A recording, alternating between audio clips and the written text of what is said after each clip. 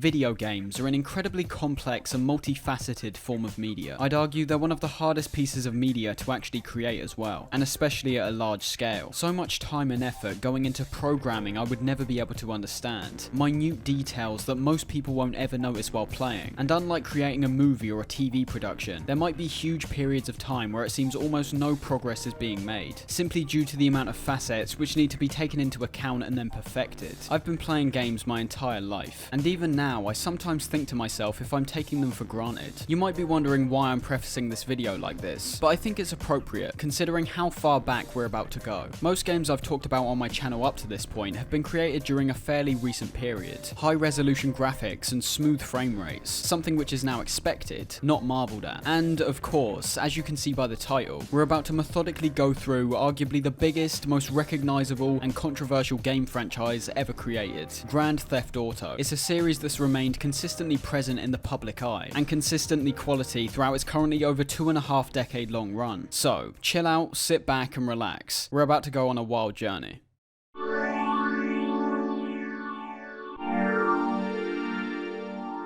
As most of you will know, the Grand Theft Auto franchise has been solely developed and released by a company called Rockstar Games, being founded in 1987 and initially going under the name BMG Interactive. This is a company that was and still is a subsidiary of Take-Two Interactive, but it's important to note that the actual development house of these games was called DMA Design, now known as Rockstar North, a British development studio that's been the primary creators of every single mainline GTA game. Some key figures we should take into account are David Jones, who was the person who founded DMA, Mike Daly, who co-created GTA with Jones, and also slightly later on Dan and Sam Houser, the two brothers who would go on to co-found Rockstar Games. There are various elements around the game's development which float around online, although due to when it was released, there's lots of aspects which might just be lost for time. Development started around 1994 to 95, spawning out of a game engine which Mike Daly was working on, and being initially titled Race and Chase. This was just a prototype, but even then, the potential to create something truly groundbreaking, giving players a sense of freedom in a video game landscape where things were still fairly restrictive, must have been present, as more developers were then placed onto the project. One developer, Paul Farley, described his initial disappointment when beginning work on the project. "We were a bit disappointed. What the hell is this, we thought? It looked like a crappy 2D driving game, and it wasn't even a game at that point, just a prototype. Then we had the idea of allowing the player to pick up missions by visiting phone boxes, and it became much more free and open. Somewhere along the way, this initial idea of being some kind of fast-paced racing game with an emphasis on police chases turned into a full-blown crime game, letting players not just drive cars, but steal them, blow them up, and run people over with them. But none of this really matters if it doesn't translate well in gameplay terms. There's lots of games which have good concepts, but simply can't execute them well. I love Kane and Lynch 2, but cannot deny it's all style, no substance. The gameplay is just bad, and not in any artistic way. Same goes for games like Omicron the Nomad Soul. I really like the atmosphere and the ideas this game presents, but it's just too bad of an actual video game to give any huge amount of praise. The version of GTA I played for this video was the PS1 version, as it's the edition of the game I had easiest accessibility to. From what I've seen, the original MS-DOS version does look considerably better, and I've seen some developer interviews saying that getting GTA onto the PS1 came with several struggles due to the lack of memory. But I also don't doubt that a lot of people's only experience with this game will be from the PS1. It's still the 6th highest selling console of all time, remember? And just to note, we're judging every single game on their own merits, which of course means we need to take into account aspects like technology, as I can't expect a game released in the 90s to look like a game released today. But everything outside of that, like the raw gameplay, the missions and the mechanics, I think all can be rightfully praised and criticised in every aspect. Nostalgia has no place in this video. We've got to look at everything as objectively as possible. Now, right from the opening screen, you can tell this is an old game. I mean, just look at that 3D clip art looking at its title. But something I think it immediately does better than most games released during this period is give the player some leeway with the control options. Usually games will have set bindings, and in 3D games there was a weirdly prevalent attraction to inverting the camera options. Ergo, pushing up actually looks down. That obviously isn't a problem here, as we'll see, but letting players have more options they might be comfortable with is always appreciated. There are also other choices in relation to your character and their name, but these are just illusions. No matter who you pick or what you rename them, nothing plays out differently. consistently, and they always appear the same. The missions and the overall progression of GTA initially sounds ambitious, with 6 levels which include multiple objectives and secrets, taking place in 3 different environments, those being Liberty City, San Andreas, and Vice City. But it's got that sort of faux ambition of games like Elder Scrolls Arena. People like to throw around the claim that Arena's world is one of the biggest ever created, when realistically the world mostly consists of completely barren grasslands, all of which you can wander through, but to what end I don't know. I'll show you later on how GTA fits into that bracket, but let's just look at the game for now. So,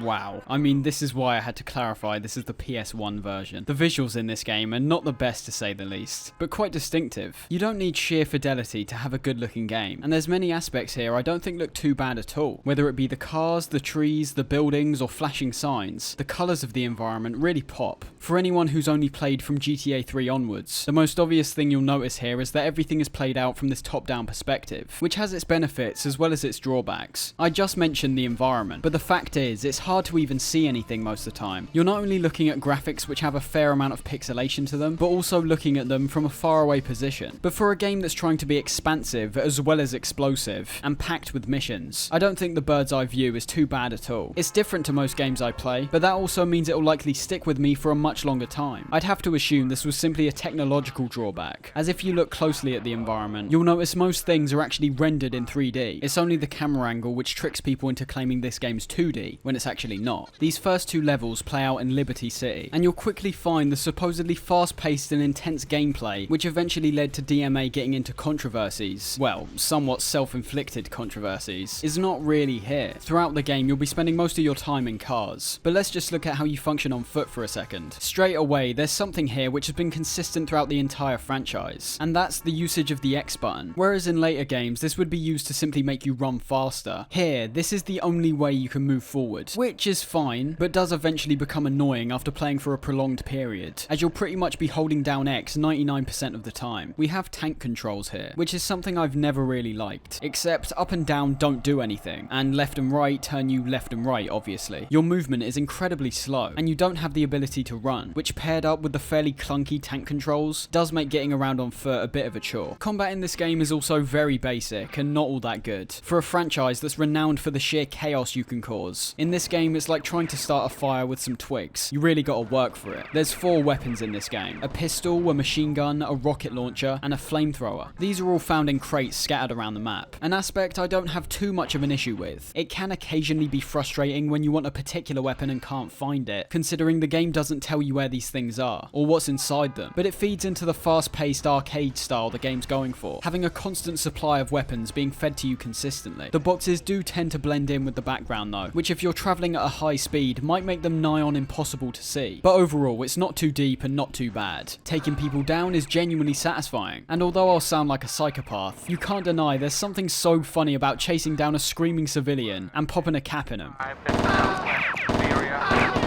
Although, depending on your weapon, you're gonna have an easier or harder time causing mayhem. This is mostly down to the tank controls, and also how the ammunition works in this game. The bullets are simply pellets that are getting slowly thrown out of the weapon, and as we're not only far away from the action ourselves, but also can't precisely target anything, trying to take down anything with a pistol, moving or stationary, becomes quite a difficult task. The machine gun isn't as bad, considering you get a wider spread and higher volume of bullets shooting out. The flamethrower and rocket launcher are pretty great when you can actually get your hands on them, as due to their destructive potential, they're much harder to find. The flamethrower throws out a line of fire rapidly, taking anyone out immediately, and letting you watch as they run around and scream in pain. The rocket launcher can obviously also be used on people, but can be put to much better use by focusing on vehicles and buildings, both of which can be obliterated with a single rocket. It's particularly the detail of the buildings I appreciated, not just being a static explosion, but also them being able to witness flames and smoke bursting out of them. The limited artillery is fine, and I can appreciate how each weapon brings their own unique advantages and disadvantages. The rocket launcher is very powerful, so you'll find it less and also have less ammo, whereas the pistol is not very good at all, so is the most common weapon you'll find and has tons of ammo. And if all else fails, you can just run around and hit the burp and fart button in hopes of killing things with your stench.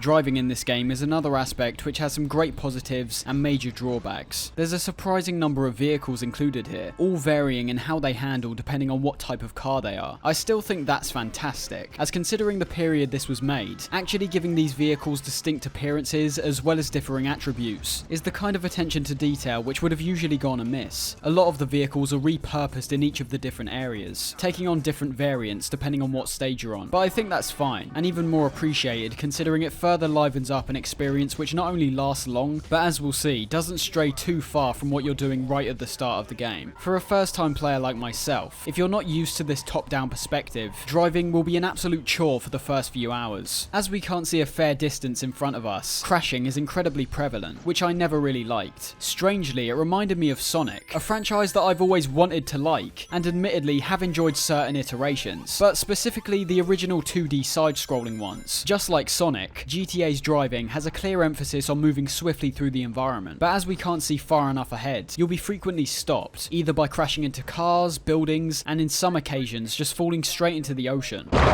This was my biggest frustration, because as the game went on, I really started to enjoy how the driving flowed. Certain sports cars like the Italy and Stinger not only accelerate at an incredibly fast pace, but also are very tight in how they turn, letting you whip round corners and vehicles without slowing down. But still, even these can be dragged down by the camera, which I think is the main issue here. They try to compensate for the limited visibility by zooming further outwards the faster you're travelling, but I still don't think it's enough. As opposed to this dynamic approach, I would have much more appreciated a set of angles you could choose from. So if you wanted to play up close, you could solely do that, and if you wanted to play further away, you could solely do that too. It's of course the open world which was the game's biggest innovation and selling point. There's very few games, and none that I can currently think of, that took this approach of giving the player a sense of absolute freedom, as despite having lots of missions and activities you can partake in, you can also completely avoid them and just roam the city doing what you want. Well, doing what you want within limits. Usually it just boils down to driving around and shooting people, but again, that's what we'll discover with these initial GTA games. It doesn't really matter that everything hasn't been ironed out yet, or that the graphics weren't the best. It's the innovation which counts here. Most games during this period were still incredibly linear. They had base concepts which you couldn't stray from. Street Fighter has you fighting in several areas, Mario 64 has you completing several objectives in different stages, Resident Evil is a journey through a mansion. But GTA is what we can quite literally describe as a groundbreaking game. You've got a whole city to explore at your leisure. If you stand still in Resident Evil, nothing's going to happen or change. But standing still in GTA lets you witness the environment and people around you dynamically getting on with their day.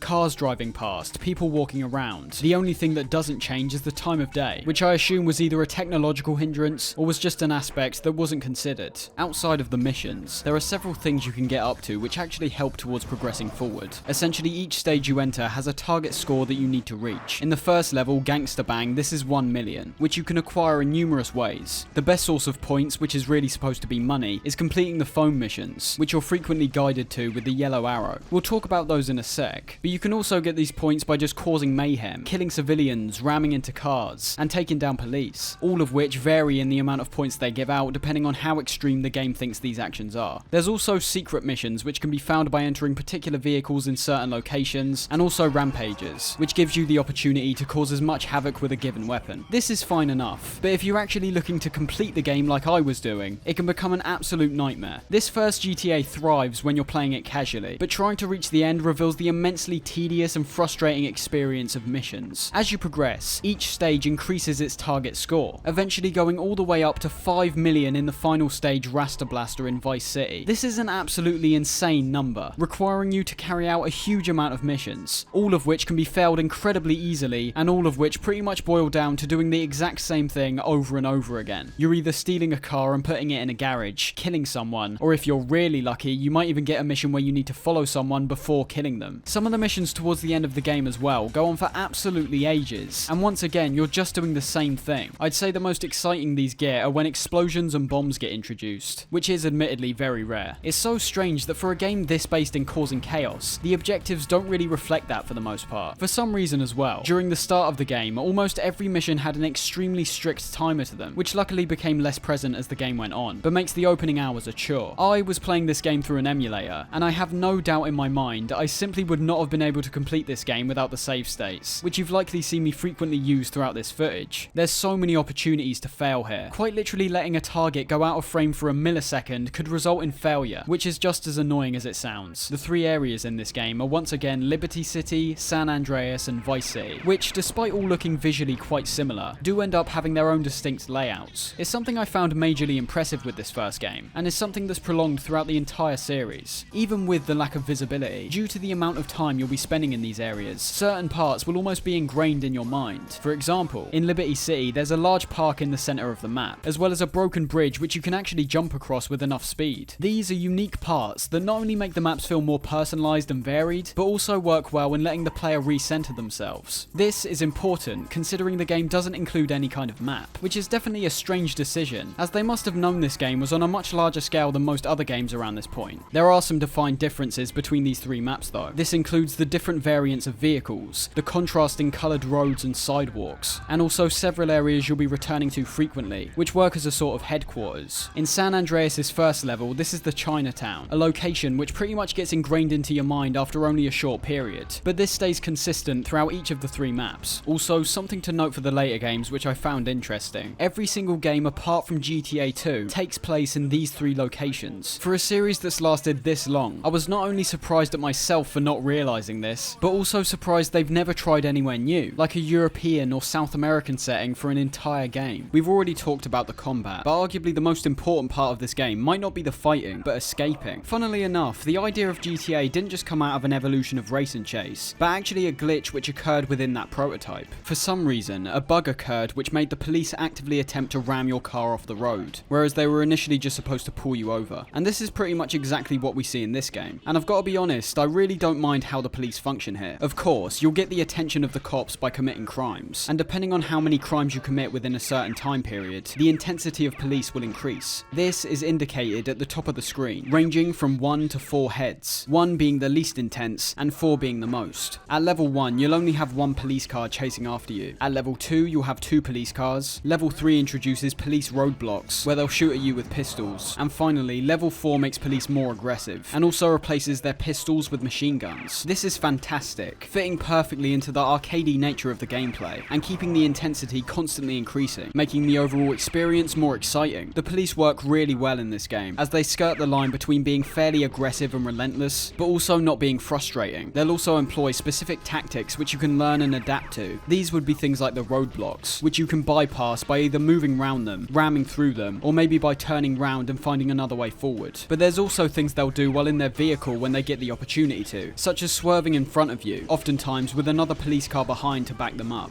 cutting you off from both directions. This is when they'll actually get out of their car and try to arrest you, which is something that consistently annoyed me. I suppose it's not really the game's fault, but the consequences for either being wasted or busted are quite severe when taking into account how easy it is to die. Oh yeah, I should mention, getting wasted in GTA means dying, and being busted means getting arrested. This will become more important later on, but it's still fairly important in this game, considering that we've only got a limited number of lives on every stage. Getting busted doesn't actually remove one of your lives, and either way you'll end up losing all of your weapons, so it's best to just get arrested when possible. This can happen quite easily, as if a cop gets to the point where they're trying to open your door, it's very difficult to shake them off, and once they pull you out, you're immediately busted. As I mentioned in the combat section, trying to actually fight back against the cops and pretty much every enemy in the game is a complete shit show. Your aim's going to be all over the place, and to add insult to injury, your enemies seem to have pinpoint precision, meaning that you'll not only have to deal with the dodgy aiming, but also be frequently on the move so you don't get gunned down. The best way to escape the cops and lose your wanted level is to visit one of the 11 pay and spray shops around the map, but due to the lack of an in-game map, these can be quite difficult to track down. Same goes for the bomb shops, which arms your car with a time bomb and is used frequently in missions. This was always a slight annoyance, as there were certain situations where losing the cops would have been much appreciated, especially when trying to do a complicated time-based mission. But I suppose we now have the internet, although that doesn't remove the problem of actually trying to identify where I am in the game. If there's one thing the GTA franchise has become synonymous with, it's the weird and memorable characters and the scenarios you're funneled into with them. But that's basically absent from this game. We're only ever interacting with people in-game through phones, and even in the moments we do sidle up to some randy, you can obviously guess we can't see their faces. The only instance instances where we actually see characters with noticeable appearances are during the very short cutscenes which occur after each level. Hey, pretty boy,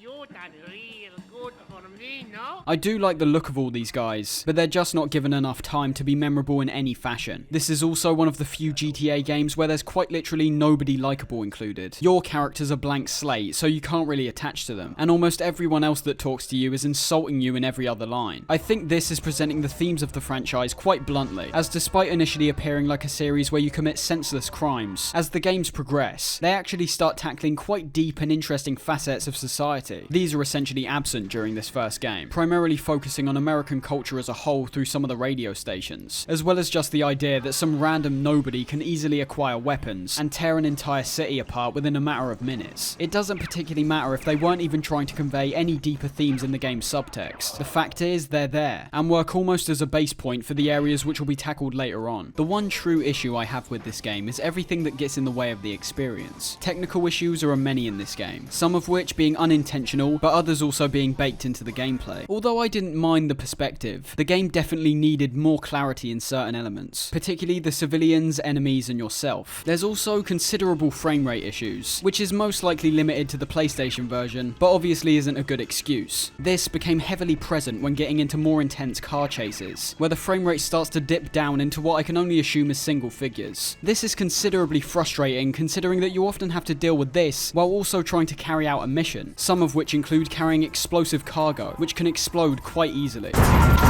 It also makes dodging roadblocks and oncoming cars unnecessarily difficult at points, and could even trip up the most skilled player. There's also minor inconveniences, like the fact you can only get into your car from one side, meaning if you park too close to something, you won't be able to get back in. It's a game that is genuinely dragged down quite a bit due to these technical aspects. And that's about it for the first GTA. It might seem quite minor in the grand scheme of this video, but it's important to realise how well it actually laid the foundations for each subsequent release. There's no real point looking into each individual mission in this game, as when I've talked about a few, you've basically got my opinions on every other mission, with the general consensus being, I think they're alright and sometimes really annoying. GTA 1 presented a new kind of freedom, which was visibly revolutionary straight away. Open world games had already been experimented with, but these were typically set in some kind of fantasy world like Ultima, or in space like Elite. GTA introduced an element of realism which still wasn't being broadly touched on in the video game landscape, letting players carry out some of their own twisted fantasies in a setting they're at least somewhat familiar with. An important step forward, considering every game you see nowadays is trying to appear as realistic as possible, even those in a substantially unrealistic setting. There were also a couple mission packs released, both taking place in London, but ultimately it pretty much includes the exact same content of the base game, but simply with a complete London reskin. It's fine, and I particularly like the overtly cockney gangsters we see in the cutscenes. Listen, right, we're looking for a lad who can do his stuff. But overall, it's just more of the same. And to my knowledge, this is the only time GTA has ever forayed into an actual real-life location, not just an imitation of one.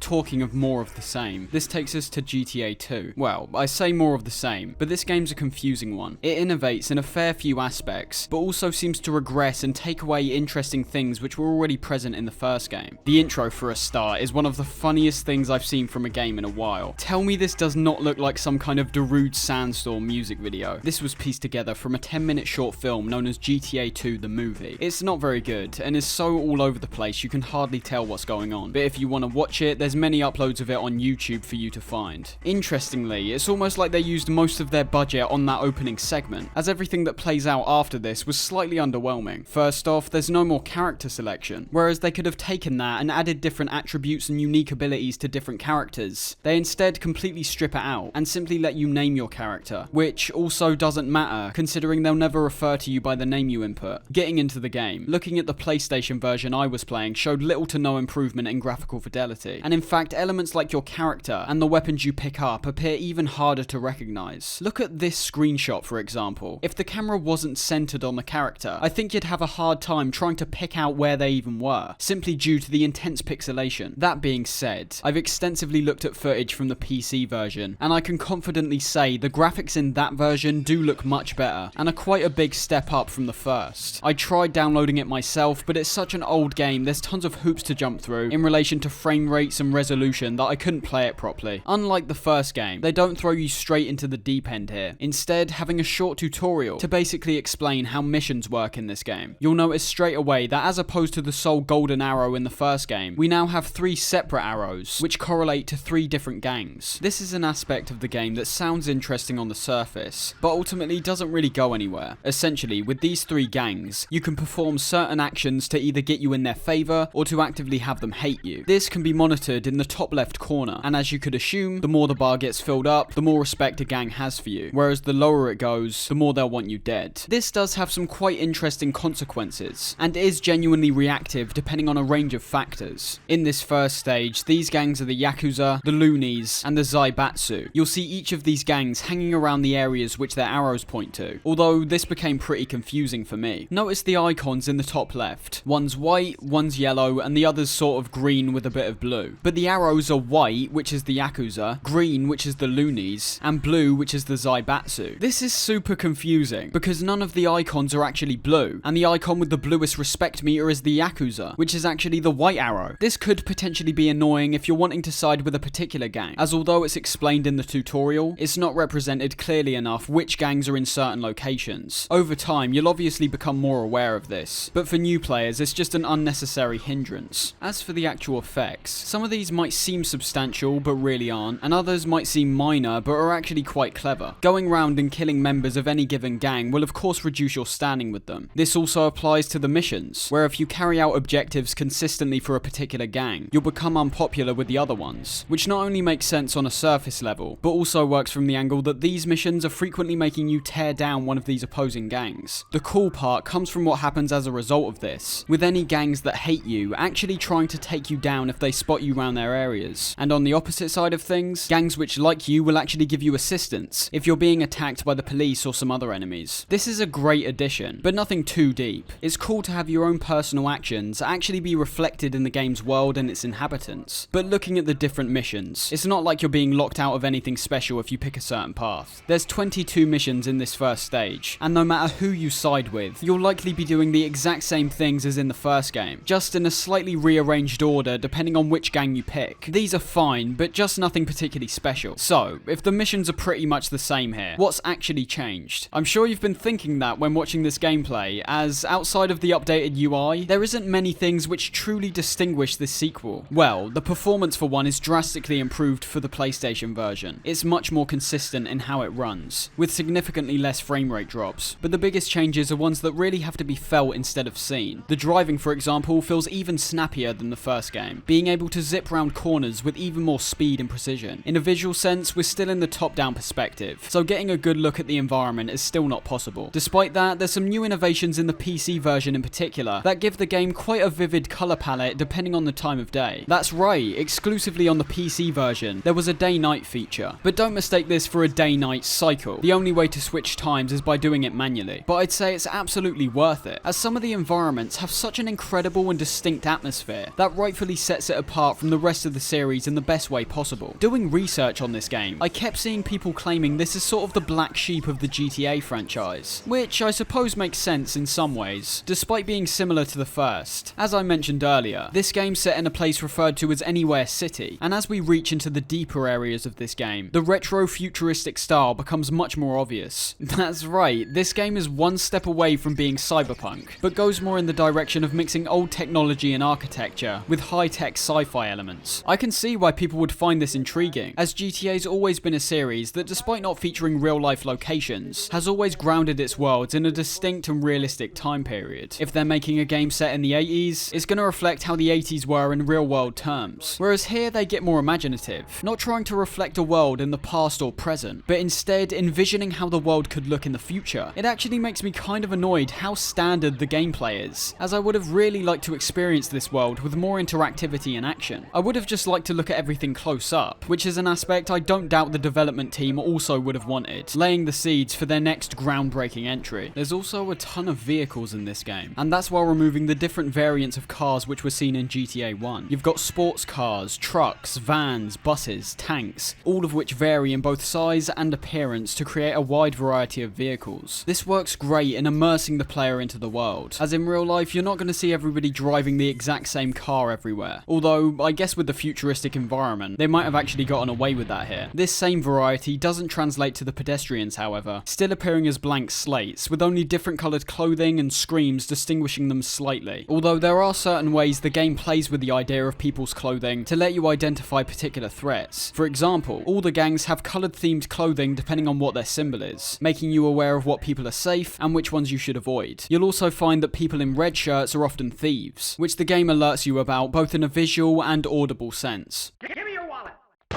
This does wonders in making the world feel more dynamic, which ultimately is the main aim of these games. It's a sandbox that should always have brand new challenges and bombastic scenarios playing out. Combat in this game is marginally improved in my opinion, although I can't confidently say why that is. The 4 weapons from the previous game all return, but there's also some enhanced versions of these, as well as some brand new additions. You can now get a pair of pistols to dual wield, which majorly increases the normal pistol's functionality. We also have a suppressed machine gun, which as you could assume is meant to make less noise and attract less attention. There's a brand new shotgun which is incredibly powerful, but also has quite short range and a fair amount of spread. There's something called an electro gun, fitting really nicely into the game's aesthetic, as well as just being a really satisfying weapon to use, shooting out beams of electricity and automatically locking on and frying anything within a certain range. And finally, there's a couple throwables which have been added, those being the grenades and Molotov cocktails, both of which cause a fair amount of mayhem. There's also several vehicle-based weapons you can acquire by visiting one of the 3 brand new garages. Unlike the bomb shops and pay and spray garages in the previous game, this time all 5 of these are stuck together and can be found much more frequently. Hell Oil allows you to dump oil on the roads to make any pursuing cars swerve off. Gold Mines gives you proximity mines, which you can also use to fend off against any chasing cars. And Smith & Heston's equips your vehicle with a machine gun, which you can fire out the front. The pre-existing 2 have been renamed to Red Army Surplus and Max Paint, the latter of which being a reference to the Rockstar published game Max Payne, which would be released 2 years later. No! These brand new additions are fantastic, once again broadening the player's possibilities and letting them cause even more havoc than was previously possible. I'd say the actual feel of the combat is significantly improved due to the increased performance. Gunning down people is not only more satisfying, but just much easier to carry out. Aiming can still be a pain, especially with weapons like the pistol, but I think the overall increased speed that we see in relation to all facets of the player's movement helps in alleviating the frequent inaccuracies of the last game. As for a narrative, we're still in the franchise's early stages, so there basically isn't one. What's a bit of a shame is how the story element is somehow dampened over the already basic foundation of the first game. We now have no cutscenes in between each stage, which was pretty demotivating while playing, as in the first game, due to the missions which eventually became monotonous, the cutscenes were the only real thing spurring me on. Anything we hear through the phone calls is also rather basic, boiling down to go here and shoot this once again. It's in this game though where things start to get a bit more interesting in terms of the radio stations. The satire, which would eventually come to define the atmosphere of these games, essentially gets established here, primarily through the advertisements we hear on the radios. Does your computer lack the necessary memory backup? Do you suffer from poor picture resolution or image transfer interface lagging behind the competition?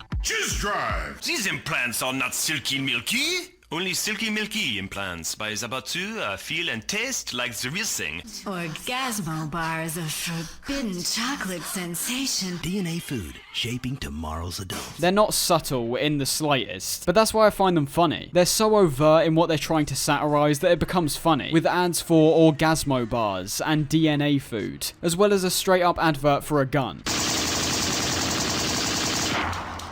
Thank God I had my Susie. This is where the themes start becoming much more interesting to me. As you can tell, there's nothing unintentional here, which in turn makes you start considering the game as a whole, and start linking it to our real world, questioning whether these bizarre and oftentimes gratuitous adverts are really all that different to what we're shown today. An Orgasmo bar might sound insane, but have you seen some of those yogurt commercials? Honestly, I don't think Nicole Schreising has been happier in her life. Yes, stop!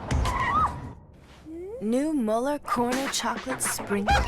Muller. So, the underlying subtext here is starting to get good, but in terms of a satisfying story, there's still nothing to be seen. There's also quite a lot of side content included here, both in terms of the base game and the brand new multiplayer mode. In GTA 1, there were side missions which could be activated when entering certain vehicles in certain locations. These would be things like the Beast GTS in Island Heights, which leads to a mission where you need to take out 2 guys, or the coach in Fort Law, which is booby-trapped with explosives. If if you found these, you could guarantee they'd feel like an amazingly unique and dynamic encounter, but the fact is, they were few and far between, and also not distinguishable enough to be experienced to their maximum potential. In GTA 2, there's just straight up a bunch of bonus stages here, as well as a genuine side mission on PC, when being tasked to deliver 8 GTA 1 cars to a showroom called Wang Cars. Yeah, nice one. This mission in particular unlocks a set of brand new special vehicles, one of which being a tank, which is a great reward if you're looking for more things to blow stuff up with. On top of this, kill frenzies return from the first game, which are simply opportunities where you're given a weapon with infinite ammo and let loose to cause mayhem. There's also collectibles scattered around the map, which unlock another bonus stage upon acquiring all of them. There's 9 of these stages in total, all of which have you doing 3 separate tasks over 3 stages. The first 3, for example, are focused on destroying ice cream vans in a given time limit, each of which are in a different area. The next 3 are races, and the final 3 are rampages. There's nothing to really say about these. If you enjoy the gameplay and want some more unique scenarios to play around in, they've got you covered. The multiplayer mode included here actually looks really cool. I say looks really cool because I haven't actually been able to experience it for myself. You can have up to 6 players at a time, and there's a few game modes to choose from. You've got a frag game where your mission is to kill the other players as much as possible, a points game which has you pretty much doing the same thing but measuring your points instead, and also a tag game where one person at the start is it and has to survive as long as possible while the other players hunt them down. These can be played in 3 districts from the base game, as well as 3 other smaller maps to have more intense matches. And for a first attempt, especially during a period where online multiplayer was still relatively uncommon, they let you experience what made the base game exciting in an unabridged and basically untouched fashion. What makes this even stranger is that this was the last attempt we'd see at an online mode up until Liberty City Stories, 6 years later, having 3 games released in between. We'll see why that likely was when getting into those games, but it's a bit of a shame considering I think these games in between would have really benefited off a multiplayer similar to what we see here. And that about wraps up GTA 2, taking us to the end of the top-down GTAs, at least for a while. And despite not being the greatest games ever, a sentiment which is still felt by fans and critics today, they're still obviously incredibly important in laying the concept of the series. I avoid saying they laid the foundation, as in reality I think the next game truly is reflected in every subsequent release. But these games gave the perception of freedom and chaos more than anything else released at the time, and as a result has been viewed like this in the public eye ever since. The only thing these really stayed away from is what I can only assume they weren't able to put in, whether it be a technical or lawful issue. Going from the latest GTA game to these ones makes them look utterly tame in comparison, basically being a slightly more violent micro machines. But as I said, I'd have to assume they just didn't have the time or resources to put in the more extreme stuff we see later on, or just weren't allowed to. Remember, these games released only a relatively short time after the ESRB had been established in 1992, which was primarily done after the extreme reaction to games like Mortal Kombat. I don't doubt the developers had ideas of including hookers and drug taking, but even with how extreme this series was perceived as at the time, maybe it was just one step too far.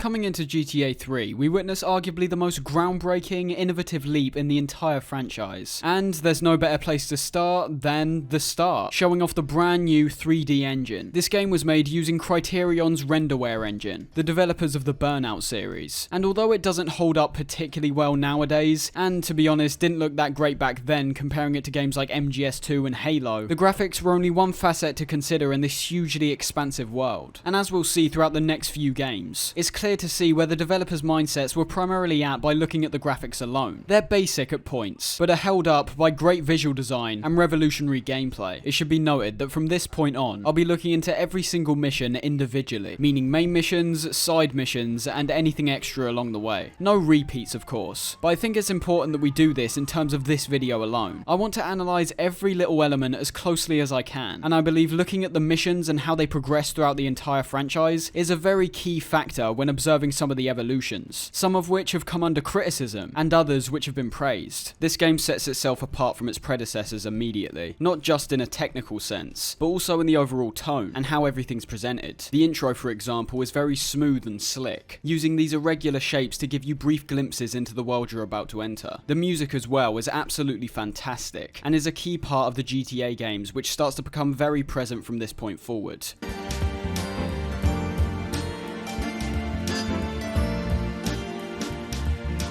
The intro cutscene sets up your character, as well as the key antagonists we'll eventually be tracking down throughout our journey. There's an important detail to note about how they handle the main characters in these games, as despite playing as these guys and somewhat being on their side, they're never painted as out and out heroes. Our protagonist in this game, Claude, is completely mute, so there's not much you can attach to here anyway. But later in the series, it's always clear to see that no matter how sympathetic and relatable they might make a character, they're still always essentially shown as psychopaths. People who walk around and kill people for fun, steal people's cars and stomp on the drivers' heads. They're written with a surprising amount of subtlety, so it's understandable why certain politicians and media outlets completely ignore this blatantly satirical facet of these games. In this opening, we get double-crossed by our supposed partners. There's Catalina, who's our treacherous ex-girlfriend, Miguel, and later on a crime boss called Salvatore Leone.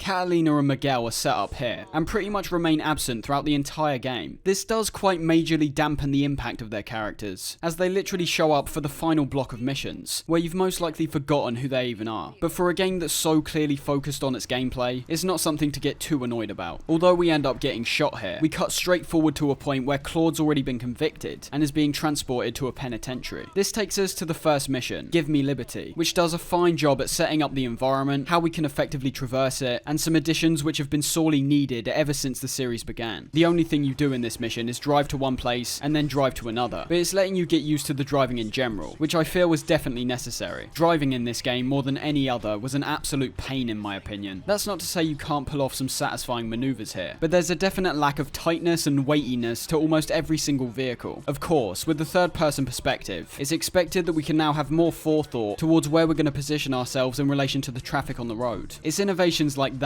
which completely elevate the series for me personally. The fact we can actually see where we're going, and have this constant rhythm in our minds about where we're going to plan our next turn or tight overtake between two cars. But you're lying to yourself if you think these cars function perfectly here. For a game that's so based in fast-paced and intense gameplay, it's strange why they do things like make your car blow up so quickly, only taking around 10 or less good hits for the car to catch on fire. This does have its positives and negatives though, primarily in relation to the missions. I could see that making a lot of these cars more fragile could increase the excitement of a high-speed chase against police, seeing your car get into a worse and worse state until it catches fire, making you need to do this frantic dash to another vehicle. That's perfectly fine, and could create some memorable scenarios which become even more special considering they play out dynamically. But as we'll see later in the game, there's missions here that almost seem to completely ignore factors like this, and ask you to do a ridiculous amount of things under a time limit, all while dealing with enemies that can wreck your cars within a matter of seconds. All the vehicle's handling is an acquired taste in my opinion. If you're a big fan of games like GTA 4's driving, you're most likely not going to really like how cars feel in this game. Most of them, with the exception of a few trucks and vans, feel very light. Particular vehicles I picked out as being not too great were the Landstalker and Stallion. The Landstalker seemed to barely be able to hold its own weight, constantly throwing itself back and forth, forcing you to actually fight back against the car, whilst also trying to drive forward. And the Stallion was simply far too slippery, with any turn pretty much catapulting you in a certain direction. But it's not all bad though. When you manage to get a faster car like the Infernus or Banshee, cruising on an open road and just rapidly picking up speed while dodging between traffic can be an incredibly fun experience. If you're good enough at the driving here, you'll never have to experience that stunted movement from the first two games, which was pretty much inevitable considering you couldn't see far enough ahead. We'll talk about that more later, and how combat has actually been merged into the driving. But for now, let's take a look at the next mission, Luigi's Girls. Our friend 8-Ball, who helped us escape the police truck, gets us working for the Mafia. Well, maybe you could do me a favor.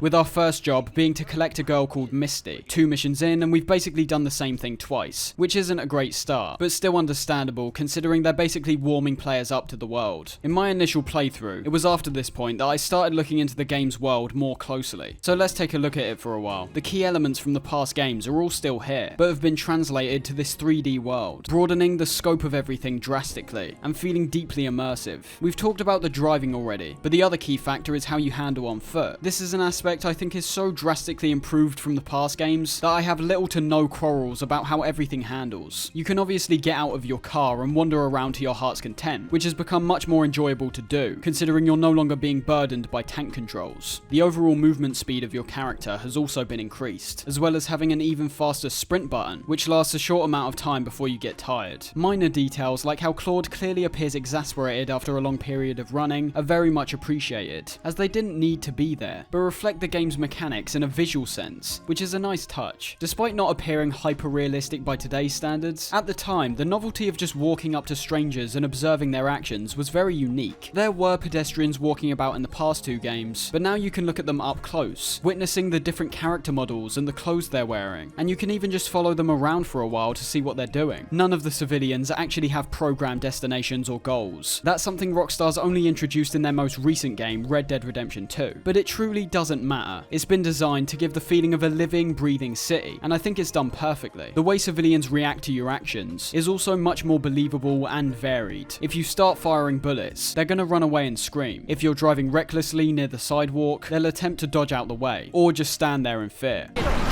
And if you try to get into a fist fight, a lot of people will actually hold their own and try to fight back. That kind of stuff was completely absent from the previous games, with stealing people's vehicles now often resulting in them trying to pull you out and beat you up. I think the environment of this game is so impressive, especially considering the past two games looked almost identical. This Liberty City looks a hell of a lot more detailed than what we saw in GTA 1. Different types of buildings, varying in height and width. Stores, which despite being inaccessible, feature unique names and branding. But it's the overall atmosphere in relation to this location, which arguably made GTA 3 one of my favourite settings. There's so many great details here which shouldn't be taken for granted. Despite initially appearing like this sprawling metropolis, we quickly come to realise that what should be this modern day western civilised area is actually falling apart. Taking us back to the themes of these games, we're once again seeing a very blatant criticism of American culture. There's a constant outward perception that's given from America, whether it be through advertisements, programming or politics. But they're a society that's firmly thought of as being a first world, forward-thinking, technologically savvy and prosperous nation. But looking deeper into America, due to the sheer size of it, you'll find certain locations which are just so far in the other direction. Huge patches of land and towns which are almost completely barren. That's obviously not what we see in this game, but it's a factor of it. GTA 3 shows the darker and more realistic underbelly of cities like New York, a place which is thought of in fondness for things like the Empire State Building, its atmospheric jazz clubs, and Central Park. But even doing the littlest bit of research, you can discover New York has one of the worst homelessness rates in the entirety of the United States, being represented in this game by the frequent homeless men we can see walking around. It's also a city that's absolutely plagued with litter. No matter what point you look in its history, you'll find trash overflowing out of bins, piled up on street corners, and sometimes completely covering the streets. This is another aspect which is shown off really well, with the frequent newspapers you'll see scattered around, some of which just talk about random events taking place around the city, but oftentimes will be this zombie Elvis found headline. I have no idea why, but they seem to have this weird fascination with Elvis in GTA 2 and 3, with GTA 2 even featuring Elvis impersonators, which you could run over for a bonus.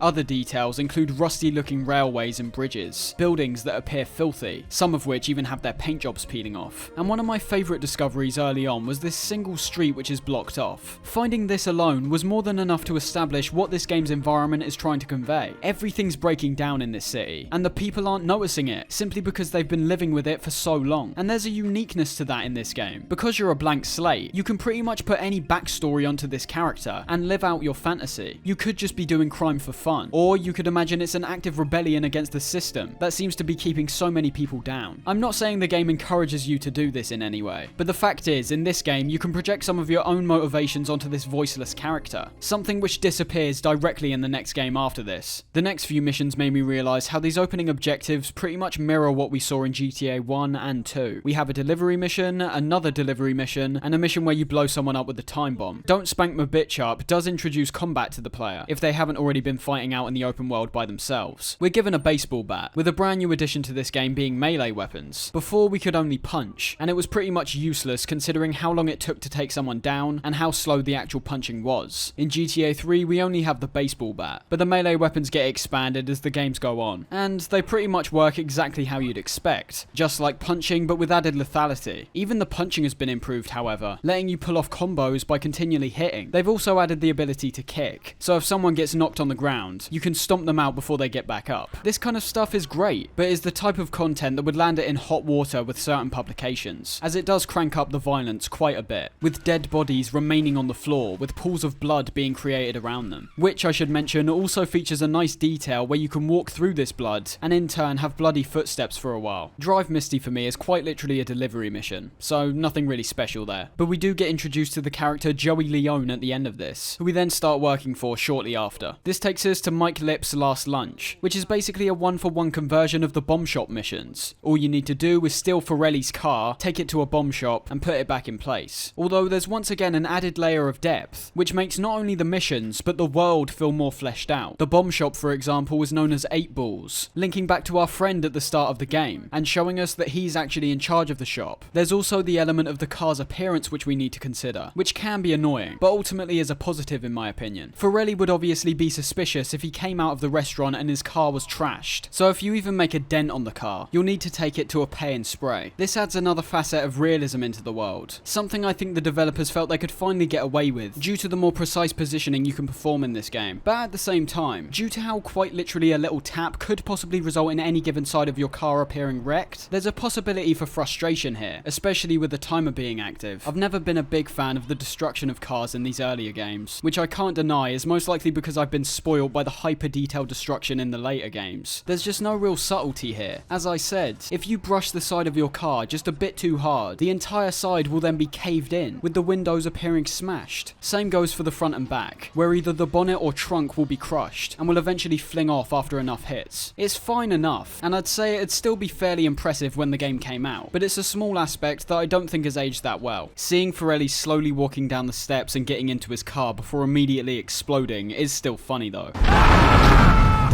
And the explosions in this game for the most part still look pretty good. They're once again not very detailed, but the sound, colour, and shaking effect which happens when you witness an explosion still makes it have an impactful magnitude. Pump Action Pimp introduces us to the ammunition stores, which is a fantastic addition in a variety of aspects. These stores are scattered throughout the map, and solely supply weaponry. This removes the completely random aspect of the previous games, as these stores are not only shown on your minimap, but also can be tracked down when looking at the map as a whole. This gives you a simplified and accessible way of acquiring weaponry relatively easily, which works really well when just letting the player create their own fun. They won't need to tediously go through different crates around the map just to find one weapon, but instead just visit one of these shops and buy what's on offer. The other aspect which is good about these is that they actually utilize the money you're attaining through the missions. Money is a bit of a problem in this game, as it's no longer being used as a measure of when you can move on to the next area. So as a result, you'll be doing all of these missions and acquiring a sizable amount of cash, but ultimately not having many things which you can actually spend it on. The weaponry stores do alleviate this somewhat, but outside of them, it's pretty much just bomb shops and pay and spray garages, which actually take advantage of this. I don't even really need to say why this is though. If Race and Chase was the prototype for GTA 1 and 2, GTA 3 is the prototype for the rest of the series. It's laying a foundation, not refining it to the point of absolute perfection. Anyways, all you need to do in Pump Action Pimp is ram a car off the road and kill the 2 people inside, which you can either do with melee or with a pistol, which you're actually more encouraged to do. The final mission we do for Luigi has us rounding up prostitutes and delivering them to the fuzzball. I like this mission for 2 reasons. Despite being fairly simplistic, it's not only heavily showing us how corrupt the police are within this city, quite literally getting illegal prostitutes delivered to their party by people who specialise in crime, but also because there's multiple ways you can tackle this mission. You only need a minimum of 4 prostitutes to deliver, but if you're thinking tactically, you can get this done in 2 trips. A lot of cars in this game only have 2 seats, but if you can find some kind of van or taxi, you'll be able to collect a bunch of these women and deliver them in one go. This is especially important considering you're being timed, and you could potentially run out of time if you're taking these girls one by one. We then get a string of missions from Joey, all of which have an emphasis on violence and destruction, increasing the stakes slightly, and also putting focus on other elements outside of just transportation. Farewell Chunky Lee Chong has us taking down a specific member of the Triads. It's obviously not important who he actually is, because we don't hear about him before or after this mission, but even then, they do distinguish distinguish him from the rest by dressing him in a white chef's outfit, contrasting with the Triad's blue uniform. This mission is our first real taste at gun combat on a broader scale, taking out multiple groups of enemies. The shooting in GTA 3, at least on PC, is fine enough. It's nothing too amazing, but also not particularly bad. Guns have no recoil, so the only thing you need to be focusing on is getting your crosshairs on the target and firing. Around this point in the game, we're only given weapons like the pistol and Uzi, which are relatively bad in comparison to the weapons we acquire later on. The biggest innovation, of course, is how we're no longer guessing where our bullets might end up, or making awkward maneuvers to try take down a distant enemy. On PC, you can aim manually, letting you pinpoint the exact enemy you want, and also being able to choose which body part you want to attack. I'll touch on that in a sec though. However, on console, I'm aware the aiming was actually pretty shoddy, as due to the less precise aiming that would be present when using the analog sticks, they instead chose to use a lock-on function, something that would stay present throughout the rest of the series. I've never been a big fan of this. It's just removing an extra layer of control from the player, and instead putting your own ability to aim into the game's hands. There's several exploits you can pull off with the free aim, however, which shouldn't actually be there, but definitely come in handy when some of the trickier missions come up. Your shooting's only based on your crosshair, and not actually in relation to where your gun is, so you could peek round a corner and take someone out, even though where you're standing should mean you'd be firing into a wall. My favourite part of the shooting in this game is easily the dismemberments. Depending on where you aim on someone's body, and also what type of weapon you're using, certain body parts will be completely obliterated. If you shoot someone's head, it will actually pop off their body and make a fountain of blood. This is something I was surprised by, as in future games this kind of stuff gets toned down for the most part. Trying to dismember someone in GTA 5 simply isn't possible, even when pointing a shotgun directly at their face. Needless to say, the sheer violence and gore amps up your killing, and is still a satisfying thing to witness in the most twisted way possible. The next mission, Van Heist, starts a trend which I really didn't like with certain missions. The objective here is to track down a Securicar and take it to a garage. Sounds fairly simple, but to actually gain access to this thing, you've got to damage it quite substantially. The bigger the vehicle and the harder the impact, the more damage that'll be added. I'm not a big fan of this concept anyway, as mindlessly smashing into cars simply didn't make a particularly fun mission for me personally. But also remember factors like the fragility of your cars, as well as the police, which gets introduced immediately after smashing it once, and the mission can start to become slightly more frustrating. This is a style of mission that's repeated a fair few times, with certain iterations being downright tedious, with the particular time constraints and extra police which gets introduced. The final 3 missions we do for Joey are all focused on vehicles once again, and made me realise something interesting. As missions, they're all basic. Picking up and dropping off a guy called Tony Cipriani, delivering a car to a crusher, and being a getaway driver for a bank job. These are all missions which you'd expect from the first game, but with the added element of the cutscenes before each mission, as well as the personal bond you could start creating with your character, works well in actually keeping you interested in the missions, even if they are basic. The cutscenes in particular feature some of the most memorable moments from the series, working from the perspective of setting up a mission, but also letting us get a greater insight on the people we're working for, and the kind of situations they're getting caught up in, and in later games giving us more opportunity to understand our own character, and what their beliefs are. On the most basic level, the cutscenes also just give a lot more purpose to your objectives, as it now feels like you're actually doing a job for someone, as opposed to reading through those rudimentary text boxes. There isn't much else to say about Joey's missions outside of what you've already been seeing, although I will say I found the getaway to be incredibly frustrating the first time I played. This is primarily due to how the cops function in this game, and especially how they differ compared to future games in how they act when doing missions. As the GTA games progressed, attempting to avoid and lose the police evolved. In the first game, the only way you were able to completely lose the cops was to either use a pay and spray or to collect a police bribe. This was the same in the second game, however had the minor change of letting you hide away from a 1-star wanted level and completely lose them after a short amount of time. This is exactly how it works in GTA 3, but the biggest change is the police themselves, and particularly how intense they are. In the first couple games, I actually really liked how the police worked. They were intense, but not overbearing. No matter what vehicle you were riding in, fast or slow, the police tended to trail behind you, and then attempt to either cut you off or get you out of your car. In this game, the police act like complete maniacs. We've now switched from a maximum wanted level of 4 to 6, which impacts things majorly. The first 3 wanted levels are fairly similar, but it's how the police act primarily in their vehicles, which can either make things exciting or utterly annoying. It seems they've got no perception of well-being when chasing after you, as by the time you reach a 3-star wanted level, they'll be crashing into your car at full speed, trying to swerve you off the road, and approaching from every angle possible as a way to stop you. Every star after this point only makes things even more difficult, introducing faster cars, more durable enemies like SWAT teams and the army, and bringing out intensely powerful weaponry like tanks and M4s. Now in the open world, world when you're just messing around. I think this is nearly perfect. This is exactly the kind of rising stakes you want when causing havoc, and makes you feel like an absolute beast when you realise they're pulling out all the stops just to contain you. I've contemplated back and forth whether I like how intense the police cars are though, as in later games they definitely get toned down. You get a much greater chance to actually escape from the police, whereas in GTA 3 you've got to be on your A game to survive for even a short amount of time. I'd actually say if the vehicles were just tuned slightly better, removing some of the slidiness and occasionally bizarre physics, the police would function in a way that I'd personally find more enjoyable. It's just that on more than one occasion, I think the police crossed the line from being a fun challenge into a tiresome obstacle. We'll talk about them more later though, and how they sometimes have the ability to derail an enjoyable mission and turn it into a nightmare. Through Joey's missions, we end up working for Tony Cipriani, voiced by Michael Madsen. This is the start of a trend we'll see from now on, with the GTA series constantly featuring famous faces, sometimes just as cameos, but other times being full-fledged characters. In GTA 3 alone, we've got quite a few, with people like Frank Vincent, Joe Pantoliano, and Carl McLaughlin all contributing to pretty vital roles in the story. Tony's missions revolve much more heavily around taking down triads, and as a result has a sort of self-contained story with a beginning and ending. Throughout these 5 missions we do for Tony, it actually feels like we're taking down the infrastructure of this triad operation. Firstly, tracking down and destroying their laundry vans, which as a mission isn't really anything new, but does give you the chance to try out grenades if you pick them up from 8 balls. The next mission, the pickup, actually features one of the first true set pieces, in which we go and collect a briefcase, and in turn get ambushed by the triads. Most missions we've done before this, we're simply given a task and then made to go do it. However, in this mission, we've got an active divergence which wasn't initially expected, which creates a daunting and exciting surprise when it happens. Salvatore's called a meeting has you picking up the 3 people you've been interacting with during your time in Liberty City: Luigi, Joey, and Tony. As you pick these guys up, the triads become aware of your presence, and pounces on the opportunity to wipe out Leone's goons. It's once again simplistic on the surface, but the added surprise of the triad ambush once again turns a lackadaisical mission into one which could be quite intense and result in failure. We then meet Salvatore Leone, which just confirms the entire opening section is one big ode to films like Goodfellas and The Godfather. It's of course all based in the Mafia, but Salvatore literally looks and sounds like Marlon Brando's performance in The Godfather, just with a bit more clarity and intensity. Her soul would be turning over in her grave to see you without a wife. I'm unreliable people that aren't going to be carried away.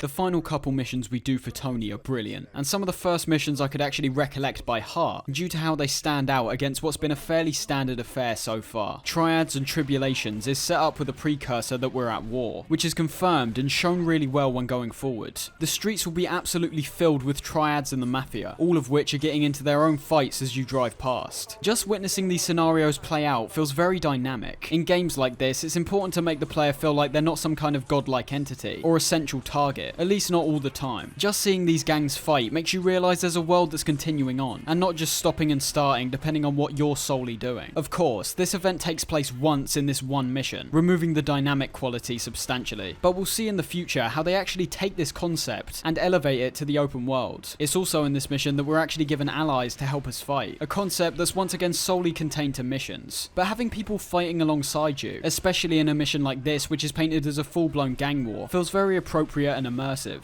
The final mission is my favourite out of all these missions so far, making us collect a trash master which has been rigged with a bomb, and entering the Triad's headquarters to blow it away. It's not difficult in the slightest, and is more testing how careful you can handle this dangerous and fragile cargo, as well as on the other hand making you go as fast as you can in this slow moving vehicle. But it's obviously the ending which is the most satisfying part, placing it between 2 gas canisters and then setting off the bomb.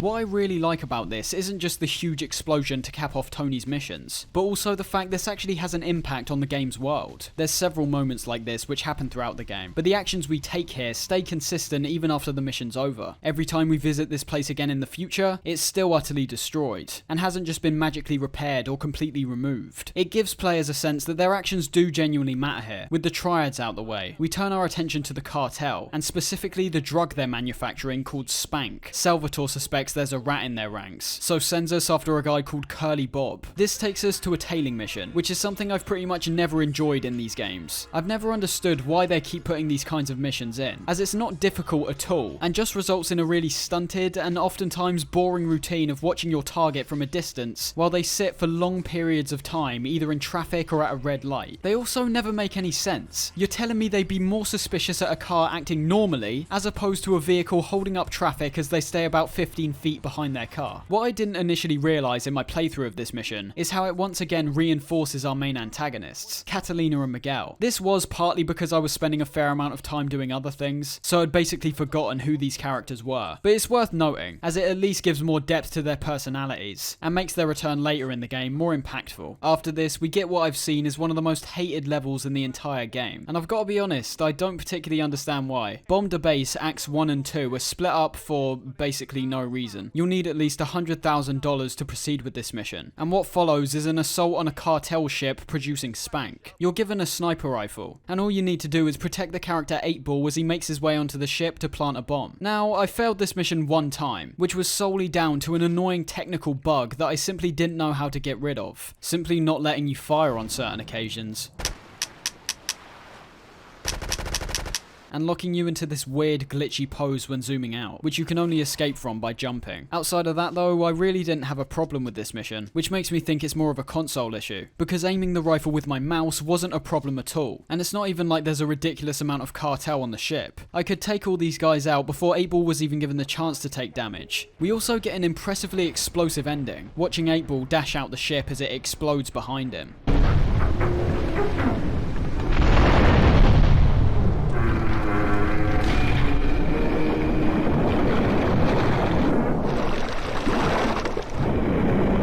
The final mission for Salvatore ends this first act of the game off with an anticlimax. We're sent to get a car and take it to the Crusher, but on our way there we're notified it's actually a trap, and Salvatore's actually trying to give us up to the cartel. We're told this by Maria, Salvatore's estranged wife, and also a woman called Asuka, who's the current leader of the Yakuza. This wraps up this first section, using a boat to access a new part of the map, which has been blocked off due to a collapsed bridge. I always thought this was a slightly strange switch up, as for the first part of the game we're all focused on the Mafia, and meeting people like Joey and Luigi, but after this point we never see them again. And to add to this anticlimax, the first mission we do for Asuka is to literally go back to Luigi's club and kill Salvatore as he's leaving. There's no real build up or satisfying payoff to this guy that almost tricked you into potentially being tortured and killed by the cartel. We take him out like anyone else, which I suppose has a poignancy in its own right, making a point about how business is business, and even the most powerful people can still be got to like anyone else. But I still feel like there should have just been more of a conclusion there. Our new base of operations has now switched from Portland to the brand new Staunton Island. This area is still plagued by the filth we saw in Portland, but there's interesting and subtle details which tell us that this area is just a bit more built up than where we previously were. Most cars you'd see in the last section were either trucks, vans, or muscle cars, whereas in Staunton you're much more likely to see sports cars and 4x4s, as well as gang-related vehicles being driven by the cartel. There's also an area in this section which is basically Liberty City's version of Times Square, drawing parallels to New York even further. Before we start diving into the missions in this area, let's just look at some of the extra elements this game adds to further deepen the experience a player could have. Outside of the main missions, there's several side activities which you can take part in, mostly giving you more cash, but in some instances you can get quite significant upgrades to your character. You'll get a phone call early on telling you to go to a payphone. This persists throughout the game, with different payphones in separate areas of the map, giving you different types of missions to complete. These vary in quality and difficulty, but they're definitely not worth ignoring for the most part, although I'd understand if you do, as one of the first missions you'll acquire is Turismo, which requires you to win a race against several high-speed cars that are simply relentless. But even though they don't play a big role in a story sense, I think that's fine, as they're purposely reflecting the phone missions from the first couple games. There's not much depth to what you're actually doing, but usually just a fun challenge. Vehicle missions also return, and are also much more varied in what you actually do. There's several vehicles scattered around the map in specific locations, and upon getting into one one of these, you'll be thrown straight into a mission. It could be slightly annoying considering that you might just want to take the car for a drive, but depending on what vehicle it is, you could be doing one of two things. There's off-road missions which requires you to go from checkpoint to checkpoint within a certain time period, and there's also vans with RC cars, with missions focused on taking out a particular gang. There's also garages scattered around the map which you can bring cars to, and by delivering one of each car, you'll be given the reward of $20,000. Once again, not very useful because of how much money we attain in normal missions, but it's simply something else you can do if you want to spend more time in the world. And finally, there's the brand new addition of jobs, all of which can be activated when entering certain cars, and I suppose introduce an element of role-playing outside of just being a stone-cold killer. None of these are particularly deep. You've got a paramedic job, which involves picking up bleeding people and taking them to the hospital, a firefighter, which involves extinguishing fires, obviously, a taxi driver where you deliver people, and a vigilante where you take down criminals. These progress in levels the more you do them, giving you more money as the jobs become harder. I don't particularly see the point in doing all of these, because of how long you've basically got to do this tedious work without causing any mayhem in between. But if you do decide you want to go all the way up to level 12, you will actually get rewarded for each job, although these do vary in effectiveness. Looking back to the main missions, this is where things start to ramp up in difficulty quite significantly, but at the same time, we also start seeing more experimentation within the missions themselves, becoming more reactive and evolving, compared to most missions where you just carry out a standard task with little to no variation. I already mentioned the first mission where we go and kill Salvatore, which is simple, as long as you don't let Salvatore attack you himself, due to the fact he uses an M4, which pretty much annihilates anything within half a second. It's important to note that we now have access to the ammunition store on Staunton Island, featuring much better weaponry like the sniper rifle and AK-47, which at points will be essential to complete some of these missions. We've then got Under Surveillance, which introduces us to Asuka's brother Kenji. This mission cleverly tests us in multiple aspects, by making us take out these spies scattered around the island in a variety of ways. One group is located on a patch of land surrounded by water, and due to our inability to swim, we've got to take these guys out from a distance, testing our aim. Another group is in a van, which we can either chase and ram off the road, or more tactically approach them from behind, and use a grenade to take them out before they even get a chance to escape. And lastly, we've got another test of our aim, but this time featuring a larger number of enemies shooting down at us from a block of apartments. This in turn unlocks Kenji's missions, but we'll finish up with Asuka's first. Paparazzi Purge is a fun mission which takes us back to the water, acquiring a police boat to chase after someone who's been spying on Asuka and Maria. I don't have many issues with how the boats function in this game, and I think the ability to shoot these mounted machine guns is a cool addition, even though there's not many instances where you'll be able to actually use these on anything. The frequent bobbing can get slightly tedious, as it actively slows you down, but I mean, we're out in the ocean, so I suppose it would have been pretty weird if they just went straight forward. My main issue I had with the boats weren't the boats themselves, but quite literally the docks on the run-up to entering one of these. What initially appears to be a minor inconvenience pissed me off to no end during the game's runtime. There's this weird glitch which only occurs when running down something, where it seems the character can't seem to attach to the floor, and in turn just ends up propelling himself forward. This led to several instances where I either attained a large amount of damage, or just straight up died when getting flung into the water. As I said, this might sound minor, but when taking into account aspects like how you lose all of your weapons upon death, getting killed in this way could be enough to turn players away from this game, especially with the overall increasing difficulty. Payday for Ray is one of those annoying missions where the game really feels like it's wasting your time. All you do is go to 4 payphones under a fairly strict time limit, a wild goose chase that just leads you to a bathroom in the middle of the park. We do end up meeting Ray Machowski at the end of this though, being one of the more memorable characters in the entire game for me, if not just for the fact that all of his missions start within this toilet, due to him being so terrified about getting caught by the cops. The final Asuka mission for now is Two-Face Tanner, a mission I didn't initially like due to how I was approaching it, but later appreciated due to the fact it's subtly a mission enforcing the idea of drive-bys. This is something which you've been able to do since the game began, but no actual missions have taken advantage of this new mechanic. Essentially, you can now peer out the left or right side of your car, and by using a weapon like the Uzi, you can start firing from within the car itself, being able to take down civilians on the sidewalk or explode cars all without leaving your vehicle. This is a brilliant mechanic, but doesn't really get explained all that well, outside a few easily missable text boxes in the top left. In this mission, shooting at Tanner's car is easily the most effective way to take him down, especially due to the fact that once his car takes any damage, you'll get an instant 4-star wanted level, which could take you out in a matter of minutes. That's why it was frustrating when I didn't realise you could do a drive-by, which is slightly restrictive, considering the damage you deal when just smashing into his car is very minor, and due to the police means that your car will get smashed up and destroyed destroyed very quickly. We haven't focused at all on the sound in this game yet, and it's one of my favourite aspects and innovations to this game. Sound effects in the past couple games were very basic, and pretty strange in some cases. Cars, for example, had this weird increasing pitch to emulate acceleration, which never sounded believable or particularly good. But sounds across the board here are fantastic. When hanging about the city, there's absolutely tons of subtle sound effects, which give this game an excellent atmosphere. Just listen to this excerpt and you'll see what I mean.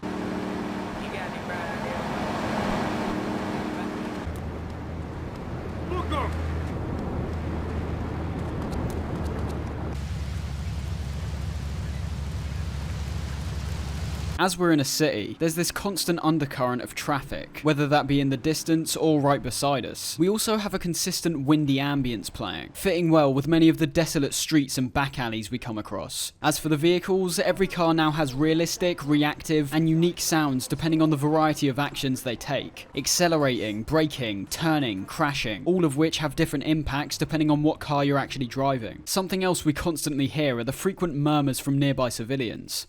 Damn, fool, what's the damn? Let's get moving. I don't need a face. Usually not saying anything of worth, but once again giving the city a feeling of hustle and bustle. And of course, all the weaponry we acquire sounds fantastic, with the shotgun, sniper and M4 being particularly punchy in my opinion.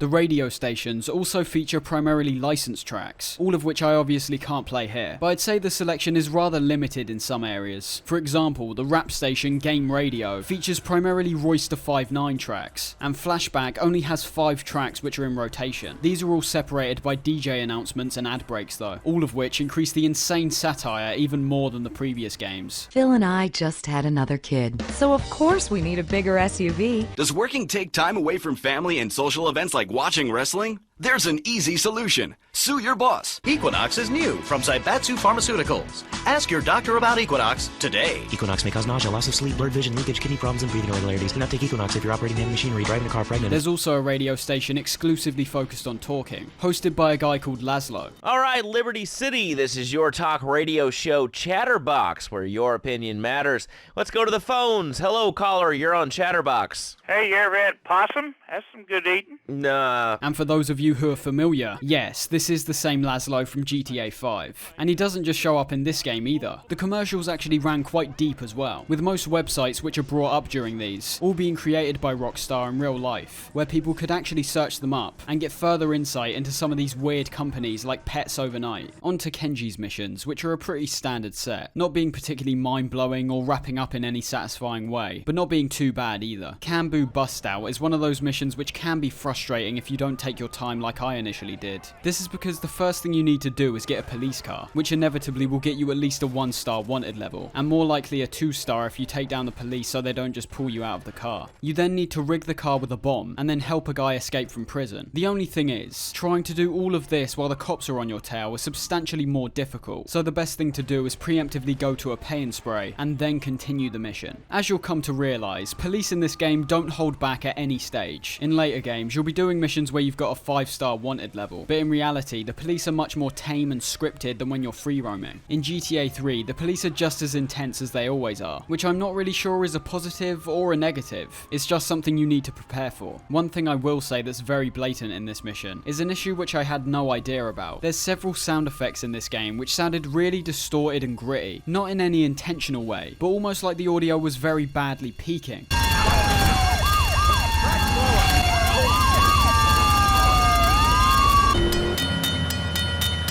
I'm not sure if it's just a problem with my game, but this happened more than once, and every time was really grating to listen to. It's also in this mission where I discovered police vehicles will actually be rejected from pay and sprays, which is a detail that makes sense, but also made me incredibly angry when I realised this. We then get a mission actually called Grand Theft Auto, which is appropriate, as the content of this mission is solely based on stealing a selection of fast cars and dropping them off within a time limit. It's very basic, and doesn't even have any kind of threat outside of ones you attain yourself, but it's fine enough. Driving fast fast cars is always quite fun, and there's clever decisions like how there's a pay and spray right beside the drop-off point, allowing you to repair the car quickly if it gets damaged, and then deliver it straight after. Deal Steal is a mission that's made confusing simply by the lack of information they give you. You're told at the start to collect a Yardie car, a vehicle I had absolutely no knowledge of its appearance, and even after searching it up, there were several other cars like the Idaho and the Stallion, which looked fairly similar. And then, when I actually found the Yardie, on my first attempt I crashed it by accident, and then spent around 15 minutes attempting to find another one, to no avail. I don't know if that was a bug or if I was just incredibly unlucky, but the second time I tried this mission I found one almost straight away, which makes me think the game glitches out if you crash out after getting in. This is something I don't miss from these games, as I personally think knowing the brands of cars and what they look like might just be a bit too obscure to leave completely up to the player. Although after you attain this car, the rest of the mission's pretty much a breeze, getting you to wipe out a group of cartel and steal back a briefcase. The next mission, Shima, also has us collecting briefcases, increasing threats as you take each one, with the final briefcase taking us back to Portland and killing a gang of Yardies. And the final mission, Smackdown, also just has us driving around killing even more Yardies. In the instance of Smackdown though, there's a level of speed and planning that needs to go into your actions, which I didn't find too bad at all. There's certain points in this game where I feel it would have benefited from a certain degree of hand-holding, or at least just less severe constraints on particular missions, but Smackdown keeps you on your toes, forcing you to familiarise yourself with the environment, and likely making many players go through a trial and error process to figure out the best route to wipe out the enemies, which works considering they all spawn in the same locations. That's all of Kenji's missions, and before I move on, I just want to comment about the voice acting in this game. For the most part, I think a large bulk of the voice acting is some of the more naturalistic and professional I've heard from around the time. I don't think it beats MGS2 in my opinion, although Raiden always sounded a bit dodgy. We've managed to avoid drowning, but definitely excels ahead of games like Devil May Cry and Silent Hill 2. The one to fill your dark soul with light! Although I'd say in the case of Silent Hill 2, the amateur sounding acting actually benefits that game's tone. Very Lynchian. It's hard to see with this fog, but there's only the one road. You can't miss it. I have to assume this is because they were working with veteran actors on this one. But even then, translating written dialogue to spoken dialogue can still be quite a pain. There's many instances where certain phrasings and passages of text simply won't translate that well when saying them out loud. And for a first proper attempt being strung out through the entire game, I think they do a great job for the most part. They're trying to extort additional funds from me, but I don't believe in renegotiation. Although I still think certain performances like Kenji can sound very dodgy. To my eternal shame, a man once did me a favor, and I've never had the opportunity to repay his kindness. As for Ray's missions, there's some real hits, some real misses in these ones. Silence the Sneak was an incredibly satisfying mission for me personally, but started off slightly confusing. All you need to do in this mission is use grenades to blow up a rat police officer's house, and then hunt him down when he's trying to escape. Throwables in this game were dodgy for me, as despite being capable of causing huge amounts of destruction, they also can't be appropriately aimed like your normal weapons. This led to a fair amount of trial and error when trying to get this grenade through the window, as it's not entirely clear how far and how high this grenade will travel. It works on a sort of invisible charge up meter, where the longer you hold down the mouse button, the further it's going to travel. It's not a huge issue, but I think all you would have needed to make these slightly more functional would be to either just let people aim like normal, or to perhaps show the angle of trajectory when preparing to throw one. As you can see by the end of this mission though, I managed to lob a grenade almost perfectly so I destroy the guy's car without having to give chase. It's moments like this which are made so satisfying by the sheer fact that I couldn't aim perfectly. I managed to pull off what I considered to be a difficult task, which would have been removed if grenades didn't work this way. We then get another fantastic mission, Arms Shortage. This is one of those missions which is surprisingly few and far between, where we just get straight up combat for the entire duration. We meet up with someone called Phil Cassidy, a one-off character which assumedly was so liked by Rockstar that they put him into 4 other games, even making him a fairly pivotal character in their next game, Vice City. Phil has boatloads of extreme weaponry, which you wouldn't have been able to easily get your hands on up to this point. And this mission doesn't mess around. You're simply given this stuff, and then have enemies funneled towards your location so you can mow them down. The best part is that you not only get rewarded money for this mission, but also unlock Phil's army surplus, letting you purchase some of the best weaponry in the game. It's expensive, especially the rocket launcher, but these are pretty much the only substantial things you'll be spending money on. Evidence Dash is an okay mission, which once again has us ramming into a car, but this time we need to collect the evidence which falls out of it. Luckily, you don't have to stay in a particular car, so as long as you can deal with a 2-star wanted level, this mission should be fine. Gone fishing is also something we've done before, destroying a boat using the police boat's machine gun. And although you're doing the exact same thing, there's just this little moment that's so dumb but funny.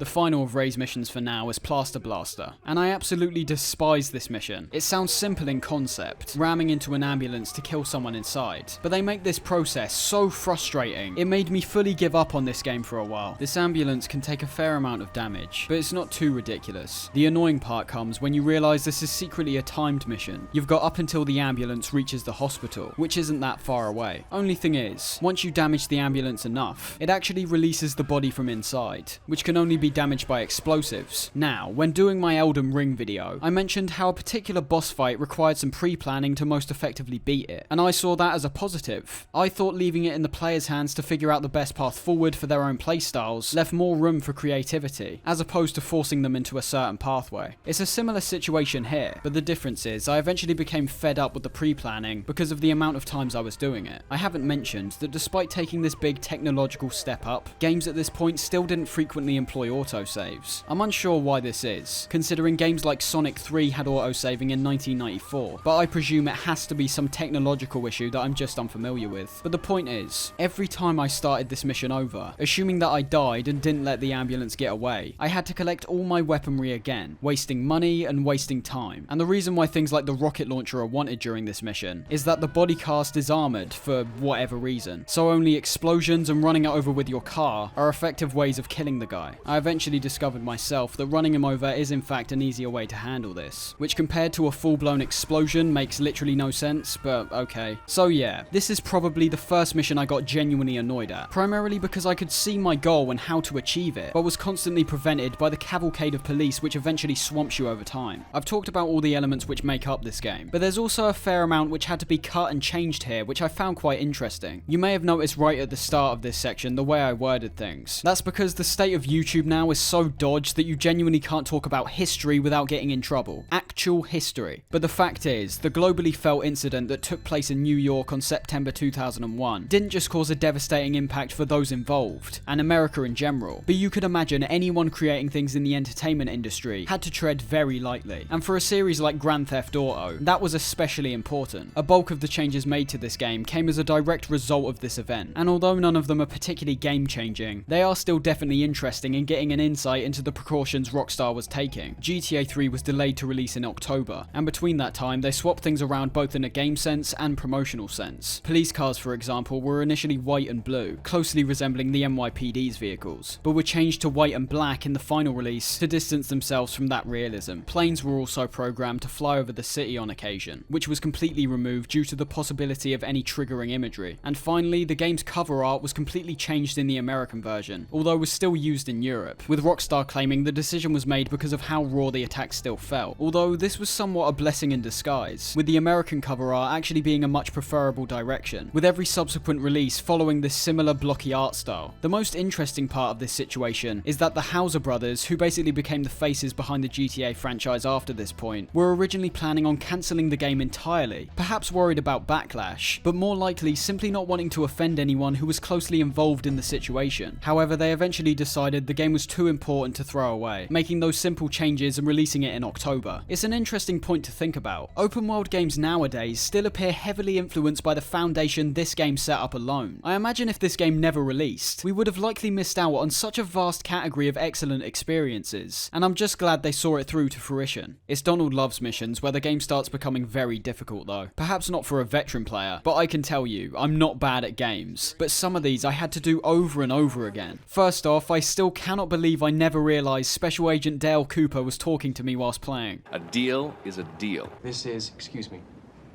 a damn fine cup of coffee. Carl McLachlan plays this snidey, corrupt businessman really well. The first mission, Liberator, is another mission where you've got to find a specific car, which isn't implicitly told to you, although due to the fact we need a Colombian car, it's slightly easier this time, as we've already spent a larger amount of time simply observing the world, but also have been given ample opportunity to witness the Colombians' vehicles within the actual missions. Then it's just a matter of entering this Colombian backlot and rescuing Love's guy. The only thing that annoyed me here was the guy hiding inside the garage door. Your obviously have no way of knowing about this guy, and the fact he can strip away such a large amount of health and potentially kill you just felt like bullshit to me, especially when you'd have to retry the entire mission just for that one little bit. Wakagashira Wipeout is an attack on both the Colombians and the Yakuza, having us kill Kenji, who we previously did work for, in a Colombian vehicle. This was a moment which isn't made a big deal of, but I personally found interesting, as it immediately made me start questioning my actual character's motives. If he's not working for any of the gangs and shows no signs of loyalty, what's the actual point of what he's doing? You could say it's for money, but he acquired a ridiculous amount early on, which made me think about my own personal implications on this game's world, and why I'm choosing to go on doing these heinous crimes. Again, probably not intentional, but it still got that reaction out of me. This mission's pretty clever in concept. Donald Love wants to frame the Colombians by getting you to murder Kenji, stirring up tension between the two gangs. So you're made to go to a parking lot and wipe out this huge group of Yakuza. I did this on my first try, which is actually quite difficult, considering there's a fair few of these Yakuza who are using M4s, which can completely obliterate cars in a few seconds. The only reason I failed was for an unspecified caveat that I couldn't leave the vehicle. It makes no sense, because there wasn't even any Yakuza or Colombians around to witness me getting out of the vehicle. But even then, I think they should have told you that this was a possibility, as when retrying I messed up a fair few times before I could actually beat it again. A drop in the ocean I didn't really find fun at all. You're given a 2-minute long timer to reach a boat back on Portland, which is already unnecessarily annoying. A plane's going to be flying nearby, and you have to use the boat to collect packages which are dropped from it. Only thing is, as you pick up these packages, you'll get 1 star added to your wanted level each time. And remember what I said about the wanted level in relation to missions. The cops act exactly the same, and the only way to lose these guys and complete your mission is by heading back to land. At least with the version of GTA 3 that I was playing. Whenever I had a fairly high wanted level, there was almost no other cars to steal except the police cars that were coming after me. I don't know if this was a technical hindrance, perhaps with there being too many cars to load in at once, but it was frustrating for sure, as trying to steal a cop car either meant fighting the cops, which then leaves you open to the other cops which will be flying at you, or chancing it and jumping in their vehicle at the risk of being busted. You've also got to hope that in the off chance that some other cars do spawn in, that they're fast, as due to you being so close to the water initially, there's a high possibility they'll ram you into the ocean, because every car in this game seems to have the grip of a Hot Wheels car. The mission Grand Theft Aero I actually thought was really good, but much longer than any other mission before, having several changes in the scenario and going back and forth between Staunton and the brand new shoreside Vale Island. This is one of those missions where it's absolutely essential that you have weaponry beforehand, and ideally weapons like the M4 and sniper rifle. This is because upon reaching the airport in Shoreside, there'll be a group of heavily armed Colombians inside the hangar we need to enter. Keeping your distance is vital here, as these guys will utterly obliterate you if you get too close. Although keeping your distance might not exactly be possible if you haven't got the right weapons. Then after, we realised the package we needed wasn't actually here, so we then need to head back to a construction site in Staunton. This is the only part I could see as being truly tedious in this mission, as driving back to where we just came from, taking into account aspects like the several retries which may be required, as well as the frequently rising bridge which has no purpose outside of slowing you down, could make this mission a pain for those who aren't taking their time or can't seem to get past certain points. However, this is one of those pretty difficult missions that I still really enjoy, as it features a large amount of combat with unique setups, and forces you to not only think carefully with the types of weapons you're using, but also making you consider your positioning, the amount of health you have, and if you'll need to retreat and acquire more before continuing on. This is also one of the few missions to actually end with a cutscene, feeding back into this bigger narrative of tracking down Catalina and Miguel. Hey, take it easy, amigo.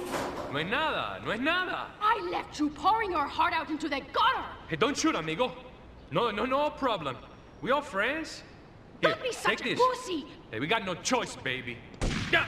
You always got a choice, you dumb bastard. Escort service is another mission I didn't really mind depending on how you approach it. You're told from the start that you'll need a vehicle to escort the Securicar forward. However, attempting to do the mission this way was not to my liking. The journey was simply too far, slow, and with way too many obstacles to handle when only being able to perform drive-bys. What's cool about this mission though, is that you can instead hop on top of the Securicar, and you'll be able to use some of your more intense weaponry to wipe out any threats on your path forward. This includes several Colombian cars, which you can take out with a rocket launcher or grenades, and also several Colombians set up along roads and sidewalks, which will open fire on the vehicle. It's not entirely reliable, as after a certain point I was kicked off the vehicle for seemingly no reason, but it was not only more exciting, but a more practical approach for me, and I'm glad this level of freedom was present, intentional or not. The final proper mission for Donald Love is Decoy. All you need to do is drive the Securicar we escorted for 3 minutes, but the caveat is that you'll be given a 6-star wanted level immediately after picking it up. This turns what could be quite a boring mission into something intense, with sirens blaring, helicopter blades whirring around us, and as you enter the final minutes, more army roadblocks will be thrown up in front of you. This is also one of the only missions where I saw the game constrict itself in terms of the wanted level, as typically in the open world, being at 6 stars would introduce tanks and faster FBI vehicles. However, these are left out, which I appreciated. It's already quite intense, and the van can still get wrecked relatively quickly. There's one more mission for Donald Love, but this simply consists of a cutscene where we go to visit him, but he seemingly disappeared. The plan of acting like a decoy was only supposed to be so the Oriental gentleman could escape, but it seems Love ended up joining him, taking whatever it was inside the package we collected for them in Grand Theft Auto. This leads to the last chunk of missions in GTA 3, spread out between Ray, Asuka, and Catalina. These also happen to be some of the hardest missions I've ever experienced in a Grand Theft Auto game, and unnecessarily so too. We can see this immediately in Ray's final mission, Marked Man, in which we need to deliver him to the airport. The setup's good, informing us that people are now out to kill Ray, so to reach the airport safely, our best bet is to stay away from the bridge, which is being heavily guarded by CIA. There is a completely alternate way to reach the airport too, going through the underground tunnels which are completely unmonitored. This is good, as it presents either the option of brute forcing your way through the bridge, using weaponry, or just taking your chances by speeding through. Or you could search out this alternate path, and in turn gain more knowledge about the world's environment and learn some new shortcuts along the way. But this mission is made completely tedious for one reason. There's a 3-minute timer. This means you're going to have to put the pedal to the metal in a major way. I always ran out of time if I wasn't using vehicles like the Infernus or Banshee, and you've got to maximize any potential time losses. For example, looking for a car after the mission started could potentially waste a lot of time, so I always preemptively found a fast car before the mission began and parked as close as I could to the starting point. I do think it's a good mission, but I won't deny, the time restraints bring this unnecessary hindrance once again, and I'm glad they eventually got rid of them in the future. I was bracing myself when going into Asuka's final missions, as I was frequently looking up the missions which were considered the worst and most frustrating to fans, and the ones that kept coming up were Espresso to Go, SAM, and The Exchange, 3 of the last missions in the game. But we start off with Bait, a mission which isn't too bad, but unnecessarily drawn out, and exposes some of the AI's issues too. Whereas you're usually the one going around killing people, you've now got to simply lead the cartel back to Asuka's men. This all takes place on Shoreside, the smallest of the 3 islands, so you haven't actually got that much ground to cover. The only annoying thing is the actual objective. You can't kill any of these cartel yourself, otherwise you'll fail. Leading them back is fine, they're not so intense they'll try to desperately ram you off the road or anything, but the men that are supposed to take them out had a big problem. They could not only die one by one, but they're also completely locked to a certain direction. This meant that on one of my attempts at this mission, there were only 2 men left when leading back the final car. Not only were the men not able to hit the targets depending on where they were, but the cartel just started doing some really weird shit. Like this guy, who drove in, smashed into a wall, got in and out of his car for a few minutes, smashed into a wall again, and then just straight up left. I think this mission alone tells you the AI isn't perfect in this game, but at the same time I don't think there was any other instance that was this bad. After that, we get the most frequently hated mission in this game, Espresso to Go, where you need to go around the city destroying coffee stalls which are being used as a front for selling spank. And there's 2 ways you can play this mission. You can play it the legit way and maybe end up with a hole in your wall, or you can be like me and just cheat. I beat this one on my 2nd attempt because of one word: map. The coffee stalls aren't located on your map at all. They actually expect you to travel across all 3 islands under an 8-minute time limit and take out 8 coffee stalls. That is simply ridiculous. The way I played it, I actually enjoyed the mission, as when you actually know where these things are, you end up getting quite a tight dash between all 3 islands with only seconds to spare. But trying to do this mission without knowing where these stalls initially are is insane. If you haven't got a map, you're gonna have to memorize these locations by heart, which in a game like GTA 3, which isn't huge but isn't exactly small either, is a daunting and pretty unrealistic task. SAM is another mission people despise, and I hate to be a contrarian, but I didn't really have an issue with this mission at all. Although, just like Bomb to Base, I have to assume this is a console problem, as the bulk of this mission is simply focused on shooting down a plane. We're given a boat and a rocket launcher, sailing out to a marker right before an airstrip. We only get 5 rockets, which is slightly limited, but of course you can always visit Phil's army surplus to acquire even more if you feel like it. It's not made entirely clear what plane we're actually shooting down, which confused me to begin with, resulting in my first attempt being a complete fail. But when I realised it was the Dodo approaching from the distance, I saw how this could be a problem for a lot of people. Not only have I heard the sniper rifle and rocket launcher aiming is substantially worse on console than PC, but I've also got to assume from what I've seen that the PS2's draw distance was also hampered over the PC. This would be a nightmare, as even with the draw distance cranked up all the way, you're still able to see where the plane just pops in, with it being fairly close to the runway by the time you can actually see it and start shooting. boring. Fact is, I didn't have much of a problem though. Shooting down the plane is actually one of the more exciting events we see in these missions, and the journey back to the construction site isn't too bad either. Now we're at the final stages. One mission being Ransom, which much like Love's disappearance, is simply a cutscene informing us that Asuka and Miguel have been killed by Catalina, as well as telling us that Maria's been kidnapped. Which, I mean, doesn't particularly introduce many stakes, considering we've only seen her about 3 times, but the goal of killing Catalina at least works in taking things full circle. This takes us to the final mission, the Exchange, which is another mission you've got to know back to front to be able to complete. Unlike Espresso to Go, however, this mission not only has a very strict time limit, but also the largest amount of enemies in any level of the game. On top of that, we lose all of our weapons at the start, so rather than pissing myself off to no end and attempting to complete this thing by myself, I was using a guide from the get-go. This allowed me to track down the best path forward, as Catalina will use a helicopter to land in a certain part of Shoreside, an area that the waypoint on our map actually misguides us to hilariously. It also meant that I was able to acquire weapons like the M4 and rocket launcher, being absolutely key to your survival. This is because upon reaching Catalina's location, there'll be 2 cars set up blocking the entrance, both of which are guarded by cartel which are wielding M4s. I have no idea how you are supposed to wipe these guys out fast enough with your dinky pistol, but using a single rocket wipes them out. This area is also fairly vast, so it doesn't leave you with much time to actually carry out your mission, as most of the time you'll just be trying to run as far forward as possible. The area is infested with cartel which have the potential to kill you in seconds. Luckily, you're thrown a bone if you manage to see the sniper rifle hidden amongst the trees. And to make matters worse, the helicopter will take off again and start dropping explosives. But luckily, if you do what I did, with good enough aim, you can take out the helicopter before it gets the chance to do this. Once you've wiped out all the cartel, we walk away with Maria, assumedly to start a brand new life with her, or just shoot her in the head.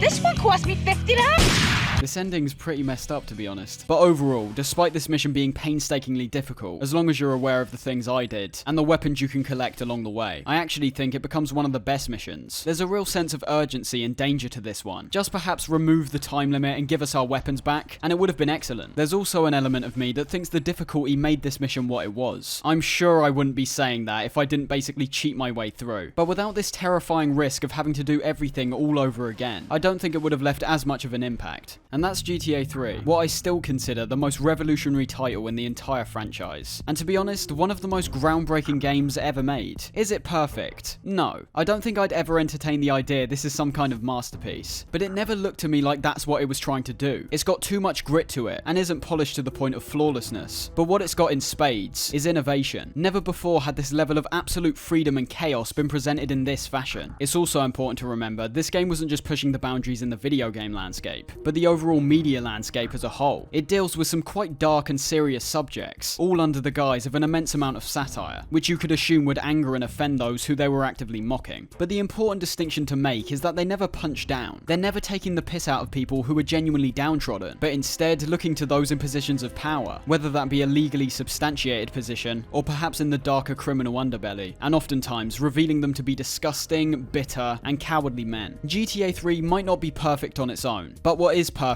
is the foundation it sets up. I won't need to mention it, but you'll be able to see how every single game after this point is always tapping into things this game sets up. Whether it be in the missions, the gameplay, the atmosphere, the future games are heavily focused on expanding and refining what was brought to the table here. I had a very rough time trying to complete GTA 3, much more than any other game in this video, but by the end of it, when I was just given the chance to roam about in a tank destroying anything and everything in my path, I realised the game wasn't all about the missions and getting to the end. It's still mainly focused on that arcadey pick up and play style of gameplay, a sandbox that anyone could jump into and have a good time, which was something else that was expanded deeply in this iteration. If you don't want to cause violence, you could just walk around looking at civilians and the environment, or indulge in the large number of side activities which are all fleshed out enough to keep you playing for hours. GTA 3 might not be my favourite in the franchise, but I'll never forget the experience I had, and more importantly, how it changed the series forever.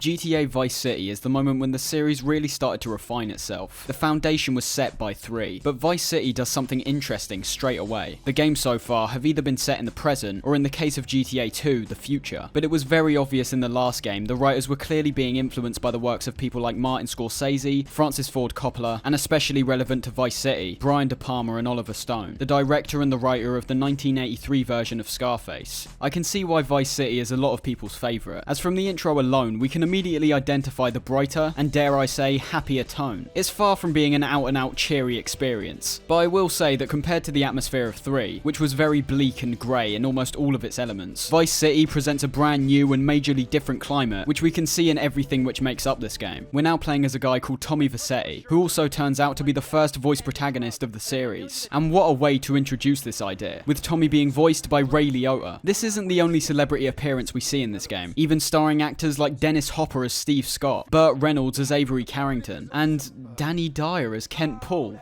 What? Yeah, that's right, go and walk away, you mug. I knock you spark out. Drop it! All the performances in this game are top notch, not just because of the actors, but quite clearly to me, a larger understanding of dialogue. The writing's so much better in my opinion. It flows much more fluidly. In this game, we aren't set up as some random gangster, but instead get an opening cutscene all revolved around setting up Tommy Vercetti and the world we're about to inhabit. The year's 1986, and Tommy's just been released from jail. His boss, and what will quickly become the main antagonist, Sonny Forelli, isn't happy with the news, saying it's bad for business. People will remember soon enough. When they see him walking down the streets of their neighborhoods, it will be bad for business. This opening set in Liberty City once again, but Sonny comes up with the plan to send Tommy to Vice City, as it's apparently crawling with gangs who are primarily involved in drug trafficking. We're then shown Tommy's initial landing in Vice City, being driven to a drug deal which goes swiftly wrong, with Tommy only barely escaping out alive.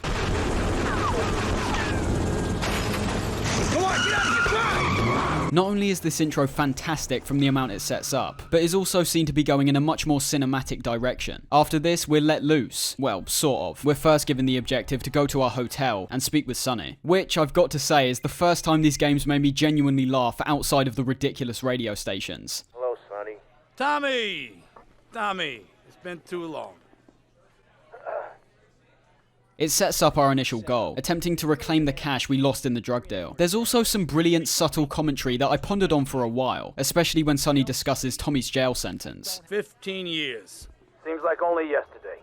I guess that's a perspective thing. Hey, doing time for the family is no piece of cake, but the family looks after its own, okay? It's commenting on the ideas of crime families and loyalty, eventually showing us later on that the 15 years Tommy served could have easily been avoided if he just went on his own path. Before we dive headfirst into the missions, let's take a look at what innovations have been made to the gameplay here. Well, the biggest change I felt almost straight away is how much better the movement feels in both cars and on foot. No more weird glitches like being propelled forward for no reason, but simply smooth and fairly rapid movement on foot. Sprinting also makes you move much faster, giving it even more purpose. But I still feel like the running animation is pretty weird. He flings his arms around so much. Cars are also vastly improved, as they no longer feel like they're made out of plastic. They're still far from being realistic, but in a game like this, I don't think you really want realistic car tuning. Sports cars go really fast, but now have less of a tendency to spin out or fling you into the air if you crash. Everything's just a lot tighter. And talking of vehicles, there is a huge variety this time round, ranging from cars to boats to motorcycles and even aeroplanes. We'll look into all of those a bit later on, but the motorcycles are a particularly great addition that you might have noticed were completely absent from 3. The feeling of speeding along a neon lit road while your clothes blow in the wind, all while listening to Africa by Toto, is something that's so amazing and exclusive to Vice City alone. And how can we talk about Vice City without mentioning the city itself? This was my first time playing this game while recording, and I've got to say, Vice City could possibly be my favourite location in the entire series. There's of course bigger and more open worlds with more freedom as the games go on, but I think Vice City is such a tight and satisfying location to roam around for a multitude of reasons. Look at the map here. You can see the entire thing's basically 2 big sections with multiple bridges and islands connecting them both. What you should also notice is how many straight roads there are, particularly on the outskirts of each island. This simply allows the player to cruise along to their heart's content, and with the noticeably added width to these streets, there's hardly anything that should be able to get in your way and slow you down. The developers wanted the city to feel even more alive than the previous game, and they achieved that goal so well. Taking a look at the pedestrians walking around, there's even more variation to be seen here, not just in their appearances, but also how they're getting around, like the numerous people you'll find roller skating around, really playing into the 80s theme, but injecting it subtly and not rubbing this kind of nostalgia in the players' faces. This location is still to this day a joy to look at, which I've got to heavily attribute to the lighting. Riding around at night time and seeing all these flashy lights both up close and out in the distance still looks great, and certain details like how the moon is always very visible and close once again brings a unique and striking visual which I don't think I'll ever forget from this game. Our first set of missions is for a guy called Ken Rosenberg, our one true ally which stays constant throughout the game. The first mission, The Party, is the first mission so far which actually felt like a GTA mission. And what I mean by that is the entire thing has a charm and self-contained progression to it that was simply lacking from 3. For example, Ken is immediately a much more interesting character, due to how weird and paranoid he sounds. I have an invite. Of course I have an invite. But there's no way that I'm going out there sticking my head out the door. No way, I not told gonna you, happen. shut up. I'll go myself. Whereas most characters you met in GTA 3 were pretty bog standard and calm, like Donald Love or Asuka. Those were fine, as it fit into the bleak world, but I could see the characters in Vice being much more memorable because of this. It's also important to realise how much our voice protagonist changes things. These characters aren't just interacting with a brick wall anymore, but an actual human being, leading to many more moments of comedy and drama. And in this instance, we can even see how the actual giving of objectives could be slightly altered. Tommy takes charge in this scene, and just tells Ken to locate who messed up their drug deal so that he can go and kill him, which gets his head together and leads to him informing you about a party going on where we can find out about the ambush. The interaction not only feels more realistic, but the fact there's an interaction at all makes the player more invested in the scene, especially when it's affecting who we're personally playing as. Something new gets introduced in this mission straight away, with our first objective being to acquire some new clothes. Now this isn't as expansive as it might sound. Essentially clothes are just pickups in this game, pre-baked outfits which you can't alter or customize in any way. The impact of these not only changes things in a gameplay sense, with many missions requiring specific clothing to blend into a certain environment. Nice ass, baby.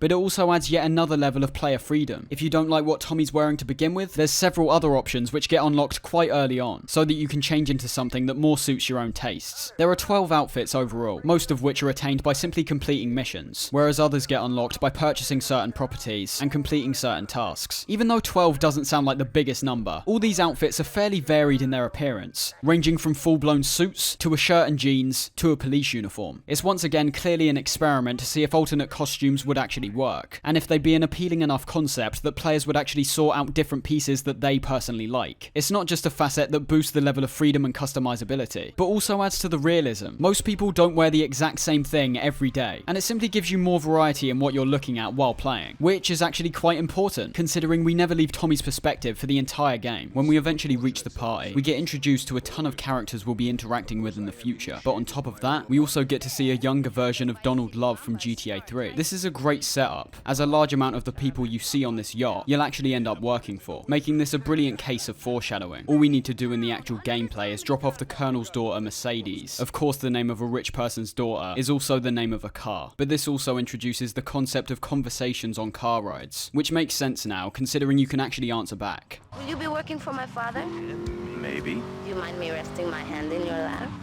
You're listening up, maybe. In the next mission, Back Alley Brawl, we end up meeting Kent Paul, which made me realise something else Vice City brings to the table in terms of its characters. I think this is the first instance where a large amount of the criminals we meet are portrayed as either completely idiotic or out of their depth. Before, these criminals were shown typically as suave and menacing, but people like Kent Paul and Rosenberg are just utterly laughable. It's yet another example of why anyone saying these games are promoting violence or an unhealthy lifestyle are either missing the point or being willfully ignorant towards the blatant mocking of these people.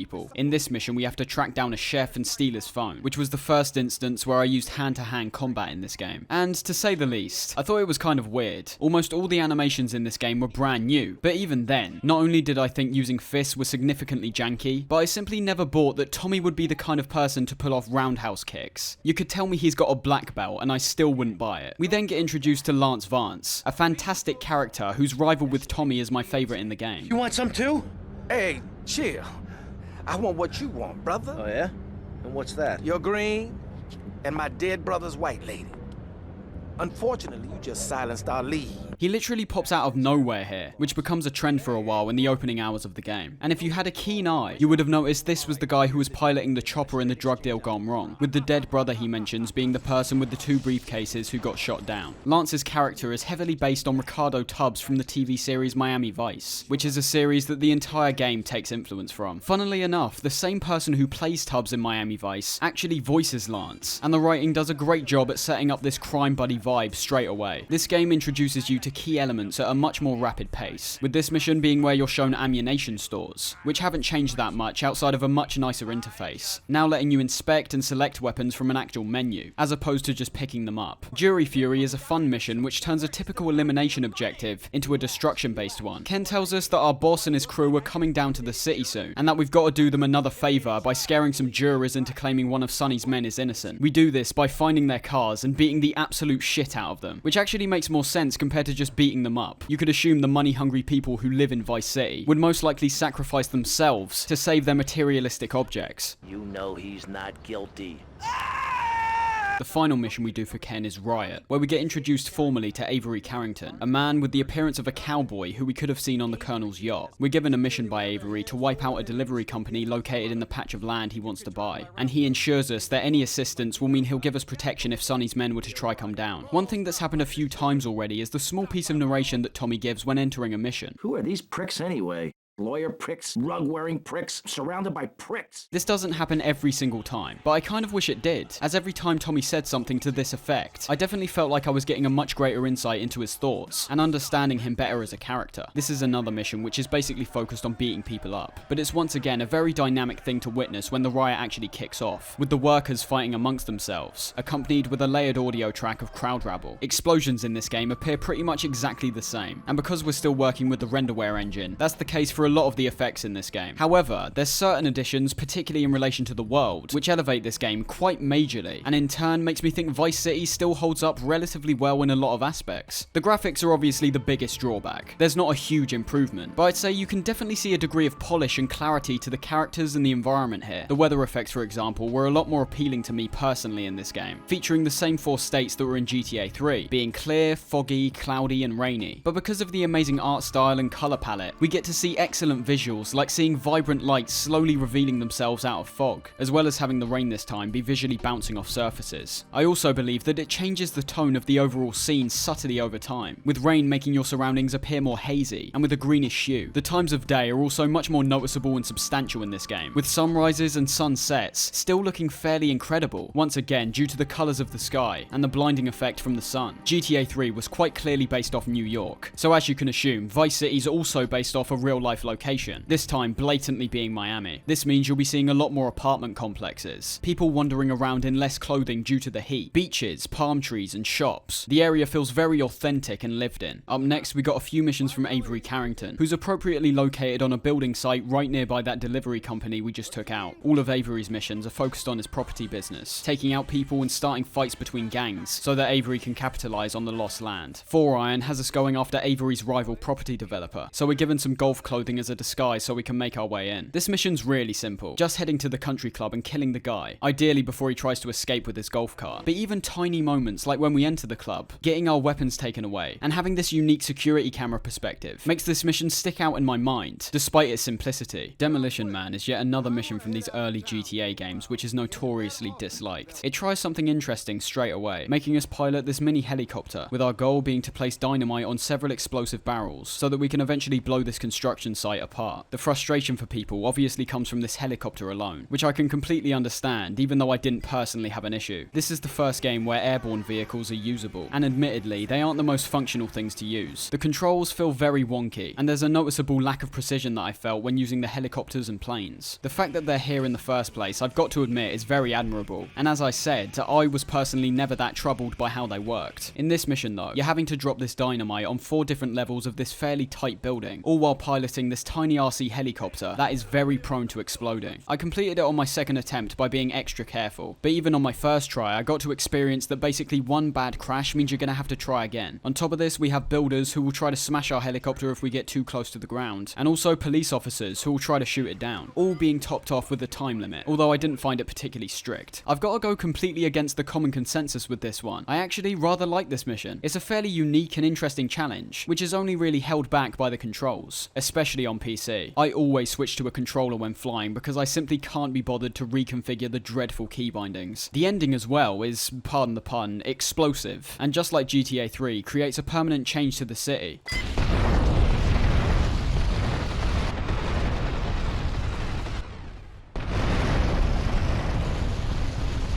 It is worth mentioning though that flight is one of the many aspects which is heavily affected by the frame rate, something which is a big issue when playing these games on PC. I'm playing on a 144Hz monitor, and it's very clear to see that these games were not made with these kind of frame rates in mind, as there's certain parts which simply do not work if you've got the frame limiter off. I didn't want to play at 30 FPS considering it just looks so bad when compared to the higher frame rates, but if you leave the frame rate uncapped, even things like driving motorcycles becomes completely broken, so I just set the game to 60. Every time I entered a boat, aeroplane or helicopter, I immediately felt that something was off. The boats are affected the worst, as for some reason they go about half their actual speed, and the difference can be seen very blatantly when turning it on. This is the same effect that happens with airborne vehicles. However, this almost worked in my favour at points, as the slower speed actually gave me more opportunity to calculate a path and line myself up with my destination. For a PC port that's been actively updated and changed throughout the years, I've got no idea why these problems still persist. As for those who are unfamiliar, it could leave them completely stuck and confused when they're actually doing all the right things. The frame limiter does also affect visual aspects too, most prominently the water, which gets sped up to a ridiculous degree, but it also essentially affects every physics-based effect, like the clouds which also get sped up, and giving you the ability to push cars around like they're made out of Lego, which is just so dumb. If you want to play at a smooth frame rate, settle for 60 and simply turn the limiter off at key points. There is other technical hitches which got on my nerves while playing, like the frequent heavy stuttering which happened after launching the game, almost like it was loading sections in as I was travelling to them. But overall, the frame rate is the only key issue. 2-bit hit is Avery's final mission, and in the cutscene, Donald Love gets a slightly larger cameo. He doesn't say anything, presumably because it wasn't worth getting Carl McLachlan back just for a couple lines, but it's still interesting to witness who exactly Donald's influences were, and what kind of business mentalities were getting lodged into his mind, which eventually made him the decked out money freak in GTA 3. In this mission, we're given the task of starting a war between the Cubans and the Haitians, getting dressed up in Cuban apparel before wiping out a group of Haitians in Little Haiti. This mission's fun just from the perspective that we get to cause some havoc, and kill a bunch of people who are also avid to kill us. What I didn't mention is that Avery's last 2 missions are actually spaced out with missions from the Colonel and Ricardo Diaz. I actually really like this approach, as it not only keeps the objectives and characters fresh, considering each individual person is requesting different things from you, but also adds yet another element of realism. Not everything is going to be able to be done overnight, so spacing these missions out gives the impression that someone like Avery was waiting and planning out his approach to start a gang war, but mainly I like it as it keeps characters in rotation. You're witnessing this large collection of funny and strange people, and are given less opportunity to become tired of their individual antics. Talking of Avery, that last mission we did for him was all focused on combat, so let's take a look at how it works in this game. Ultimately, gunplay isn't that much different from GTA 3. All your weapons still lack recoil, and the lock-on feature was still the primary way of targeting for controllers. But things have been expanded majorly in terms of the arsenal of weapons we can now attain. It seemed like in every game up to this point, every weapon performed a certain unique function, which isn't bad in concept. Shotguns deal out tons of damage but have limited range. Sniper rifles have long range but limited fire rate, that kind of stuff. But with a game like GTA, it really does come down to bigger, usually meaning better, and that's proven here, with over 31 weapons, excluding things like your fists, and a camera that we get later on. Although the number does sound big, I've got to admit that a large number of these are simply melee weapons, which are pretty much all one step away from being exactly the same, with the one exception being the chainsaw, which actively slows you down when using it but obliterates anything it touches. We now have multiple variations in pretty much every weapon category, and that's not just in terms of appearance, but also how a lot of them function. For example, the submachine guns now include 2 types that you can use, overall having 4 weapons in total. The first type is the Mac-10 and Tech-9, both of which can be used while also having the ability to run around, which previously was only possible when using a pistol or an Uzi. You then have the second type, being the MP5 and Uzi, which are much more rapid, with slightly increased range, and in the case of the MP5, a much higher damage output. The only issue with these, of course, is the fact you can't run around while aiming with them, which was something I never particularly liked in these games, but there's not much you can do about it. A large majority of the best weapons in GTA 3 also didn't let you sprint with them, something else which has been carried over here for some reason. It would make sense with the heavy weapons we acquire, like the M60 or minigun, but not being able to run with assault rifles still feels quite restrictive. And yeah, you heard me right, we get to use a minigun in this game. As you could assume, this isn't something that we're given straight away, and even when we are given access to this heavy weaponry, it's very expensive, which is a much more important factor considering this game doesn't pay out nearly as much money as GTA 3. Overall, I think the combat and gunplay isn't some kind of revolutionary step up from the last game, but is once again refining and expanding the possibilities we can choose from, not only giving us more categories of weapons, but different types of weapons within those categories themselves, further deepening the player's choices. The Colonel's missions missions are mainly revolved around going up against law enforcement, with the first mission being to go kill a rat called Gonzalez. We're also given a free chainsaw to use during this mission, and although it's encouraged that you kill Gonzalez with this, I don't think it's necessary. More Shootout opens by showing more of the idiocy behind these supposedly cunning criminals, with the Colonel dining on Tapir's snout and continually ignoring Tommy's persistent request to get Sonny's drug money back. We're sent to collect some guidance chips, which are being used in some classified military technology. These are being carried by a very blatant French guy called Pierre, but as we try to make the exchange, the cops ambush us, with Pierre attempting to escape. Although I beat this mission by knocking Pierre off his bike, I believe it would have served as a good introduction to drive-bys on motorcycles, which pretty much work the same as cars, but has the additional advantage of being able to shoot directly in front of you, which admittedly is much easier to pull off, as there's no other button pushes required outside of the shoot button. But at the same time, as this is only possible when solely using the motorcycle, there's a risk-reward element to it, as you're clearly much more prone to falling off. Guardian Angels requires us to protect Diaz during a drug deal, a brilliant piece of dramatic irony that we'll find out later on. Thankfully, we aren't doing it alone, once again being followed by Lance Vance, who comes out of nowhere. This is a good mission in a number of facets. It does a good job in setting you up with Diaz, who you'll be doing missions for shortly after. It bonds you closer to Lance, with this being your third encounter with him, and also being the first time he actually introduces himself. And in terms of the mission, it's just an all-out firefight, with waves of Haitians being thrown towards you in rapid succession, all being capped off with a motorcycle chase, being another instance where the game is clearly familiarizing you with the idea of front-facing drive-bys. Looking away from the game's main content, and instead looking to some of the more optional and side stuff, I wouldn't say Vice City is filled to the absolute brim, but definitely expands on what GTA 3 set up. This isn't only where things start getting more sizable in terms of missions, but simply the sheer detail that's being poured into every corner of this game. We've still got things like the different jobs, such as taxiing and crime fighting, but we also have additions like being a pizza deliveryman, where we need to go along the streets and throw pizzas at customers in a tasty drive-by. There's overall less vehicle missions, but that's actually okay in this instance, as they replace what was simply a set of races in the last game with much more variety. There's 5 to choose from here, varying in both their objectives and the vehicles you'll be using, ranging from cars to motorbikes to helicopters. As we'll see later on, there's one in particular called Cone Crazy, which can be quite easily exploited to acquire an incredibly large amount of money, but that feeds into a point I'll make later on. Outside of these missions, there's tons of stuff you can do on your own accord that you're not explicitly told about, which is also where we can see how the world of Vice City has been created to be a lot more detailed and dynamic. For example, you can now head into one of 15 shops around the map and do an armed robbery. All you need to do is aim directly at the store clerk, and they'll eventually give you money from the cash register. The payout for this isn't particularly worth it, and no matter what store you rob, whether it be a hardware store or a jewelry store, you'll still be getting relatively the same amount of cash each time. But it's still yet another aspect which has actually been considered and implemented for players who want to stir up chaos. Things go even deeper than that though, such as some very missable stuff, like being able to pick people up from bus stops when driving a bus, once again giving you a small cash payout for their fares. And with the dynamic fighting which can occasionally be seen, either between rivaling gangs or the police, you can actually hit someone the cops are pursuing and get $50 for being a good citizen. There's also the return of things like the collectibles, which in GTA 3 were packages of coke, whereas here they're these green tiki figures. These work exactly the same, and are still basically negligible. All they do is make certain equipment more accessible by spawning them at your safe houses. But in Vice City, there's also some more impactful stuff, like having a tank and attack helicopter spawned in at the military base, which is cool but slightly annoying that this is the way to attain them. Needless to say, you can tell there's been even more consideration to what players are doing both in and out of the main bulk of content, which I assume must be down to factors like the extensive playtesting that Rockstar have always employed on their games, as well as the increasingly better technology simply making it so they can actually put this stuff into the game without it being too much hassle. We were only talking about tanks a second ago, which ends up being the basis of the Colonel's next mission, Sir Yes Sir. During the intro, we get another hint towards who was behind the ambush drug deal, with the Colonel saying there's reason to believe that Diaz was actually responsible, but doesn't go any deeper because of the man's reputation. Our mission here though is to steal a rhino which is being transported, and I just really like how this mission plays out. They don't give you any instructions or hints to what you're supposed to do. Once you arrive at the military men, it just tells you to find a way to steal the tank, and with the amount of men being large, all of which are carrying assault rifles, this is a fairly daunting task. And I'll once again reinstate that as the series goes on, there's less and less missions like this. In future games, this mission would have been turned into a set piece, using specific equipment or vehicles for a one-time only purpose. I'm not saying that approach doesn't also result in a fair amount of excitement. I'm just distinguishing the difference between player-driven gameplay scenarios and those which are essentially spoon-fed to us. The ending of this mission is also fantastic, simply from the perspective that you've got to transport the tank back, in which you're given the chance to cause tons of damage damage while being chased by the police, all while being essentially invulnerable. All hands on deck is the final mission for the Colonel, which isn't anything too special, but set up quite well by the opening cutscene. The mission actually takes place on the yacht we've been meeting the Colonel on throughout all these missions, and it turns out the guidance chips we took from the French has led to them tracking us down and wanting them back. Fighting on top of the yacht while it moves along the ocean is a nice switch up, and is made even more intense by the rising stakes. First having several boats pursuing us from behind, then being completely stopped by a bunch of boats lined up, as well as having other people infiltrate the yacht. And by the end of it, we've got people ziplining down from helicopters, and attack helicopters shooting down on us. And with that, the Colonel sails away to the open seas, arguably being one of the only characters in the game that doesn't do Tommy any wrong or screw him up in any way. One of the most important and iconic parts of making anything 80s related is of course the music, and Vice City knocks it out of the park on this front.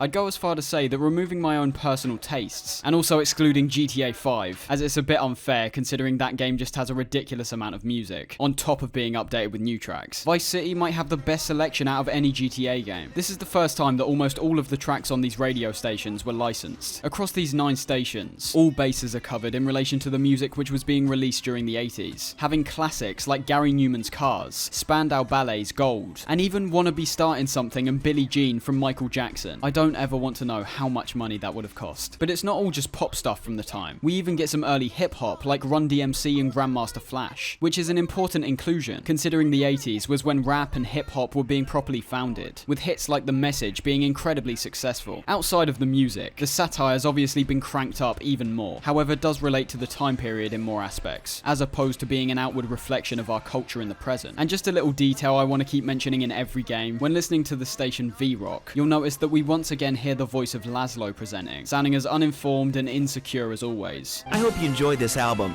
and remember, I'm gonna be famous one day, so watch this space and keep on rocking. The final person we do work for in Vice City is Ricardo Diaz, a figure we've heard a lot about, and when seeing him in the first mission, The Chase, he appears pretty much like an overweight Tony Montana, living in this huge mansion, with his personal room almost being one for one with Mr. Montana's, decked out with expensive furniture and a wall of CCTV screens. In this mission, we've got to hunt down yet another unloyal associate. However, this one appears to be a lot more quick and agile, as when we turn up to his place, he makes a dash across the rooftops and rides off in a vehicle, which we need to chase after.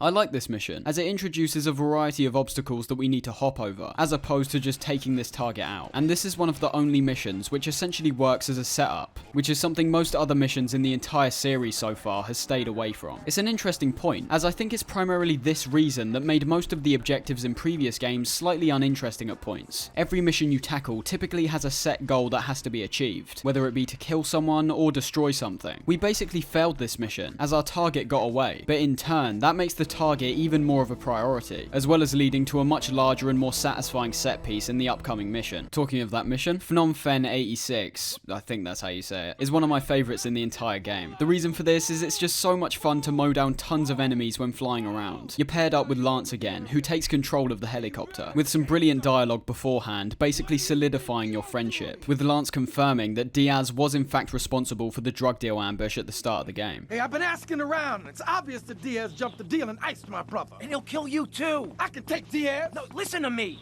I'll handle Diaz.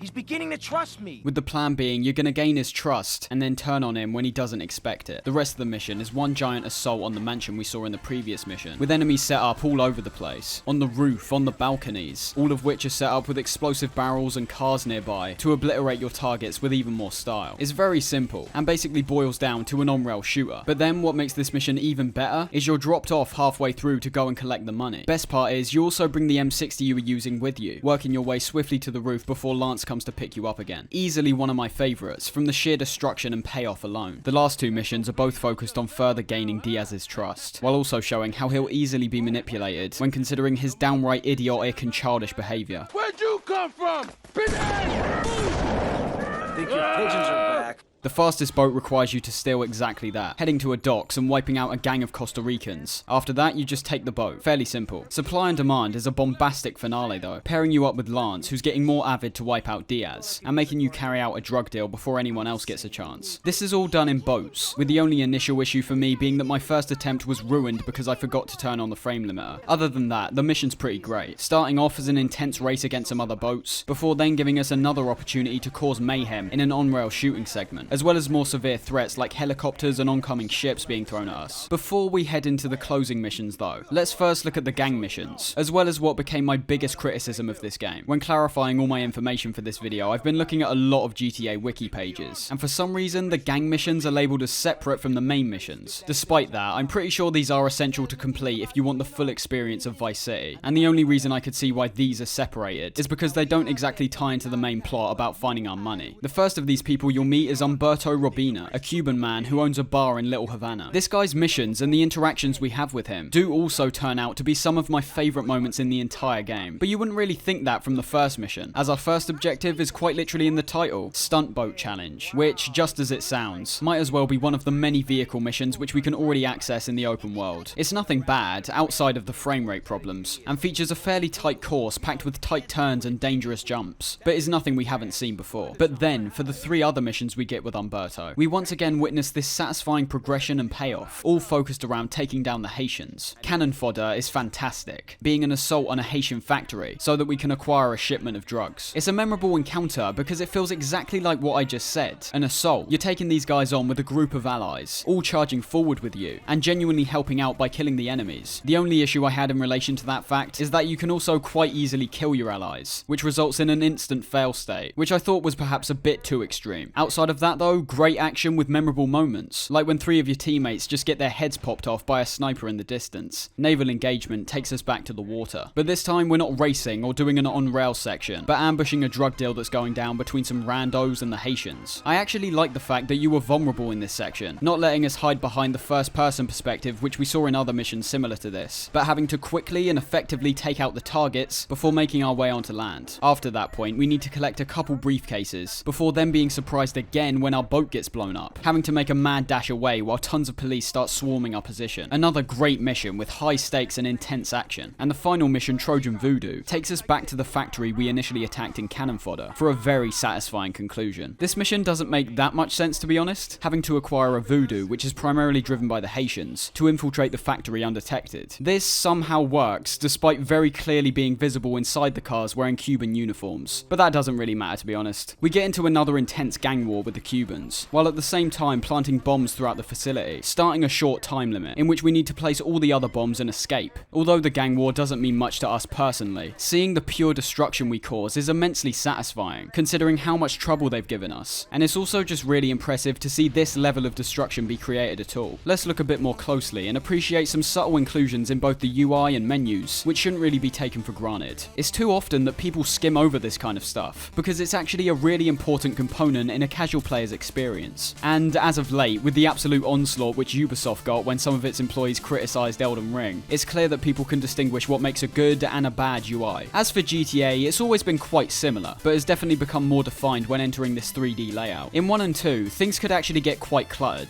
having your weapon, your score, your location, and your objective all frequently popping up on the screen at the same time, which due to all those games' perspective issues, only added to what was a fairly difficult experience already. In GTA 3 and Vice City though, everything's a lot more pared down and subtle. It's not perfect by any means, but conveys important things to the player in a reasonable enough manner. Most things are found in the top right, telling us the time, our money, our health, what weapon we're using, and how much ammo we have for it, and also our wanted level. There's no real issue here, as it's small enough to not be intrusive, but as we'll see later on, certain elements like our health can be baked into other mechanics, and also our money, time, and wanted level doesn't particularly need to be on screen at all times. But still, for a second attempt at making a simplistic and understandable UI, they've got all the right elements here. And of course, how could we forget about arguably the most important inclusion, the minimap? This idea has obviously been around since the early days of gaming, in games like The Legend of Zelda, but for GTA, this was a brand new and very welcome addition. The first two obviously had no map to speak of, which was a big issue, but even in GTA 3, we only got a very distant and relatively undetailed map, which we could only look at by pressing tab. And from what I understand, this might not have even been in the base game to begin with. But what 3 did introduce was the minimap, a small but effective inclusion placed in the bottom left corner, giving you information like where your missions are, who your targets are, and also certain key items you'll need to pick up. Vice City also has this, on top of being the first game with a fully viewable map within the pause menu. The minimap is a fantastic inclusion, but as we'll see later on, this may have also been a curse in disguise, as due to all the important elements it easily conveys to the player, we'll start to notice that Rockstar, and I suppose you could say the video game industry in general, starts to rely more and more on this minimap system, taking players' minds away from the actual game and their environment, but instead drawing their attention to the small arrows and dots in the bottom left. Overall though, the UI in this game is great in what it's trying to achieve. All these other gang tasks only have 3 missions, and we'll go over those now. What you'll notice about these characters in particular is how stupid, twisted, and strange some of them are. I think Vice City is the first game in the series to really give a direction to how a lot of characters are written in these games, because as we'll see later on, the game strays far away from these calm and collected characters from GTA 3, and starts going even further on the angle of absolute absurdity. One of these weirdo characters is Auntie Poulet, a random old woman who calls us up and tells us to come eat some stew in her kitchen. The second we enter her first mission, Juju Scramble, it's clear that something's off with Tommy. Look, this is all very,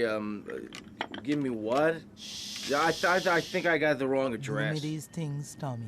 This is because Poulet is actually using some kind of mind-altering potion on us, sort of hypnotizing us into performing actions for her. This mission simply consists of another occasion where we need to collect things while being hounded by police. Every time we pick something up, we get some stars added to our wanted level. The police in this game act relatively the same as they did in 3, but also have a brand new tactic to try and stop you. At a 3-star wanted level, any police officers that are on foot which you drive by won't try to shoot you, but instead will throw out some spike strips, potentially causing you to drive over them and pop your tires. I think this addition is much better than just having them shoot at you, as despite it, to my knowledge, not making any logical sense why policemen would always carry around spike strips, it definitely keeps you on your toes, as well as paying attention to the actual road instead of the minimap. The roads are also wide enough in this game for spike strips to never be too overpowered. It's simply a matter of speed and positioning which you need to consider. Bombs Away is another RC mission, and yet another mission that fans seem to really hate. I can understand this one a bit more though, as at this point in the game you likely haven't flown a plane yet, and I do think planes are naturally harder to control than helicopters, considering they can't hover in the air. The concept of this mission is good, using these planes to go and bomb some Cubans, but as you could assume, the annoying parts all stem from the plane. Just like Demolition Man, the plane's relatively fragile. If you crash into anything, it's likely to be destroyed. It seems they must have known this, as it actually gives you 3 RC planes in case you crash, but realistically, most of this mission depends on your own flight skills, as well as being able to appropriately position the bombs you're shooting out with the targets. We'll talk more about the flight controls when we pilot an actual plane though, as I think those are the main reason people get stumped on these kind of missions. I simply don't think they're tight enough in these games. Our final mission, Dirty Lickens, has us sniping Cubans from a building nearby. It's somewhat of an anticlimax, pretty much not being involved in the actual fighting, but popping people's heads off and just witnessing the rivaling gangs fighting is still a lot of fun. Then we've got the missions we do for the Scottish band Love Fist, and I'll be honest, I think these guys have some of the best moments in the entire game.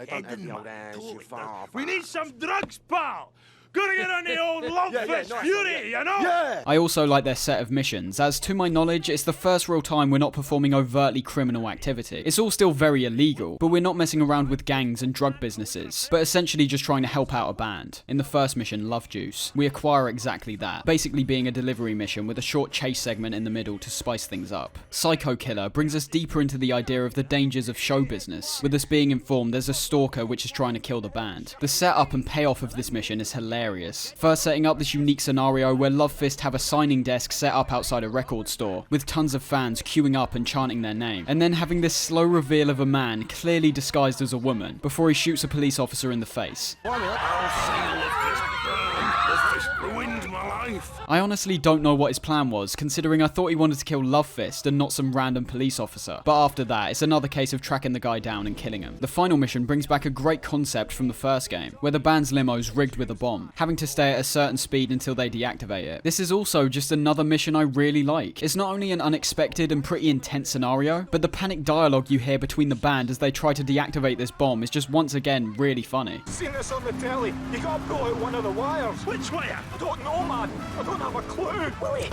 It's also one of the only missions I didn't actually have an issue with retrying constantly. Losing all your weapons is never a good feeling. But after that point, in missions like this where it's solely focused on driving, I actually found it satisfying attempting this mission several times, with each subsequent attempt leading me closer to the best route forward. Not to mention, there's also a brilliant quality of life change in relation to failing all of these missions, now being given a taxi, letting us retry these missions in a much faster manner. The final gang missions are with Mitch Baker, whose missions actually coincide with the stuff you were doing for Love Fist. To actually complete their missions, we need to acquire some security for their gig, which is where Mitch comes in. Alloy Wheels of Steel was a bike race, nuff said. Messing with the Man is all based around causing as much chaos as possible, nuff said. And Hogtied is a mission where you need to steal a motorcycle. This is also nothing too special, but I do like certain things it teaches you. For example, you need a motorcycle to start off with, so you can launch yourself up some stairs and onto a locked away building. You probably didn't know you could perform this move before this mission, considering the physics quite literally make no sense, but it's a good lesson that will be used effectively later on, and is even reinforced shortly after, by making the only exit out of this place be a set of stairs leading out the back. And after all of that, we're finally done with the gang missions. Although these aren't really part of the main plot, I'm still happy they're here, as they present some of the more memorable and strange characters, with some excellent missions to boot. It's also important to realise that these missions don't occur all at once. They're placed in between all the other main missions, which works effectively in both livening up the people you're interacting with, as well as making you realise there's other things going on around the city, outside of what you're solely doing. And then we've got the final few missions, with a big gap in between the last two. We first got Death Row, with the setup being that Diaz has captured Lance, and is getting ready to kill him, all because he attempted to kill Diaz without us. Depending on how much you actually care about Lance and your friendship, this mission could have low or high stakes. For me, I was somewhere in between. I don't have a deep and prolonged relationship with this game, so it's not like Lance is a character I've grown attached to after several years of playing this game. On a first playthrough, he's set up fine enough. It's not like they rush any build up to make you like him, but at the same time, you only interact with him a handful of times before this mission, so it's also hard for me to say the scenario's something that I truly cared about. Anyway, the mission's pretty good. The time has cleverly been replaced in exchange for Lance's health bar, and I heard several complaints about how difficult this mission is, but to be honest, I didn't have any issues. I felt like there was plenty of time to both reach Lance and take out all the enemies before he was even close to dying, and although there is a fair amount of enemies to deal with, I simply found this mission to once again be a well set up, unique combat encounter, taking place in a small junkyard which feels sectioned off from the rest of the map. I do think this mission works very well in setting up the penultimate mission though, having real stakes, considering you're both taking out the person who screwed you over in the beginning. Rub Out is a great mission, charging Diaz's mansion, with Lance helping out alongside. There's of course tons of enemies you'll need to mow down, as well as having to carefully navigate forward, as certain doors and pathways will be closed off due to Diaz knowing your presence. It's just an all-round brilliant and action-packed ending, closing things off with an awesome moment between you and Lance. I trusted you, Tommy. I would have had you made. Say goodnight, Mr. Diaz.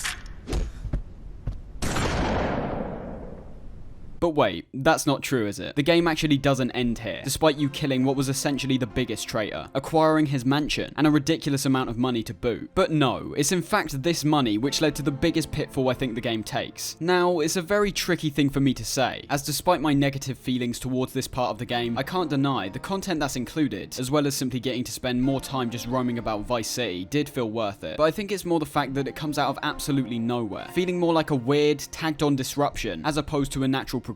Throughout the game, you would have noticed there's several buildings with floating icons on the outside. This means you can actually purchase the property, being one of two things: either a safe house which simply lets you save and collect any weapons that are stored there, or an asset, all of which have unique quest lines, eventually resulting in them being a passive source of income. Now, despite some of these assets being pretty good, there's far too many of them to go over individually, especially because there's a lot of these which essentially boil down to a vehicle mission, or in the case of the Pole Position Club, literally just sitting down for a while. The idea is introduced straight after Rub Out, with the first asset you attain being the mansion itself, requiring you to complete 3 missions to get the passive income. Now, I already don't like how that concept is introduced anyway, as despite being conveyed clearly, it's still a pain that the only way you can collect this money is by visiting the locations themselves. If there was simply a menu you could bring up to acquire all this money, that would have been perfect, but instead you've got to tediously go around every single asset you've purchased just to run over this icon to get some cash. And this cash is very important, as you'll need to purchase a minimum of 6 properties, complete all of their asset missions, and also have at least 2 of those properties be the Malibu Club and the Printworks. And to put that into perspective, you don't even have enough money to buy the Malibu by the time you've acquired the mansion. This would all be okay if this stuff was optional, but what I've failed to mention is that all of this needs to be done to unlock the final mission. So what initially was a game with a very smooth and fairly rapid progression basically turns into a grind. There's a few elements which really annoyed me here. One being that I had to do this in the first place, as it kills almost all the tension in relation to the main plot's conclusion. It does work effectively in creating the idea that you're building an empire, but still, you're constantly reminded that Sonny's going to come down to Vice City, and then by the point he actually does, it's been so long that you barely even remember he was supposed to come down in the first place. And 2, the amount of money you need to buy these things was unrealistic in my eyes, and was only able to be achieved by me by exploiting the vehicle mission called Cone Crazy, which doubles the amount of money you get every time you beat your personal record. And 3, the thing that pissed me off the most is that some of these missions are fantastic fantastic. The Malibu Club, for example, is all revolved around robbing a bank, something which you'd expect would have been done before, but is actually fully played out here, with you planning the job, acquiring the crew, and then busting in and stealing the cash. It's brilliant, even though some of the missions like the driver don't really make any sense. In that mission, you've got to race a guy so that he'll be your getaway driver, but I mean, if you can beat him, realistically, what's the point of him being the getaway driver? You'll also be introduced to some batshit insane characters like Phil Cassidy, the same Phil Cassidy we saw in GTA 3, who you can also do missions for separately to once again gain access to his intense arsenal of heavy weaponry. And then in the bank job itself, it's played out fairly realistically, with a good setup and payoff, starting organised and controlled, but then quickly spiralling out of control, ending up in you having to shoot your way out. I'd say that's the peak of the asset missions for me, especially when paired up against other ones, like the Cherry Popper Ice Cream Factory, where you've got to perform 50 drug deals in a very slow fashion. The other big asset mission is the Interglobal Films property, which does contain some pretty difficult missions, such as Dildo Dodo and G Spotlight. The reason for those titles are because you're of course not filming actual movies, but instead filming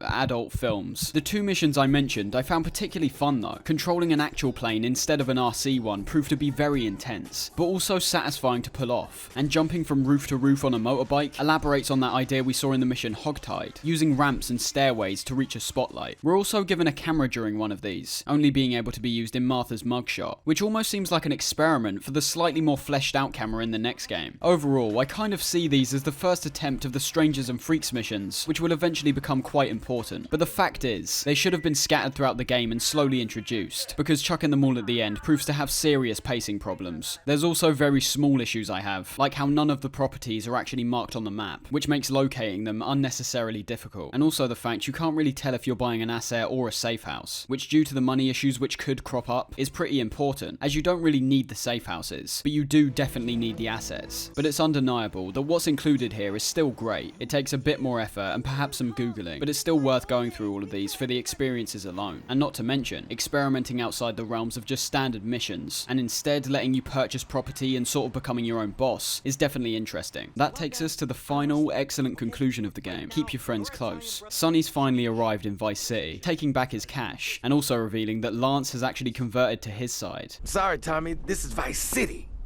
This is business.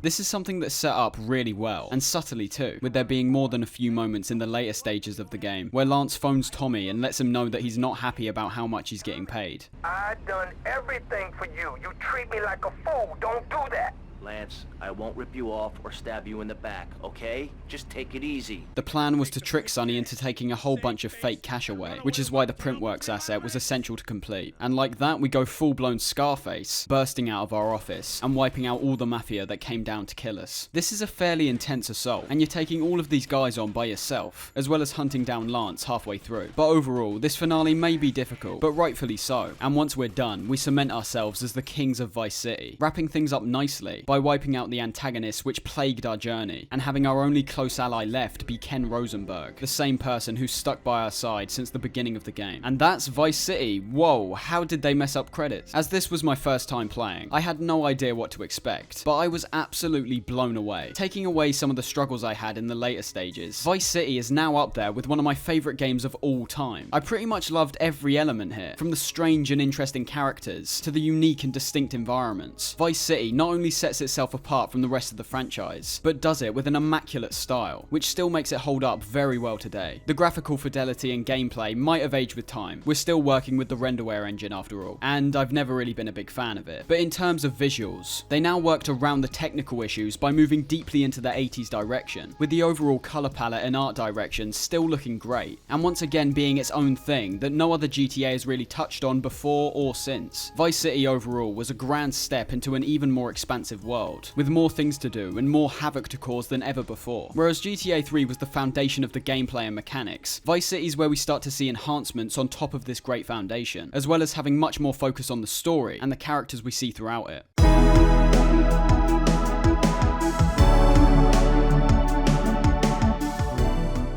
If Vice City was the big step towards absolute freedom and a gripping narrative, San Andreas is easily the culmination of all this setup. There's a reason the last 3 games have been very clearly labelled as a trilogy, as not only do certain elements carry over between each of the 3 games, but it's also a trilogy in terms of how the games were created. It's 3 extremely solid games, all of which are made with the renderware engine, which seem to get progressively closer to the goal of a totally unconfined sandbox. Now we're going to have to take a majorly different approach to this game, as the way San Andreas is structured all revolves around the story. On top of that, this game is ridiculously big, both in scale and what's included. So let's just stick with the story for a bit. A story which starts and follows Carl Johnson, or as he's better known, CJ. Once a member of the Grove Street families, we enter the game in 1992, where after 5 years of living in Liberty City, CJ returns home to San Andreas after being informed that his mother was killed by the Ballers, one of the Grove Street's rival gangs. San Andreas gets straight to the point with the themes it's attempting to portray, with CJ immediately getting pulled over by the police for no apparent reason, before they arrest him and take his money. This of course is relating to the ever-present fear of police brutality, and simply the incomprehensible amount of corruption that infests America's legal system. But, as we discover, this wasn't just a random case of that. Officer Tenpenny, voiced by Samuel L. Jackson, is already familiar with CJ from his former years involved in gang life.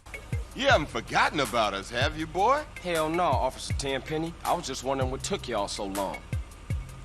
Get in the car. So him, along with his 2 other racist police officers, Pulaski and Hernandez, take us for a ride around the hood. You can definitely notice in the dialogue that the writing's become a lot more brutal and explicit, which I'm not sure was done just for effect, or was simply something they weren't allowed to pursue as heavily in previous games. There's not only a fair amount of swearing during these opening minutes, but also several racial slurs which are thrown around, working effectively and making these police officers even more heinous. You work fast, nigga. You know I just got off the plane. Well, that's a good thing we found you and retrieved the murder weapon. That ain't my gun. Don't bullshit me, Carl. Yeah, don't bullshit him, Carl. What the fuck you want from me this time? And like that, we get kicked out the car, with CJ's first experience back in San Andreas being a crappy one. Oh shit. Here we go again. As you could probably tell from this opening, this game is a whole lot more cinematic than anything else we've seen before. The presentation isn't just as slick as it's ever been, but the writing is top notch. The initial interaction between CJ and Tenpenny immediately makes us sympathetic for CJ and the situation he's now in, as well as making Tenpenny and his 2 men a clear antagonist, as well as a clear threat. GTA 3 and Vice City had us playing as 2 characters who were pretty much beasts from the get-go, but CJ's obviously being painted here as an underdog, someone who's completely out of their depth, which is a refreshing take on the GTA formula, and actually makes the player relate more to his situation and any future struggles. Shortly after arriving at his mother's home, CJ gets haunted by voices from the past, before one of those voices then tries to attack us with a baseball bat. You picked the wrong house, fool! Hey, Big Smoke! It's me, Carl! Chill! CJ? Oh, my dog! What's up?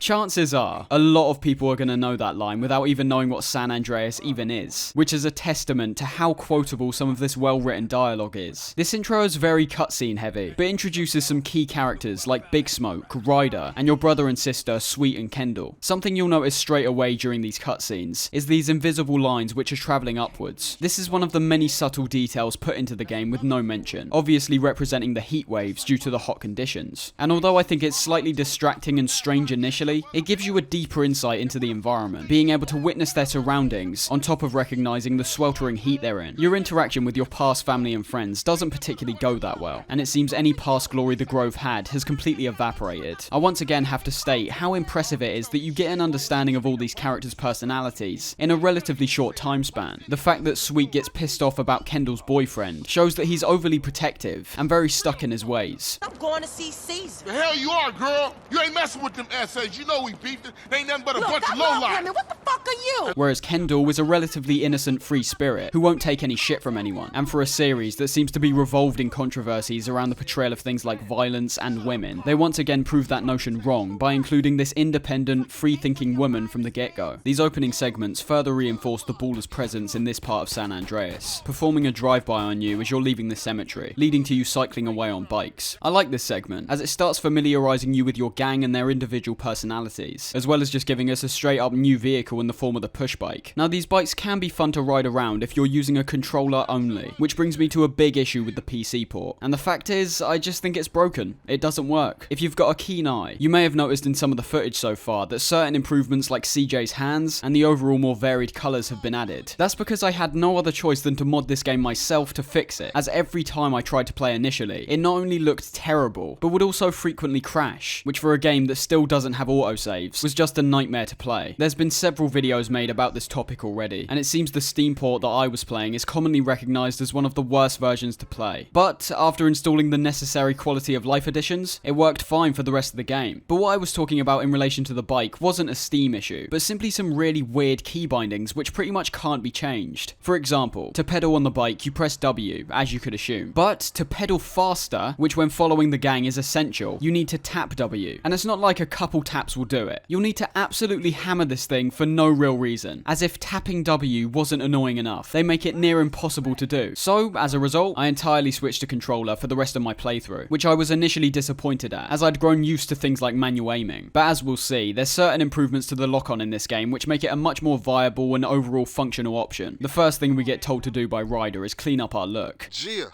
and get yourself some colors, fool. And a haircut. It's embarrassing to be seen with you.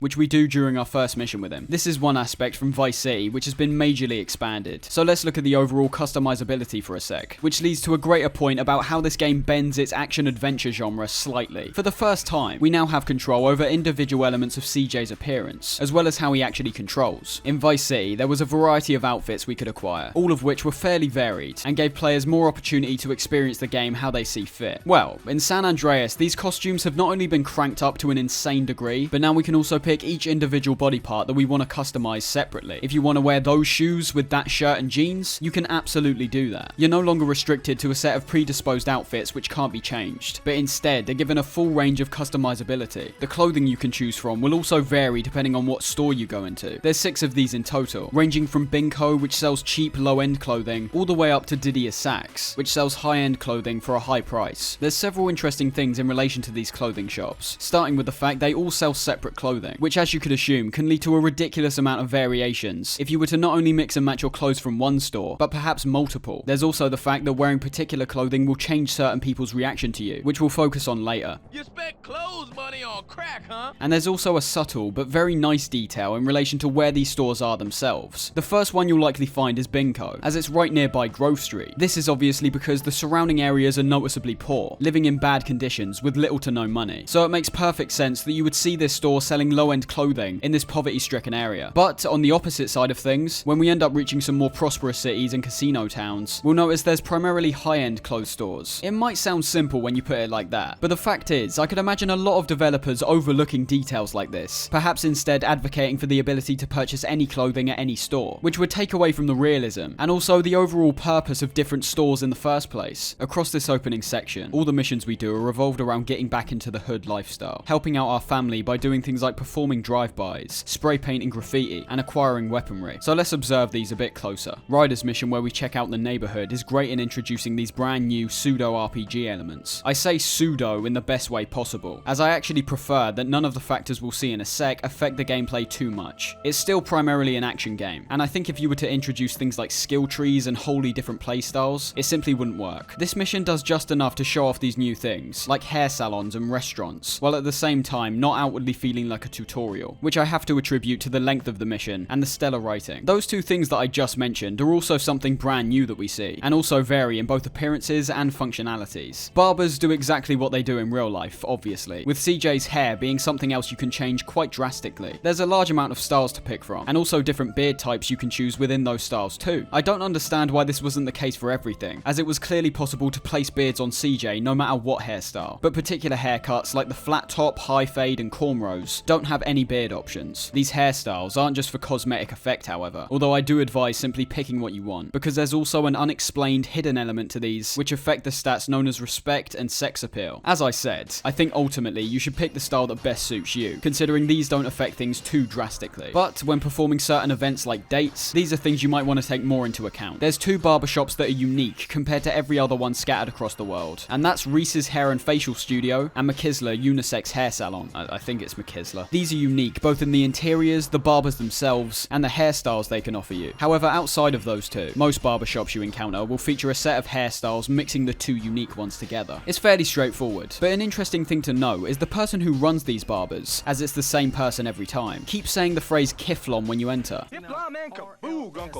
This is quite an amazing foreshadowing to a concept that will be fully fleshed out in the future, and links to elements like cults, and how people are indoctrinated into them. As for the restaurants, these are a fantastic inclusion, which pretty much completely removes the need for health pickups, which were the only way to acquire health in the previous games. I never really liked the inclusion of those things. It felt too arcadey, even for a series which wasn't entirely realistic yet, and they were too spaced out and tucked away to actually be utilised properly. And this is clearly something Rockstar felt too, putting in tons of these fast food restaurants throughout the world, which you can enter and purchase food from. Their appearances all vary both on the interior and exterior, featuring a chicken place, a burger place, and a pizza place. There's an added sense of immersion here, all the way from being able to enter the buildings themselves, to the fact you can actually choose different meals from their menu. Outside the appearances though, these all boil down to two things: a health pickup and a weight increase. Depending on what meals you choose from these places, you'll get a different amount of health added back to any you lost, as well as getting a certain percentage of fat added to your overall weight. This once again feeds into the RPG elements, which we'll talk about more in depth later on. But for restaurants overall, they add another layer of authenticity and interactivity to the game world, which was simply missing from the previous games. Tagging up turf, cleaning the hood, and drive-thru are all based around the ballers once again, with the first one introducing what's one of the many collectibles found in this game. I've never been a big fan of these collectibles in the first place, although if they're non-intrusive and some people will appreciate their inclusion, there's no issue in having these, as long as they don't take away from other elements. These are ballers tags, which can be found around Los Santos, with there being 100 in total to find. But that's not all though. Around the map there'll also be stunt jumps you can perform, horseshoes, oysters, snapshots, and on consoles there was even a way to play local multiplayer, which exclusively brought back the rampages. There is so much to find here, and as I said before, I don't personally see the point in finding all these things unless you're very determined to get 100% completion. Although as always, if you do end up pursuing these, you'll be frequently rewarded as you find them all. Cleaning the hood is a brilliant mission, in how it conveys the environment of the hood upon CJ's return, as well as setting up certain details which will lead to a satisfying payoff later on. What I'm referring to is the characters Beat Up and Bear. These aren't even close to being pivotal characters. You see them once after this initial encounter, but it was clearly done to make an impact, as when they appear later in the game, I hadn't forgotten who they were, all because of this first meeting. This is because we see the detrimental and destructive effects of the drugs circulating the hood, with CJ's reaction to Bear clearly showing that he's a shell of his former self, not being able to act normally, and having his life controlled by someone else. Hey, Bear?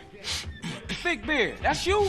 Hey, you still from the hood, homie, or what? The only thing Bear give a fuck about is smoking and keeping my house clean. Ain't that right, Big Bear? Hell yeah. Hell yeah what? Hell yeah, sir. Now go make that motherfucking toilet spark. No, man. As you might be aware, this is obviously referencing the crack epidemic which occurred in the US around the 80s and early 90s. And I think it's good how matter of fact this stuff is presented. It's not painted as out and out dark or shocking, even though the subject matter clearly is to some people. But we almost feel the complete disappointment and disillusionment to these kinds of people from the eyes of CJ and Ryder, only being backed up even further when we proceed to enter a crack den later on and beat up a group of whacked out crack dealing ballers. And then we've got drive-thru, a fairly basic mission which shows off how your gang can perform drive-bys from your vehicle automatically. But it does also have one of the most quotable lines in the entire game. I'll have 2 number 9s, a number 9 large, a number 6 with extra dip, a number 7, 2 number 45s, 1 with cheese, and a large soda.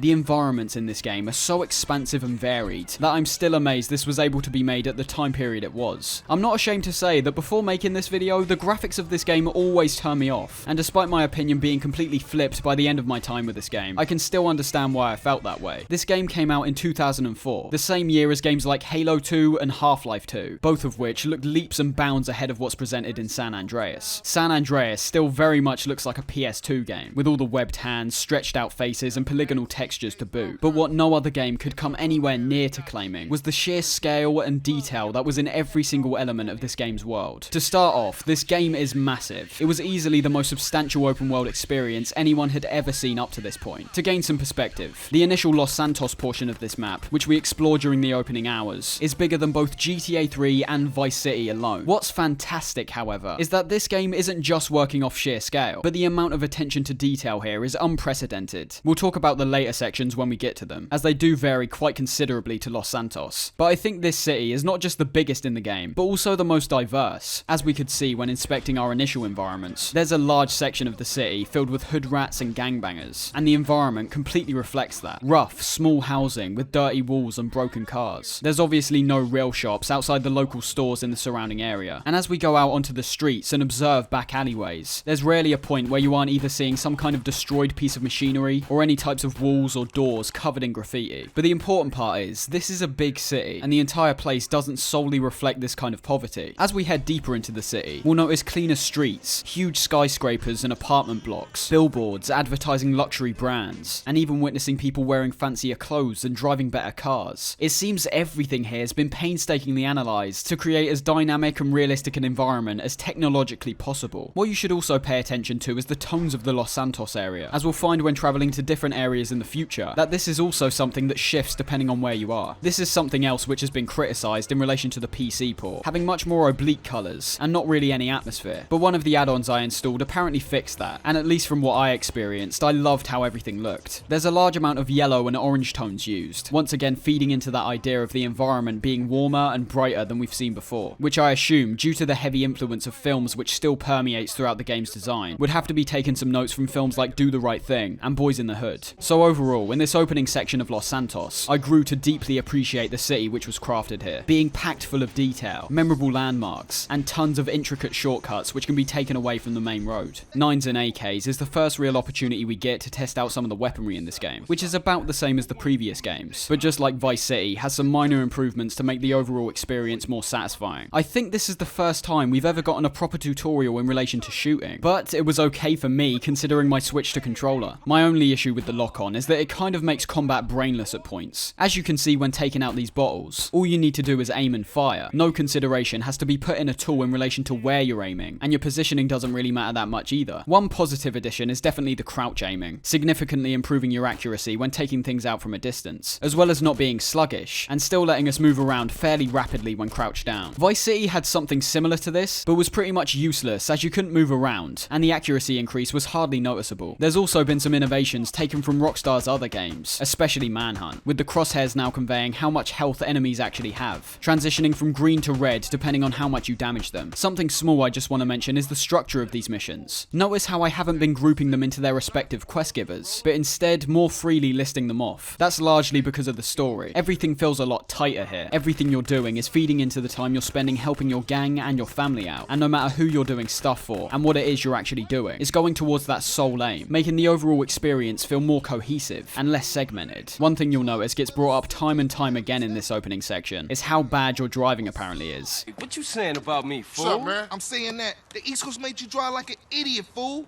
Man, you always crashing cars and shit. And for some reason now you back. All it is CJ drive here, CJ drive there.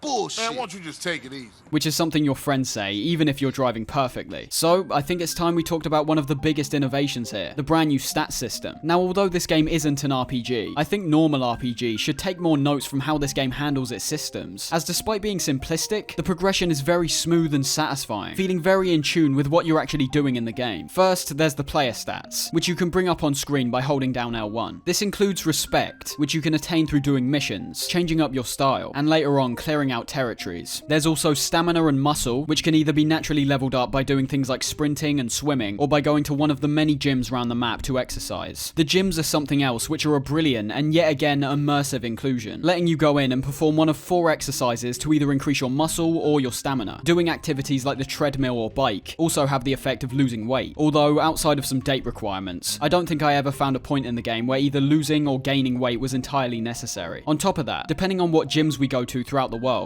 with there being 3 major gyms in each of the 3 main areas of the game, we can also learn different fighting skills by sparring someone, which we can then use on people in the open world. The gyms are also balanced well from the fact that you can only exercise a certain amount each day, removing the possibility of being able to level up all your skills in a short time span. Then we have fat, which of course is increased by eating, and only seem to affect your appearance, obviously, and also the way you run. There'll also be certain points throughout the game where characters will comment on your appearance, with your weight being one of the key targets if you end up eating too much or too less. Although getting getting fat is rarely an issue unless you create it yourself. You only need to eat a couple big meals to get full health, but you can still eat more after that point if you're purposely trying to get fat. Eat too much though and CJ will spew that junk right back out. These player skills would be impressive enough, creating noticeable changes to your character outside of the already broad range of customizability. But we've also got skills in relation to using vehicles and weapons. Every individual weapon you use is able to be leveled up over time, simply by using it against enemies or pedestrians. And there's some quite impactful outcomes if you choose to persist in leveling up certain weapons in particular. Weapons like the M4 and AK-47, for example, start off functioning exactly how they did in Vice City, with you being stuck to the spot whenever you aim and fire with these things. However, once you level up these weapons more, you'll be pleasantly surprised by the fact that you'll eventually be able to fully move and shoot these things, on top of having majorly increased range, accuracy, and rate of fire. This same result happens even when using weapons you can already move and shoot with, by letting you dual-wield weapons like the 9mm pistol and micro SMG. It's a mechanic that not only incentivizes creativity in the player's weapon choices, so they can level up each one to the max, but also rewards those who are persisting in combat and taking full advantage of the combat scenarios we see throughout the game. And then of course we have the vehicle skills, those being driving, biking, flying, and cycling. And all you've got to do to increase these is to once again just use them as much as possible. For driving, you'll find that the handling on cars will be much better, flying has the same effect, and is also essential to level up at one point in the game. Motorbikes are the same, but have the added effect of decreasing the chance of falling off if you crash, and cycling increases the speed at which you cycle, as well as how high you can perform actions like bunny hops. I think these are less felt than the weapon skills, because there's outside factors within the vehicles themselves, which already affect elements like how they handle and how fast they go, and you'll find that these are all very slow to level up in the first place, so the change is already going to be subtle. But as the game goes on, you will eventually end up noticing the early hours of your playthrough were mostly filled with moments where you were sliding, skidding, and crashing all over the place, which pretty much becomes void about halfway through. We eventually end up meeting Kendall's boyfriend, Caesar, who becomes a pivotal character, and basically our best friend as the game goes on. This mission introduces the idea of lowrider vehicles, a brand new addition to particular vehicles which adds hydraulics to them. This means you can stylishly bounce the car in several directions, also being able to lock the hydraulics in place to give you better handling, as well as being able to enter small competitions where you bounce your car to some music. We actually end up doing that in this mission too. But before we do that, we get the opportunity to inspect the mod garage. I was so surprised when this got introduced, as the ability to customize your vehicle was actually stripped out from GTA 4, so I always thought it was something which was added after then. But despite not having as many options to choose from, as we'll eventually see, there's still a fairly wide and intricate selection of things to customize. Paint jobs are pretty much a given if you're giving people the ability to mess around with cars, and you can't do anything too fancy like paint your own designs or add logos onto the vehicle, but are simply given a primary and secondary color to choose from, and then a range of tones to pick, depending on what type of car you take into these garages. You'll also be able to change things like the front and rear bumpers, the exhausts, the roof, and the car's stereo, with many sports cars only offering a paint job switch, and then the option to change the wheels, hydraulics, and nitro. In this mission though, it's all about the hydraulics, heading to one of these lowrider meetings and being given the chance to bet some money and go up against an opponent. It's very simple, literally just pushing buttons along with the music, but it's still fun to listen to the excellent variety of tracks which are included here, as well as just being a way to attain some money, something which isn't given out anywhere near as much as the past games. There's also clubs you can visit around the map which have a very similar dancing mechanic to this, but instead use actual button prompts, which might be a bit more difficult for inexperienced players. Despite how I mentioned all of these missions flow really well together, I'd say Riders missions in particular are very good at introducing new mechanics to the player. There's Home Invasion, which has us quietly robbing a war veteran's weaponry, which is scattered around the house. This lets us know that stealth, despite not being prevalent in this game, can be a viable option in particular scenarios. And also after this mission, we can collect this exact same truck and perform even more home invasions in our spare time if we feel like it, which is great, as it turns what's initially a one-time change of pace into a feature that players can invest their time in. I commonly stray away from that mindset, instead thinking these unique moments are made impactful solely because of their one-time appearance. But something like these home invasions aren't anything particularly amazing or mind-blowing to begin with, so letting players continue to do them is a positive in my eyes. Then there's Catalyst, which is another mission where we're stealing weaponry, but this time is more focused on combat, and has a nice moment where we need to chuck boxes to Ryder on the back of a car, testing our aim and our reflexes to when the car moves. And the final mission we do for Ryder involves raiding a National Guard base, which admittedly does present another brand new challenge, but due to it being revolved around fairly clunky movements we need to make when putting these crates into a back of a truck, it's not a mission that's particularly memorable or fun to play for me personally. We eventually end up meeting the character Jeffrey, better known as OG Loke.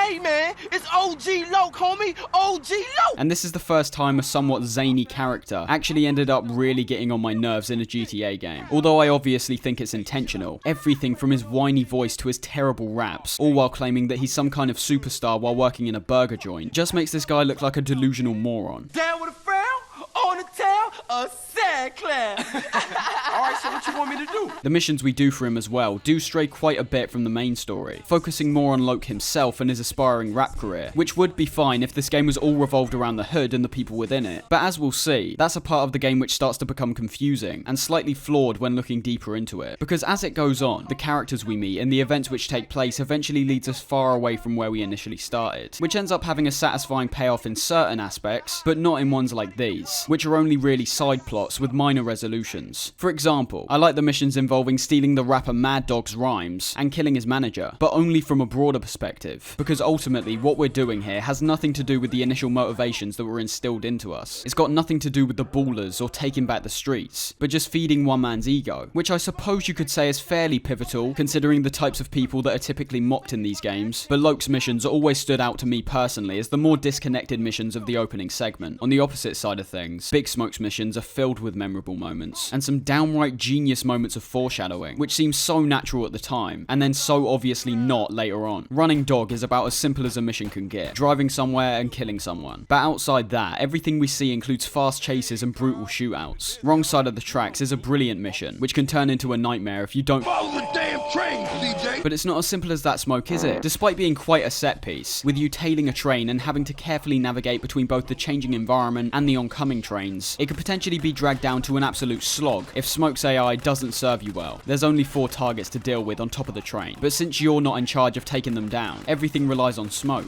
But even when it seems like you're in the perfect position, there's also a big chance that he'll just keep missing his shots. This is one of those cases where I'm happy that I've played San Andreas a bit before this playthrough, as my gameplay here doesn't reflect most of the times I've tried this mission. For some reason, Smoke's aim was pinpoint accurate here, but I still remember having to retry this one a fair amount of times, even when I wasn't doing anything wrong. Just Business involves another big shootout, this time in a unique one-time location where we go up against the Mafia. The best part, obviously, is when you and Smoke hop back on a bike, this time reversing the roles, and letting you take out the pursuing enemies. I'd say this is arguably the largest scale we've ever seen up to this point. It's taking us throughout the city, and has all these incredibly tense and excellent moments scattered across it. It's basically like those on-rail sections in Vice City, but cranked up to 11. And I also like how they don't put you into the first-person perspective here. I always felt that was a slightly strange inclusion, that kind of disconnected the events taking place and who was performing them. It's just such an excellent scenario, and ends up being one of my favourites in the game.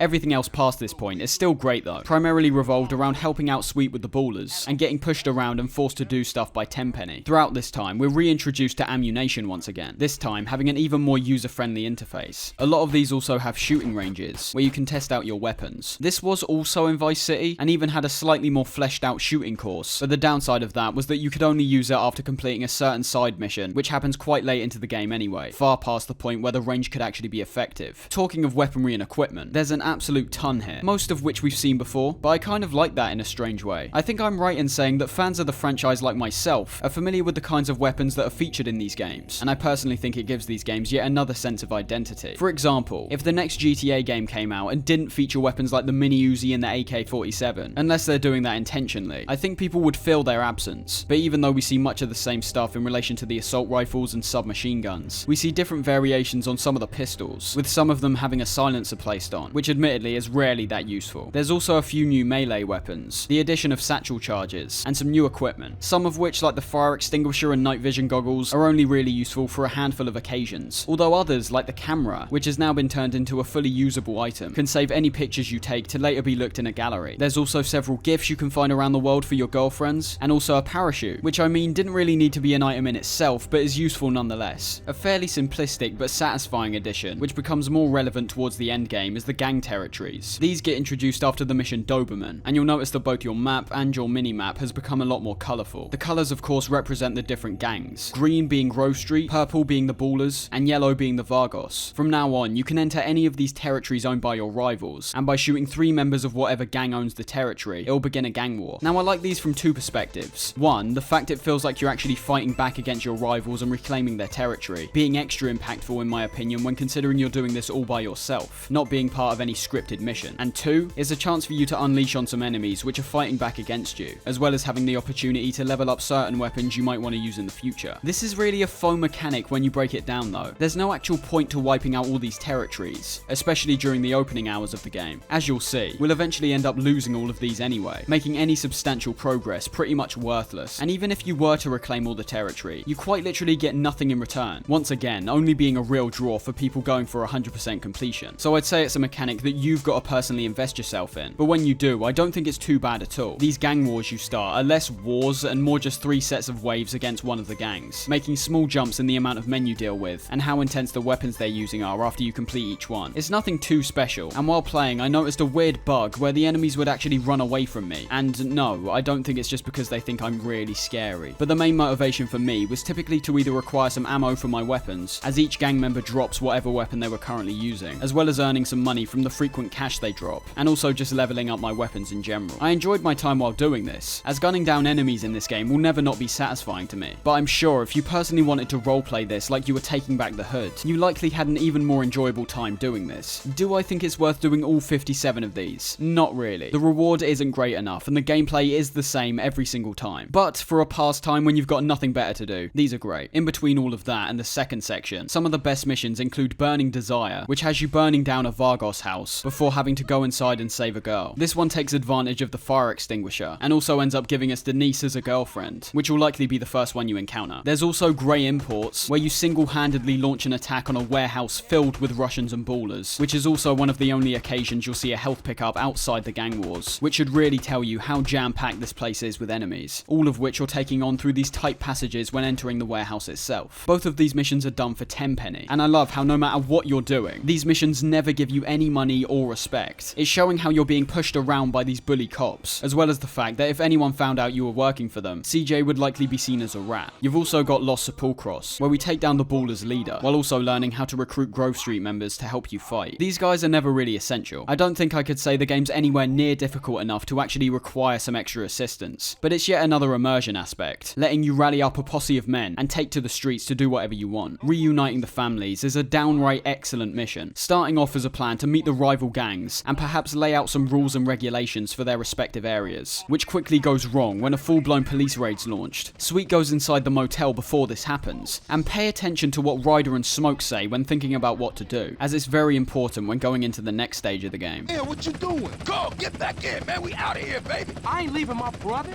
I ain't no buster. Man, it's every motherfucker for himself. They leave you to fend for yourself, where we then need to trail through this busted up motel looking for Sweet. I love the chaos of this segment, with the motel being filled to the brim with both police and gang members, some of which burst out of rooms and pop out of cover to try take you down. Smoke and Ryder end up coming back to pick us up, which might seem like it was all part of the plan, and I mean, I guess you could see it in that way. This leads to another on-rail segment, which is just as insane as the one we saw in Just Business, and has the added intensity of having cops jump on your vehicle who start punching you, being an insane visual, on top of being an actual threat, considering they completely mess up your aim. It's just another mission which feels like it could have been from a linear game, which might sound weird, but I think most people will understand what I mean. Open world games have this stigma around them that because their world is so expansive and detailed, the missions are more of an afterthought, relying much more on the sandbox they've already created, instead of what most players will be focusing on. And the previous games were privy to that in some way, especially GTA 3. There's not many moments where you're shown something you haven't had the capability to see already. There's not really any set pieces, but more just enemies set up in certain locations that you need to kill. Not only does San Andreas introduce some fantastic set pieces, but also makes them all unique in their own right. What I mean is, outside of reuniting the families, you're never going to witness a moment where a cop gets sliced up by helicopter blades while he's stuck on the front of your car. And then of course we've got the Green Saber, starting off as a celebration of Grove Street's revitalized reputation. But before we can help out Sweet, we get an urgent phone call from Caesar, and when we get to him, we witness 3 groups walking out of a garage. Some Ballers, Tenpenny and his men, and the biggest shock being Ryder and Big Smoke. This payoff is excellent, as it's a twist you wouldn't immediately see coming because of how tight and likable characters like Smoker. But when replaying the game, it'll be one of those moments where it becomes so clear they were always selling you out. Smoke lives away from Grove Street, and in fact lives in Ballas territory. He also gets frequently visited by Tenpenny, which initially seems like the same kind of meeting CJ gets forced into, but now gets repainted as a mutual arrangement. And even in that last mission, Smoke and Ryder didn't want to get involved with the police, because they're quite literally already in talks with them, so avoid the fighting and pick you up after. Before we get time to ponder on this though, CJ realizes Sweet is likely walking into an ambush, where we then need to dash to his location and help him fend off against the Ballas and the police. But due to Sweet getting injured during the fight, and CJ's reluctance to leave him behind, we end up getting arrested. But luckily for us, it's actually Tenpenny who picks us up, not throwing us in a jail cell, but sending us all the way out to the countryside so that we can continue to work for them. There's very few games which give me the kind of feeling I had when transitioning into the countryside, and to say the least, it's a remarkable feat. We've just spent a really long time getting accustomed to Los Santos, and for those who didn't check the map, you might have even thought the city was all this game had to offer, but we're now thrown out of the somewhat comforting hustle and bustle of the city, and are basically stranded in the wilderness. The shops are different, the people are different, everything that's included here sets us up to feel utterly out of our depth. We don't know where we are and where we'll end up. Now, depending on your tastes, you'll either really like this inclusion or despise it, because there's no real in-between in relation to the environment here. The scale is obviously unprecedented, but the important thing to note is that unlike the city, I think it's clear to see that the countryside isn't packed with detail. And I mean, that's kind of the point. If you had something unique and interesting every 5 seconds when exploring, I think it'd feel overly curated. But I'd say due to how barren and empty some of these parts are, it actually ends up creating even more of an impact, as it has that feeling which I really enjoy in games, where there's parts which feel almost completely abandoned, like they've been put in and left, which also brings an element of creepiness alongside some of the brilliant visuals. That's something else you'll notice about the countryside. The heat waves, which were frequently on screen in Los Santos, are gone, and the colour of the skies and just the overall tone goes away from being orange and yellow, and now towards a slightly greener colour palette. And before we look at how the story progresses in this section, I just want to take a moment to dive deeper into that creepiness I mentioned, by taking a closer look at both the weather conditions alongside some well-known urban myths, which, despite being blatantly untrue, are still worth looking at to gauge how players reacted to this environment. The weather system in this game has been refined much further, having tons of different weather conditions, as well as appearing slightly different depending on what parts of San Andreas you're in. Depending on the time of day, you'll also notice the weather can vary a lot, and that's including every type of weather condition. There's sunny, obviously, extra sunny, cloudy, rainy, foggy, and even a sandstorm in the desert sections. These feel even more immersive, with the fog and sandstorms being my favourite. The fog in particular had a real sense of thickness, and genuinely obscures things in a Silent Hill type fashion, which leads nicely into some of these urban legends which are very well known from this game. There were things like this in some of the previous games, such as the apparent ghost piano at Leon's place in GTA 3.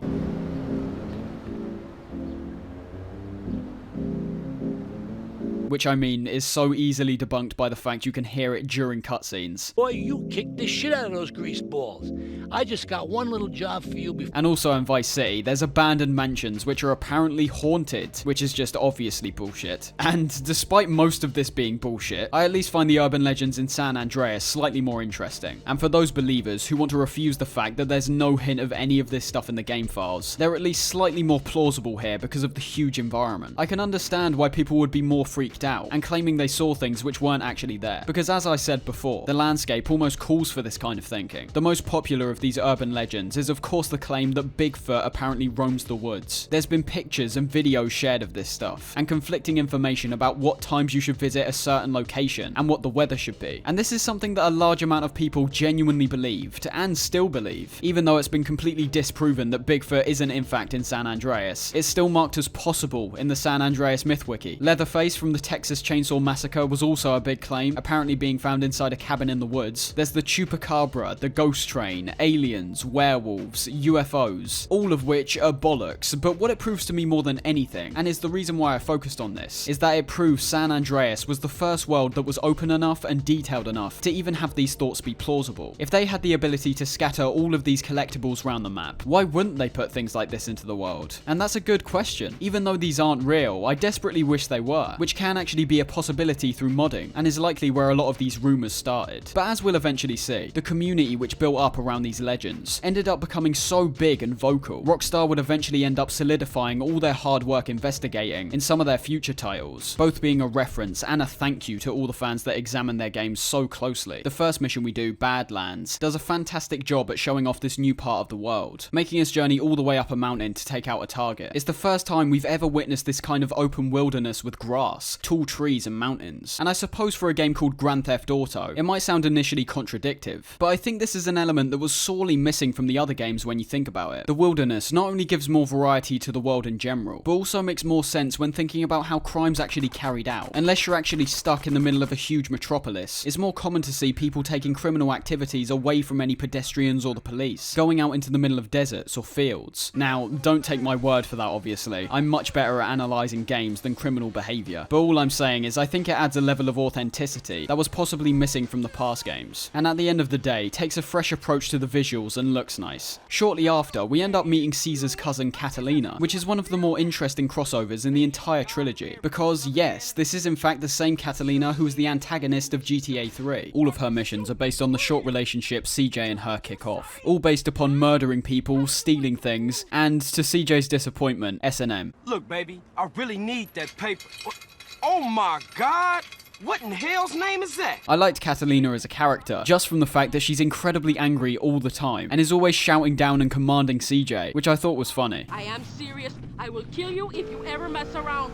I will castrate you first, then I will make you eat that. Enough! The missions are all revolved around robbing things, ranging from a tanker to a bank. These are all fine, but are fairly standard when you break them down. The bank heist, for example, isn't anything on the level of Vice City's heist. It's got none of the build-up or planning, but it's still good in how you shoot your way out of it, as well as the big payouts we start getting. Something which gets introduced after we steal the tanker is the tanker delivery missions, being one of the many side activities that we can partake in here. I literally don't understand how this game manages to be even bigger, more detailed, and jam-packed with brand new content both in the main and side activities, all on top of being released only 2 years after Vice City. There must have been some kind of black magic going on, because it's not like I'm giving this game any passes because of when it came out. Rockstar seem to be absolutely on one, and I don't know if they've really reached that kind of point since. The asset missions get brought back from Vice City. For the most part, the asset missions which you need to complete to attain the passive income are simply expansions on ideas that are already presented in the main missions. The tanker delivery we do for Catalina, for example, is stretched over 10 levels, which is the case for most of these. Be that deliveries, using bulldozers to prevent explosions, or any other variation depending on what business you're working for. The only issues here are the same ones which have been carried over from Vice City. The fact you need to actively travel to all of these businesses to collect your profits is still annoying, and is worsened by the fact that the world's so big. And ultimately, as we get further into the game, it's not particularly necessary to earn a huge amount of money, as you'll be getting enough from the main missions. Although there's a couple new additions in the form of the freight missions, in which you need to drive a train and deliver cargo to different destinations, and also pimping missions, which are basically delivery missions, but with the added threat of police possibly getting involved. You've also got import-export missions, where you can deliver 3 lists of vehicles to a dock located in Easter Basin, which takes a long time, especially as you'll need to find all these vehicles yourself, as well as knowing what they look like. The payout for this is immense though, garnering you $500,000 upon completing all 3 lists. There's also a selection of challenges, like testing out your BMX skills, racing down Mount Chiliad, and even triathlons that you can find at particular points. And on top of all of that, there's also mini activities that aren't really meant for anything outside of just having a bit of fun, like the different video game machines you can find around the map, as well as things like pool tables, basketball hoops, and when we reach San Fierro, there's tons of different gambling games we can play. Just a ridiculous amount of stuff for you to do outside the huge range of possibilities focused around the main bulk of the combat-heavy gameplay. This is the point where GTA definitively made the switch from a straight action game to a simulation game. It's not just about the violence anymore, but more about letting the player simply inhabit this world. Outside of Catalina, we also meet some other pivotal characters in this section, such as The Truth and Woozy Moo. The Truth is painted as a drugged-up conspiracy theorist, with the bulk of his requests in the future revolving around high-tech experimental equipment and classified information. We meet him in the mission Body Harvest, making us hate Tenpenny even more by witnessing this bullying, powerful figure sat on his ass smoking dope. All we need to do is steal a combine harvester to help with the Truth's weed farm. But unlike a typical delivery, the farm we collect this from is filled with hostile farmers who try to take us out with rifles. I love how there's specific voice lines which are played by the farmers as you make your way to the harvester, as it makes mowing them down even more satisfying. Come to the wrong farm, boy! Beat him down! It's always good for. And you are literally mowing these guys, with the brilliant detail of having their body parts be funneled out the back of the harvester. We also get a couple racing missions with Caesar, who's come down to the countryside with Kendall to help you out. It should be mentioned as well that whereas we were let loose, Sweet has actually been imprisoned, which should realistically be the driving force for the rest of the game, but kind of goes to the wayside as we keep playing. This is done for a very intentional reason though, which ended up in me thinking the story in this game might possibly be my favourite in the entire series. Woozie gets introduced in Caesar's racing levels, a very obviously blind man who has a certain level of pride which makes him want to hide it, despite being blatant to anyone that looks at him for even a second. Amazingly, we also see Claude in these missions, the protagonist of GTA 3, and although he does look quite a bit different to how he does in that game, I actually think he looks better in 3. It's still very clearly him, and wraps things up nicely to what we see at the beginning of the third game. When the police discover the Truth's weed farm, we end up setting off to San Fierro, which we do after first burning all the evidence, before driving away in the Truth's colourful peace-promoting van. When we reach San Fierro, it's confirmation that we're back to square one again. The countryside initially felt like a short diversion, before we got back on track in the hood, but the fact is, we seem to be getting pushed further away from that goal, and ultimately decide the best option is to simply set up and create a business out of the garage we've been given. We spend quite a lot of time in San Fierro, so let's have a look around. I'd say in comparison to every other location in the game, Fierro has the closest resemblance to Los Santos, both of which being based off San Francisco and Hollywood respectively, although I think this city is considerably more well together and prosperous than what we saw in Los Santos. We see many more skyscrapers, and areas which are clearly thriving in a business sense, as well as having distinct elements like the trams, and the many landmarks which are scattered around the area. What I also found interesting about this place, and I could be visualizing things that aren't really there, but I swear this area is a lot more in line with the San Andreas we saw in GTA 1, with a lot more roads which elevate and descend, as well as having areas like Chinatown, which were also in that game. It's something that kind of gets skirted over as the games go on, because as I mentioned, they've never actually gone to any other locations in the 3D game so far, and the versions of Liberty City, Vice City, and now San Andreas are obviously substantially different to what we saw in GTA 1, and as we'll see in 4 and 5, even these versions get switched up even further as technology progressed. It's kind of left me in a strange spot, where I don't really know what and if there's a definitive version of these locations, as the more you think about it, the only possible conclusion would be some kind of multiverse scenario, which obviously isn't GTA style at all. That's not to say these locations wouldn't change over time. GTA 5 in particular does a great job at showing the evolution of Los Santos, but it's more the elements like having completely new islands to explore, and having locations substantially remapped, that makes everything sort of strange when you think about it. In the first mission, Wear Flowers in Your Hair, where we go around the city with the Truth observing random vans for some reason we'll never really know, basically being an in-game reason to give us a tour of the city, where we also end up meeting the character Zero. After this, we can actually go and buy his shop, which will unlock a set of missions to complete with him. Unlike most of the missions in this game though, Zeros aren't actually essential to complete, as ultimately they aren't integral to the main plot, and stay more within the lines of simply being an asset. Thing is though, I don't blame anyone for not realising these are optional, because due to the big Z which crops up on the map, it's one of the only assets which continually presents itself and reminds you that you can purchase it, which is yet another thing they improved from Vice City, with the map now being a lot more filled out. The thing with the properties though, is that they don't constantly show up on the minimap like Zero does, and the reason I keep mentioning the fact that these missions are optional is because despite being just as quality as everything else we've seen, Zero definitely includes arguably the most despised mission from any GTA game. It comes after Air Raid, a pretty intense scenario where we're given a minigun to shoot down incoming RC planes, but then we get supply lines, which I'm so glad I've played before, as I actually ended up beating it on my first try, and even then I had quite a difficult time. Imagine the RC plane mission in Vice City, where you had to bomb the enemies in the boats. Now imagine doing it with a machine gun attached to the front of the plane instead, and also take away any second chances, and then you've basically got supply lines, which despite me still somehow getting it right the first time, is a terrible mission. The controls of this dinky little thing are terrible, especially on controller. You're taking things out with a gun on the front of the plane, which makes things way harder, as you need much more precise positioning, as well as having to actually aim something instead of just dropping a bomb. The plane's relatively fragile, but if you don't kill your targets quick enough, they'll open fire on you. The targets are also scattered quite substantially from each other, with most of them also being on the move. And on top of all of that, you're essentially being timed on all of this due to a fuel counter that goes down pretty swiftly. I can totally understand why people hate this one, and I've got a feeling it might have either been sheer luck or the increased frame rate which let me beat this one, as I definitely remember getting incredibly frustrated when trying to do it on the Xbox version. New Model Army isn't too bad though, and I actually really like the concept of basically playing out a strategy game from this third person perspective. It would be good if Zero could just be quiet for a second though. Carl, Don't be an idiot. Use the goblin to move that barrel. Carl, I'm blocked. There's another Carl, cursed get a barrel flank in the way. In terms of the main story, we now end up working for slimeballs like Jizzy B, getting involved in gang culture that we barely even know about with Woozy, all on top of trying to start a family business with Kendall and Caesar. The content in this section is still great, but I think there's a problem which might start cropping up for more than a few players here, and is something which I think has permeated ever since San Andreas for Rockstar, and that's the fact that because these games are so lengthy, both in a story sense and an overall gameplay sense, people might end up becoming disillusioned or disinterested in the game entirely. We've just spent hours focused on one sole thing, that being the hood and our family, and at this point we're basically told we're done with that part now, and are being moved on to other stuff. As I said before, there is an actual reason for this, but I think in future open world Rockstar games, not just GTA, they do have an issue with that, introducing too many characters and too many different scenarios, that it might actually end up overwhelming the player. It's not necessarily a good or a bad thing, because depending on who you are, any slither of new content could be appreciated to an insane degree. But on the other hand, within the past few releases, I've always thought Rockstar's been on a tightrope in relation to overcrowding their games with some unnecessary bulk, with Red Dead 2 easily being one of the best examples of this, with every future time I've tried to replay that game seeming almost impossible to me, just because of how extensive the game is. 555 We Tip is yet another case of what's basically a delivery mission being rearranged to create something new. Instead of just stealing a car, we beat up a valet worker and take his clothing, looking out for a particular car being driven by a district attorney, before driving it back to the garage to plant drugs in. This is all done with the timer, which isn't that strict, but did make me realise something about the cars in this game. The way they get damaged still hasn't really progressed at all, most likely because they're still working with the same engine. I mean, look at what damaged the car in this part. A slight scrape caused the entire back of the vehicle to become wrecked, which in normal gameplay wouldn't be anything to get annoyed about, but definitely is when you're being asked to drive perfectly on a timer. I think the cars themselves look much better, but it seems they still react the same to most crashes. Destruction's a fun mission, where you need to completely wreck a building project nearby using trucks and bulldozers. It's nothing too amazing, but not too bad either, and I love the final moment where we bury the foreman alive while inside a porta potty. Photo opportunity is the last real taste of the hood which we see for a while, getting informed that Ryder's having another meeting at Angel Pines, which is where we also see characters like Jizzy B and Torino, who we'll eventually end up working for. In between this time, we're also given the chance to take part in a driving school, which isn't mandatory, but still definitely worth doing for a multitude of reasons. Not only do I think all the challenges are relatively enjoyable to perform, ranging from dodging cones with a bust tyre to performing barrel rolls in the air. Doing things like the barrel roll also ends up giving you some money, although it's a fairly small amount, and ultimately the main takeaway from this is the improved driving skill which you'll attain, which is both racked up by doing each individual test, as well as being the only reward when completing the mission fully. The same goes for the 3 other schools which are in this game, those being bike, boat and plane schools, although the only one worth doing for the fun of it is the boat school, as there's no kind of boating skill which can actually be progressed. We end up discovering that the people Ryder met up with were part of a local syndicate, with Torino being at the top, T-Bone Mendez being in charge of security, and Jizzy B being the deal maker. This starts our plan to infiltrate the group by doing work for them, ideally so we can get our hands on Ryder, but also getting rid of the others to remove any kind of outside threat which might become present if our business becomes more successful. This is much easier than expected though, with one brief encounter with Jizzy leading us to performing some pimp work for him. This isn't unrealistic though, as Jizzy definitely paints himself out to be a complete moron. This isn't like the standard pimping side activity, with there being multiple stages of elevation. First dropping off a prostitute to a job, before then wiping out another pimp who's attempting to steal our workers, as well as saving a couple other prostitutes. Jizzy's other missions are of course all focused around performing dirty work for him, all being relatively enjoyable, like T-Bone Mendez, where you chase after motorcycles and steal packages from the back of them, as well as Mike Torino, where we rescue and meet the man himself.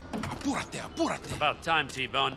Who the fuck is this? Torino was one of the more interesting characters in my opinion, being an undercover government agent, who doesn't really appear to be undercover at all, and is just simply leading a crime syndicate with the help of these 2 other men. I think he's also a character who's written geniusly, as throughout all of our interactions with him, he's never really painted as a villain, and as we'll see, he'll actually end up helping us out more than any other character in the game. I think it's just the matter of factness and believability of a character like this, which makes me not particularly like his character, but appreciate his inclusion, once again showing off the corruption which inhibits the American government, with what's essentially this untouchable and incredibly powerful figure, with eyes all over the place, using his powers for bad. The sound in this game is relatively the same for the most part, but I've got some small nitpicks in relation to elements like how the weapons sound. For me personally, I don't think they're as punchy as the previous games, and actually end up overlapping a few times between several different weapons. Just compare the sounds of the pistol for example. In GTA 3 and Vice City, the sound's exactly the same, having this bassy weight to it. Whereas in San Andreas, it sounds more like you're shooting out Nerf bullets. was a suicide mission for sure. I could understand the argument in saying this version sounds more realistic, but I think the former has much more of an impact. GTA 3 has no overlapping sounds, which is mainly due to how there simply wasn't many weapons in the first place. Vice City has a couple, with the normal and stubby shotgun sounding the same,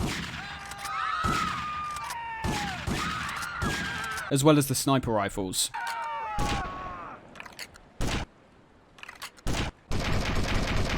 But in San Andreas, we've got two shotguns which sound the same,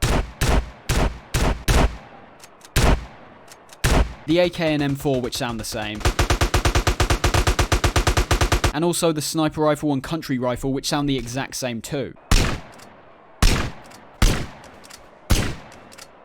I understand this could be due to hardware limitations, and it's not something any casual player will even notice in the first place, but it's these subtle things which I always liked, as it gives each individual weapon its own personality in a way. Like in GTA 3, the difference between the AK and M4 was huge, with the M4 having this incredibly fast rate of fire and almost deafening output, whereas the AK sounded a lot more tame in comparison. As for the overall ambience, it's got that same desolate drone which all the other games have, but with the larger and more diverse world, it obviously varies depending on where you are. For example, when you're exploring the wilderness, everything becomes a lot quieter.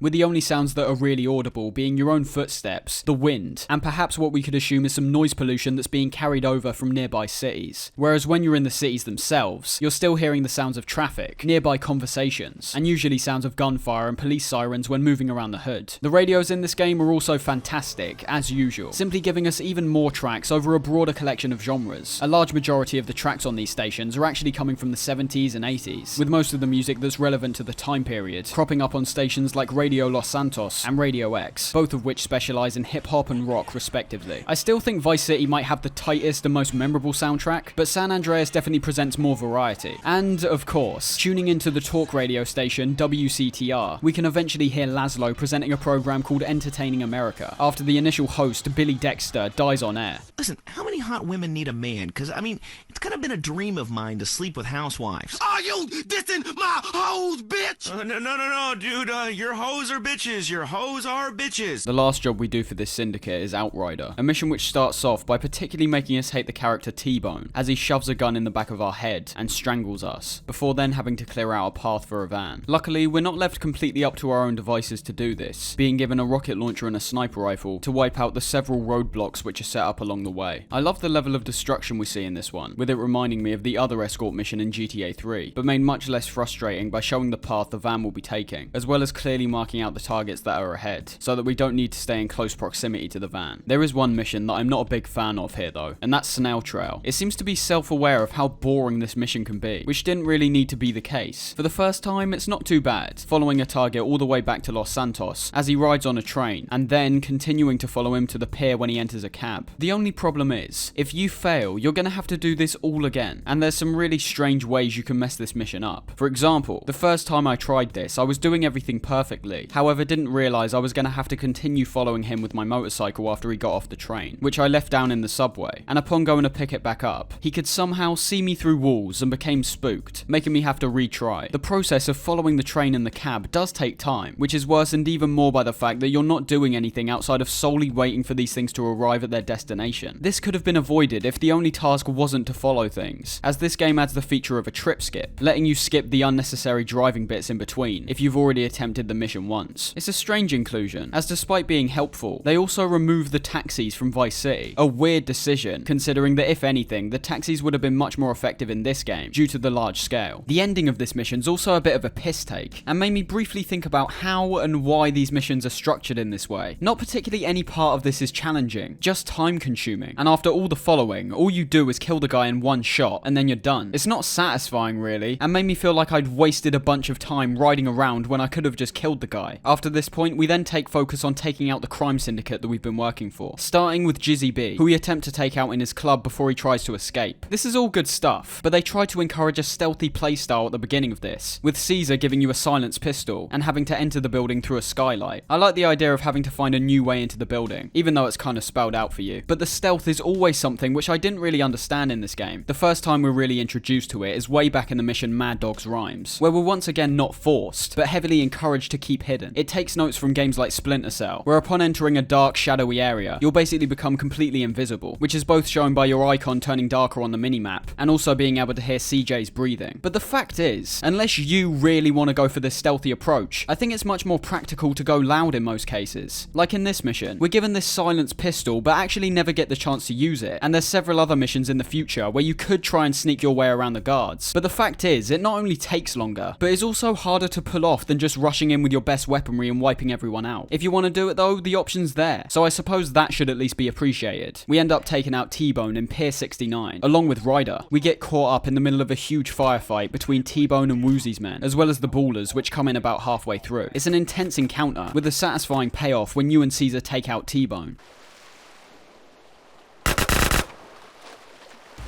But what I think should have been the more impactful kill actually ends up being quite underwhelming. Ryder takes off in a boat, and you don't get any sort of closing monologue or even any talk particularly between the both of you. You just chase him down and destroy his boat, considering this is someone we spent more time interacting with, as well as being a character that actively betrayed us and almost got us killed. I think some more emphasis perhaps should have been put here. I loved Woozy's missions overall, but I've got a feeling that might have a large part to do with how much I enjoyed Woozy as a character himself, as well as just some of the genuinely funny interactions we see in the cutscenes.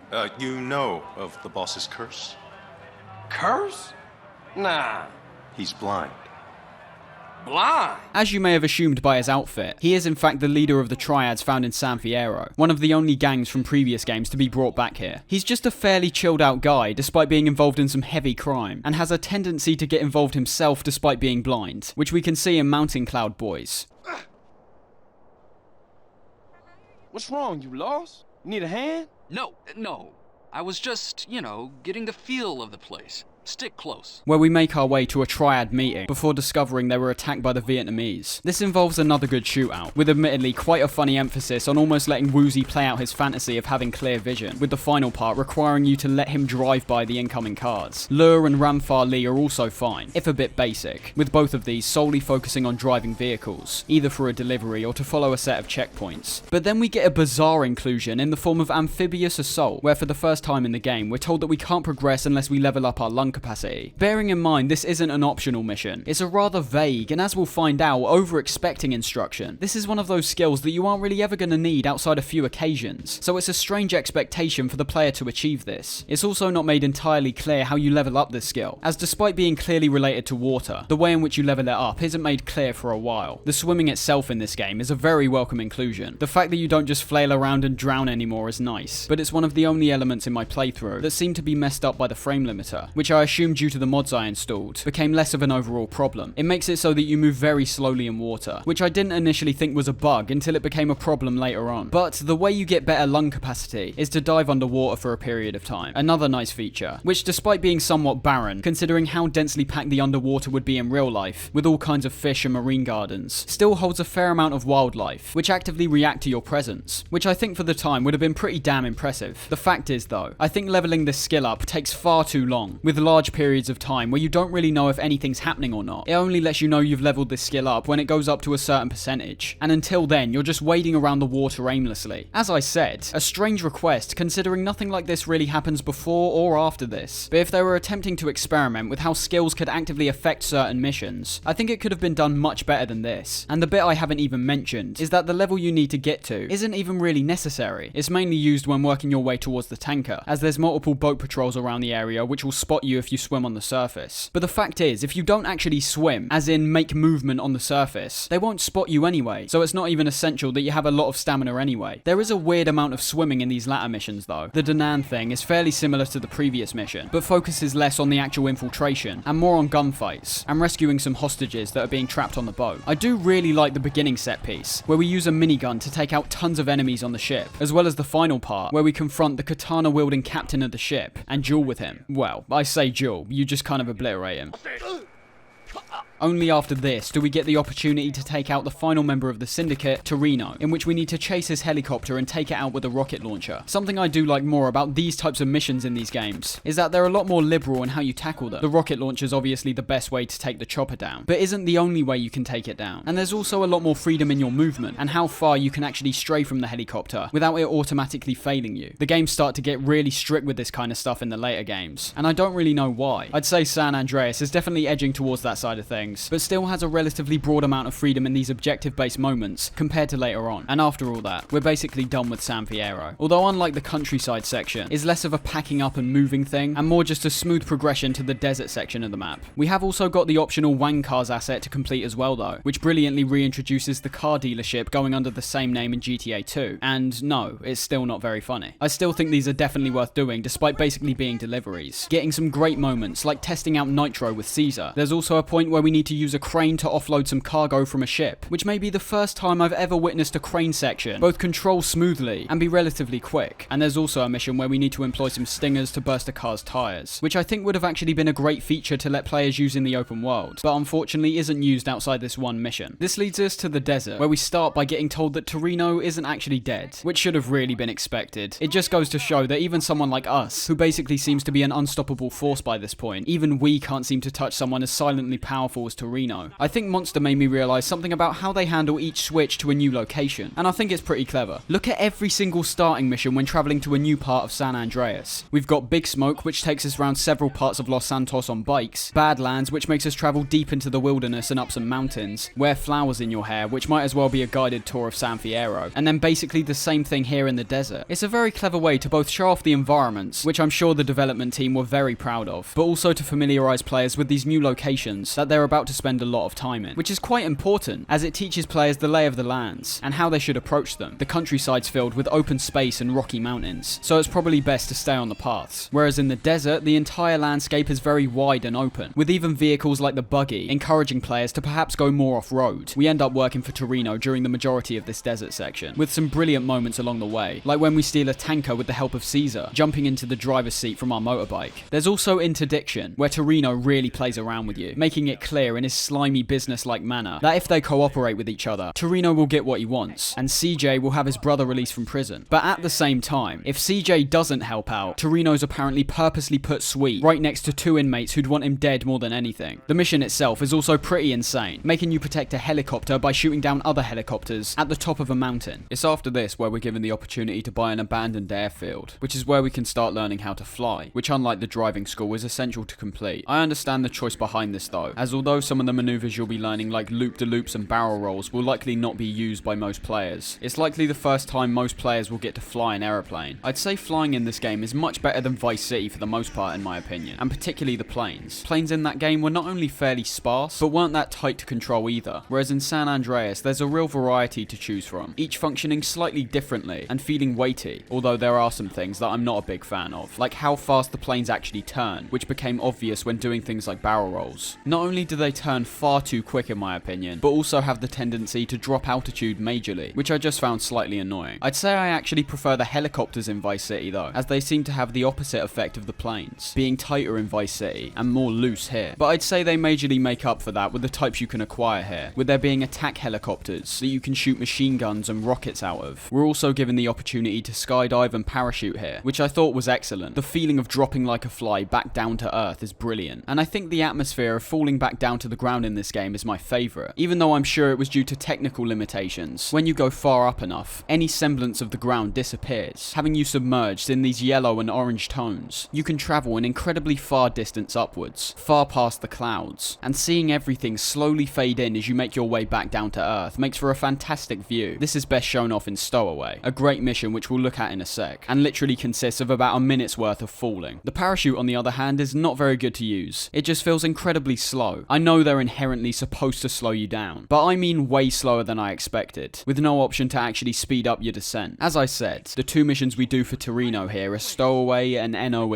Even while playing NOE for the first time, I knew this would be one of the missions that people hated, and I was right. We've pretty much only just learned how to fly, but this scenario holds no punches in relation to how skilled we are. Our objective is to fly a pretty far distance away from the airstrip and make a drop, but the twist is that we can't go too high into the air because military radars will apparently pick up our aircraft. This is a recipe for disaster, as you could assume, as you've got to be paying attention to your surroundings and the numerous obstacles like trees and mountains that you could easily bash into, as well as constantly managing your visibility. I could tell it was going to be difficult for a lot of people, but it's on the good side of difficult for me personally, as despite the actual flying being pretty tricky, they keep the actual mission simplistic and mainly focused on the air travel. Stowaway on the other hand is fantastic all round, this time with you hopping on a bike and chasing after a plane as it takes off. Although this is an epic set piece. I had to retry this a couple times because I didn't end up reaching the plane in time. I was confused because I was accelerating the entire time, but I found that going more in the center of the ramp made it much easier to get on, which is kind of counterintuitive, as things are constantly getting flung out the back, which makes you want to avoid it. But that's only a minor thing. Then after getting on, you've got to deal with the several agents that are on board, as well as the ones throwing explosive barrels at you. This is all capped off by setting some charges and jumping out the back while it explodes, which leads to that gigantic fall which I mentioned a second ago. The other two things we do in this airfield are for the truth, and are both revolved around some weird government projects that are being hidden. One of which is referred to as the Black Project, being kept in a government facility called Area 69. This is obviously a parallel of Area 51, which has been the center of much speculation revolving around what its actual use is, with the most popular theories revolving around experiments with aliens and alien technology. I do really like this mission, but it's got one problem in my opinion. It was far too easy for the kind of operation this is, because even though you're advised to keep quiet, you can deal with these military pretty easily, as despite there being quite a few, they're spaced out enough to deal with separately, and were also kind of buggy in their movements for me. And the best part is obviously the fact this facility, which apparently holds top secret information, just lets you walk right in the front door. Entering the facility itself is fantastic as well, having cargo rooms and corridors packed with military, as well as having the surroundings appear uniquely high-tech, with rooms filled with computers and devices. We even get our hands on a minigun here, which needless to say is very fun to use. There's even subtle details added here, like the frequent voice lines we hear coming through the intercoms, with what sounds like an incredibly bored admin worker letting everyone know that we're stealing this government equipment. Personnel found stealing alien technology will not be provided on the next step night out. And that's obviously the most well-known part of this mission, the fact the titular Black Project is an actual jetpack, which controls brilliantly and is a blast to use. The biggest pitfall they avoid is that the jetpack doesn't control like some kind of vehicle, or have any different control scheme at all. It's basically the equivalent of turning no clip on, being able to elevate by holding X, and lower yourself with square. That's depending on where you point the jets though, as if you don't push the directional stick at all, you'll simply go upwards, but by pushing forward, the jets then push you fairly fast in whatever direction you want to go. After using this jetpack one other time in the mission Green Goo, which I have to say does a great job at showing how combat can effectively be carried out from the jetpack, you unlock it permanently to be used in the open world. For people who looked at GTA as a gritty, realistic crime simulator, this is taking us much deeper into the realms of absolute absurdity. But I don't think anyone can deny that flying around and killing people with a goddamn jetpack is one of the best things ever implemented into any of these games. And with that, we're led to the final location, as well as the penultimate section of the game, that being Los Venturas. We've had an alternate Hollywood, an alternate San Francisco, and now we get an alternate version of Las Vegas. This is a city that's filled to the brim with rich people looking to spend money on expensive things. And I'd argue it might be the best looking city in the game, especially at nighttime. Everything from the bright lights and signs promoting casinos, to the palm trees, also wrapped in these appealing colours, seem to scratch that very same itch that Vice City did, despite the operations that are run in this city being pretty gross. The outside definitely doesn't reflect that, which is some fantastic commentary in itself. But along with these huge arrays of captivating lights, we also witness some really unique designs in terms of the stores which are set up along the strip, as well as having what appears to be a smaller version of Disney World, and some other attractions whose sole purpose is to once again take people's money in the bucket loads. Unlike Los Santos and San Fierro, the roads are also considerably wider, which as I said, gives it that freeing feeling that Vice City did, where you can cruise along without any real concerns about crashing into any oncoming traffic. This area does a great job of taking things full circle, not just in the context of this game, but also the entire trilogy in a way. We met Claude earlier in the game, setting up the events of GTA 3, but even though we don't actually meet Tommy Vercetti, we'll see later on that certain characters from Vice City do eventually show up here. We start off this section primarily working for Woozie, now the rightful owner of the Four Dragons Casino. This is obviously where we can play all the parlor games and slot machines, which actually contribute to your gambling skill, which doesn't do much outside of stopping you from playing certain games. We're now in the big time, making big money, and our actions here reflect that, with the casino business taking center stage. Fender Ketchup is a good starting mission, tying Johnny Syndico, the underboss of the Syndico crime family, to the front of a car and scaring the shit out of him. There's numerous things you can do to scare him, like going at high speeds, crashing into things, and driving on the opposite side of the road. And just watching him sliding around our bonnet while he's clearly pissing his pants is hilarious. Although I wasn't a big fan of explosive situation, there's nothing too bad about this mission, making you go to a quarry to deactivate some explosives. But I just thought the actual flow of the mission felt very stunted, smashing open these tiny crates one by one, with each time you smash one, requiring you to get out the vehicle and pick them back up. I do also think the escape from the quarry is pretty nice, having to find a completely alternate route while carefully maneuvering your motorbike, but it's kind of dampened due to how unclear the route is, which in turn led to them putting arrows in, which makes it feel less like you found a way out and more like it just told you what to do. The Caligula heist is one of the best parts in this section, being completely optional, but for whatever reason, I'm not really sure. It's not like any of the other things you do in this part are that much different, considering it's all based around making money, but it's definitely not worth missing. Unlike the Catalina bank heist, which was still good but perhaps slightly underdeveloped, the heist we plan with Woozy includes a multi-step setup where we collect the best group of men for the job, as well as acquiring all the appropriate assets, which we'll need to rob Caligula's casino. The first of which is the blueprints, to help us map out a way in and a way out, being a great first step, where we need to take a picture of the blueprints without being noticed. It's a semi-stealth mission, as you're not actually hiding in the shadows, but more hiding in plain sight, and I'd say I definitely prefer this Hitman-esque approach over the overtly stealthy stuff in this game, although things don't go fully to plan, with us setting off a fire alarm so that we can get a clear picture without the guards noticing, which ends up not really helping anyway, as they open fire on us as we try to leave. Key to her heart requires us to follow Millie Perkins, who works at the casino, and then romance her with the kinky knowledge we gain throughout the mission to acquire her keycard. But things become a bit more obscure after this point, as when you complete this one, you still don't actually get the keycard. This is where the idea of girlfriends is actually used for a specific purpose, and despite being kind of simplistic, there's still some hilarious moments to be had here. All you do with your girlfriends is pick them up at a certain time, and then take them somewhere they like. Having certain hairstyles and wearing particular clothing will change how much they like you or not. And as for Millie, when I tried to date her, she seemed to hate almost everything about my version of CJ. But my favourite part is that when you go on a date to one of these places, you'll immediately know if it's been a good or bad date depending on the music, and also her reaction. The fact they chose Killing in the Name of to reflect a bad day absolutely killed me the first time I heard it, as it's so apparent that this woman absolutely hates you. The only thing is, it can actually take quite a while for Millie to like you enough, which can take even longer depending on if you get these dates right or wrong. But luckily, we can bypass all of this by just killing her, in which the game actively adapts to your actions, and just lets you pick up the keycard. I have no idea why you couldn't just do this in the first place, as dating her takes up so much more time, but I can definitely appreciate the fact that it doesn't outwardly fail you, or has Millie magically respawn. Dam and Blast is another fantastic mission, where we fly this huge plane to a nearby dam, and parachute down from a high position. It's another one focused on that half-assed stealth, encouraging you to do it and then not particularly punishing you if you don't, which in some ways is actually better, as it doesn't force you into the stealth gameplay, which as we've seen isn't all that fleshed out. Cop Wheels is slightly more annoying, just from the sheer fact that we need to steal multiple police motorcycles that are scattered all around the city on top of being timed, but it's only the hard work that I really had an issue with. Up and Away is the final setup mission before you're forced to progress the main story, and is another intense mission all focused on combat, and I think they knew this one was slightly more difficult, with there being a few health and armor pickups along the way. We are assaulting a military base though, so it makes sense, being jam-packed with army men who are all using highly damaging M4s. The only part I didn't really like was the final part, where we need to collect the armored van with a winch. I simply don't think this helicopter controlled that well, and I understand upon picking up the van we'll get more weight added to us, but this is just ridiculous. You can barely move an inch without dropping several feet in the air, which made taking the van back a bit more of a pain than I thought was necessary. One mission I can confidently say I didn't like in this section is You've Had Your Chips. It's relatively like everything else we've already seen, entering into an illegal chip making factory to destroy the machines. As you could assume, there's tons of enemies inside, but this wasn't my problem. My only issue with this one is the enemies with the shotgun, which deal a ridiculous amount of damage to you for seemingly no reason. A shotgun is a powerful weapon, yes, but we're talking almost all of our health being taken away after one shot, which funny enough never seems to happen when we use the shotgun. This led to several retries where I had to carefully map out my path forward, which I would usually praise, but in this instance I didn't like it, as there was only one real threat that cropped up a few times in different positions. I also don't think the inclusion of a chainsaw pickup nearby was particularly wise either. As for me, that implied that using it on the chip making machines was a good option, as you're not really going to use the chainsaw against people who are shooting you in the face. But if you end up hitting them like I did, you'll discover they actually explode, once again taking away a large amount of health. It's not awful, but I'm never a big fan of enemies that can just wreck you really quickly. It always feels quite cheap.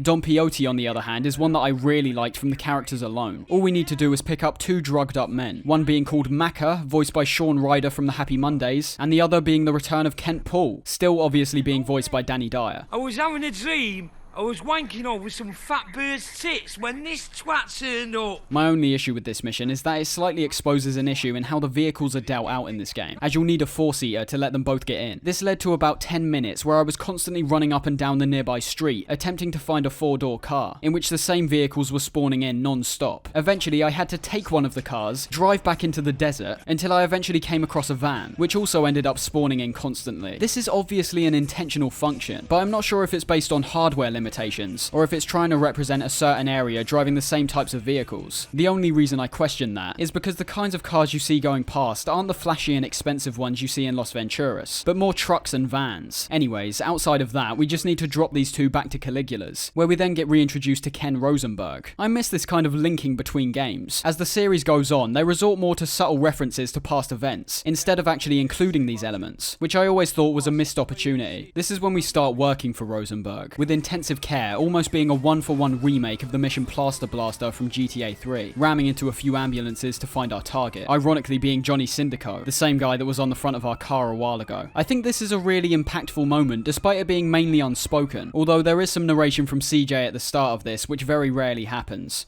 So here I am, about to try and rescue some guy that's scared half to death. If he wake up through all this, I'm screwed. It seems that even CJ's starting to realise that he hasn't really got any moral compass. He's simply working for anyone and everyone that gives him money, being a far cry from the ideas of respect and loyalty that were supposed to be ingrained into him from his time he spent with Grove Street. The meat business does a great job showing how far Ken's fallen from Vice City. At the end of that game, it seemed that things were going to go alright for both him and Tommy, but it's clearly shown that Ken's cocaine addiction, which has been a part of his character from day one, ended up drawing a line between himself and Tommy. He seems to be as worse off as he's ever been, making brash decisions like the one he does here, choosing to put himself in harm's way to come and talk with Johnny Syndico, which almost ends up getting him killed, after Syndico suffers a heart attack at the sheer sight of CJ. Damn, that nigga fucked up. Amazingly, in the mission Freefall, we see the return of yet some other familiar faces, this time being Salvatore Leone, taking control of the operation that Rosenberg was supposed to be dealing with, and also seeing the first meeting between Leone and his wife Maria, who we also saw in GTA 3. CJ also reveals that this isn't the first time he's worked with the Leone, saying that while he was in Liberty City, he actually worked with his son Joey. Before working with Mr. Rosenberg here,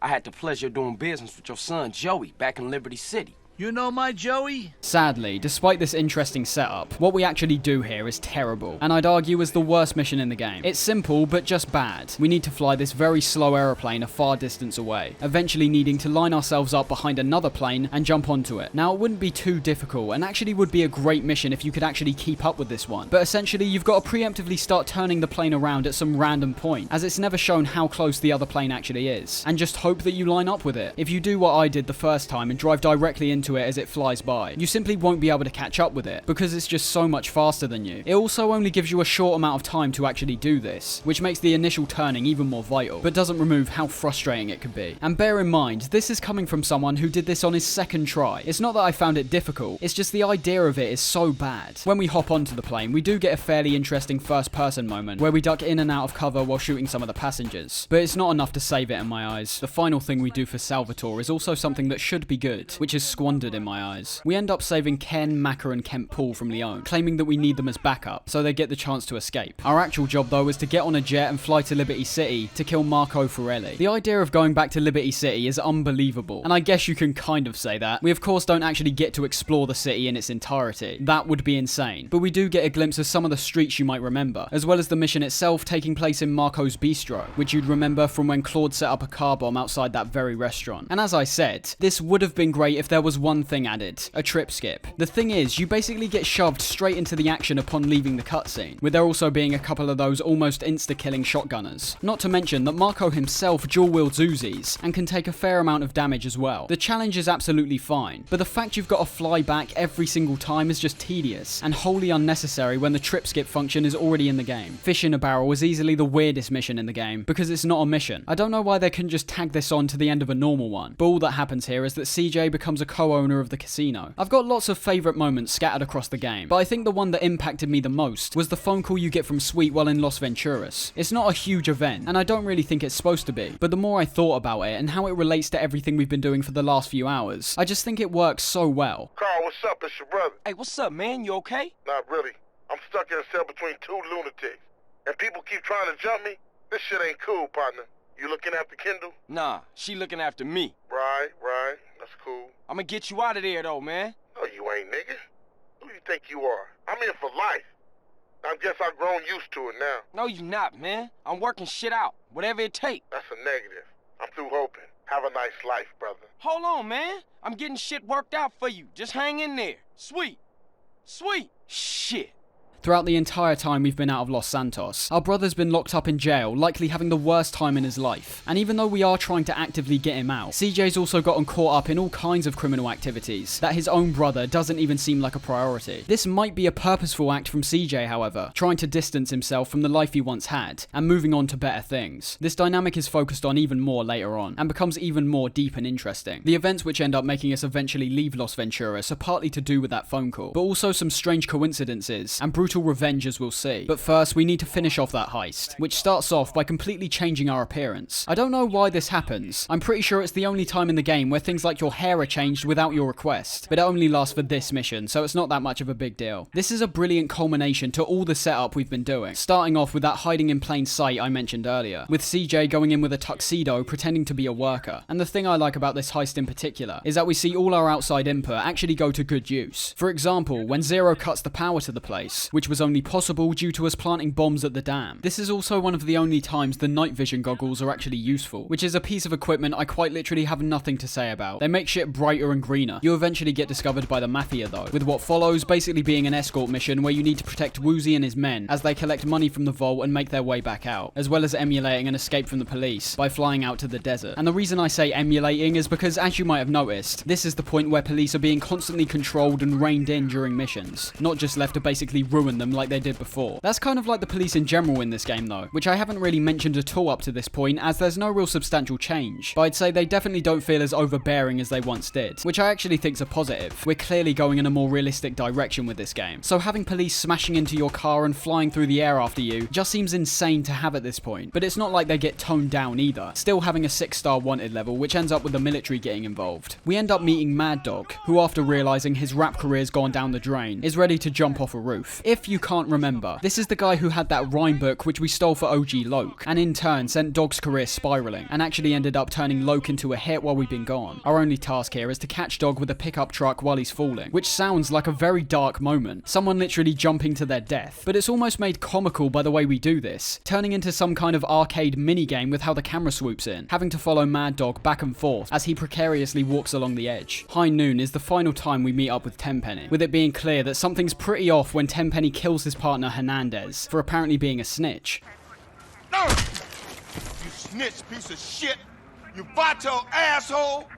You sold us out! He also turns on Pulaski, leaving him here with us as we're forced to dig a grave. This eventually leads to us chasing after him, as he hails abuse and insults from his car. Pulaski's definitely one of the worst characters in the game, and I mean that in a good way. He's a character that would like to think he's got the power of someone like Tenpenny, but ultimately is just a bully sidekick, who reiterates the exact same points that have already been said. The way we get led into this chase is kind of weird though, with the cutscene ending when Hernandez wakes back up and tries to take Pulaski's weapon, which for some reason makes him run away, with us pursuing after him. It doesn't matter that much though, and I don't think what we even do matters that much, considering we're basically just ramming into his car. The feeling of taking down someone who's been constantly tormenting you and being an all-round detestable person from start to finish is so satisfying, and draws a brilliant comparison to a moment at the start of the game where you stomp out a baller, showing how far we've really come. I will say though, this took me 2 attempts because of Pulaski's increased health and insanely damaging Magnum. It's sort of annoying, because it took away from a moment I was properly invested in, but it's not too much of a big deal. I'm just not sure giving these enemies extra health makes much sense. They're people after all, and in Pulaski's case, he hasn't even got any body armor. A home in the hills takes us back to Los Santos, when Mad Dog makes us aware that he gave up his mansion, the one that we robbed, for drugs. Dog is such a pitiful and sad figure that it's only natural we need to help him out, but not without compensation of course, with the deal being that if we take back the mansion, we also get to live in it. This leads to you and Woozie launching a full-scale invasion on the place, parachuting in with his men, and killing all the Vargos that are inside. Although you might have become used to it by now, I was still impressed by the scale here, with the fighting between yourself and the Vargos being intense and grand, on top of being backed up by your allies, which further adds to the scope. After that, we've acquired Mad Dog's mansion, decked out with numerous bedrooms, arcade machines, and even a personal gym. I only wish you could run in here though, as the place is pretty big, with a lot of it just being empty space. We're now in the closing stages of the game, taking things full circle and returning to Los Santos. But even with this distance, we're still being followed by people like Torino, saying we've got one last job to do, again, before he releases Sweet from jail. This one is insane though, with the first half basically being a mission by itself, getting onto a military ship and stealing one of their jets. The jump from an aeroplane to a Hydra is big. You genuinely feel like you're going properly fast when flying these things, as well as being able to shoot out machine guns and rockets like the attack helicopter. The other positive, especially for what we have to do here, is that you can also hover in the air, letting you both reposition yourself, as well as giving you an easier time when trying to shoot things. I'd say for the most part, outside of some control issues that I already had with the flying, using the Hydra is an exhilarating and satisfying experience. It's very tight in how it handles, and instead of leaving anything up to chance, they employ automatic lock-ons to your weaponry, making the jets and the ships we need to take out much easier. And after we've done that, it seems Torino's going to keep screwing around with us, with CJ being one step away from blowing his head off. But he shows restraint and humility, which in turn reveals that the final little thing that Torino mentioned was in fact to go see Sweet, who's now been released from prison. Answer it.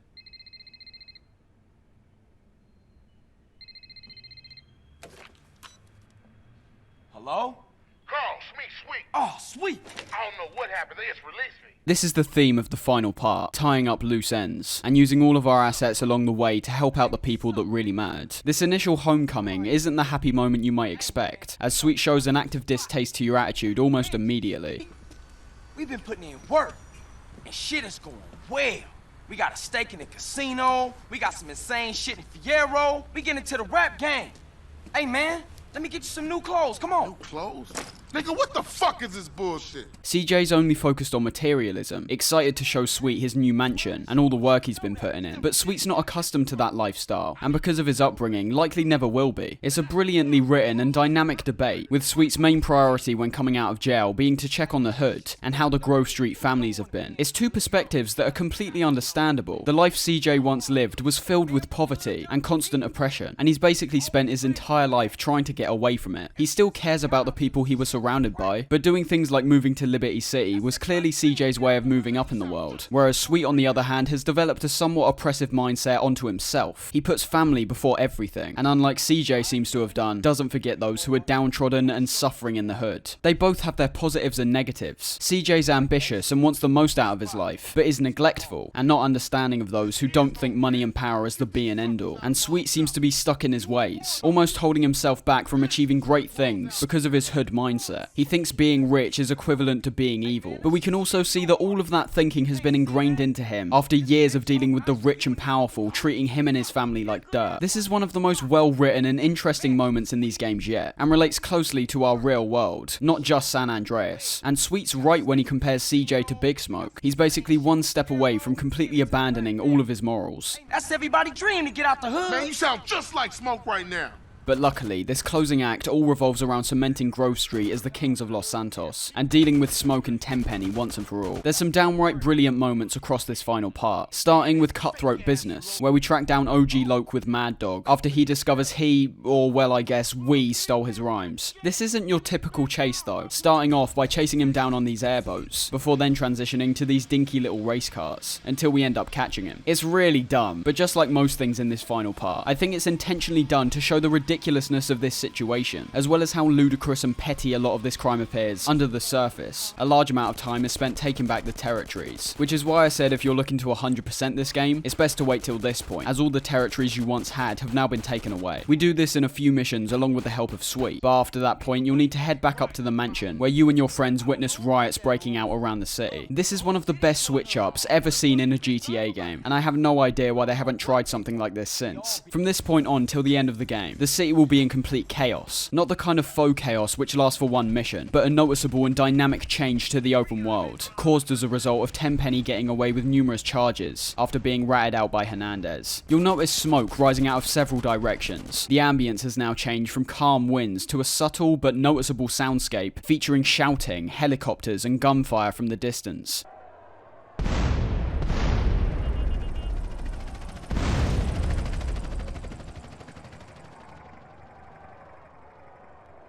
Pedestrians also act entirely differently, most of the time either running away from nearby violence or starting fights themselves. You'll also see cars exploding much more frequently, simply adding to this idea of complete chaos. Along with that, multiple civilians are seen taking advantage of the riot, carrying TVs which we can presume they've stolen. There's nothing about this that even feels slightly underdeveloped, and I'd say that's pretty amazing. Not just from the perspective that it was achievable in the first place, as you can really tell they're pushing the renderware engine to its limits, but also because of the point in the game when this happens. It's appropriate for sure, but there's going to be a lot of people that most likely will never reach this point in the game, which just makes it even more impressive that they pulled out all the stops here. From this point on, you need to acquire at least 35% of all the territories around Los Santos. This does irk the same kind of grinding that we saw at the end of Vice City, but takes much less time. Although with Vice City, you were genuinely getting brand new storylines and characters, whereas here it's just raw gameplay. And although I loved the shooting in this game, and didn't mind getting invested in the idea that I was taking over the city, I still feel the mechanic itself is slightly too bland and repetitive to require this amount of mandatory time paid to it. But when we eventually get it done, we can do the final mission, end of the line. The main objective here, as you could presume, is to hunt down and kill Big Smoke and Tenpenny, both of which are apparently inside a crack fortress. Now, this mission is intense, but rightfully so. We start off by smashing into the building with a SWAT tank, and then have to go up 4 floors absolutely packed with enemies to eventually reach Smoke. This is a difficult task, no matter how you look at it, but that's exactly how it should feel. You're basically taking on every criminal in the city here by yourself, so your shooting and health management's gotta be top notch. Throughout these floors, we fight against several different gangs and workers, while at the same time discovering the drug empire that Big Smoke's built up in the meantime, having entire floors dedicated to drug labs and weaponry. And when we eventually reach Smoke himself, he's the same idiotic sado that he basically always was, sitting alone by himself, smoking crack and playing video games. Man, that's some good shit. Man, you and Tenpenny. Man, fuck Tenpenny, and fuck his Polish lapdog, and fuck the police, man. Oh, that's old shit. Look at you, you got the whole world. I ain't got no regrets, man. Smoke, you had... I made it, CJ. I'm a success. I can't be touched. The person who's at the top of all these drug operations and mayhem is a complete moron who puts his own ego and acclaim before everything else. The fight against Smoke is nothing too special. They give him a larger health bar to assumedly make the fight more drawn out and meaningful, but even with the additional gang members which help him out and cutting the lights halfway through, it's still a fairly easy fight. Hey, Smoke, what made you flip out like that, man? Was it the drugs or what?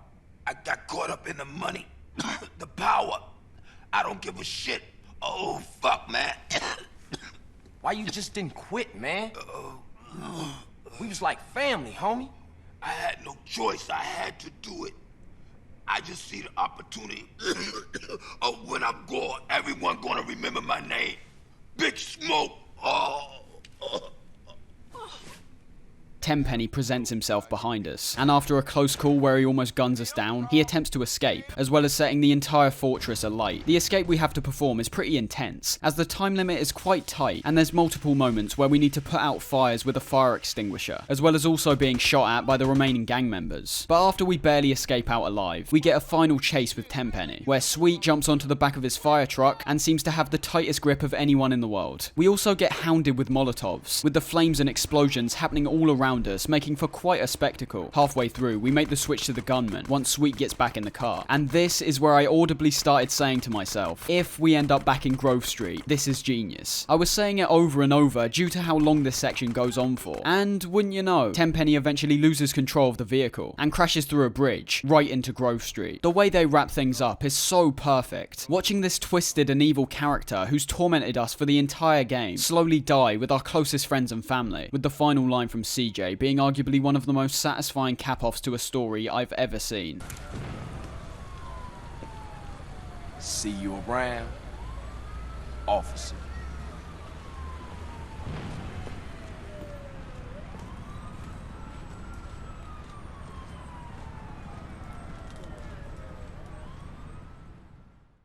And with that, we come to the end of our grand journey that was San Andreas. And I've got to be honest, throughout the years I've had my doubts with this game, but I'm happy to say I can now confidently call this game a masterpiece. And I'm saying that both in terms of when it was released and how it holds up today. As aside from some slightly dated controls and graphics, San Andreas still manages to outclass most open world games released nowadays. The story and characters are the most gripping the GTA franchise had ever seen up to this point. The gameplay was refined to about as best as it was going to get during the period it was released. The scale of the world and the amount of detail within it was simply not able to be touched by anyone else in the gaming industry. San Andreas wasn't just an important game for the franchise, but a groundbreaking landmark moment for the video game industry as a whole once again. After San Andreas, I think Rockstar almost felt the need to have every future endeavor be just as groundbreaking as their last, which in terms of the quality is obviously incredibly admirable, as most game companies aren't even lucky enough to have one game which is considered truly revolutionary. But as we'll see, this also comes at the cost of much larger budgets and significantly longer gaps in between new releases, something that I think admittedly people are taking for granted. Linking back to the start of this video, Rockstar aren't currently interested in creating fun, unique experiences like they've previously done with games like Bully and Manhunt. Although those games are definitely great in their own right and have their established fan bases, they seem to only be focusing on making every new game bigger and better than their previous, which takes time. I think it should be made clear that Rockstar is a huge company with tons of employees. If you think they've got the time to be complacent, knowing full well how much money they funnel into their games, on top of how much money they'll earn from any new release, I'm sorry to say, you're simply wrong. This is a game company, not a one-man team who doesn't feel like working today. But before we reach the next mainline game coming out in 2008, I just want to briefly go over a few GTA related titles they made in between for handheld consoles. But first, just to cap off this trilogy, let me just talk about the elephant in the room. On the 11th of November 2021, Rockstar released the definitive editions of GTA 3, Vice City, and San Andreas. This included all three games freshly remastered, this time in the Unreal Engine. But the most important thing to note is that Rockstar wasn't actually in control of this remaster, but instead a developer called Grove Street Games, a company which before this point basically solely specialized in porting existing games to iOS and Android. And as you can see by all this footage, I'd say it's definitely one of the more shameful things Rockstar's ever put its name on. When this first released, it was atrociously bad. So many bizarre character models and glitches that weren't even in the original games. Bearing in mind people were made to pay full price for this, it's no wonder the amount of backlash was massive and entirely warranted as well. But even the patched version that I played, with numerous bug fixes and tweaks to certain elements, I thought it was awful. Everything about it feels cheap and just wrong, even down to the menus. First off, the most important thing about a remaster obviously isn't the base gameplay. That should really just be a given, even though they somehow still mess that up in some places. But it should mainly be the graphics that are the most noticeable improvement. And I can confidently say this is one of the worst looking games I've played in a long time. None of the animations in anything work well here. They either look completely stunted or just straight up weird. The character models, and particularly the characters we play as, look awful. I don't even know how to explain how terrible Tommy Vercetti looks. Cars now handle really badly, making every single one feel almost the exact same, all of which have very tight turning compared to the previous version's looseness. And overall, despite these additions of higher resolution textures and screen space reflections, the original games literally look nothing like this. There was always a sense of grit to their presentation, whereas this looks like it was made for actual babies. I'm so annoyed that this remaster is so dreadfully bad, as it had the potential to bring these excellent games to a new generation of players, modernizing the gameplay to create an experience that takes the improvements of the newer games and sticks them onto the old ones. And it does do that in some aspects, which makes it even worse. I do genuinely like the fact we're now given a weapon wheel akin to GTA 5. I like the curved map and GPS system. I think if the game didn't go so far in the Playmobil direction, I would have been really impressed at some of the lighting and reflections here. But the overall package is just such a downgrade compared to the originals that I found it impossible to play for a substantial amount of time. I feel sorry for anyone that's bought this game full price like I did, because unlike me, I assume they didn't know how bad this was before going in. Calling this the definitive edition is an absolute joke, and I assume due to Rockstar's recent haphazardness to continue work on the GTA 4 remaster, this is the best we're gonna get. If anyone's holding out hope that this version of the game will eventually look good, I'm sorry to say it's too far gone to ever reach a point of being impressive. They basically have to start all over. So, as you can probably tell, I not only highly advise you play the original versions of these games instead, but I also think this remaster, with all of its unintentionally cross-eyed characters, is an absolute joke. I think it's actually pretty disgusting to sell this at full price. They know it's not worth that much, but they're selling it anyway. But, taking things away from that recent travesty, after San Andreas came out in 2004, we saw the biggest gap between the mainline GTA games in a while. But that's not to say Rockstar went completely quiet. In terms of the company as a whole, we saw the release of games like Manhunt 2, The Warriors, and Bully, all of which ended up garnering their own separate fan bases. But there's two projects which are important in relation to the GTA franchise, those being Liberty City Stories and Vice City Stories. Now, despite both of these games being not just good, but great in my opinion, I'm not sure I want to spend a huge amount of time on them. As compared to everything we see in the games made solely by Rockstar North, I tend to look at these more like very well done experiments experiments. This is because both of these games were made specifically for the PSP, Sony's handheld device that sole aim was to essentially bring the console experience to a portable medium. And I'd say both of these games absolutely excel on that front. As you could tell by the titles, these are both set around Liberty and Vice City, and everything we previously saw from those two worlds returns exactly how they initially were. Needless to say, that's an incredibly impressive feat, and these were the kinds of games that were being flaunted around to show off the power of the PSP. But that's why I don't think I can talk about them for a prolonged length, because for the most part, the main purpose of these things were based on recreating what we'd already seen. The gameplay, for example, is basically untouched, with combat, enemy and police behavior, and even vehicles feeling the exact same. But I'd say out of the two, Vice City Stories definitely gets more ambitious in how it translates this, and even introduces some fantastic new elements, like the empire building system, which I still think should have definitely been expanded even more in future games. Liberty City heavily reflects GTA 3, including its pitfalls, not being able to fly planes or helicopters, and not even being able to swim, whereas Vice City Stories lets you do all those things. In terms of the stories, they're both prequels, both of which have us playing as two characters we meet in their respective games, those being Leone's man, Tony Cipriani, and also Lance's brother, Victor Vance. And even though these aren't being solely made by Rockstar North, they still have key figures like Dan Houser involved, so the way the games are written and presented isn't out of place with anything else we've seen. Outside of those things, along with some new side activities and some interesting developments which we can only witness due to the prequel setting, that's about all I can say for these games. They've got all the features, the personality, and quite literally all the environments from each of their former games, including a whole host of missions to complete, along with a bunch of characters, new and old, which are still dripping with that same bizarre uniqueness which all the characters in GTA have. I can't express more that if you haven't tried these games, I heavily suggest you check them out. They might not be as feature expansive as San Andreas was, and may be lacking some clarity in points, but the fact they managed to faithfully port these cities onto the PSP, as well as creating interesting stories with tons of missions for both games, is definitely impressive, and a must-plays for any fan of the series.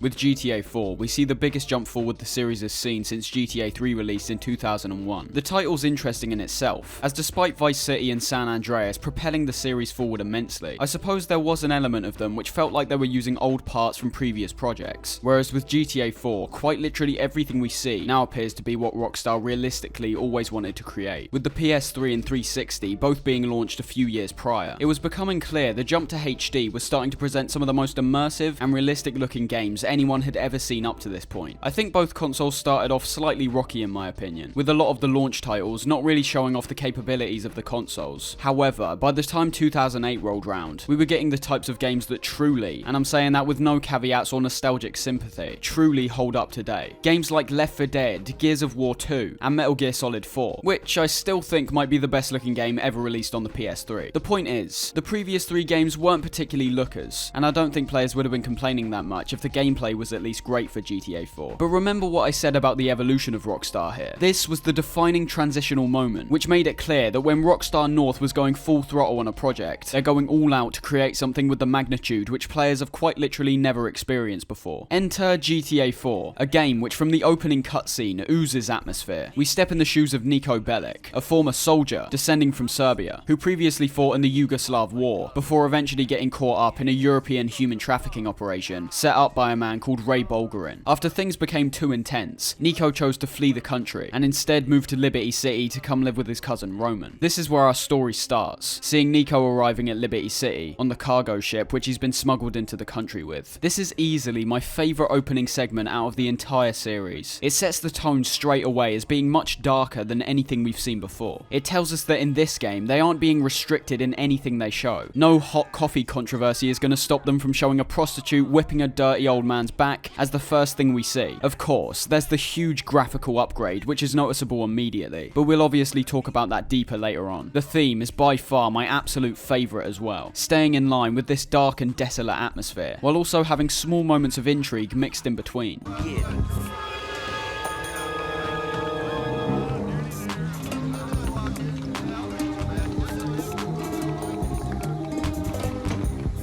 If I was asked to describe it, I'd simply say the theme conveys crime as a process, a dirty business that's nothing to be marveled at, but is undeniably grand and prosperous when done right. I think this opening cutscene is genuine perfection, with Nico throughout the entire thing setting the player up with a scenario by describing how his cousins apparently living lavishly. Cars, women and houses, all of which we'll discover is just a bit too good to be true. We end up meeting our cousin Roman shortly after getting off the ship, and despite his oftentimes flawed personality, he ends up being the most likable character in the game bar none. Not just from the fact that he's your family, but I think it's that flawed element which makes us relate to him more. He's a very multifaceted and realistic character, and that's the case for a lot of the characters we meet, which I once again think is a much more interesting and realistic approach. As we'll see as well, the world stays in line with this, with the environment and people within it feeling much more alive, something which is even shown in this first cutscene. Whatever, buddy. Just take over the world someplace else, Yeah, all right? buddy. You're in the goddamn way. Liberty City isn't a place where people stand by and willfully look on at what you're doing, but instead a place where people work in jobs they hate with people they hate. Roman's biggest flaw, which ends up getting him in trouble countless times, is that he's both an addict and a liar, which we immediately feel when we arrive at one of his so-called mansions, being a cheap and shitty apartment in a rough part of the city.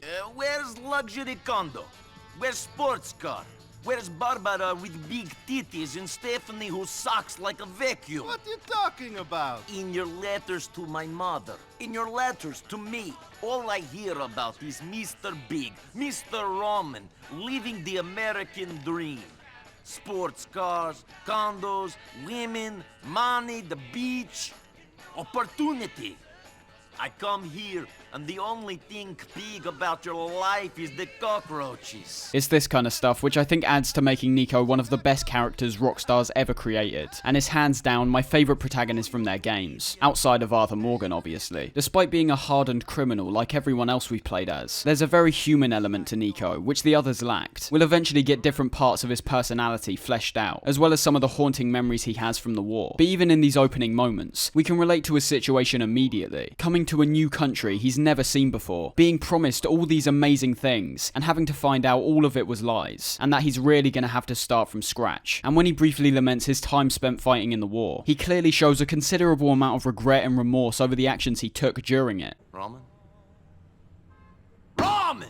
Are you sleeping, you fat fuck? Come on! And after that, we're left alone. I guess the only appropriate way to start talking about this game is the things we see, and Jesus, there is a lot to see here. We've now jumped from simply a 3D universe to a fully HD universe, and the change is immediate from the first frame we see. Characters no longer appear stretched out or messy, with every single person we see in this game looking believable in their appearance. There are subtleties to pretty much every single texture we see in this game, ranging from the people, to the weapons, and even to the ground. Look at Roman's apartment for example. The fridge is clearly old and beaten up, represented by the dark markings we see in several places, as well as some noticeable indentations on the side. Then you've got the tiles of the kitchen, appearing filthy, and even having a few of the tiles missing. Even the torn up wood in this apartment shows how much of a shithole this is. You could argue this is an interior though, so it's bound to be more detailed, which we'll also talk about in a second. But heading outside, we seem to get this same level of detail, and even more. It's been a while since we visited Liberty City, but I know for a fact it's never looked this good. I can't list every single detail here because there's just too many, but a few to know is the sidewalks in this area, feeding into this low-rent underclass idea by looking uncared for, with dirt and cracks building up all over them. You've then got tons of shops in the surrounding area, most of which you can't enter, but still have their own unique names and fonts used on the front. Even the details which were previously in GTA 3 are refined immensely here, with the trash we saw in that game perhaps being a bit too on the nose, with so many of the same newspapers flying around every area. We still see them occasionally out on the roads, but primarily we're seeing food wrappers and drink cups, with it being so prevalent and present from the beginning that you just become accustomed to it. This is a place filled with consumers, shoveling bad food into their mouths for premium prices, which as a result ends up feeding into a system that actually hates them and wants them to stay beneath them. That's just the general environment of where we start, but the scale's also been increased from GTA 3, with there now being 3 separate islands, which despite overall being much smaller than San Andreas, is so filled with detail that you hardly notice. Every corner you turn, you're seeing a set of new shops and billboards advertising the latest drink, people interacting with each other, or just getting on with their day. GTA 4 ends up easily being the most realistic and immersive world I've ever seen from a game, and that goes for both the past and the present. But the world is just one facet of how everything in this game convinces you this is a city that's alive. The kind of game where you feel even after the game's turned off, life still goes on in Liberty City. And I think that has a lot to do with elements like the general atmosphere, as well as some big improvements to how the civilians work in this game. Just like the general milieu we saw in the opening, this is a game that's going for grit, realism, and desolation as much as possible. And I'd say from that perspective, they smash it out the park. But that doesn't mean people haven't taken issue with this, as despite every choice which is made in this game clearly being intentional, some players felt going in this hyper-realistic direction actually resulted in a lesser experience. And I can totally understand that, as this game appears very dark and grey no matter where you look. The bright colours of Vice City and the sweeping landscapes of San Andreas are nowhere to be seen here. But despite that, the game still has the most in-depth lighting and weather system we've seen yet. You might not have even noticed, but games like Vice City completely lacked shadows, and even in San Andreas they were pretty simplistic, with both games deciding to just have lighter and darker areas, as opposed to dynamic shadows which actively react to elements like lighting. But in GTA 4, shadows are shown in the boatloads, mainly because no matter where you go in this city, there always tends to be these huge structures and buildings which submerge certain areas in darkness. These are all accurately presented too, not just being black smudges like previously, but if light's getting reflected on a bike, you'll see the exact same bike being outlined. If light's shining through a train track, you'll see the individual tracks and railings sticking out the side. All these shadows also dynamically react to how intense the sun rays are, as well as the other weather conditions like rain and fog, which can affect the lighting. The weather's also something which has been expanded, having a far broader and more dynamic set of parameters. But at the end of the day, things are still going to look rather dour, even if you've got the sun coming in. As you could assume, there's a lot more to talk about in relation to the visuals. But let's look back to the story for a while, to see how we get introduced to this brand new world. We end up at Roman's taxi service which he owns, meeting both Roman's soon-to-be girlfriend Mallory and also Vlad. I know. And Roman, tell this fucking yokel here, if he doesn't stop staring at me, I'll have his head chopped off and put a film of it on the internet!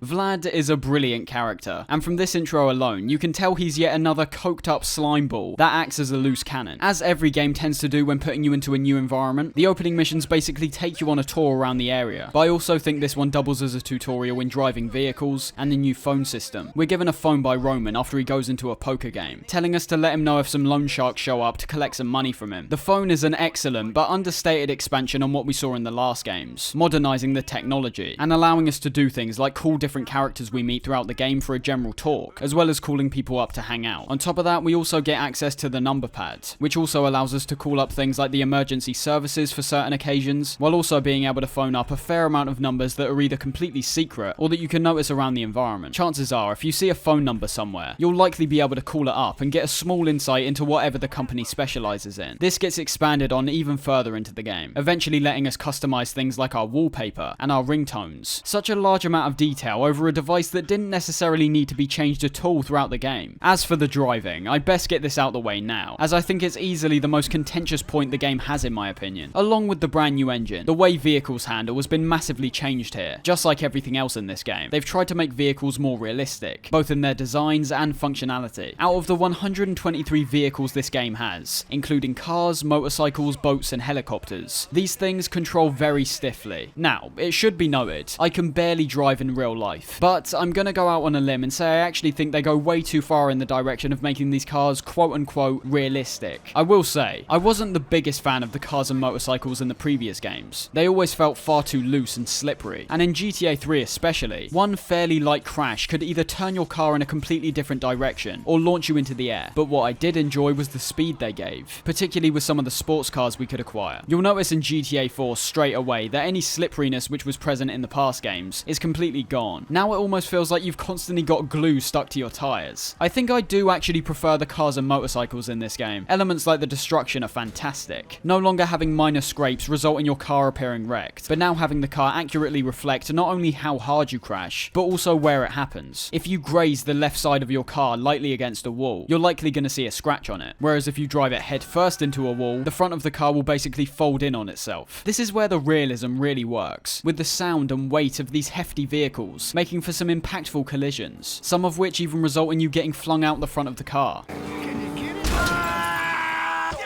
but it's everything surrounding this, both in how they control and how you navigate the city itself, which can take away from the driving quite substantially. The turning is too extreme in my opinion. If you're even driving at a medium pace, you're constantly having to preemptively turn due to how long it takes the vehicle to move. Motorcycles aren't exempt from this, and are quite possibly even more extreme in some cases, which for a vehicle that's supposed to be faster and more mobile than cars is just strange in my opinion. Braking is essential to the driving in this game, due to how much momentum these vehicles can pick up. At the beginning of the game, you'll constantly find yourself either gliding right past where you wanted to turn, or just smashing into a wall. Talking of momentum, I think the way you gain acceleration in this game is fantastic. When you manage to get on a straight road with no obstacles, you can really start pushing these things to their limits, almost feeling the engine heat up as you put your foot down. But then there's the other problem, in the fact that getting a straight road with no other traffic on is a rarity in this game. This city is believable in every aspect, no one can deny that, but this is where you gotta start questioning what the actual trade-offs are from going so far in this realistic direction. Liberty City is absolutely packed with traffic no matter where you are, from cars lined up at red lights, to numerous vehicles travelling down the highways. You very rarely get a moment where you can just drive, and I'm somewhere in the middle in relation to how I feel about this. I think if you were to make the streets more barren, it would actively take away from how brimming this city feels, which not only was clearly the entire point, but also would have resulted in me not thinking this is one of the greatest playgrounds ever created in gaming history. But I can also understand if you prefer these streets to have less cars, as there's certain moments where you'll actually need to wait for the traffic to move so that you can progress. This can happen in several scenarios, whether it be a toll booth or a tight tunnel, but I can confidently say that feels like going way too far. Remember, I'm playing Grand Theft Auto 4, the video game. I don't genuinely want to commute to destinations in real time. But back to the vehicles themselves. I think no matter what your opinion is on how the cars feel in this game, that's all it is, your opinion. Because good or bad, I'm pretty sure they achieved exactly what they were going for, removing the arcadiness from the driving and firmly grounding it in reality. I personally think they go a bit too far with it, with cars sometimes controlling more like boats wading through the ocean, but I'd still say I think it's an actual improvement on the vehicles, and not a degradation. And I'd say arguably my favourite part about the driving is that it feels more like a skill that you personally have to master. It's not like in San Andreas where you've got a skill meter that actually makes driving easier as the game goes on. All the skill here has to come from yourself. This is where it can be argued that the driving mechanic isn't bad at all, but simply something that needs to be learned and then mastered. And although I do believe it's definitely a skill-based part of the game, with you naturally becoming familiar with how most of the cars handle, and when to do things like brake and turn, I still wouldn't say it's perfect, and can definitely understand why people might not like it, even if they are good at driving in this game. Overall, driving will likely start off as a nightmare for most players. Most cars simply handle like tanks, which is such a strange switch up considering the previous games. But by the time you reach the midpoint of the game, I think those issues almost dissipate entirely. It's just the fact that you might not still enjoy how it works. And can we just appreciate the fact that Nico now gets into cars like a human being, as opposed to the borderline insane way you used to fling car doors open previously. If you forgot due to that long diversion, we end up getting chased by the loan sharks that Roman owes money to, which was why I started talking about the vehicles, as you're made to escape from these guys, which cleverly shows the player how they'll likely need to deal with any vehicle-based chases or escapes, that being a much slower and more considered approach. You get the next mission, Three's a Crowd, shortly after, with the cutscene showing us how much of a beast Nico still is, despite his generally more laid-back persona on the outside.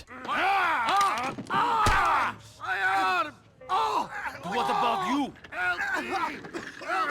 I'd say this game definitely takes its time getting us into the action here, not even allowing us to buy weapons because we have so little money. But that's done to let us soak in the atmosphere, as well as just having a steady progression in how this American dream we were promised eventually turns into an intense violent mess. What we do in this mission is actually completely removed from this though, instead picking up Mallory and her friend Michelle, the latter of which can then be called up and asked on a date. We'll touch on the girlfriend mechanic in a sec, but it's fairly similar to what we saw in San Andreas, but naturally has a host of new activities which we can partake in, which makes the date slightly less repetitive. Mallory does criticize our clothing here though, which tells us two things. One, that Mallory has no taste, and two, we're gonna have to head to a clothes shop. I like how after this point, you're left up to your own devices for a while. The two missions that lead on from the last one are only activated when you phone up Michelle and arrange a date. So in the meantime, let's take a look at some of the things you can get up to in this brand new version of Liberty City. Well, first off, since we were talking about clothing anyway, the stores have been streamlined into three main retailers. The Russian shop found nearby your apartment, Modo, and Perseus. Despite despite the actual process of buying clothes being more fleshed out, this time allowing you to walk up to particular clothing and try it on before buying. There's much less clothing to actually choose from here. It doesn't have the large range of low, mid, and high-end clothing that San Andreas did, but kind of just casual clothing or expensive clothing. The different outfits and separate pieces we can choose from do look great though, with additional costumes being unlocked during particular moments in the story. This is an aspect that was pretty heavily criticized, however, and that's the customization in general. Coming off San Andreas, I think most people thought the possibilities to customize our character would only expand even more, but that's simply not the case, with things like the barbers, tattoo parlors, and even the gyms being completely removed. The gyms make sense, as we'll see in a sec, but removing different hairstyles and tattoos is admittedly a strange decision, and even though I'm pretty sure this was done because of the gritty nature of aspects like the story, I don't think it was a good idea to remove this. Looking at how detailed every other element in this game is, I refuse to believe that it simply wasn't possible, and by removing it, you are cementing Nico as a distinct protagonist, but at the cost of player freedom, which alongside the realism was always ultimately the main point of these games. The gyms are removed because something which players really liked was taken out, that being the stats system. You no longer have any kind of skill levels that you can level up over time, which I think was a really lame decision, to be honest. The RPG elements of San Andreas were actually really well done. They weren't overbearing, but definitely made an impact in a visual and gameplay sense. Eating too much food would lead to you getting fat, which you could then burn off in the gym, on top of getting muscle. Whereas in this game, you can eat as much food as you want from the same Cluck and Bell and Burger Shot restaurants around the map, which, despite being impressive in terms of each restaurant's unique designs and layouts, also unnecessarily simplified a process which was charming, no longer being able to purchase individual meals off the menu, but always being given some kind of burger. I think everyone understands that the ultimate point of things like restaurants in San Andreas were to gain health back, but the added detail of putting on weight and choosing different items from the menu was unique and fed into different elements of the game that I'm sure lots of people had fun sinking time into. GTA 4 strips all that stuff out. No more weight gain, no more weapon skills, no more vehicle skills. You end the game exactly the same as you start, basically, which wouldn't actually be an issue if San Andreas didn't already prove how satisfying that progression can be. One thing we get to experience in our first date with Michelle is one of the many side activities which are now possible to play. In this mission we go play bowling, but on top of that we can also play things like darts and pool, which you can play by yourself, but also with the friends you meet throughout the game. That's something else this game adds, not just letting you go out with a girlfriend, but also giving you the ability to phone up your friends and go do something, which sometimes leads to some activities which are normally blocked off, such as getting drunk in a pub, where you then can barely stand on your feet and can also get pulled over for drunk driving. At the end of your date, you're also given the option to try your luck, where you'll then be invited inside if you've impressed your date enough, or rejected. There's something interesting which happens in relation to this mission though, and that's the fact that every time you're about to arrive at Michelle's house, you'll get a call from Roman letting you know he's in trouble, and like always, his icon then appears on the minimap to show you where the mission is. But if you were to ignore this, and hang out with Michelle first, you'll get a unique piece of dialogue where Roman gets pissed off that you didn't come and help him, as well as making you pick him up from the hospital. The same goes for Michelle, where she asks why you didn't go on the date with her, and I like these moments where the game actively reacts to some of the small choices you make. It doesn't change anything in the grand scheme of things, as the mission where Roman's getting beaten up still happens right after this. And you've also got to bear in mind, these moments don't happen all too often, but it's still some nice attention to detail which hasn't been touched on before. Bleed Out does a good job at showing off the new lock-on system and hand-to-hand combat. Even though I was playing on mouse and keyboard, you still get a lock-on when engaging in fistfights, which is a clever decision considering in the previous games it was much easier to either completely miss your target or end up jogging straight past them. I'd say the lock-on is much more intuitive in how it appears, not being a huge bright green target, but simply what you could describe as a normal circular crosshair. On top of letting us focus on one sole target much more accurately, it also informs us of how much health they have, if they're wearing any armor, as well as if they're hostile towards you or not, with the segmented health bar appearing green when looking at most pedestrians. As for the fistfights, they aren't anything particularly special, and unlike San Andreas, we aren't able to unlock any different fighting styles or moves in the future, but I'd say fighting is a much more visceral experience here. You've got a light hit, a heavy hit, a kick, and a block, which when timed correctly can then be used to perform a powerful counter-attack on your enemy. Enemies always go down without much hitch, so you aren't ever having to prepare yourself for some kind of prolonged fight where you actually need to consider what attacks you're using. The best part is obviously the sound though, replacing the admittedly ridiculous sounding thwacks of the past games, and now getting these heavy and powerful sounding hits.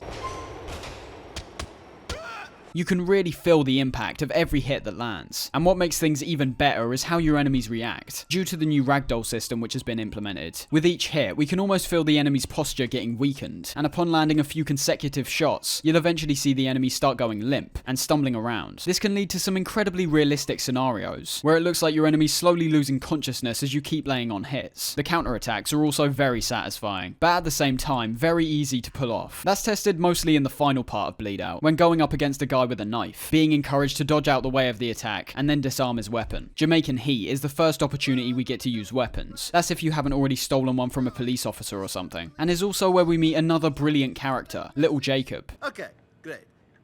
No, I'm not gay. One thing you'll always notice with Jacob is that he's constantly smoking, which can sometimes lead to some brilliant subtle details. One of which being that if you smash one of your car windows, you'll start seeing the smoke coming out of whatever window was broken. And even when Jacob gets out the car, you see a cloud of smoke bellowing out. As for the weapons, let's get into how they work in this game, and how many we've got to choose from. Well, to start off, our arsenal of weapons is nowhere near as expansive as it was in San Andreas. Presumably because of the realistic tone, weapons like the minigun, the M60 and flamethrower have all been stripped out, which obviously would have been a lot of fun to mess around with, but also understandable at this point. Chaos isn't the sole aim of the series anymore, and I do think it could have genuinely looked out of place to have all this intense weaponry in such a grounded environment. And although they cut down on the variety of weapons here, now sticking to strictly 2 types per weapon class, I don't think that was a bad idea either. You can definitely argue that it's yet another aspect of this game which is taking away player choice. But realistically, you can imagine adding all different types of weaponry would have taken up even more development time, and despite perhaps having more favourable appearances,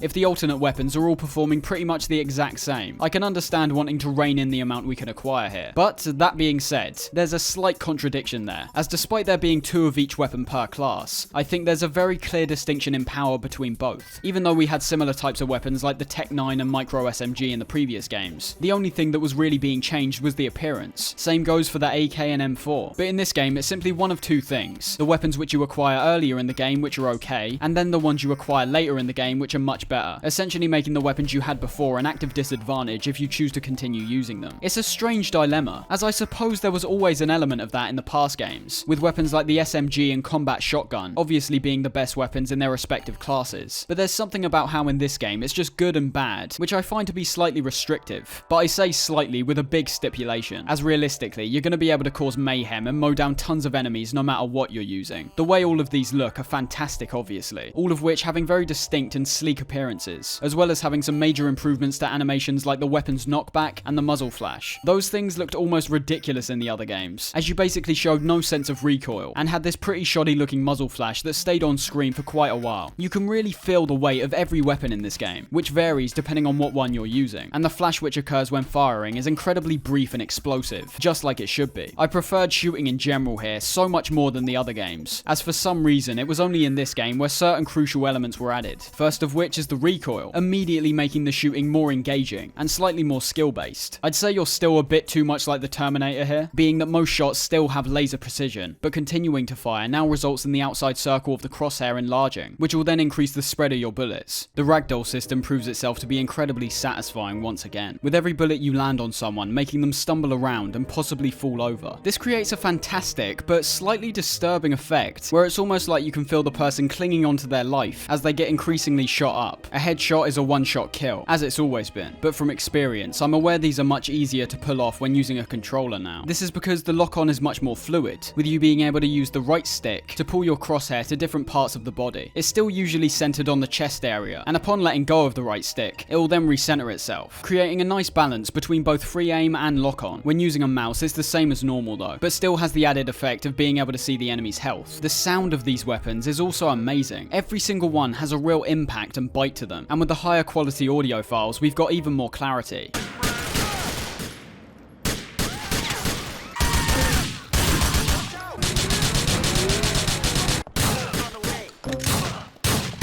Movement was also something which was kind of dodgy in the other games, but is much improved when using the weapons, as well as just in general. You would have noticed by now that the default form of movement is now walking, with both sprinting and jogging now being reserved to the shift key. This is the only real control issue I have on PC, as there's no middle ground between jogging and sprinting here, whereas when using a controller, we can hold the run button to jog, and then tap it to start sprinting. This can be quite easily fixed, as we'll see in GTA 5, but it can cause some issues here due to the added weight when moving. Past games were very static in terms of on-foot movement, with no real sense of momentum, whereas in this game, if you're running in a certain direction and then suddenly choose to turn the other way, a short animation will play where Nico then needs to stop himself and then turn around. This also happens when walking and jogging, but is more extreme when sprinting due to the speed you've picked up. We can now run when holding weapons like the assault rifles, which for some reason was never possible before. My favourite addition in the combat though was easily the cover mechanic, which, despite not being the best I've ever seen, being slightly clunky in some places, was a much needed mechanic. Starting in GTA 3, there were not only certain exploits you could perform due to the lack of consideration towards weapon placement, but I typically found myself doing those exploits because I simply had no other cover. In this game, we get realistically traveling bullets, which don't just adhere to your crosshair, but will actively be stopped if your actual weapon is being blocked, which is typically a rare occurrence anyway due to the fact that having your weapon too close to an object will result in Nico holding it up in the air. One button push gets you into cover, where you'll then basically be locked into place, where you can move left and right while dodging the majority of bullets which get fired at you. The defense is one thing, but you can also peek out of cover to preemptively set up an attack, or simply by just holding down the shoot button, we'll start blind firing, giving us better defense at the trade-off of less accuracy. Overall, the shooting and movement mechanics in this game are drastically improved, appearing both more realistic as well as being more functional. The mission before Jamaican Heat was fairly simple in its nature, but set up the fact that we'll be working for Vlad, while Roman can't pay off his debt to him. Nice aftershave. What is that? Sex pest? No.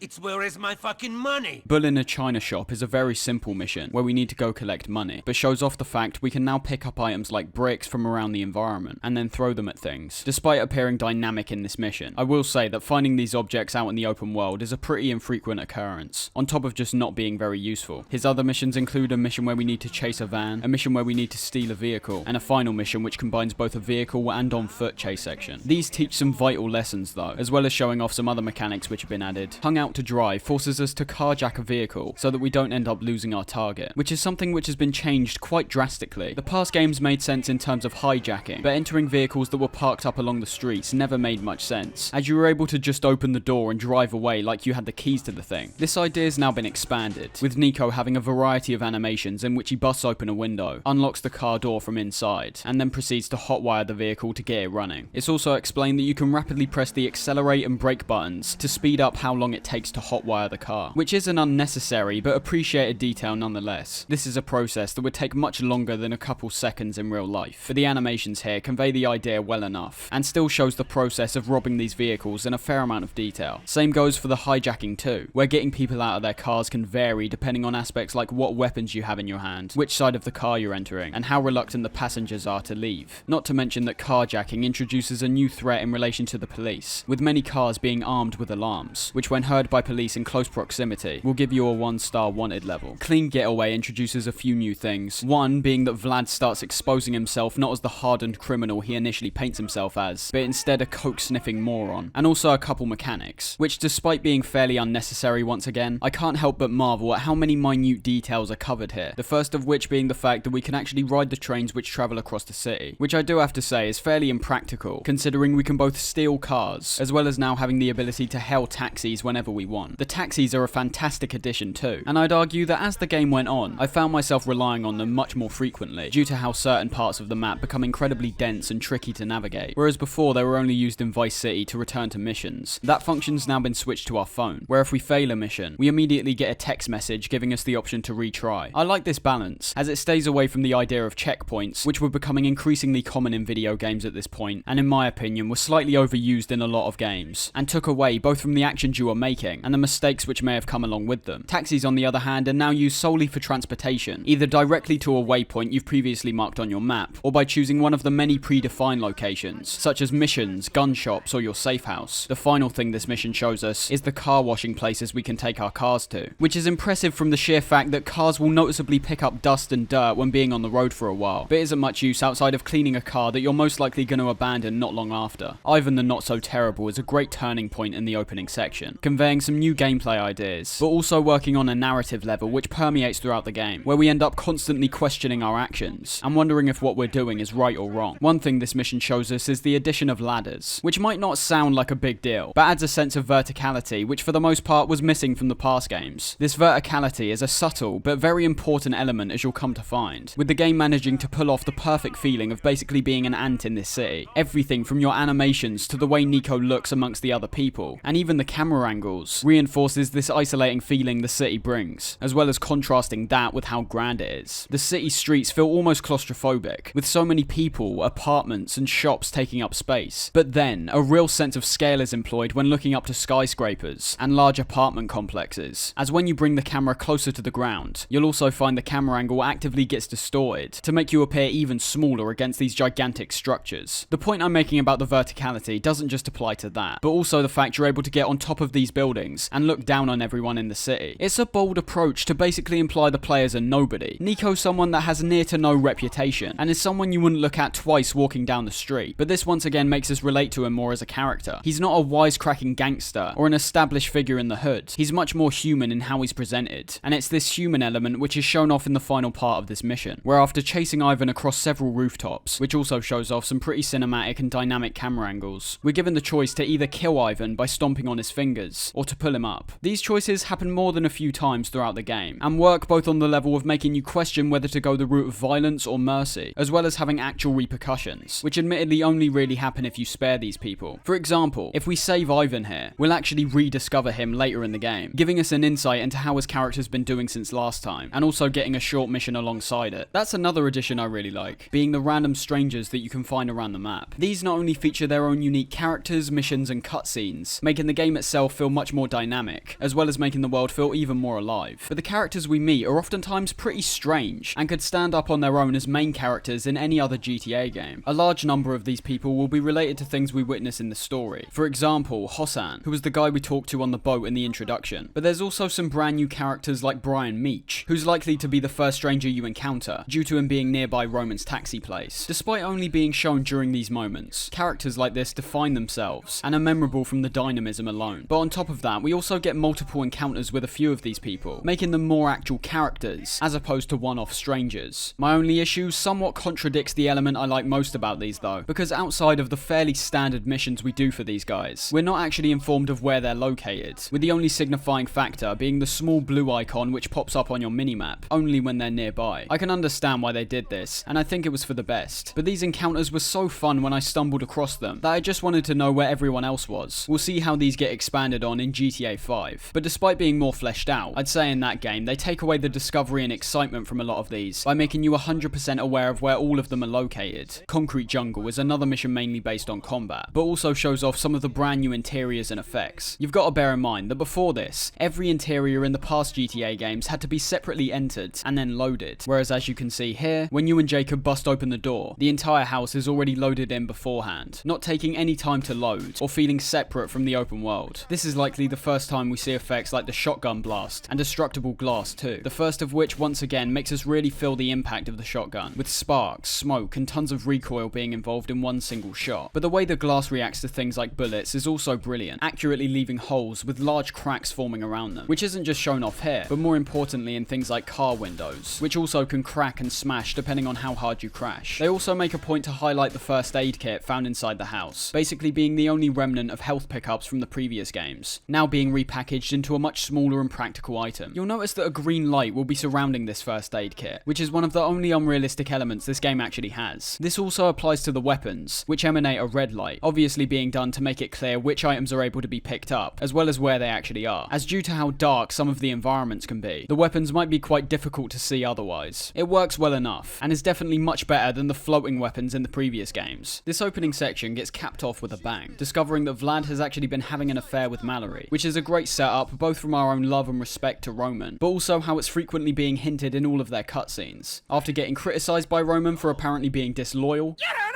asshole, Nico Bellic! A disloyal user! After what I did for you, you dick! we head to the bar and prepare to kill Vlad, but he manages to escape, where we then chase him through the city until he ends up crashing. This is where we can perform one of the few executions in this game, only being possible to do on particularly pivotal villains in the game, and always having to be done with a pistol. You were the stupid one, Vladdy boy. Nobody fucks with my family. This leads to an insightful and powerful monologue, where Nico elaborates on his time in the war, explaining the true reason why he came to Liberty City. Not to just come see his cousin, but to track down a traitor who betrayed their group, and in turn got most of their unit killed. I know the traitor was not me. So for 10 years, I've been searching for the other two. One of them lives here. Why are you telling me this now? Do you always get sentimental after you kill people? It's a great piece of writing, but I'm glad they don't take it too seriously, with Roman immediately thinking Nico's gone insane due to his complete indifference to shooting a man in the face. The important takeaway for the future is what we hear from Vlad as he's worriedly pacing back and forth, as well as what Roman mentions about someone called Mikhail Faustin. Fuck you! I wish I could be there to watch Mikhail cut your peasant balls off. I feel Faustin is going to kill us. This once again shows a flaw in one of our main characters, this time being Nico. It was being made clear that Vlad, despite not being very powerful himself, was definitely connected to some genuinely powerful people. But Nico doesn't take that into account at all during this moment. He simply wants retribution for the actions that Vlad took against Roman, which is admirable in terms of the loyalty he's got for his cousin, but could end up in them getting into even more trouble with people much worse than Vlad. We find this out fairly quickly when we get a call from Roman, who's hiding in a trash can. I like how Nico's confident high gets swiftly brought down a peg here. It does a good job in showing that in a place like Liberty City, you should always have one eye open, and also shows that Roman isn't completely oblivious to the realities of the crime world here, being very aware of the threat that we've just put onto them.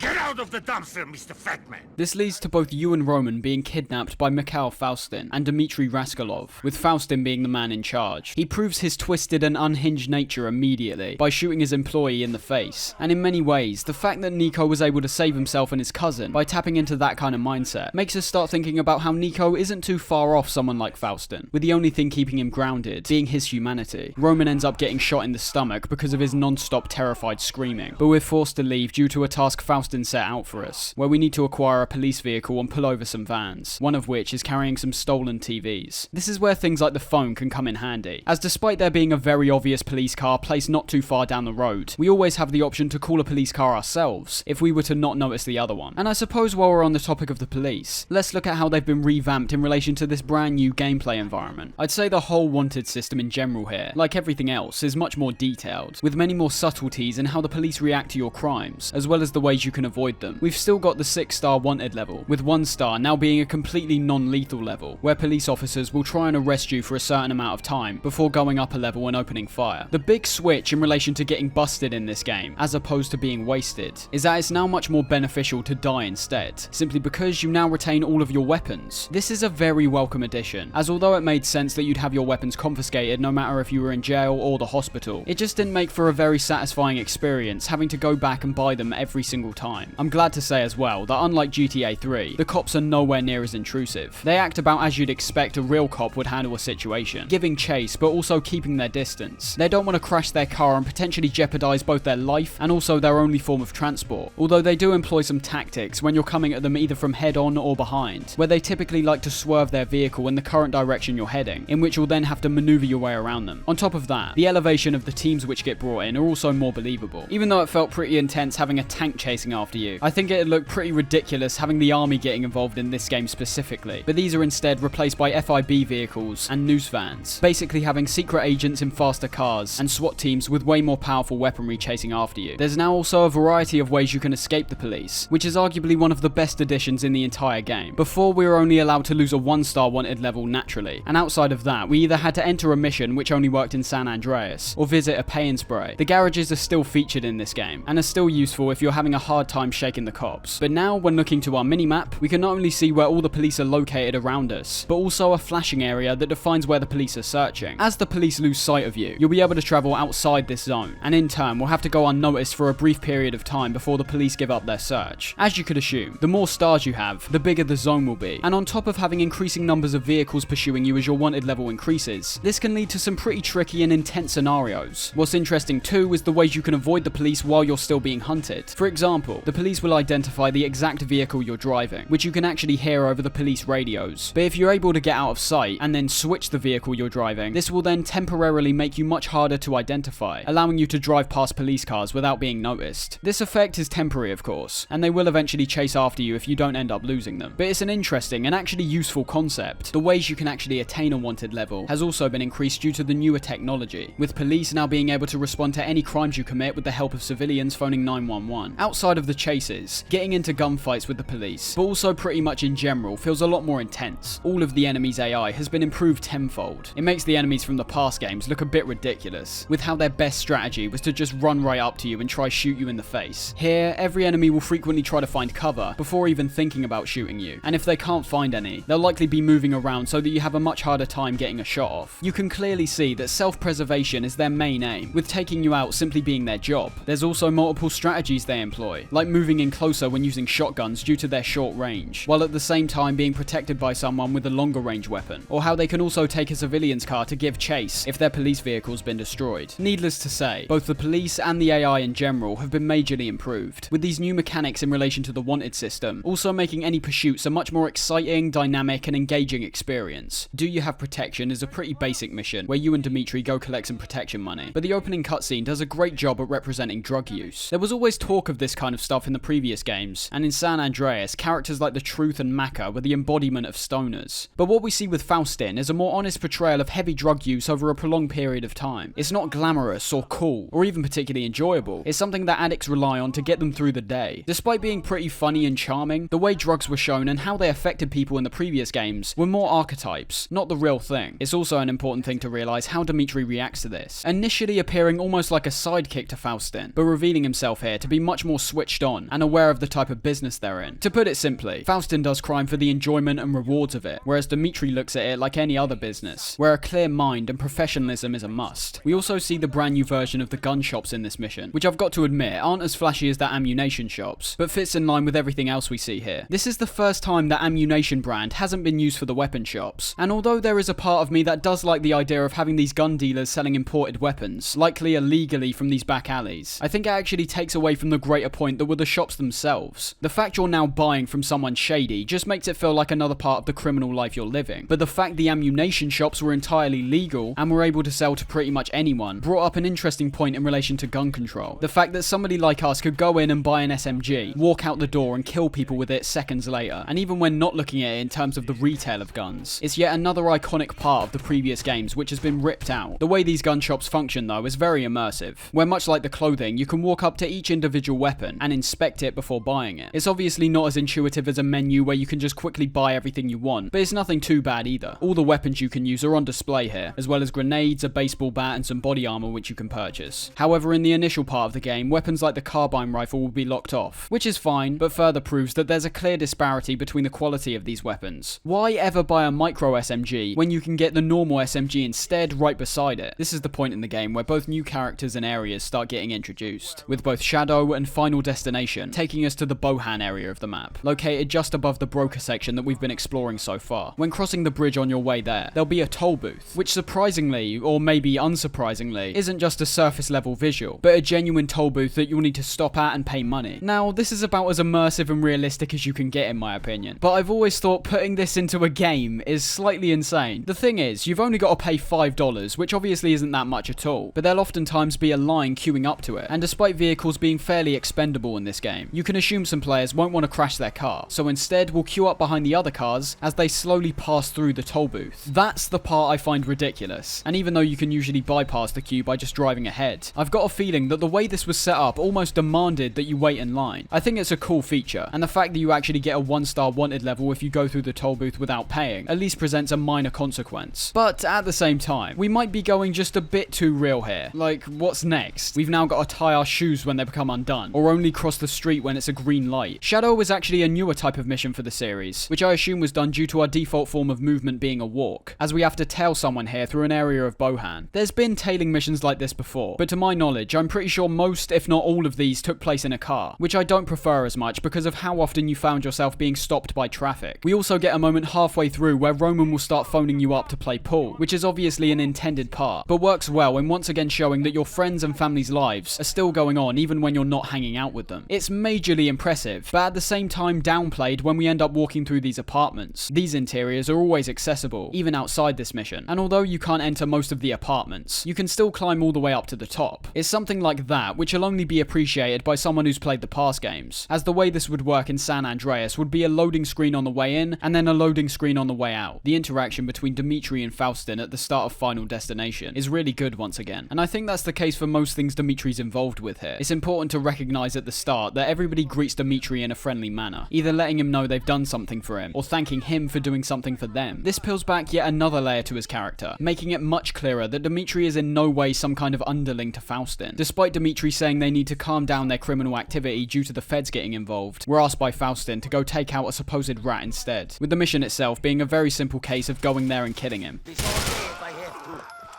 Outside of the side activities like bowling and pool, there's also the return of some familiar ones which have been expanded to become much more interesting and accessible in my opinion. We end up meeting a guy called Brucey in the mission Logging On, who on top of being a great character, is the person who gives you most opportunities to do stuff outside of just killing people. One of these is exotic exports, which is very similar to the import-export list from the other games, but streamlined to only pertain to 10 vehicle deliveries, all of which are now portrayed as an actual quest, which you'll be able to accept and then be guided to. The only reward is money, of course, which isn't a large concern outside of the opening hours, but I also think the robberies are varied enough to at least not become completely stale, with there being different threats that will both try to prevent you from stealing these vehicles, as well as trying to stop you when you do. The vehicle missions, which seem to be only further expanding in the past games, have been almost completely removed, with you no longer being able to do activities like the paramedic or firefighter. You could once again argue this was for realism, but then I don't particularly understand why you can do vigilante missions here, as Nico would be immediately identified as not a police officer. And it's not like it's a character thing either, as just like how I don't think Nico would be interested in saving people's lives and putting out fires, I don't think someone like CJ or Tommy Vercetti would be interested in doing those things either. As I said though, we still have vigilante missions and also taxi missions. There's two types of police work we can do, either current crimes where you get to choose from 3 categories of criminal activity, and also most wanted, which is a list of 30 people that you can gradually eliminate throughout the game, or just in one go. Not only do I like the layout of these menus, only being accessible through a police computer inside their car, but as opposed to the random crimes you were dealing with in the other games, Most Wanted gives you more purpose to what you're actually doing, working as a checklist which actually shows the progress you're making. The taxiing has been cleverly baked into Roman's business, helping your cousin out by doing a maximum of 10 jobs before you're told that the other workers are getting jealous of your work. There's also other activities like Little Jacob's drug deliveries and Brucey's races, which become available after particular missions, and these once again are very optional, as you realistically won't be receiving much outside of the fun you have during the activity, but I'm still glad this additional stuff is here, as I feel its main aim is not just to give you more variety outside the main missions, but also letting you get a greater understanding of Liberty City and how it's laid out. Logging On presents us with the character Brucey, which I think is a character that's on the brink of being very annoying, but manages to become likable from his sheer intensity and stupidity. The whole purpose of this mission is to introduce us to the internet cafes, an interesting aspect to consider, as every game up to this point has completely stayed away from any kind of technology outside of highly experimental government equipment and mobile phones. But with this game being set in 2008, we're now in a time period where the internet and computers were becoming accessible on a very wide scale. Literally, all we need to do here is log on and then leave. But let's look at what's included here, as it runs pretty deep. What they've basically done here is expand on the promotional websites they were releasing in the past games, and this time injected them into the actual game's world, as opposed to our own. And despite the internet here primarily being used for things like your emails, the amount of depth is actually quite amazing. You've got car websites where people are selling off expensive vehicles, food websites trying to make you buy their junk, and tons of others including travel, money, and news-based websites. There is a lot of these, all having their own individual personalities and purposes, but you can't really interact with a lot of them. For example, trying to phone up one of the numbers on the car dealerships will simply result in nothing, but there are some other websites which can have an actual effect on the gameplay. Lovemeet.net is one that will always show up on the front page, emulating the online dating craze which sparked off when the internet became much more accessible. And here we can both try and date males and females, all of which have their own unique profile pictures and bios. This is kind of a lie though, as there's only 2 women which will be able to actually date, those being Law Chick and So Boho. Just like in San Andreas, all the girlfriends have their own personal tastes in relation to aspects like your clothing and where you actually take them on a date. But there's certain things which you can trigger with this girlfriend mechanic, which are both cool and hilarious. Going out with Law Chick, or rather Kiki, you'll end up unlocking a special ability, where upon phoning Kiki up whilst you've got a 3-star wanted level, you'll be completely cleared of it. There's only one other person that has this ability in the game, but we'll see later how it's not really worth it in that case. Same goes for Carmen, where you can phone her and get a health boost. But my favourite part is something that's actually quite hard to organise. Basically, when you're dating Kiki, Nico will find out that she's actually pretty insane, which can be shown off if you decide to date other women while Kiki's still your girlfriend. This will lead to some genuinely bizarre moments when going out on dates, with Kiki revealing herself to actually be stalking you, coming out of back alleys to literally shout abuse at your date. I found this to be such an interesting and unnecessarily detailed element, with even aspects like having sex with other women resulting in your car being wrecked when you come out, and getting accusatory text messages. This is the kind of stuff I've only learned after researching the game. I had no idea this kind of stuff could happen before. I know we've fallen back into the girlfriends mechanic a bit instead of just the internet, but it's all building a bigger picture to the sheer detail in this game. Outside of Lovemeet.net, most other websites are mostly just a visual experience, although visiting websites like What They Do Not Want You to Know can give you the locations to some of the collectibles around the map, as well as the website Little Lacey Surprise Pageant, giving you an immediate 5-star wanted level. Overall, Overall, the internet in this game did not need to be as fleshed out as it did,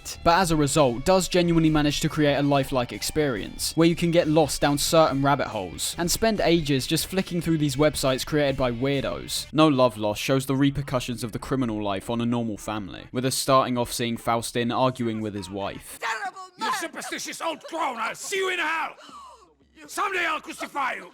The purpose of our task is also revolved around family, having to intervene between a date that his daughter's having with one of the members of the Lost MC. You might have seen these guys either riding around on bikes, or driving vans with their logo stamped onto them. And it's missions like this which link to certain elements of the expansion packs. This one of course correlating to the Lost and Damned, where we play as one of the members from the Lost MC. But this happens several times throughout the game, which both works in the sense of the base game, introducing some reoccurring characters that we'll become familiar with, but also being an even more impressive detail when you realise everything including the characters from the DLC must have been methodically planned out beforehand, as it just works so well when we see the full picture. We're made to chase after what I can only presume is Bill Burr in his younger years. I'm gonna get the brothers and we're gonna kick your fucking ass! But it encourages us to use the bike that's nearby, which for those who haven't attempted riding one yet will familiarise them with how they function, as well as making them more aware of the threat of crashing, as one bad crash here could mean you'll have to retry the mission again. The other thing it helps us learn is the new and improved drive-by mechanic, whereas in the previous games you could only shoot out of 3 set directions, with that reducing down to solely left and right when driving a car. Now you can aim pretty much where you want. This addition simply makes shooting from your vehicle a much more practical option, as well as a much more enjoyable experience. There was something that always felt a bit strange and clunky about drive-bys previously. You never really felt like you had control over where your bullets were going, and the positioning was slightly frustrating, as to perform a drive-by, your vision was also being largely restricted. It's basically just shooting like normal from now on, being able to shoot wherever you want from cars and motorcycles. The only times you're restricted is if Nico can't reach far enough behind him, although even that's quite a rare occurrence. Rig to Blow somewhat takes us back to the early days of GTA, being very similar to a random event in GTA 1, where upon entering a tanker, it will be armed with explosives. It's not exactly like that though, with the bomb that's attached to this truck only becoming active if you're driving recklessly. Explosive! What the fuck? I like the detail of having the green light at the back start flashing red, as well as the frequent beeping that will then last until you deliver the vehicle. This is also another mission where Roman will call you up halfway through and ask to hang out. Nico, it's Roman. We should go and get drunk together. Which is once again funny, but is also kind of a reminder that you are actually able to do that now. The ending to this is one of the very few explosive moments we see over the course of the game, and in this case, that means literally explosive. That's not to say the overall experience isn't jam-packed with some intense moments, it's just a lot more low-key for the most part. Search and Delete introduces the vigilante element that we talked about, making you procure a police car, and search a specific name that Brucey's looking for. I do like at the start of this one that we're left up to our own devices though, basically being an evolution of the concept which was introduced in Crime and Punishment, where now we have to either find a cop car ourselves, or phone up the emergency services and get one to come right to us. Easy as can be is pretty similar in that sense, being an introductory mission to the vehicle robberies, which Brucey will start emailing you after this point. The real turning point for this section are the 2 missions we do for Dimitri, not Faustin this time. The Master and the Molotov has us meeting with Dimitri privately to discuss Faustin's erratic actions, now apparently leading them to the point where they're being hounded by the Russian mafia, with the person we killed in Final Destination being the son of the most powerful gangster in Liberty City, Kenny Petrovic. I love the fact we never actually see Kenny, despite being described as such a powerful figure, as in a place like this, with a business as dangerous as we're involved in, it wouldn't make any sense for these crime bosses to put their necks on the line. Instead, they get people like Nico to do all of their dirty work for them, observing everything from a distance. The only way out for us is to kill Faustin, rolling up to his club, where it already appears that he's aware of his fate. This is where some important pieces can start being clicked into place, and start showing off just how well thought out the dialogue in this game is, with so many lines from all over the game being introduced and then brought up later on to give a different perspective on their meanings. Before we left Dimitri, he explained how we must obey the rules of the game. You know, if there's one thing I've learned, it's that we must obey the rules of the game. We can pick the game, Nico Bellic, but we cannot change the rules. The game in this case being the criminal business. It seems understandable initially, until we have this confrontation with Faustin, who starts proving that he's one of the few people we meet who didn't particularly play by the rules, and as a result, most likely ended up in us not getting killed when we were initially captured, which is apparently what Dimitri wanted in the first place. Dimitri's following the rules and taking out the man that's causing them trouble, but Faustin's staying loyal, even as crazy as he's shown himself to be. He wouldn't ever think of betraying someone like Dimitri. It creates an interesting dilemma. No one we're working with could ever be considered good people, which is an idea that's constantly shown off when interacting with people like Roman and Mallory. They've been mostly untouched, with Roman only suffering the consequences of the kind of life we live. So you've then got to start questioning what the ultimate point of life is. Is it to simply climb up the ranks and become some kind of figurehead to a criminal organization, or is it about the people you meet along the way? We obviously see what Faustin thought it was, and as a result, he's paying for it. I'd say it's done well enough to where most people won't see any reason to feel sympathy with Faustin, as he's mainly shown himself off to be an angry and bitter man who lashes out on defenseless people like his wife. And I think although the choice to either kill or spare would have possibly introduced some interesting outcomes, it wouldn't make much sense in a lot of ways. Nico's gotta kill Faustin to save his skin, and Faustin likely would just shoot us in the back of the head when walking away. What this serves as is an important revelation, which Nico will have to retrospectively take into account for the future. And that's because in Russian Revolution, the rug gets pulled out from under us, with Dmitri staying very close to his idea of obeying the rules of the game by attempting to kill us inside an abandoned warehouse. We've already got a feeling something like this could go down, with Nico even calling up little Jacob for some backup. But this is just the beginning of how Dmitri proves himself to be one of the most villainous characters in the entire series. The performances here make this confrontation wonderfully intense, as it's revealed that Dmitri's in fact affiliated with Bulgarin, the man who Nico was working for before he moved to Liberty City. Hello, Nico. Hello, Mr. Bulgarin. Much like how Nico's come after the traitor of his troop, Bulgarin's tracked us down because of a failed operation. We were busted a mile off the coast. I had to swim for my life. I don't know what happened. I nearly drowned. My heart is bleeding. I did my best. I didn't fuck up. Well, there you are.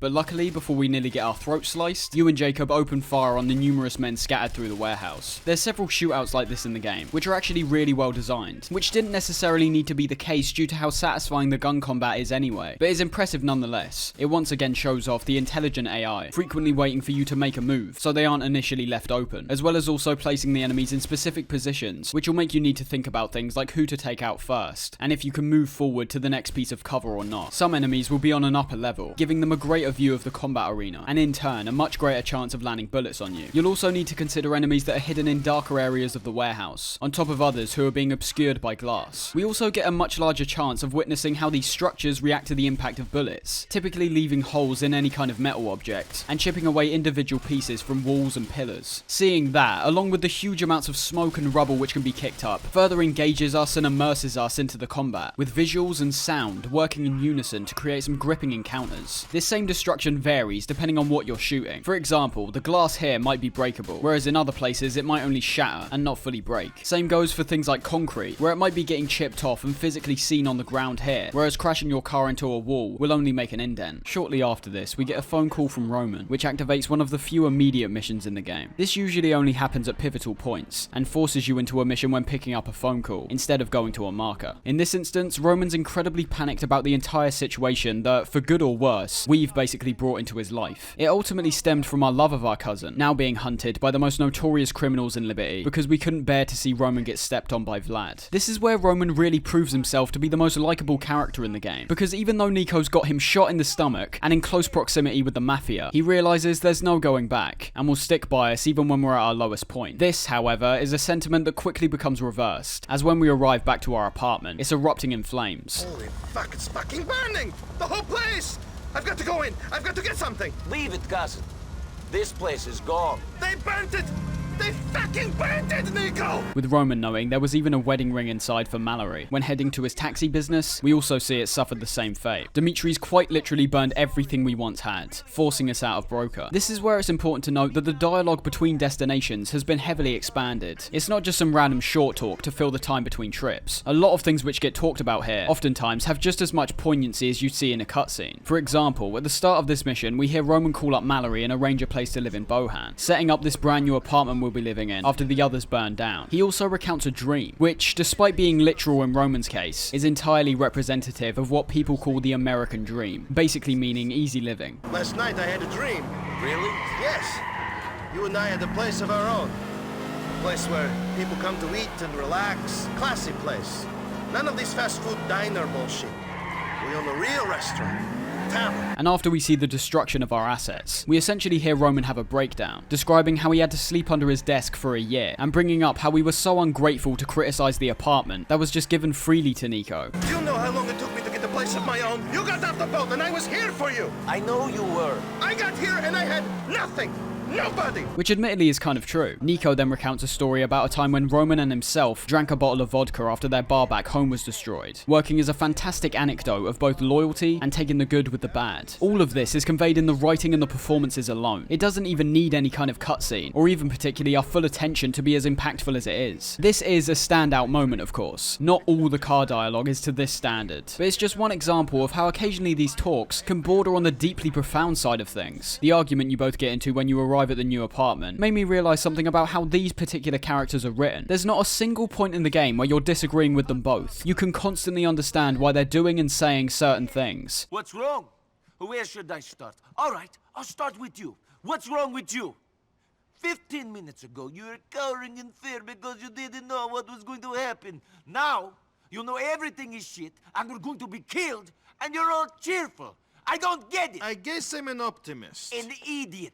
Not an optimist. Nico's pissed off at Roman's optimism, because the situation they're in is admittedly terrible, but Roman understands that being bitter about things will only make them an even angrier person, which tends to result in brash and oftentimes idiotic behaviour, which I think could somewhat be attributed to Nico at points. Whereas San Andreas was starting to really develop their characters into multifaceted and flawed people, GTA 4 evolves that by going even more complex in how these people's minds work. Someone like Roman will frequently go back and forth on what he truly believes in. He'll say he stopped gambling, until you find out that he's gotten in trouble because of the debt he's unable to pay off. The characteristics of each individual person here are vast, but it's Nico and Roman, in my opinion, that stand out as some of the most interesting character studies I've ever witnessed in a video game. One part of this game I think appears much better this time round is definitely the menus and the UI. I haven't really needed to touch on this since GTA 3, as they all had pretty much the same interface, which despite not being bad at all, definitely had some unnecessary elements cluttering up the screen. With the graphical fidelity being such a key factor in GTA 4, it makes sense that they've both removed a large amount of these features from the screen, but also greatly reduced the size of them. The main thing about this UI is that it's now dynamic, flashing up the few elements it sustains for only a few seconds when necessary. This includes switching your weapon, where you'll see which weapon you're taking out in the top right corner before Nico pulls it out himself. That's also another small detail which doesn't make a gameplay impact, and despite not making sense, is still more immersive, where Nico will now physically pull out these weapons from his jacket, and not just have them appear in his hand. This is the case for money as well, with your overall money counter briefly showing up to show you how much you have as well as how much it's increased. And there's also the different districts you enter in the bottom right. As for the minimap, this is the one element that by default is always left up on screen, but that's because it's so useful in this game. This is something I mentioned much earlier on, and is a borderline issue that open world games started falling into. There's now so many detailed elements shown to you on the minimap, and on top of that, we've now got a GPS system to help us navigate even easier. This is a double-edged sword in my opinion, as having the highlighted route exactly shown this time round, with every single turn now being mapped out for you, it's an undeniably nice feeling compared to the constant guesswork in the previous games, which more times than not would end up in you going the wrong direction, or not realizing you've got to cross a bridge beforehand. But at the same time, from a gameplay sense, your eyes are now constantly being glued to this minimap instead of the actual road, which is something that isn't exclusive to this game, and is arguably more of an issue for games like Skyrim and Fallout 3 in my opinion, but always feels like I'm doing a disservice to the meticulously crafted environment. I do genuinely want to gawk at everything, as well as just watching out for traffic, but the fact is, looking at the minimap is just a whole lot more practical, as you're able to see exactly where you're going, and the map itself is close enough to where you can reasonably gauge all the traffic that's in front and beside you. As for the full map, which we can see when pausing, pretty much everything gets covered here, from your safe houses to clothing shops and strip clubs. It's much more useful than the other games, which would oftentimes make you locate these things by yourself, for some reason. Out of the Closet has us taking advantage of the lovemeet.net website, making us date a guy called French Tom, and eventually having to meet up with him. Okay,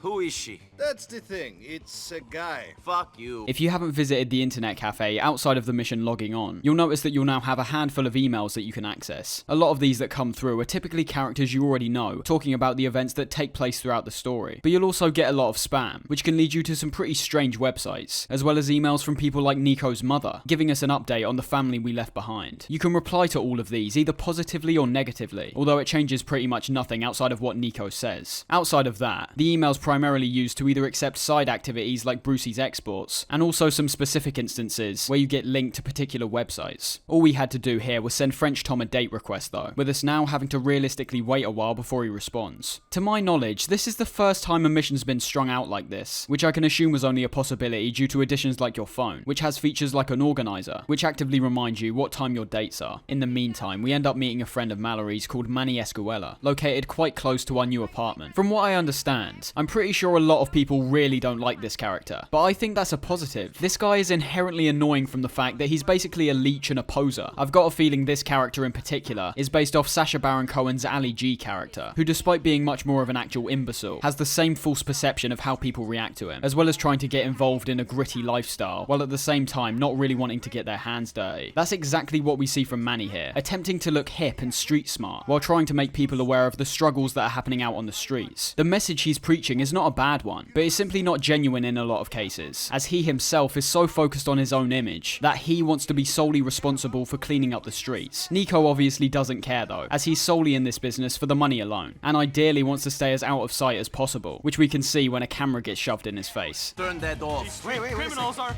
trying to reform their neighborhood. Hey, please, hold on a second. Hey, And that's exactly what we're tasked with doing here, tailing a drug dealer back to his hideout and then taking out his crew. My only issue here is the tailing itself, as it can oftentimes be very boring and tedious to sit at these traffic lights and just wait. It's alleviated slightly by the conversations you and Manny have, but I'm also pretty sure that's balanced out by the increased wait times. The trip skip feature is also completely removed here, presumably because of both the denser scale, as well as additions like the taxis. But in cases like this, I think it would have been very useful, especially because in my case, the drug dealer's car actually ended up getting stuck, meaning I had to do the whole thing over again. But outside of that, everything's alright here, and I like how you're forced to observe your surroundings and find an alternate way into the building due to the front door being locked. Shortly after Street Sweeper, which is a very simple case of go there, kill them, you'll likely be ready for your date with French Tom. I like the fact that when you meet up with him, you're given the option to either stand up straight away and kill him, or to actually engage in a dialogue with him. It removes the wait for those who are impatient, but is also pretty funny when you hear how the conversation degrades into Nico saying he's about to kill him. People in this world need to work. And my work is getting rid of you. It's a very basic encounter, and French Tom will just try to run away from you. He hasn't got backup or even a weapon of his own, and although the timed meetings concept is used a few more times in the future, I don't think it has a great enough impact or even purpose to be a feature. After this point we can do Brucey's final mission, simply being a race, which then unlocks the ability to go on more races with him. But we end up getting a call from Mallory, once again saying that she's got a friend who supposedly got work for us. This ends up being Elizabeta Torres, who ends up being an important link to a lot of the characters we'll end up working with for the rest of the game. And despite initially appearing quite normal, I think she's also one of the stranger characters we see, although I think all of the characters, including ourselves, have a certain amount of weirdness to them. It's once again that human element seeping its way in. We also get introduced to the character Patrick McCreary here, who usually goes under a nickname, but because it's almost exactly the same as an offensive slur, I'll just stick to Patrick from now on. The concept of this one is very similar to Little Jacob's first mission, where we need to overwatch a drug deal from the distance. Just like that one, it helps in establishing our relationship with this new character. But the big difference here is the distance at which we're observing them. This will likely be the first time you're given access to a sniper rifle, and despite it functioning about as you'd expect, there's definitely none of the weird glitches that we saw in GTA 3. The sniper's one of the weapons I think sounds particularly great, so let's take a second to look at how the sound's been improved in general.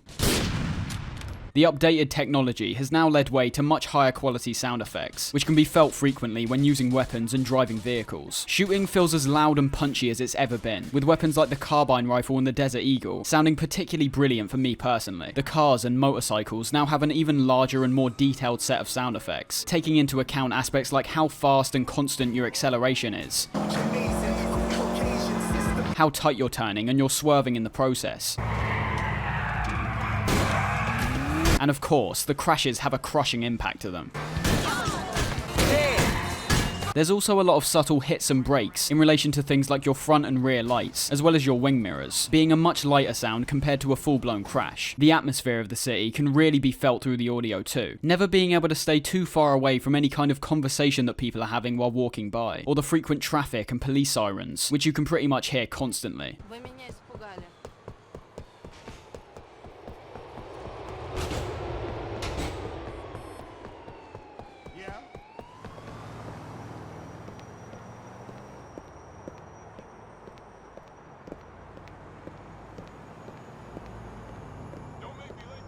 As for the radios, there's definitely a lot of great tracks in here, and as you can assume, the stations themselves have been expanded to feature even more genres, ranging from jazz to hip-hop to straight-up ambient music. But I mean, all I really need to say is that Beat 102.7 has Flashing Lights by Kanye, so that's a win in my book. Not to mention that this time round, some of the radio presenters are icons themselves, with musicians like Roy Ayers and Iggy Pop hosting the jazz fusion and rock stations respectively. And, of course, heading over to Integrity 2.0, we once again hear Laszlo, who at this point is becoming downright pitiful and unhinged with how he acts on air. I used to do coke off of toilet seats, you know, I took payola, you know, I got paid to make nasty comments about people, and everybody said I was really funny and that I was a great guy, you know, and deep down, don't you feel like you have a deep, dark secret you can't admit, and the hell starts kind of rising up again inside, and the lie... Overall, sound in this game seems to have been considered in every aspect, with everything not only having the highest degree of clarity that it's ever had, but also tapping into minute details, all the way down to how your footsteps sound, and how different hits and kicks will create different kinds of impacts. Blow Your Cover has us meeting up with Johnny Klevitz, who will eventually end up playing as in the Lost and Damned DLC, as well as Playboy X. A minor nitpick I want to point out, which I'm pretty sure everyone notices, is how Johnny does look slightly different than when we play as him in the DLC, as we actually end up re-witnessing this exact same moment from Johnny's perspective. But it's not a big deal, obviously. Whereas many people don't favour characters like Manny, I kind of have that same feeling towards Playboy, as although Manny's annoying, it's also somewhat endearing to witness him attempting to play out his fantasy. And as I said, his ultimate goal is to genuinely help clean up the streets. It's just the fact that he wants to be recognised and praised for it, which is pretty slimy. Playboy, on the other hand, reveals himself to have that same kind of attitude, but to a more extreme degree, claiming that he's big time and that he owns the city. There ain't a deal in this town I don't know about.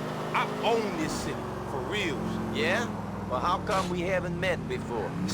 You obviously ain't been big time. Which immediately made me dislike him due to our encounters with much more dangerous men like Dimitri, who Playboy's clearly ignorant to. And compared to Manny, Playboy's intentions are not only selfish, but also revolved around peddling drugs and violence. He is still a memorable character, with the multicoloured hoodie being some excellent character design, but I've never been a big fan of him as a person. He always just seemed rather bland. The mission itself is a drug deal gone wrong, including this hilariously obvious undercover cop, which is most likely a commentary in itself. You got the heroin, correct? You're carrying it, correct? I mean, it's a simple question. One of the most interesting facets of the entire franchise for me isn't actually found within the games themselves, but instead the reactions from both audiences, reviewers, and the mainstream media. I've kind of grazed over certain aspects of the controversies which have been garnered from these games, but I think it's actually a very important element to take into account, as despite Rockstar's increasingly outlandish and boundary-pushing entries, you can definitely witness certain parts of future games that are an active reaction to the criticisms they received. There's no better place to start than the most infamous controversy GTA ever got into, that being the hot coffee mod in San Andreas. This was a fan-released patch which elaborated on the girlfriends in the game, where after inviting you inside their house, you'd actually be able to partake in a mini-game where you,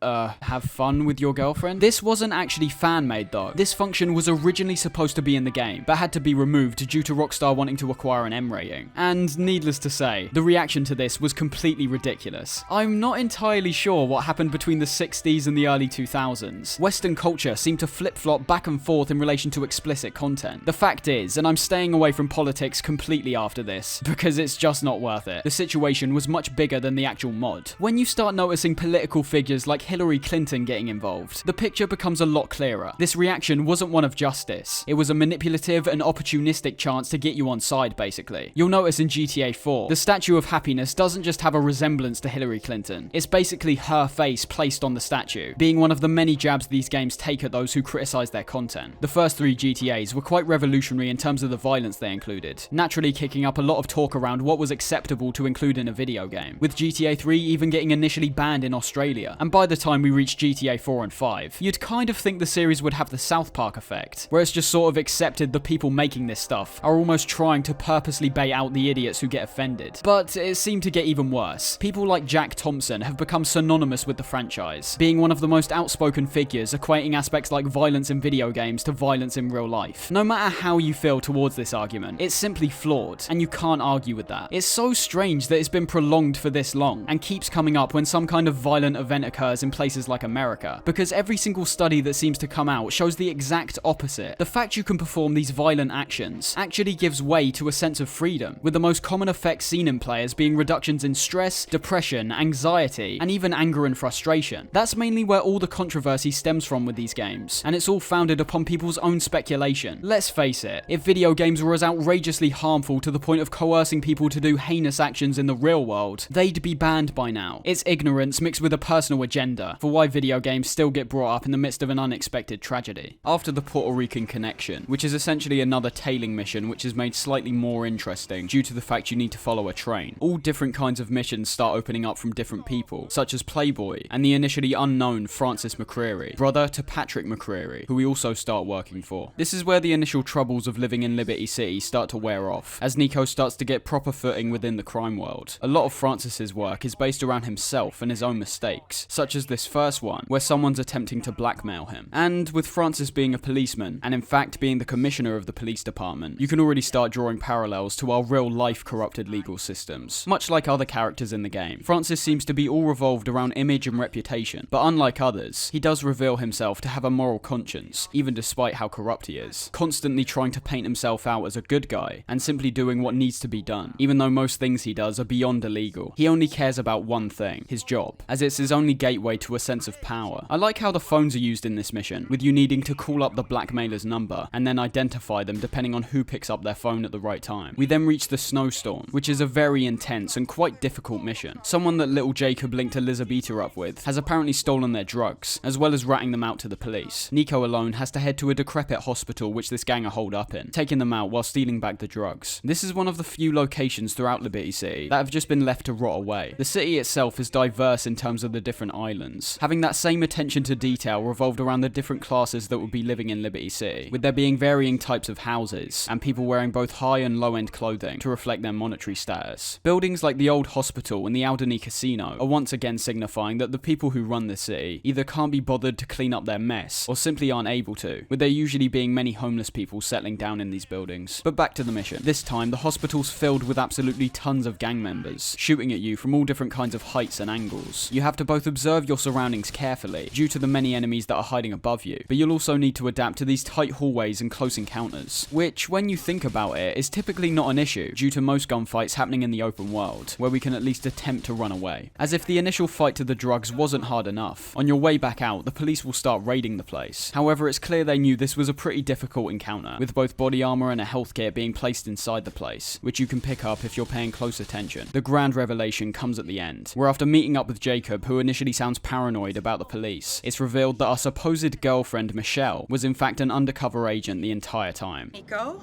I have been working for the government.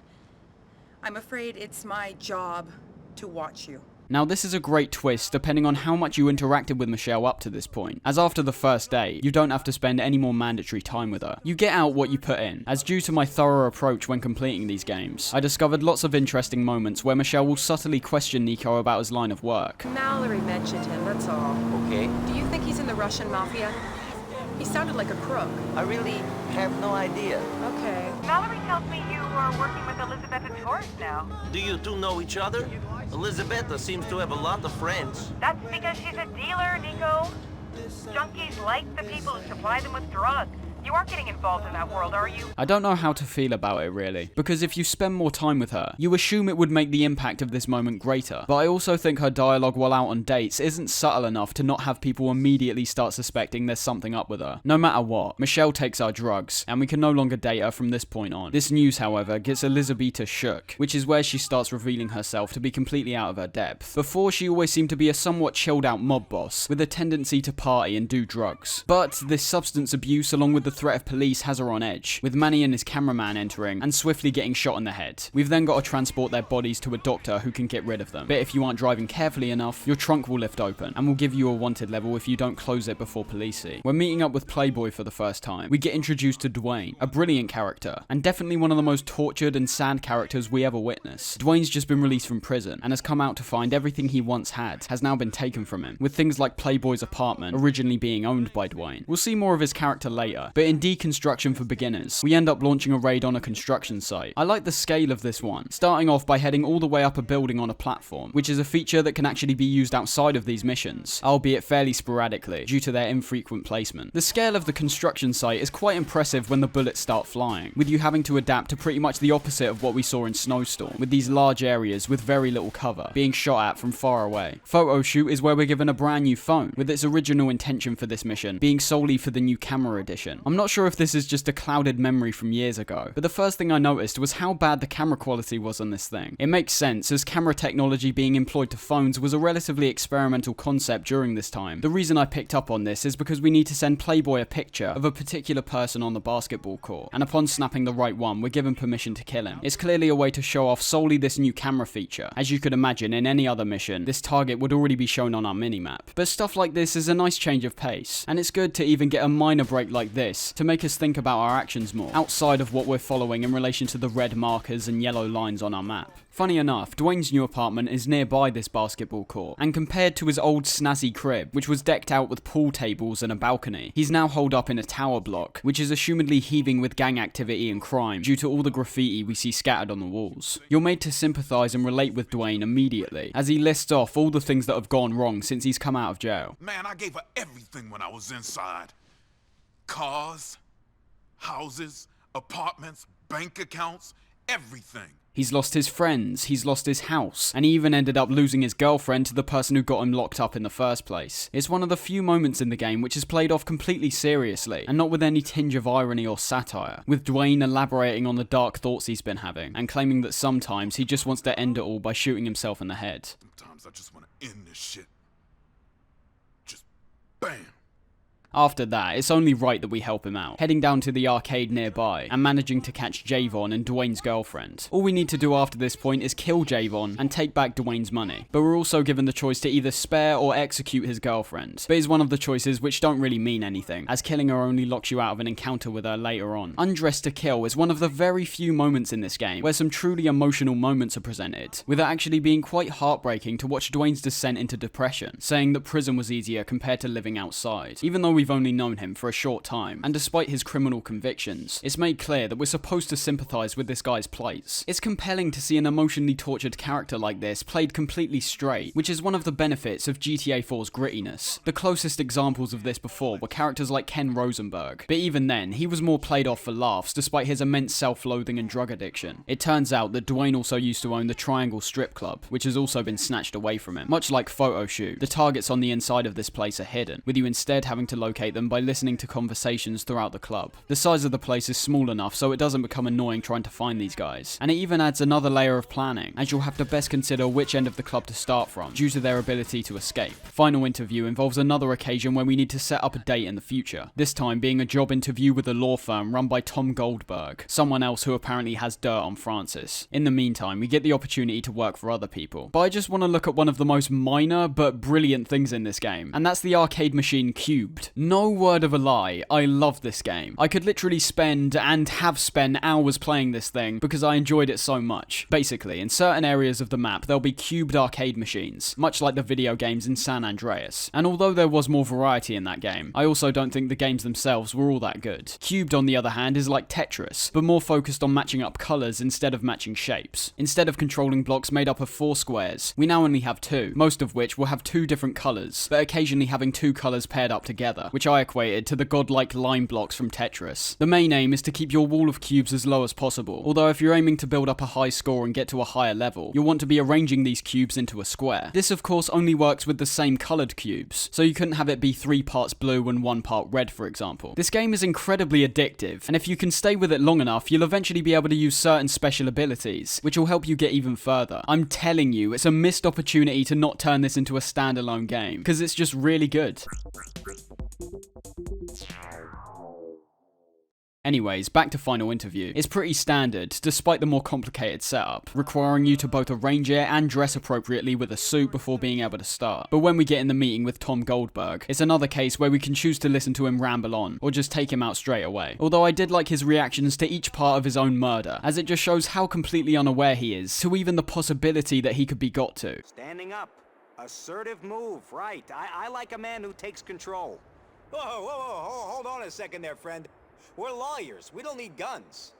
Strong move. Where are the files for your case against McCreary?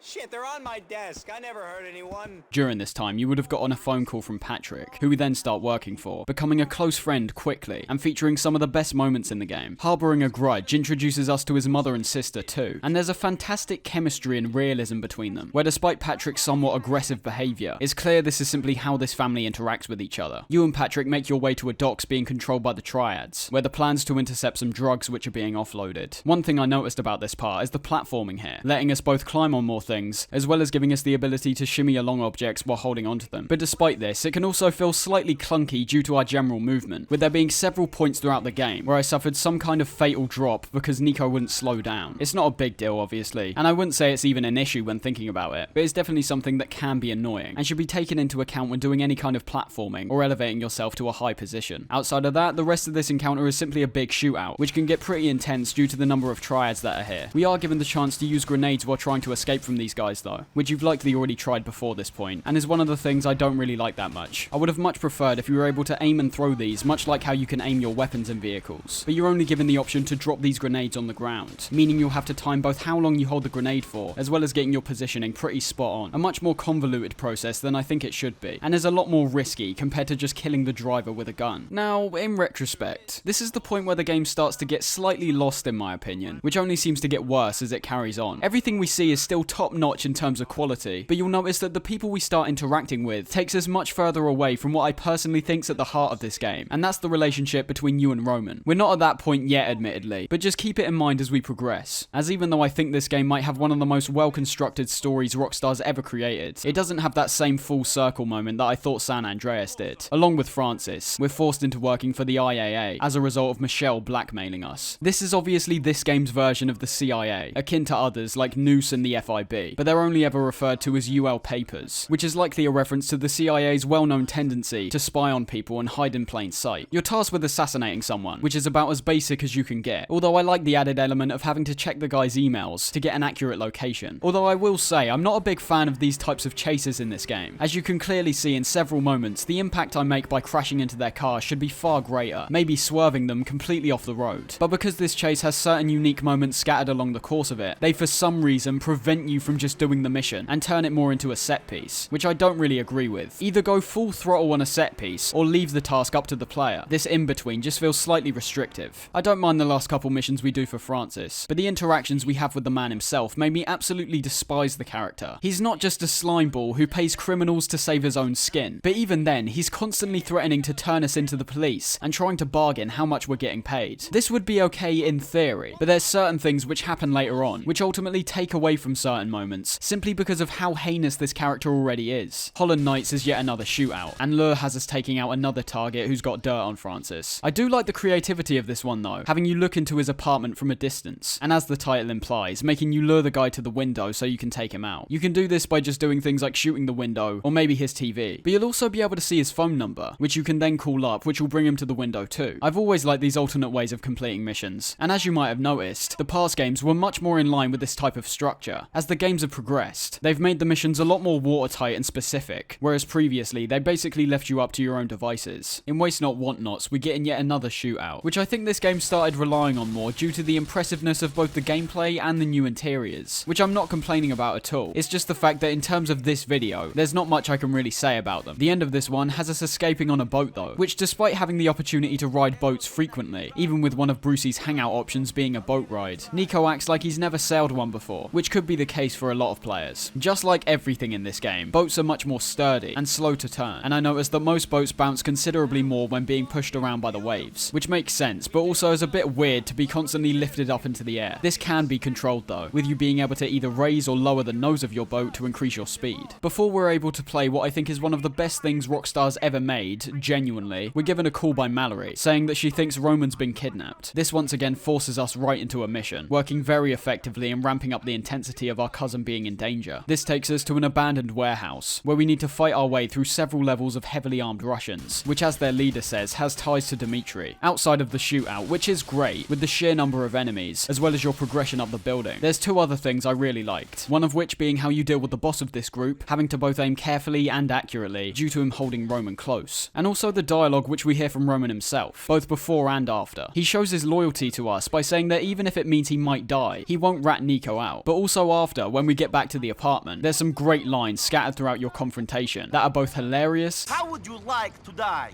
Having a threesome on my 100th birthday? I don't fucking know. I'm scared, you cold bastard. What are we going to do? And also insightful in relation to Roman's gambling addiction. All you care about is money and gambling it away on the internet. Oh, isn't America great? I get to sit in front of a computer and play Mr. Rich Man and get into debt with crooks. Okay, I messed up. I know I did. I thought things would be different. I don't understand this place so good. Oh man, what are we going to do? Stop sitting in front of the computer gambling our money. Stop getting into illegal card games. Stop spending all our money. Yes. Thank you.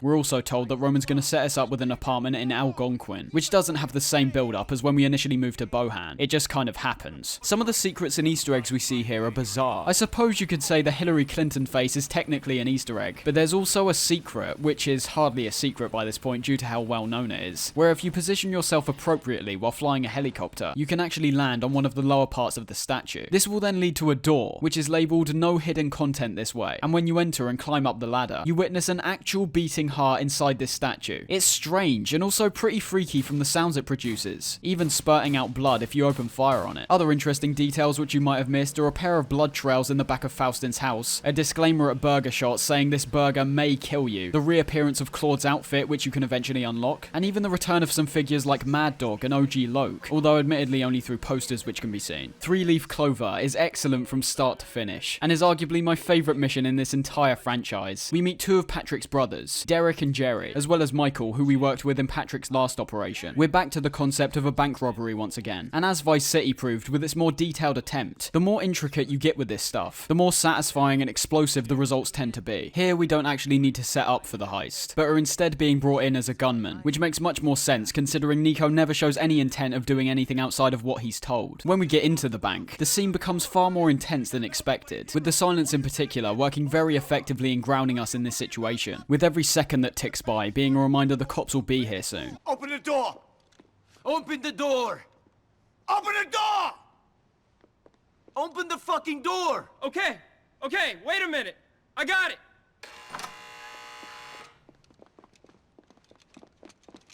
Get on the floor! Now! But sir... You too! Okay.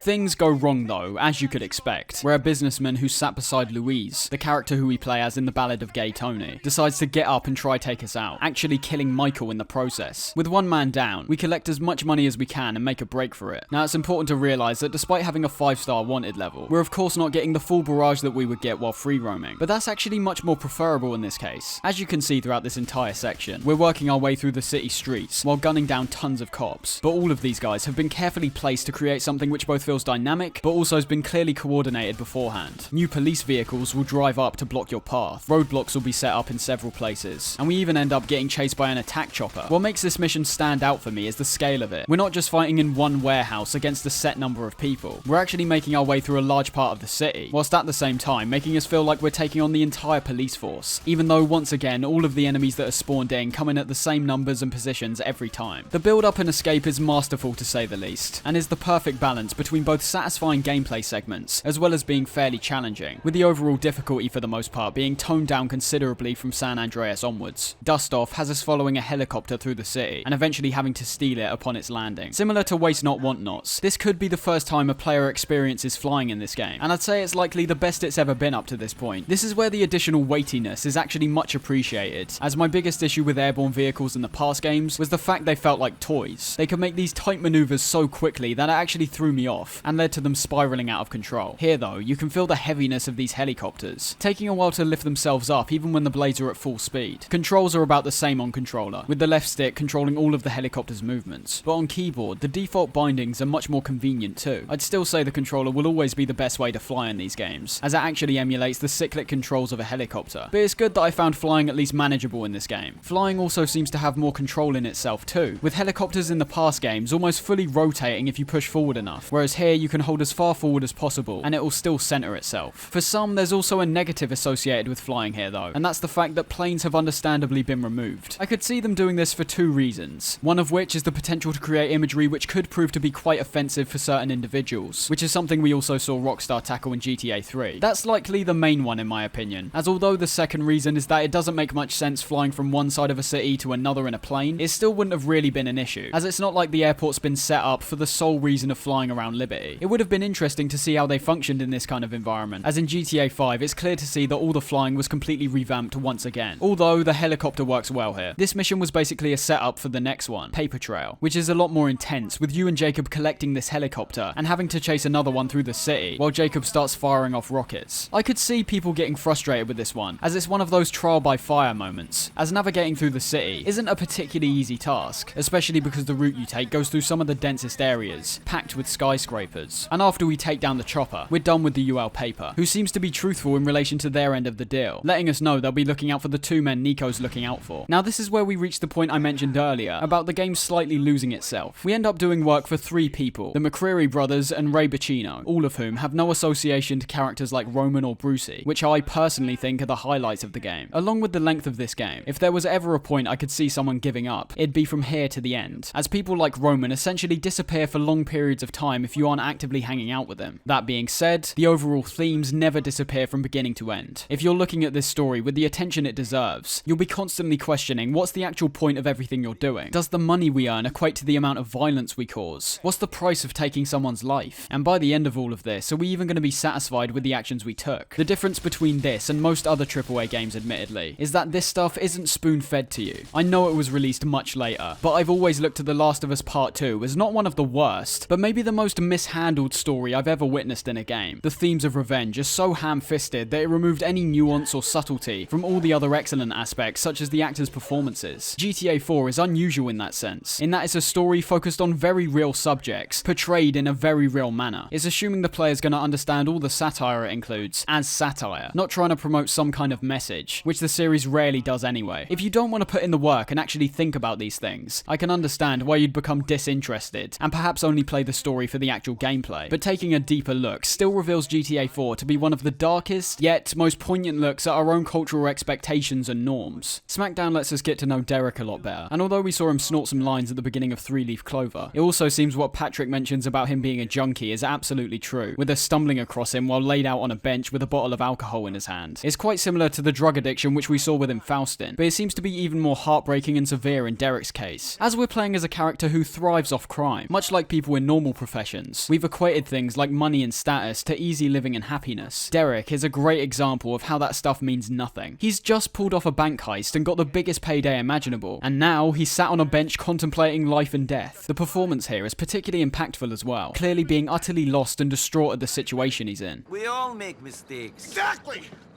And this guy is still threatening to kill me and my family! But eventually he centers himself, and we agree to help him take out someone who was claiming he was a grass. This is yet another mission where we use a police car to track someone down, with the added twist of letting the guy lead us back to his gang before taking them all out. Jerry, on the other hand, reveals himself to be a very cautious as well as racist man. He's also a substance abuser, but nowhere near as bad as Derek. The job he requests us to do is assassinate a guy called Tony Black, which will apparently help out a guy called Jimmy P. He's referring to Jimmy Pecorino, who we'll eventually end up meeting, and is important to one of my only criticisms I have around the story. What we do here isn't that interesting, however, with it being yet another tailing mission for the most part, with an explosive ending due to a bomb that we rigged to the driver's car. Notice how the last two missions were of a very similar structure to things we've done before. That's the downside of rigorously grounding your game in realism. There isn't any opportunity to be blown away by hydras and jetpacks halfway through the game, because it's simply not here. I feel the same way about babysitting, although that at least gives us a slightly new challenge where we need to open fire while sailing on a boat, which is a bit more difficult due to how the waves bob you around. Derek's final mission though is brilliant, with Tunnel of Death being a two-man job with you and Patrick, blocking an underground tunnel from two ways with these huge trucks to capture a police van. This is all to get hold of Aidan O'Malley, someone else who's apparently been talking about Derek, and the way he delivers these instructions to us is both deranged and pitiful. Derek's so far gone that even someone like Nico, who's witnessed people as unhinged as Faustin, is taken aback by his downright bizarre actions, even though there's not much build-up. O'Malley's execution is still pretty funny, the entire time going on about how happy he is that we saved him, and looking out to the sea, before we pop him in the head.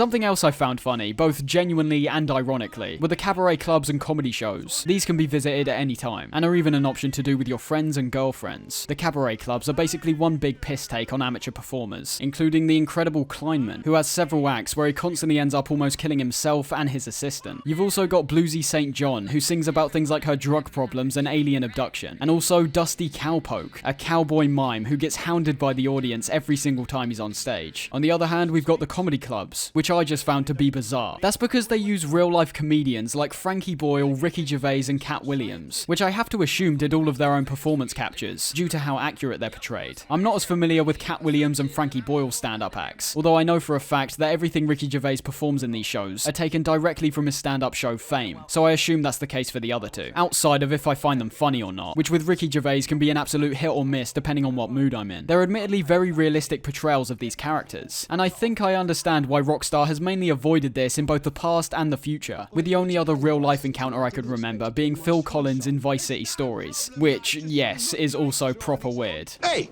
aren't you Phil, mate?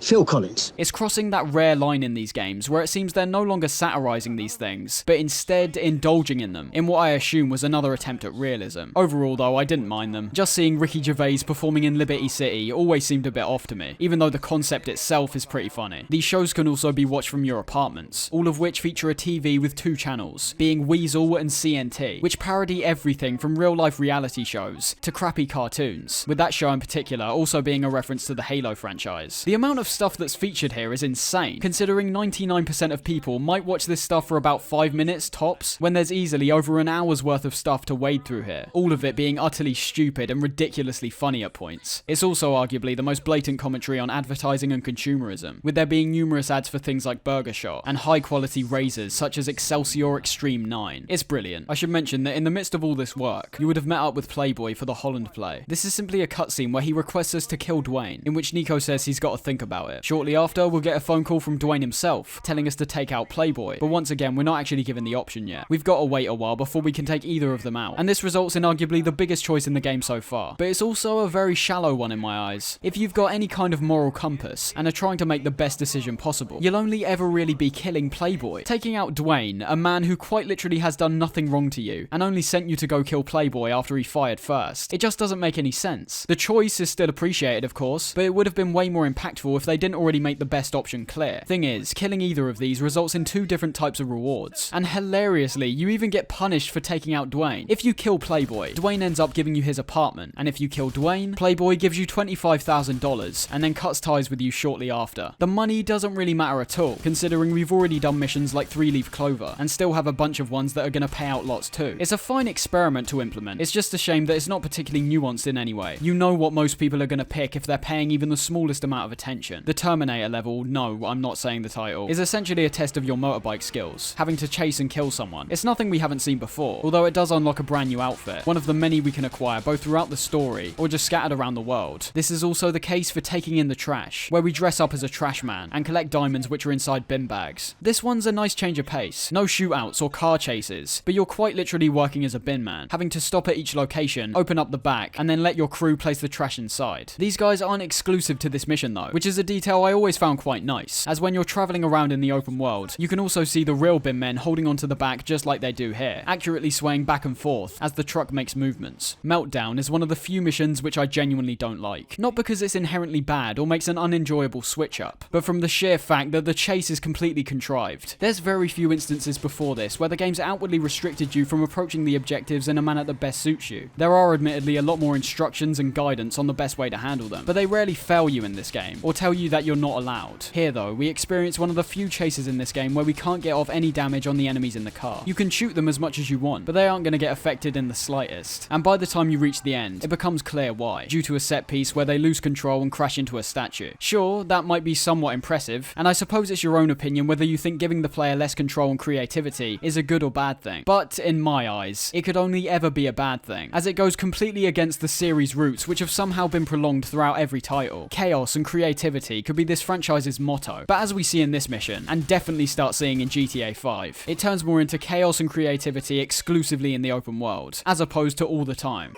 Museum Piece coalesces all three of the stories we see in this game, with the plan being to sell off some diamonds to a man called Isaac Roth, with the help of Johnny. Only thing is, Louise ambushes the meeting halfway through, and actually ends up stealing the diamonds for himself. This leads to one big firefight, but it's made a lot more gripping and immersive for me because of the museum setting. It's not only a brand new environment we haven't seen before, but also features tons of pottery and dinosaur skeletons, which all break up into individual pieces when shooting them. No Way on the Subway is arguably the worst example of the issue I mentioned about restricting the player. This is another chase on a motorcycle, and like the title implies, you'll eventually be brought down to the subway, which does make for an interesting ride, as you'll need to be anticipating oncoming trains round the tight bends. The big problem here though is that, as you can see, I was absolutely obliterating the guy in front of me, who seemed to not be feeling the effects at all. It's only after he reaches a certain point once again, this time being a train crash, when we're actually allowed to kill him. The reason this annoys me isn't just to do with the fact that it prolongs a mission which could be completed in a much shorter amount of time, but it's how blatant it is. They should have found another way outside of these guys literally becoming invincible. Maybe have them dodging out of the way, or even ducking their heads. The way it looks in these instances is just the game telling you to stop trying until they've shown you what they want. Ray actually ends up holding his end of the deal here, letting us know that one of the men we've been searching for, Florian Kravitch, can be located by an informant. Even though it doesn't make all that much sense taking Roman with you, considering you initially picture Florian to be some kind of war-torn, hardened criminal, I can understand why Roman's brought along. As I said earlier, it's Nico's relationship with him that drives the story for me personally, and I think doing it without him would have felt even more inappropriate. Before we actually get to him though, we need to meet with the informant, who not only tells us Florian's now called Bernie, but also says he needs to direct us to his place. I like this mechanic for one sole reason. It takes our eyes away from the minimap for a short while, and instead makes us rely solely on this guy's instructions. There is a certain degree of that already happening in relation to the GPS system, but when you've got the actual path mapped out in bright yellow, why wouldn't you look at it? This leads to our encounter with Florian.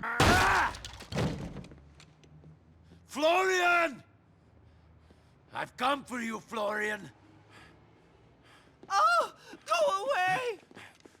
Florian, or rather Bernie, is an incredibly flamboyant gay man, and it becomes very clear to both Nico and Roman that he wasn't the one responsible for betraying his troop. Whilst playing, I wasn't sure how to feel about this character, as I'm sure many people playing nowadays, and perhaps back then, might have taken offense at the portrayal of a gay man, as well as Nico and Roman's reaction. The joke in itself is the fact that we expected Bernie to be much more intimidating, but then is revealed to be the complete opposite, and is even nice to us despite kicking his door down. But ultimately, like most things in these games, I don't think it's actually taking a jab at gay people. The fact Bernie's even included shows a lot more inclusiveness to begin with, especially at the time it was released. It's only in recent memory where these communities have actually found a prominent voice, so to see Rockstar including them, even if it is in a somewhat over-the-top manner, fits right in line with everything else in their games. For a franchise that makes fun of pretty much everything and everyone too, I think it would have been slightly more offensive if they purposely skated around these ideas, as it solidifies them as being somewhat different to what is considered a normal person, which just isn't true. See you later, Florian. Bernie! As Roman mentions as well, Bernie's a key example of someone who's reflected on their past and moved on, whereas Nico is still stuck in this vengeful mindset, now being even more determined to track down the only remaining traitor, Darko Brevich. This is the point where loose ends start to be tied up, as we slowly start transitioning into the final act. Ray's already introduced us to someone called Phil Bell, who we'll start working for shortly. Francis gives us the task of killing his brother Derek, which poses a much better dilemma than the one with Playboy and Dwayne, although it goes unsaid. Killing Derek results in a big payout, which can interestingly be made even bigger by calling Francis up right before you're about to kill Derek, as well as the same ability we saw with the girlfriend Kiki, where he can remove up to a 3-star wanted level, whereas killing Francis gives you nothing. So it genuinely puts you in the shoes of Nico, having to choose between what seems like the better moral decision, but also contemplating the reward you could get in the other case. Much like Playboy, Francis does paint himself out to be a twat the entire time you've interacted with him, and he calls the shots first. But for some, the reward might actually be worth it.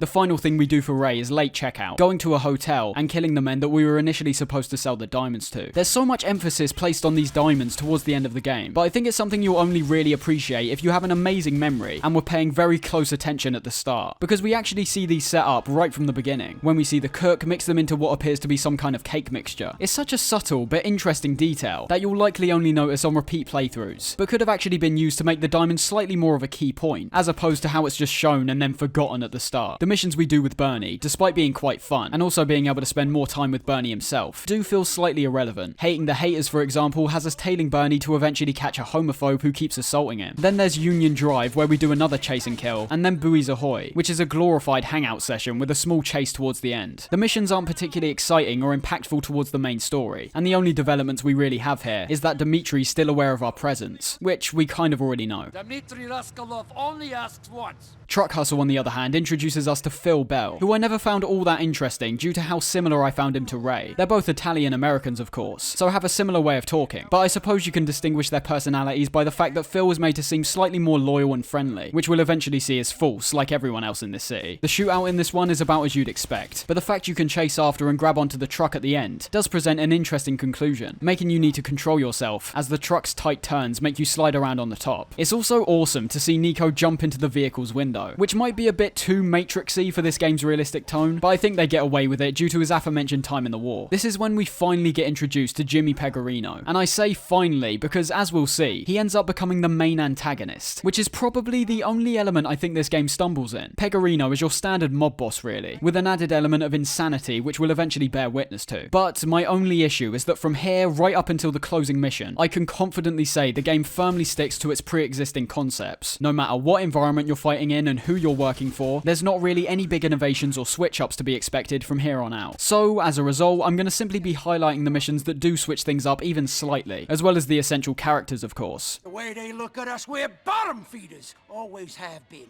We ain't a real family to them, just a bunch of Guernsey Goombas. We end up getting linked to a guy called the Fixer, which gives us a set of optional side missions based on assassinating certain targets. It's good if you want to experience some more raw gameplay, as well as having some firefights in some of the more unique locations around Alderney, but isn't essential to complete at all, despite the marker always being present on your map to imply they are. All the targets are even given to you in a random order, so there's no sense of progression or rising stakes. It's just go there, shoot that. John Gravelli is an interesting character which we meet after being sent by the UL. Unlike everyone else we've met who seems to be thinking solely in the present, Gravelli's on his deathbed from the moment we meet him, so is preemptively trying to set certain things in motion before he passes. Despite his missions all still being based around criminal activity, Gravelli himself is the embodiment of themes like the meaning of life and what people's purposes are. In the first cutscene, he contemplates people's vanity, saying that even a man like himself who's so close to death still worries about how people perceive and judge him. People are so damn vain.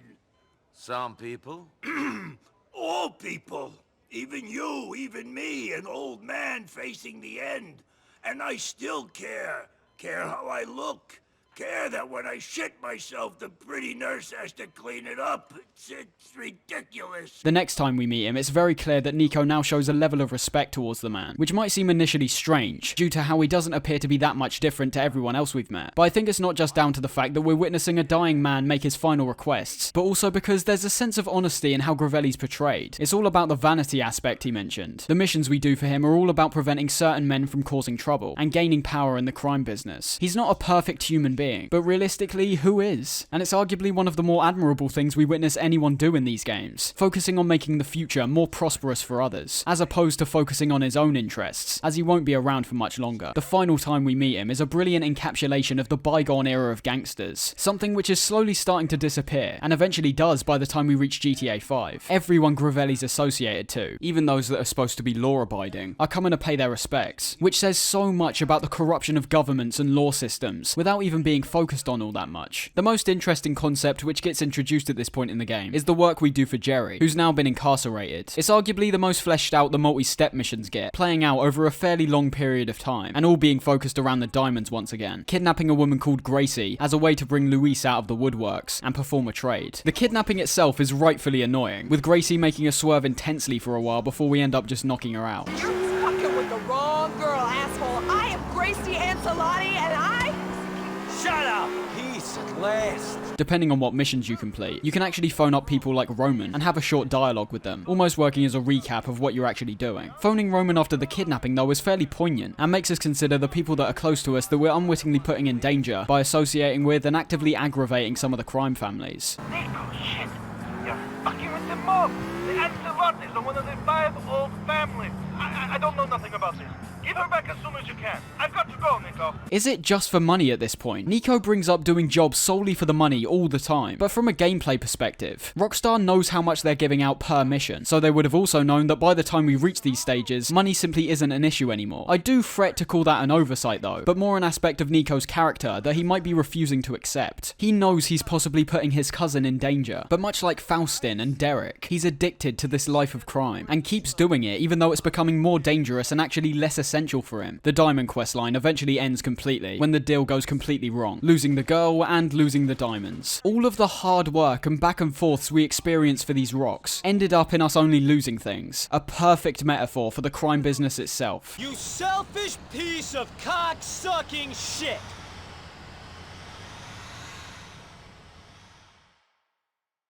I'd say Flatline is arguably the one mission in these closing segments which changes things up ever so slightly, but that's if you even notice it. The start of this one shows us how unhinged Pegorino is, coming about half a second away from blowing our heads off before explaining someone ratted him out. We're then sent to a hospital to where this rat's being held, where we can actually acquire some doctor's scrubs, which both work as a disguise, as well as an outfit that we can then use in the future. You can also just rush in and shoot him, of course, but I at least like the option of doing it silently. After taking out Ray for Pegorino due to these same paranoid concerns, we're called up by the UL, letting us know they've got hold of Darko and have him waiting for us at the airport. You once again pick up Roman and head to the location, but on the way there, Nico starts elaborating on why he thinks he does the things he does, with there being a large amount of regret and remorse in his lines. Well, this is the big moment, which you've been waiting for so long. I hope you will not be disappointed. Disappointment is not a consideration. I have not been the same man since the day that Darko betrayed us, since I saw those things. This is all that is left of me. What am I good at? What is my trade? I deal in debt. Because that is all that is open. I will tell you what you are good at, Nico. You are a good cousin and a good friend. You still have integrity. No matter what you say, there is humanity in you. You still have the power to be good. It's important that you believe that. Maybe I will start to believe it when Darko is dead. That might give me some perspective. This killing must stop sometime, Nico. Once this is done, then you must begin to forgive. Think about your future instead of the horrible things that have happened to you.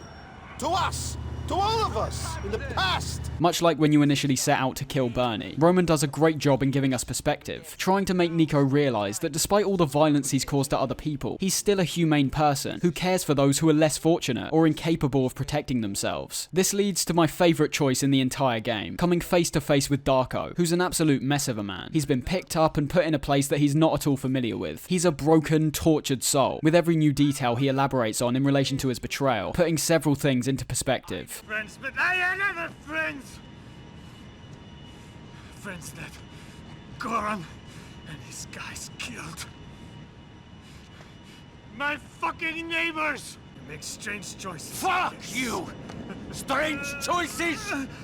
How much? 1,000. Darko clearly had no sense of loyalty towards his friends, as we discover that he betrayed them for only $1,000. The figure seems small to both us and Nico, but he then asks, how much do you charge to kill someone?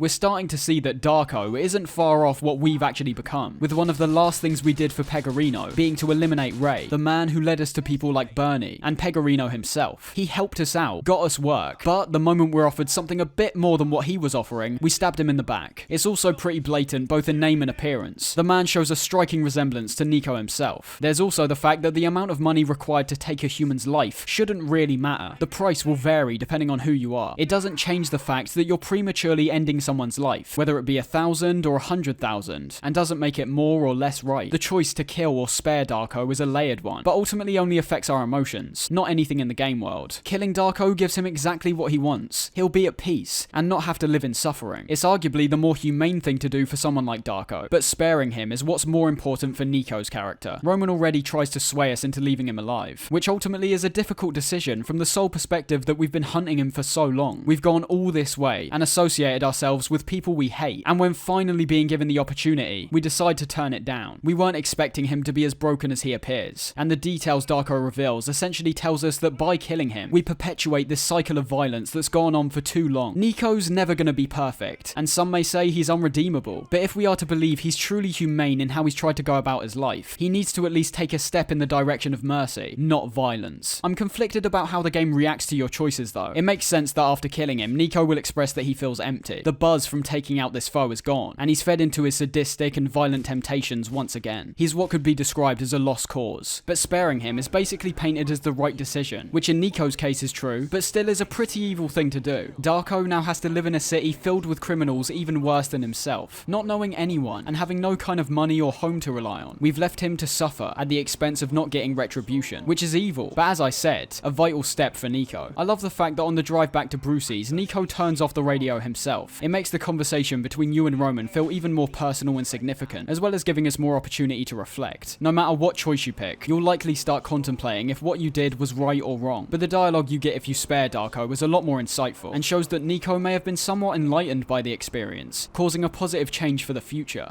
Living is not easy. No. I would live to killing Darko as well.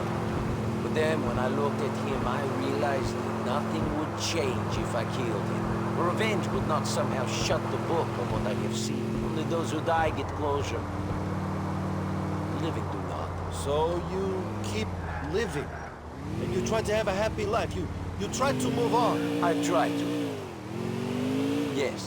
The final set of missions also depend on a choice which you personally have to make, with Pegorino almost forcing us to strike up a deal with some Russians to save his own skin. The only thing is, the Russian who's in charge is Dmitri himself, who despite his disappearance very early on in the game, has been frequently phoning you up throughout the game to try and mock and intimidate you. This gives us two options, deal or revenge. I love the fact you're given these choices, as it actually leads to two different scenarios, with two different endings. My only issue is that when you look at these choices even remotely closely, you can both see how the appropriate choice for Nico's character becomes very blatant, and also how this could have actually been executed more impactfully. I've heard the canon ending of the game is the revenge ending, and it's fantastic for the most part. Weirdly, Roman tries to convince us into working with Dmitri, whereas Patrick's sister Kate thinks otherwise. Yeah, I heard you had forgiven him and we're working together.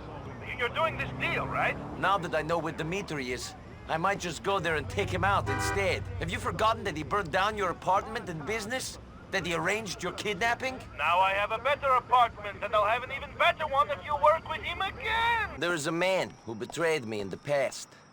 I am being asked to work with him. It could be very profitable, but it would mean going back on an oath I swore to myself. You shouldn't work with him, Nico. You don't need money. What is it going to change about your life? I don't know. It'll make things easier. For me and for Roman. I'm not going to respect you if you compromise what you believe in for money, Nico.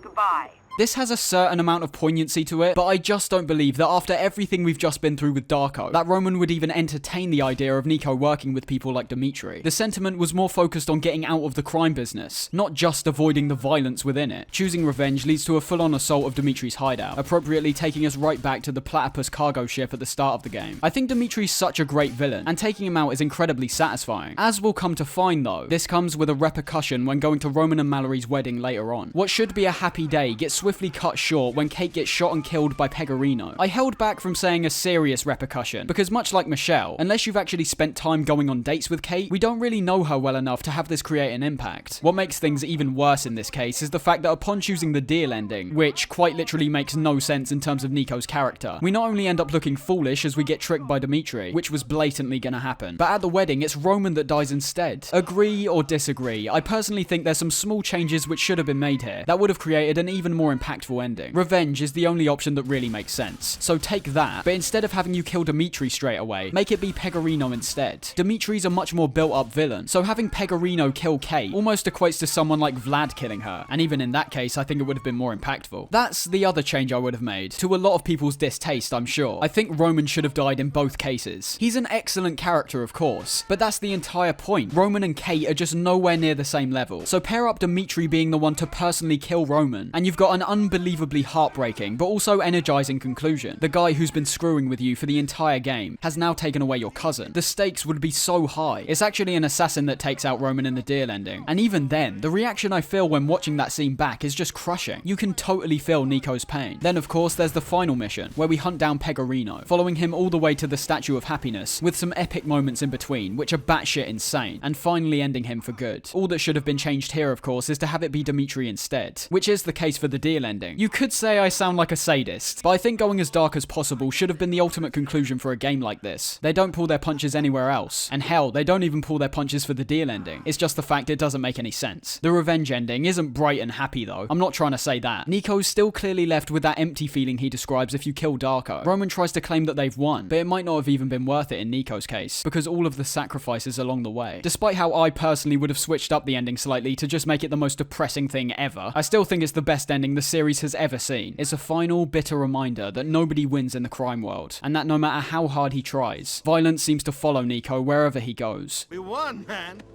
We won! And that's GTA 4, what I'd have to describe as a true masterpiece. The story is one of the best I've ever seen carried out in a video game. The game world is immaculately detailed, and in my opinion, due to the immense graphical upgrade, is the first time I'd consider the location feels truly lived in, and believable in every aspect. The gameplay as well has been modernized and refined, so that no clunkiness gets in the way of the overall experience. I think to this day, there's very few games that have gone to such exhaustive lengths, not just in the game itself, but everything surrounding the story and its themes. That's the thing you've got to remember. GTA 4 was never about being fun, which is why I can totally understand why some people really don't like this game. There's of course enjoyment to be had, but for the most part, everything from the presentation to the actions you're taking throughout the game is a reminder that crime isn't fun. It's not about flying around in jetpacks and blowing things up with tanks, but more about what becomes a monotonous cycle of violence, all in the effort to gain capital. That doesn't mean there isn't a place for that kind of bombastic storytelling, as San Andreas perfectly showed, but it's simply not what this game was going for. The themes it chooses to tackle are incredibly deep and interesting. They're not as simple as the stuff we've seen before. We're focusing on life and death, crime, betrayal, and arguably the key theme being capitalism, portrayed in the context of the game through the well-known American dream ethos. And as a result, I also think this makes GTA 4 arguably the boldest entry in the entire series too. They must have known after San Andreas, people would have been looking for something even bigger and more explosive than before, but they do the exact opposite. They pare things down in relation to almost every aspect. The city's smaller than San Andreas, there aren't as many weapons, the missions aren't all as distinct, but I think it's very clear to see that was all on purpose. Now that's not to say I think everything they present is carried out 100% perfectly, just because I think it's a masterpiece and very intentional. That doesn't exempt it from general criticism. The driving is simply too stiff, no matter how good you become with it. The lack of customization is admittedly disappointing, and the missions weren't varied enough in my opinion to warrant the amount that were there, even if that was the entire point. But outside of those things, GTA 4 is yet another innovative entry from Rockstar, showing the entire industry how detailed and complex you can get with both the gameplay and story, setting the bar incredibly high from this point forward. There was also a multiplayer mode attached to this game, which I'm sure many people like myself have extremely fond memories of. It wasn't too in-depth, especially to what we'd eventually see in future GTA games, but it included a selection of missions which you could play with your friends on, as well as letting you control certain aspects like your character's appearance, what the weather conditions are, and how many people are out on the streets. The best part, of course, was the open world, simply letting you get up to whatever you want while free roaming, although as you could assume, most of the side activities are absent here, mainly focusing on the mayhem that you and your friends can now cause against pedestrians and the police. It's great, and expands much further on the multiplayer ideas that we previously saw in the PSP games. There were also 2 expansions to GTA 4, as well as another handheld game which came out before the next mainline entry. So let's go through those now. First, we've got The Lost and Damned, which puts us in the shoes of Johnny Klebitz, the lost MC biker we interact with in the main game. Just like both DLCs, it's luckily focused on its own self-contained narrative, with the times it reintroduces the main story's elements being nice, but not dwelling on Nico's story at all for the most part. The story's fine, with all the writing and performances being just as top quality as you'd expect, although I think Johnny himself as a character isn't particularly that interesting. Characters in games don't necessarily need to be intelligent to give the player some interesting moments of insight, but it's the fact that Johnny doesn't really seem to learn anything throughout the time we spend with him. He's part of a gang, and then gets fed up and wants to leave, and there's not really any reason outside of what we can only assume is common sense. I also think it mirrors the base game just a bit too closely in relation to the antagonist Billy. This guy is so annoying, along with his little sidekick Brian, which I can only appreciate in retrospect, as it made killing the guy very satisfying for me personally, but has too many parallels to Dimitri in my opinion, with the only difference being that here he actually starts as your friend, as opposed to Dimitri who starts as a colleague of Faustin. As for the new stuff, it's fairly limited, but some of the ideas are still pretty interesting. There's some brand new weapons which prove to be great inclusions, some of which I wish would have just been ported straight into the base game, via an update or something. I say some, as weapons like the automatic pistol and the sawn-off shotgun do fit slightly more in line with the tone of this DLC, but the automatic shotgun and grenade launcher would have fit perfectly in the base game. Although I do have to say, I didn't particularly find weapons like the sawn-off to be that satisfying to use, as the spread was so large that you always need to get really close to your target, and even then, despite having a huge blast, I rarely killed anyone in one shot. The grenade launcher is also simply that, a grenade launcher, unfortunately having a delayed effect with the explosion, as opposed to exploding on impact. The locations we're playing in is all stuff we've seen before, but they make the smart decision to have everything revolve around areas that were less common to visit in the base game, and outside of the main content, which still has some intense and well-crafted missions, as well as the first case of outright nudity in these games, which you better believe caused some controversy. The side stuff is somewhat repetitive and lacking, but that's fine. Our safe house is actually the Lost MC's clubhouse, where we can play around with some new activities like higher or lower and arm wrestling, although the controls on PC for that were awful. There's also tons of gang wars which you can participate in around the map, although as you could assume, once you've done one, you've basically done them all. I like how they put the emphasis on your gang as well, with there being a toughness meter, which will gradually fill up as you do more missions with the same crew, and results in them having better weaponry in any fights in the future. It's not a huge change, but the concept in itself is interesting. There's also the fact that some of these missions have you either following or guiding your gang on motorcycles, which once again makes you feel like a tight-knit group, being reflected in the gameplay, not just the cutscenes. Add to that some newer vehicles, new music on the radio stations, as well as better bike handling all round, and you've got a short, tight DLC that's not trying to be groundbreaking compared to the base game, but simply allowing players to spend even more time in this world, and letting them experience some new mechanics and a brand new story to boot. Gay Tony, on the other hand, does genuinely paint a very different picture, and it's likely what GTA 4 would have turned out like if they went full throttle in the direction that San Andreas did. First off, the story was much more gripping to me personally than Lost and Damned, and stayed more in line with the themes and ideas that have been presented throughout the series. I think Louise and Tony are two fantastic characters, being fairly similar to the relationship Nico and Roman have, but this time having Louise constantly looking after Tony as he spirals into heavy drug addiction. It's clear from the get-go that it's purposely going in the complete other direction to the base game. Everything from the bright multicolored lights of our nightclub, all the way down to our bright pink UI, wants things to pop, as opposed to the greyness that we've seen so far. The characters we meet in this story are also brilliant at points, with my personal favourite being Yusuf, a man who starts off as over the top and annoying, but eventually ends up saving our skin more than a few times, and is simply just hilarious. The new additions here are downright excellent, and prove to be so great, they'd end up heavily influencing some of the stuff we see in GTA 5, the most obvious of which is the scoring system we see at the end of missions, grading you on varying aspects on each individual mission, such as the amount of headshots you got, and how long you took to complete it. This introduces the brilliant chance for replayability, as for the first time we're actually allowed to replay missions as many times as we want, which I'm sure for missions like 3-Leaf Clover in the base game would have been a godsend for some people, or at least me. Due to all the content we see here, both in main and side content, it does genuinely feel like putting San Andreas gameplay in Liberty City was the sole aim here. We get missions where we blast tons of police from a noose tank, get chased by bikers and police while fending them off with sticky bombs, and at one point we even end up destroying an entire yacht by shooting rockets and machine guns at it from a buzzard. Unlike the base game, we're going completely off the rails here, but it tells me that even if GTA 4 played predominantly like this, I don't think people would have much of an issue. The weapons from the Lost and Damned have been primarily stripped out, and replaced with an even larger and more explosive arsenal. The automatic shotgun now resembles an AA-12, and has both normal and explosive ammunition. There's a silenced P90, an M249, a brand new pistol, a golden Uzi, and also a brand new sniper. On top of those, we've also got the addition of sticky bombs, a very welcome addition that somewhat alleviates the possibility of blowing yourself up with grenades. In terms of side content, this has also been greatly expanded, not just doing the same tasks over and over again, although that is still present in the form of the drug wars, but now we can do things like go into a club and dance, actually start managing the club, and take care of any troublemakers, and even go full-blown Fight Club with the underground cage fighting. Despite planes still being absent, we now also have access to parachutes, an inclusion so useful that I'm still confused why they didn't put this in from the start. These handle much better than the ones we saw in San Andreas, and much like the drug wars, there are numerous markers around the map to perform unique base jumps. I also think the themes here run much closer to what we saw in the base game, which I actually think is a positive thing. Lost and Damned was slightly one-dimensional in my eyes, whereas there's aspects here like Louise's clear disillusionment to the people around him, the over-the-top homophobia and racism, and just characters like Yusuf alone, that make for some really interesting thought. The second of those was obviously really important for Rockstar, as labeling someone Gay Tony off the bat would have lots of people questioning if that's in a positive or negative context, and despite there being frequent uses of certain homophobic slurs. It's very clear they're not encouraging this kind of behavior, and are actually looking down on it. Overall, these two DLCs are absolutely brilliant in their own right, although I'd have to say that Gay Tony does seem to be quite a bit more ambitious. Both are worth experiencing, of course, if just to witness the brilliant moments when their individual stories converge. And I suppose if you personally didn't enjoy Nico's journey, there might be elements in these expansions that might click with you slightly better. Your arsenal's bigger, the stories are different, and even missions are made slightly more modern by how there's now checkpoints, something I'm not either in favour of or opposed to. They both flesh out Liberty City even more than it already was, and definitely shouldn't be skipped over as some kind of lesser extra content. That same sentiment translates wholeheartedly to Chinatown Wars, initially released exclusively for the Nintendo DS, and later ported to the PSP. A GTA game on DS, that's just weird. But what's not weird and actually blew me away was the game itself. Unlike the past handheld games, Chinatown Wars isn't trying to replicate the experience of the mainline games, but instead chooses to go back to the top-down arcade roots of the series, and ends up basically perfecting what was so fun about those ones. I enjoyed this game so much more than I thought I would, but I won't dwell on it for a huge period of time. This game proves how much fun a top-down GTA can actually be, as well as how detailed you can make it. We play as a guy called Huang Li, and although the story's quite standard compared to others, with the main goal being to reacquire a sword that was given to us by our father, it's how they go about presenting it which I found brilliant. They seem to be very aware of the gaming device they're making this for, as they take advantage of it in every aspect. It's a smaller production than the mainline games, so as a result we stick to a tight-knit set of characters that give us missions, which I actually think works perfectly in getting us affiliated closer with these characters, something the other games sometimes stumble on by trying to introduce too many characters as the game goes on. This console awareness also applies to the gameplay in a major way, taking full advantage of the dual screen setup the DS had, with numerous occasions where you'll be able to perform certain actions like hotwiring a car, breaking locks and windows, and also just working very functionally in relation to using our map and checking emails. Another aspect I liked was how they didn't skimp on the weapons at all. We get about the same stuff we see in GTA 4, now with additions like a flamethrower as well as a minigun. Driving in this game is excellent for one sole reason. They take the lightweight and fast feeling cars had from GTA 1, and with the slightest tilt of the camera, as well as an accompanying minimap, you've no longer got those constant issues where you'd be crashing into walls and oncoming traffic. In terms of the police in this game, this also presented a very unique system which I would have liked to see again, but likely only works well for this type of layout. Essentially, instead of losing the police like we did in GTA 4, there's now a brand new mechanic where we can push the police into surrounding buildings and lampposts, and they'll end up busting their car when crashing into it. You can even pull this off by crashing into them yourself with enough force, and you'll always know when you've done it correctly by the big red X which flashes on screen, as well as the incredibly crunchy and satisfying crash sound.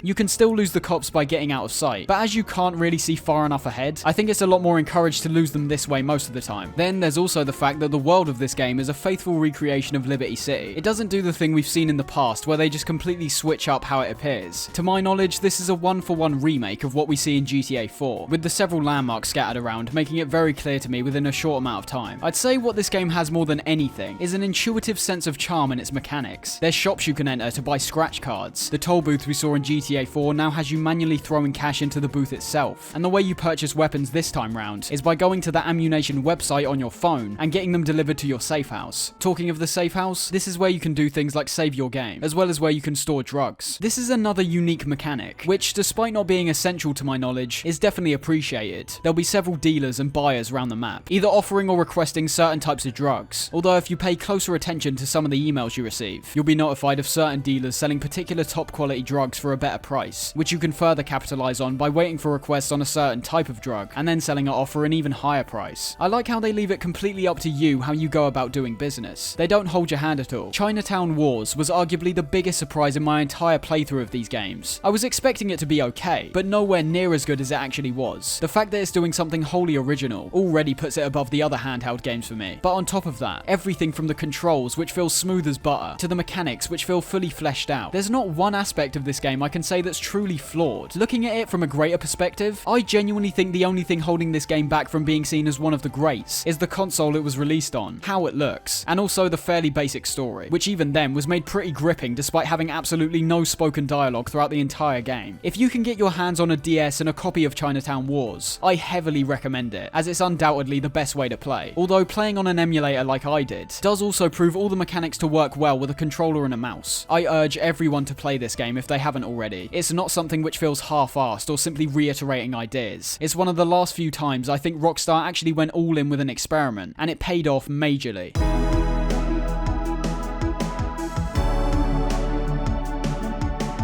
GTA 5 saw the biggest gap between mainline releases the franchise had ever seen, although after the sheer magnitude that was present in GTA 4, it was fairly understandable. Trailers published around the time of its release showed the game to be the biggest and most detailed world Rockstar had ever created up to this point, and the hype from fans was off the charts. Not only was Rockstar expanding the scale and returning to San Andreas, but with the individual characters that kept popping up, it was made clear that we weren't going to be playing as one protagonist this time round, but three. It's important to recognise just how massive GTA 5 was. I think it's the only game I've ever seen to become less of a release and more of an event. If you think games like God of War and Cyberpunk were a big deal, upon its release, GTA 5 was global news, and not just for controversial reasons like it always was, although that was an aspect too, but for the fact that Rockstar seemed to break almost every world record with this game. It sold over 16 million units in the first week of release, equating to a total of over $1 billion.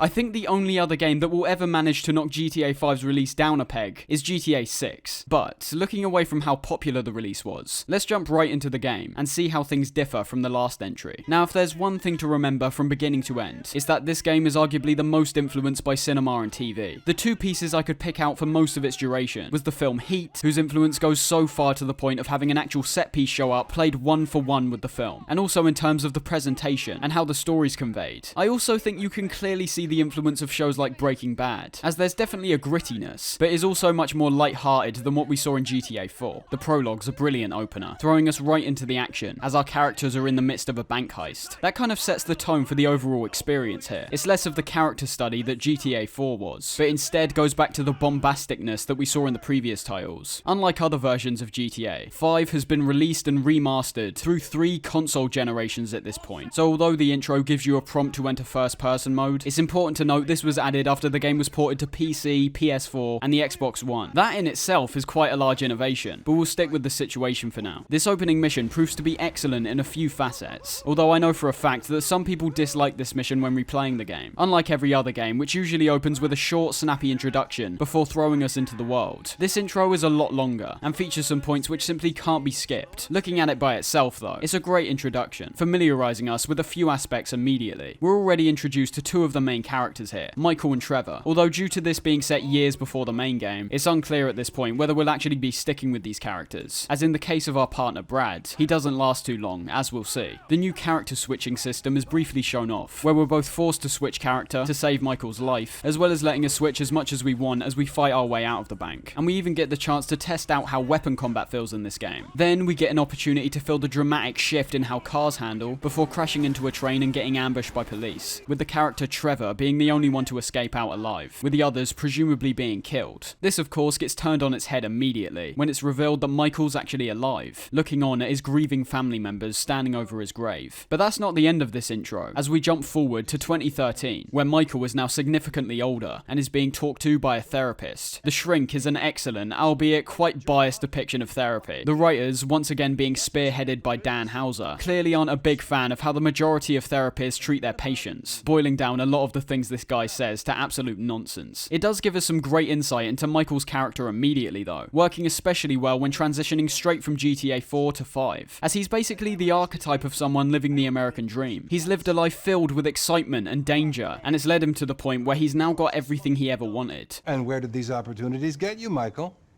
They got me right fucking here. The end of the road. With a big house and a useless kid, and I'm stuck talking to you because no one else gives a shit. Oh, I'm living a dream, baby.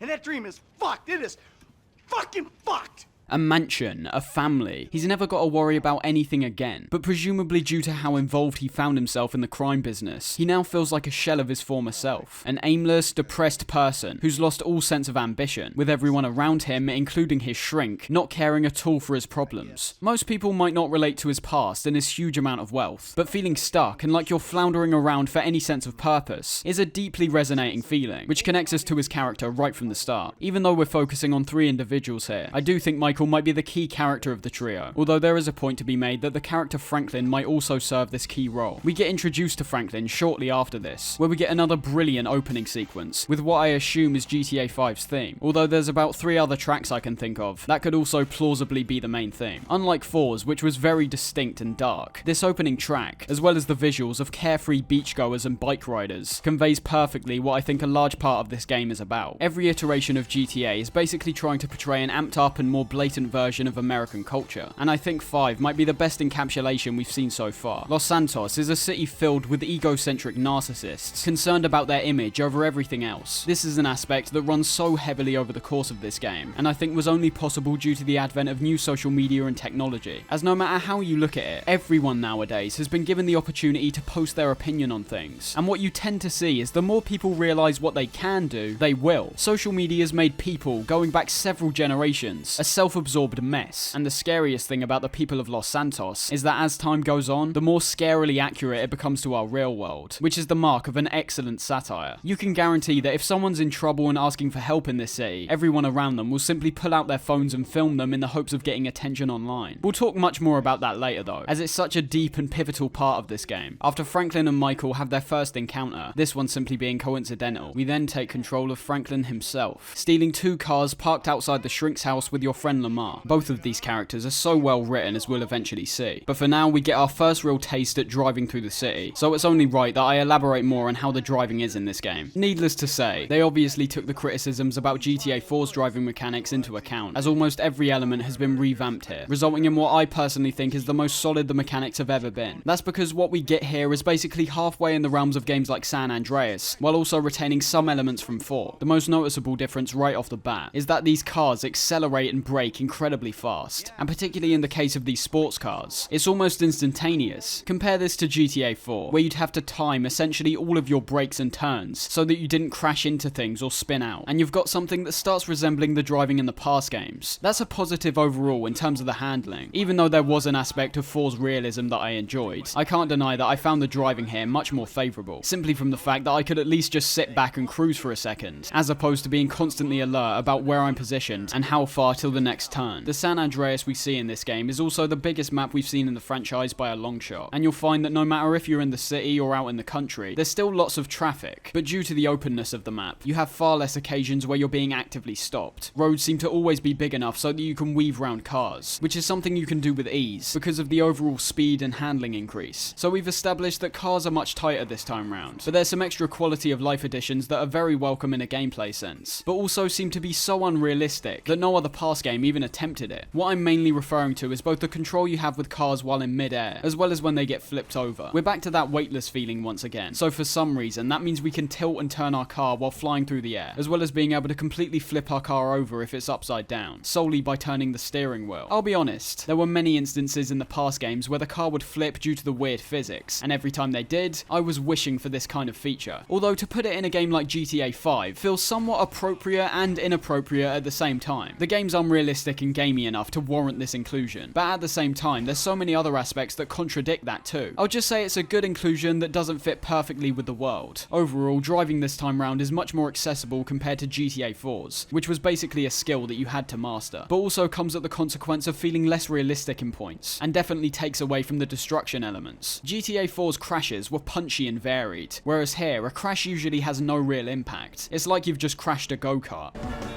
You got lucky, buddy.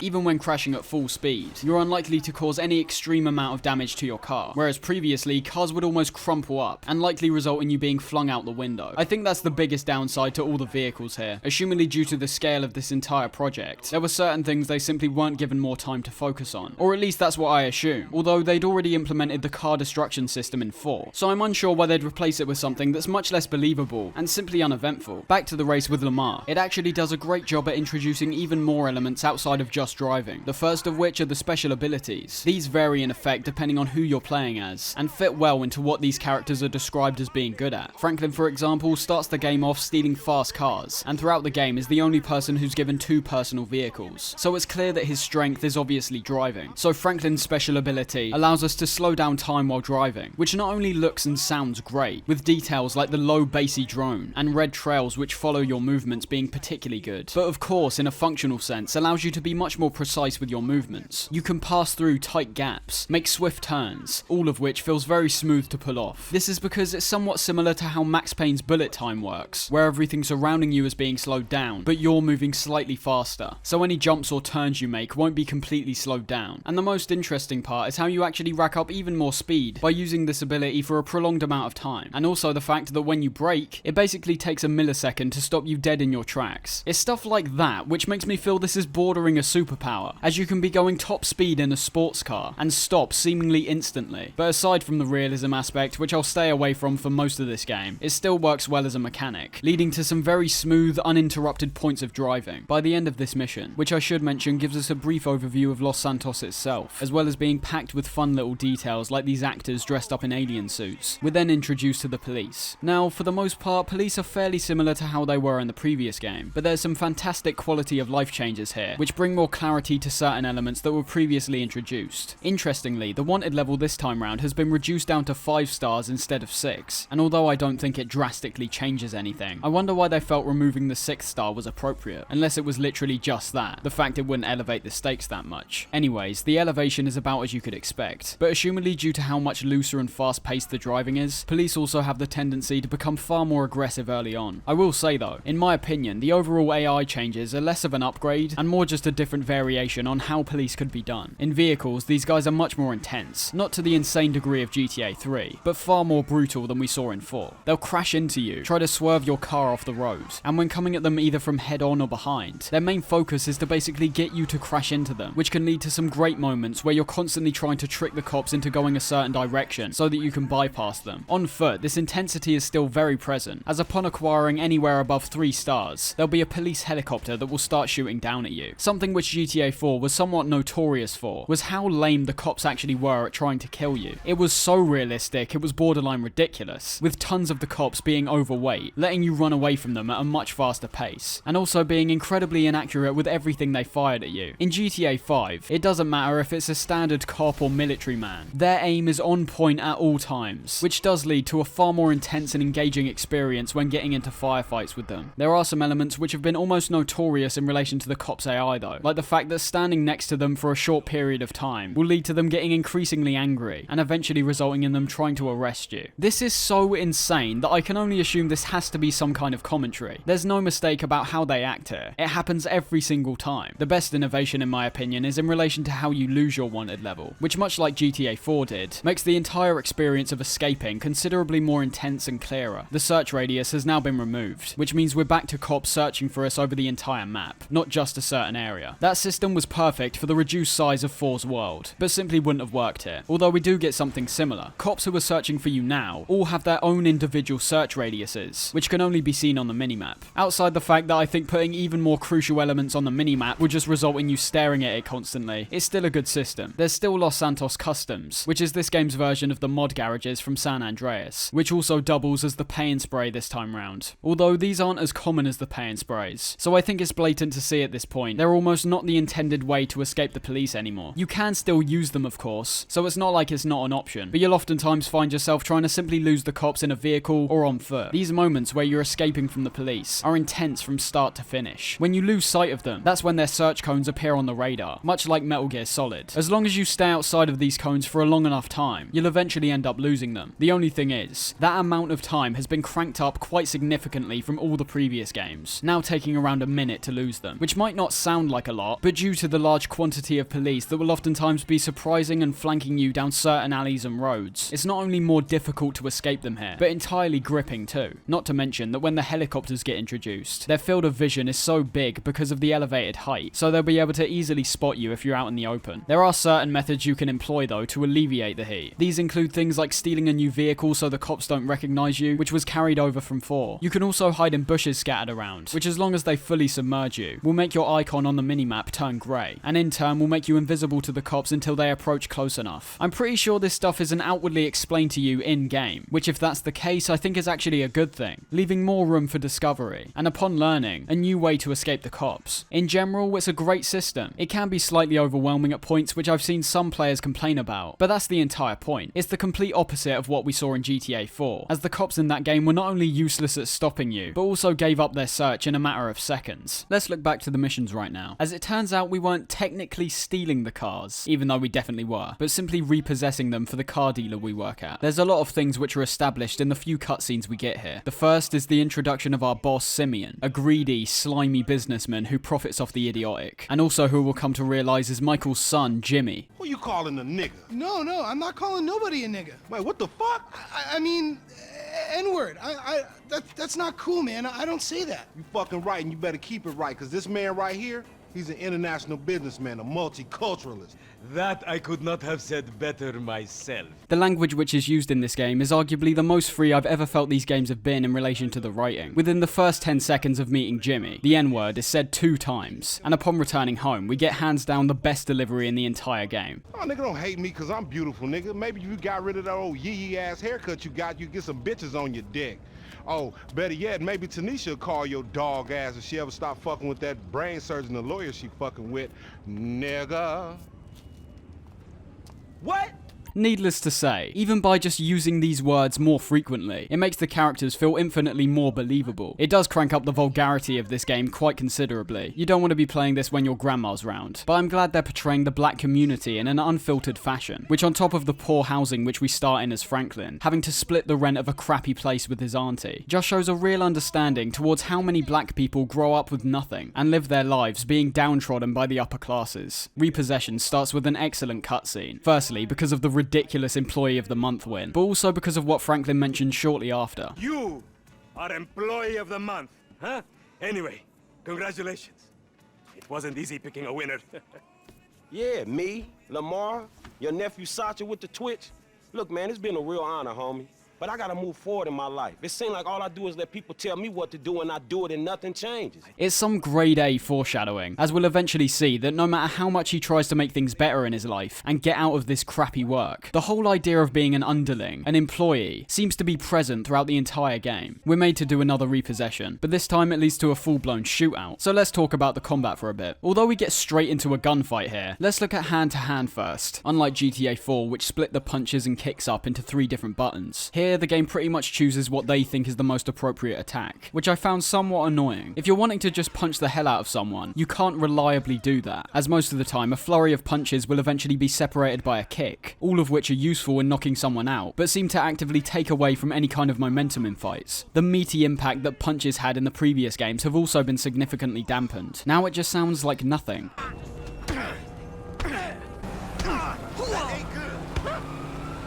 I can't really describe it. There's just no bite to these sounds whatsoever. Gun combat is also slightly questionable in my opinion, as it seems to be the most refined in a casual sense, but also very basic in other aspects. There's nothing to really say about how each individual weapon functions, as despite all the different attributes they list when buying from the ammunition stores, they're all pretty much exactly the same this time round. Of course, I'm excluding things like shotguns and RPGs, which obviously function different, but in terms of pistols, submachine guns and assault rifles, which are typically the most used weapons, they're just laser pointers. Recoil's almost completely gone, both signified by the removal of the outside circle, which expanded depending on how long you were shooting for, and also is just visually noticeable in every aspect. The distance and the amount of time you shoot for only varies in recoil slightly, which to put bluntly felt like a downgrade. I feel there just had to be more, as it's not an unsatisfying shooting system, but one that I think with additional elements could have been far more interesting. Free aim on PC is the best it's ever been, but on console you still need to settle for the lock-on most of the time. I'm not sure why they removed how the lock-on worked in 4, as I thought it was really intuitive how they centered it on the body and then let you freely target other areas of the body without having the crosshair fly off. Here they go somewhat in between and instead give you a few aim assist options that will best cater to your playstyle. My only issue with these are the fact that they have clear advantages and disadvantages depending on which one you pick. The full aim assist, for example, will stay locked onto your target no matter what, and is even heavily resistant when you try to move the crosshair away. It also gives you the ability to switch between all of the surrounding targets with ease. But the partial aim assist is just a dampened version of this, only locking onto targets when they're inside your crosshair, and going back to free aim if they move outside. It's the player's choice, of course, which one of these they want to pick, but I really don't see any reason you'd want to use anything but the full lock-on. Immersion, perhaps? But I'd say the idea of missing my shots is far more important in a gameplay sense, compared to any kind of role-playing aspect. Outside of that though, it's fine, and I'm happy they at least give you the choice to free aim with controllers like GTA 4 did. It lets those who aren't in favour of the lock-on develop their own own skills with free aiming, and is overall less restrictive. You may have also noticed that the crosshair has been changed too, by default just being a dot for every single weapon. This is a fine option in my opinion, as it's going the route of being both precise and unobtrusive. Despite my liking for GTA 4's crosshair, which featured the enemy's health, I can't deny that because of how easy these guys go down, a health bar wasn't really needed. But even if you do want something slightly more varied, you can choose to use the complex crosshairs, which are all individualized depending on what weapon you're using. Talking of the weapons, we see easily the biggest arsenal we've ever had, which is great in terms of variation, but almost as pointless as it's ever been because of the shooting mechanics. Make no mistake, I would rather have our options expanded, as opposed to reduced like in 4, but there's still not enough to have these work substantially differently to particularly warrant this kind of arsenal. As you would have seen, ammunition stores now make their grand return, and with that they bring the first kind of weapon customization in the series. When breaking it down, a lot of the customization here is rather surface level, but it's still something that's appreciated. Depending on what weapon you're looking at, there'll be different attachments you can apply, like flashlights, suppressors, and larger magazines. These say they make differences to aspects like range and damage output, but for the most part you really won't be able to tell. Having a suppressor hardly changes anything, and same goes for the grips. They create a visual change, but a very unnoticeable gameplay one. Overall, the larger amount of weapons as well as the customizable aspects like the attachments and colour schemes makes GTA 5 appear the most fleshed out on the surface, although as we've just seen, looking even the slightest bit closer reveals the actual mechanics to be somewhat basic, and not all that innovative from what we've previously seen. A headshot means an insta-kill, and even when not landing a headshot, it takes a very short amount of time to kill anyone with the majority of weapons. Complications is the mission where we get our first encounter with Michael, when we're asked to break into his house and take back the bright yellow SUV that we saw Jimmy buying at the start. This shows off the possibilities for stealth in this game, although much like in San Andreas, it's not very fleshed out, and being loud is still arguably the best option. All you need to do is press control, which makes you both walk slower and reduces the noise you're giving out, which can be seen on the minimap, being the faint blue circle which surrounds your icon. This is fine, but I still think having a straight up crouch would have been much better both in a visual sense and a gameplay sense. Despite the fact you can jog while in this stealth mode, the crouching in GTA 4 was much faster and arguably just looked more natural compared to this slightly strange, hunched approach here. It's typically always shown off in missions. There's not many times outside of losing the cops that stealth is effective in the open world. And although it does switch up the gameplay in some instances, it also serves as one of the best examples to how restrictive tons of the missions are in this game. This one shows off perfectly what I mean. You have to do this silently. Anything else will lead to failure. Even in San Andreas, when you were encouraged to do things quietly, they never actually failed you if you weren't. But, as we'll see, due to how the rest of this scenario plays out, with Franklin eventually stealing the SUV and being surprised by Michael in the back seat, it simply wouldn't make any sense for the mission to play out in any other way. This is not uncommon. I'd say most single player games tend to be fairly restrictive like this, but for GTA it's quite a big jump compared to every other entry, and that doesn't apply solely to the stealth sections. There's lots of occasions where you may try to experiment with certain routes and approaches, but then will be failed for some insane reason, like saying you've abandoned your team when simply driving down a different street or trying to find some cover. Although you'll now notice this is less of an issue overall, as the missions have fully abandoned the idea of retrying from scratch and now fully implementing a checkpoint system. This works well, but obviously completely removes the factor I mentioned earlier about checkpoints removing the impact of the actions you're making. We're in the modern gaming era by this point. There'd likely be even more complaints if there weren't checkpoints. Although no matter what the game is, I've always felt having that safety net of being able to retry individual parts instead of the one sole mission does slightly dampen the intensity for me, as it automatically makes me think less about what I'm actually doing because I know for a fact that I can just retry straight away. Dying is only a consequence if you're going for a medal, but we'll talk about those later. You end this one by being forced to smash into Simeon's car dealership, thus severing Franklin's ties to the guy, as well as putting us in Michael's perspective once again. This is where the branches start to path off. As you can see in the minimap, there's now a blue icon signifying a mission for Michael, and a green question mark to signify Franklin's missions. I like the idea of making these things unique to each character. It's very clear, even from the distinct colours that they're all associated with, those being green, blue and orange. There was a conscious effort to not have all three of these guys be interchangeable at all. In relation to Franklin's question mark, these represent the side missions, referred to in this game as strangers and freaks. This is ultimately an idea that I think's been around ever since Vice City, with the assets in that game closely resembling these, as they're in no way essential, well, apart from the first introductory one, but flesh out the world immensely, as well as just showing you some weird shit. I think they're employed to their maximum potential in this game, cranking the weirdness of some of these up immensely, and deciding to make them easily locatable, as opposed to GTA 4 where you had to stumble upon these strangers. The thing you'll find as well is that most of these are borderline main missions, but are merely separated due to the less set-piece focused objectives, and also a few which are just collectible quests. The first one with Tonya doesn't do a brilliant job at showing off what's in store here though, as I can imagine people being turned off by what we actually do. Tonya herself is an interesting but wholly discardable character. After these few meetings, we never see her again, but it does a good job in showing off the impact of drugs in these poverty-stricken areas, all while not going too far in the direction of GTA 4, which showed aspects like this in the most depressing way possible. All we do here is use a tow truck to bring a car back to an impound. It's literally nothing. The fact we can now use these trucks to pull cars around can open up some fun scenarios in the open world, but the mission itself simply isn't that interesting, and definitely doesn't represent the bulk of these. Father-son, like many missions, will potentially start off by having a time jump, which I assume had to be a direct reference to when Breaking Bad does this. I'm not entirely sure why this was necessary, outside of the fact they wanted certain things to happen at certain times. I suppose there were moments in GTA 4 that were slightly strange in that regard, like the moment where we meet up with Dimitri. It was nighttime for me, and some joggers were running past like it was a nice sunny day. Although it's nothing you'd really even pick out if you were trying to nitpick, it's just not that big a deal. Anyway, this is a fantastic introduction to Michael's character. It's just so well observed. A wife and daughter fighting inside a $1 million mansion, built upon robberies and violence, and the man who earned all of it now seems to not only be interested in any kind of crime, but seems to be disinterested with life as a whole. The peak of his day is simply removing himself from the real world, and I guess putting on some Phil Collins with a cigar and whiskey.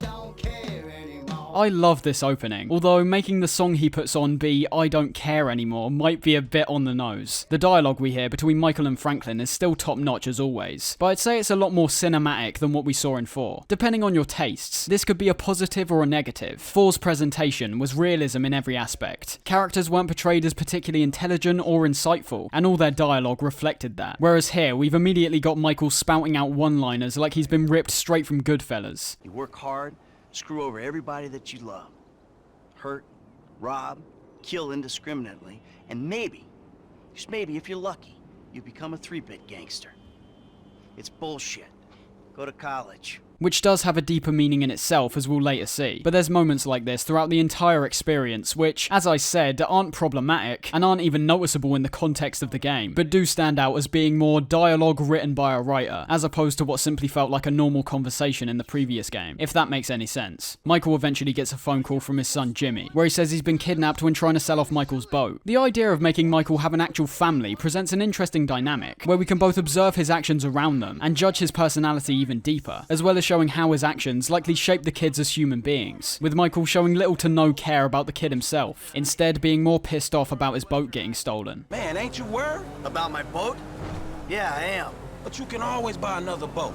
Yeah, tell my accountant that. The set piece is like a mashup of a couple things we saw in San Andreas, all merged into one. It involves Franklin jumping onto the boat, similar to when Caesar jumped into a truck, and also the fire truck chase at the end of San Andreas, even featuring a moment when we need to save Jimmy as he's about to fall off one of the sails, just like when we save Sweet. It's not original, but still pretty intense, especially with the cinematic camera, which also for some reason will automatically take control of your car and avoid it from crashing. But we end up losing the boat due to our car breaking down, which takes us to Los Santos Customs. This is a very welcome addition, or I suppose I should say re-addition. These garages now combine the pay and sprays and the mod garages, as I said earlier. If you wanted a certain colour car in the previous games, you'd often have to go in and out of the pay and sprays until you get what you want. What we see here is a huge elevation of what we saw in San Andreas, letting us customise even more parts of the vehicles in a far greater amount of detail. That being said, I also think a large amount of these options are somewhat redundant too, as long as you've got the money, which with how much you acquire through the missions is not a problem at all. For example, there's 4 different types of engines, all of which vary in how they improve your vehicle's acceleration, but the prices are so small that even the level 4 version won't be anywhere near breaking the bank. It wouldn't even make a dent. We'll talk about money more later, but by the end of my playthrough I had upward of $60 million per character, so you can see why $10,000 isn't that much in comparison. Outside of those actual upgrades though, we've got tons of wheels, windows, paint jobs, and even license plates to choose from. For the first time, really making any car you customize solely your own. Because of the huge number of possibilities, especially in relation to the paint jobs, now featuring all different kinds of colour groups, you'll find it considerably difficult to create a vehicle that looks exactly like anything somebody else has made. GTA 5's already proved that if customization is implemented well, it doesn't take away from the experience at all, and in fact could draw players even further into the experience, as it feels like everything they're using is theirs and theirs alone. I suppose we can't go too far into the game without commenting on this brand new world, along with the graphical upgrades here. Now, we're judging the PC version of course, so everything's been cranked up to the max, but I'd argue the game still did look beyond excellent on the PS3 and 360 versions, similar to The Last of Us, which I think is the only game released around the time that beat GTA 5 in terms of graphics. It's amazing they could even get this onto those consoles in the first place. It just seems far too expansive for a console that at the beginning of its life cycle could barely handle King Kong. Fucking love that game, man. 2 magazines on backup. Starting off with the textures, the fidelity has clearly been majorly improved. Oftentimes GTA 4 had this blurry effect to it, and I mean 4 in general was a game plagued with optimization issues. It makes sense, because it was Rockstar's first grand experiment with the new engine, but despite certain aspects like the character models and city streets, which get held up by the art design, I'd say it's not visually stunning like this game is. I'll start off with what I assume would be a slightly controversial opinion though. Characters and pedestrians are far more detailed across the board. Brilliant additions that are carried over from the previous game are things like the numerous facial expressions characters can cycle through, their eyes which can frequently be seen moving around, and simply more clarity compared to the earlier games, where faces often appeared quite squashed. But in my personal opinion, despite the fact that people in GTA 5 look much better visually, there was a realistic aspect that I really attached to in GTA 4. There's certain points in this game where, due to elements like the lighting and how it reflects onto the characters, there's almost a plastic-like quality here, something that I also think the developers of the Definitive Trilogy cottoned onto, going far too much in that direction on their own project. As I said, the visuals are obviously better, but even with 4's numerous visual glitches, I've always felt the people were far more believable in a visual sense. Everything else outside of that little personal issue though I think is amazing. The lighting, weather effects and skyboxes are immaculate. San Andreas is a much brighter location than Liberty City was, whereas that game was often filled with overcast and smog. Here we have the most varied set of weather conditions, as well as the largest amount of parameters that these can dynamically react to. Clear sunny weather will give you the opportunity to best take in areas like the beach and countryside, which is also reflected by the people, as you'll find that in these weather conditions, more people will be roaming the streets. The visuals you can garner from this are brilliant, with clouds filling up the skies, shadows being casted from pretty much every physical object you could imagine, and as the day draws to an end, the sunsets you can witness, bathing the sky in shades of orange and pink, are to say the least still breathtaking at points. Rainy and stormy weather on the other hand can lead to puddles forming along the roads and streets, clouds completely smothering the sky, with lightning frequently lighting up the skies, and also noticeable effects in the environment, with less overall people on the streets, and the ones that are about typically looking for shelter. The ocean conditions in storms are also noticeably more vicious, making any boat trips you make much more bumpy, and in some cases dangerous. Vehicles, pedestrians, and simply the structures we see scattered around all look top notch. There's nothing here that stands out as looking even the slightest bit strange or bad. It's the last game, so I'm willing to sound like a broken record here, but everything from the city to the countryside feels so authentic and lived in that we start entering the realms of absolute realism. Roads often appear tattered and rough, with the fading of the road markings being a particularly great detail, giving the sense of age, and telling us that much like every other city we've witnessed in the franchise, those in charge aren't taking proper care of it. They somehow spread the incredible amount of detail 4 managed to pack into its tightly constructed city over the area of an entire state. We once again reach a point where Rockstar's ambition was just so far ahead of what everyone else was doing. As I mentioned, you had games like The Last of Us, which looked, played, and pretty much were amazing in every aspect, but they were linear. They were confined to small, tightly crafted environments that you could explore. Whereas with GTA 5, Rockstar somehow crafted an entire sandbox filled to the brim with memorable locations and environments, all of which feel 100% believable in the context of the game. You've got skyscrapers, mansions, and a pier by the seaside in Los Santos, and then when going further north, you've got deserts filled with appropriate townsfolk who don't have the flashy cars and houses of those living in Los Santos. This area is actually called Blaine County, and the desert parts are mostly filled with large open landscapes, with the colonized areas typically being quite dirty and shabby, with no actual roads, and a large amount of the residents living in trailers. But there's also a large amount of wilderness that's around Blaine County too, which is just as brilliant as everywhere else. You can see what they've done here, taking a lot of the areas that San Andreas initially touched on and enhancing them to an insane degree. The wilderness is one of my favourite examples in that case, with trees now appearing to sway in the wind, tons of vegetation filling up the landscape, and the best part being the animals which roam around. Animals are something that up until this point were pretty much totally ignored, despite being such a big part of people's day-to-day lives. In the city, you won't go too long without seeing some type of cat or dog walking around, but heading out into the country, they've managed to create what's basically a full-blown ecosystem here. Birds are of course always flying about, but you'll also stumble across cows and pigs, usually being around farms where they're waiting to be turned into food. And then heading into the woods, you'll see deers, hawks, rabbits, boars, and even cougars, which are a genuine threat. But one thing I haven't talked about also has this feeling of a living, breathing ecosystem, and that's in the ocean. This time around, the ocean looks exactly like I'm sure it was trying to look in San Andreas, with tons of different fishes swimming around, as well as things like dolphins, whales, and sharks. So many different kinds of plants and coral that you can see here. That makes the ocean feel alive, which is majorly impressive considering 99% of your time playing will be away from this. So, as you could tell, I think the graphical improvements are stellar and as detailed as they've ever been, and the world to accompany those graphics looks, plays, and simply is amazing still to this day. In the mission Chop, we get introduced to Chop himself, a Rottweiler which will eventually be owned by Franklin.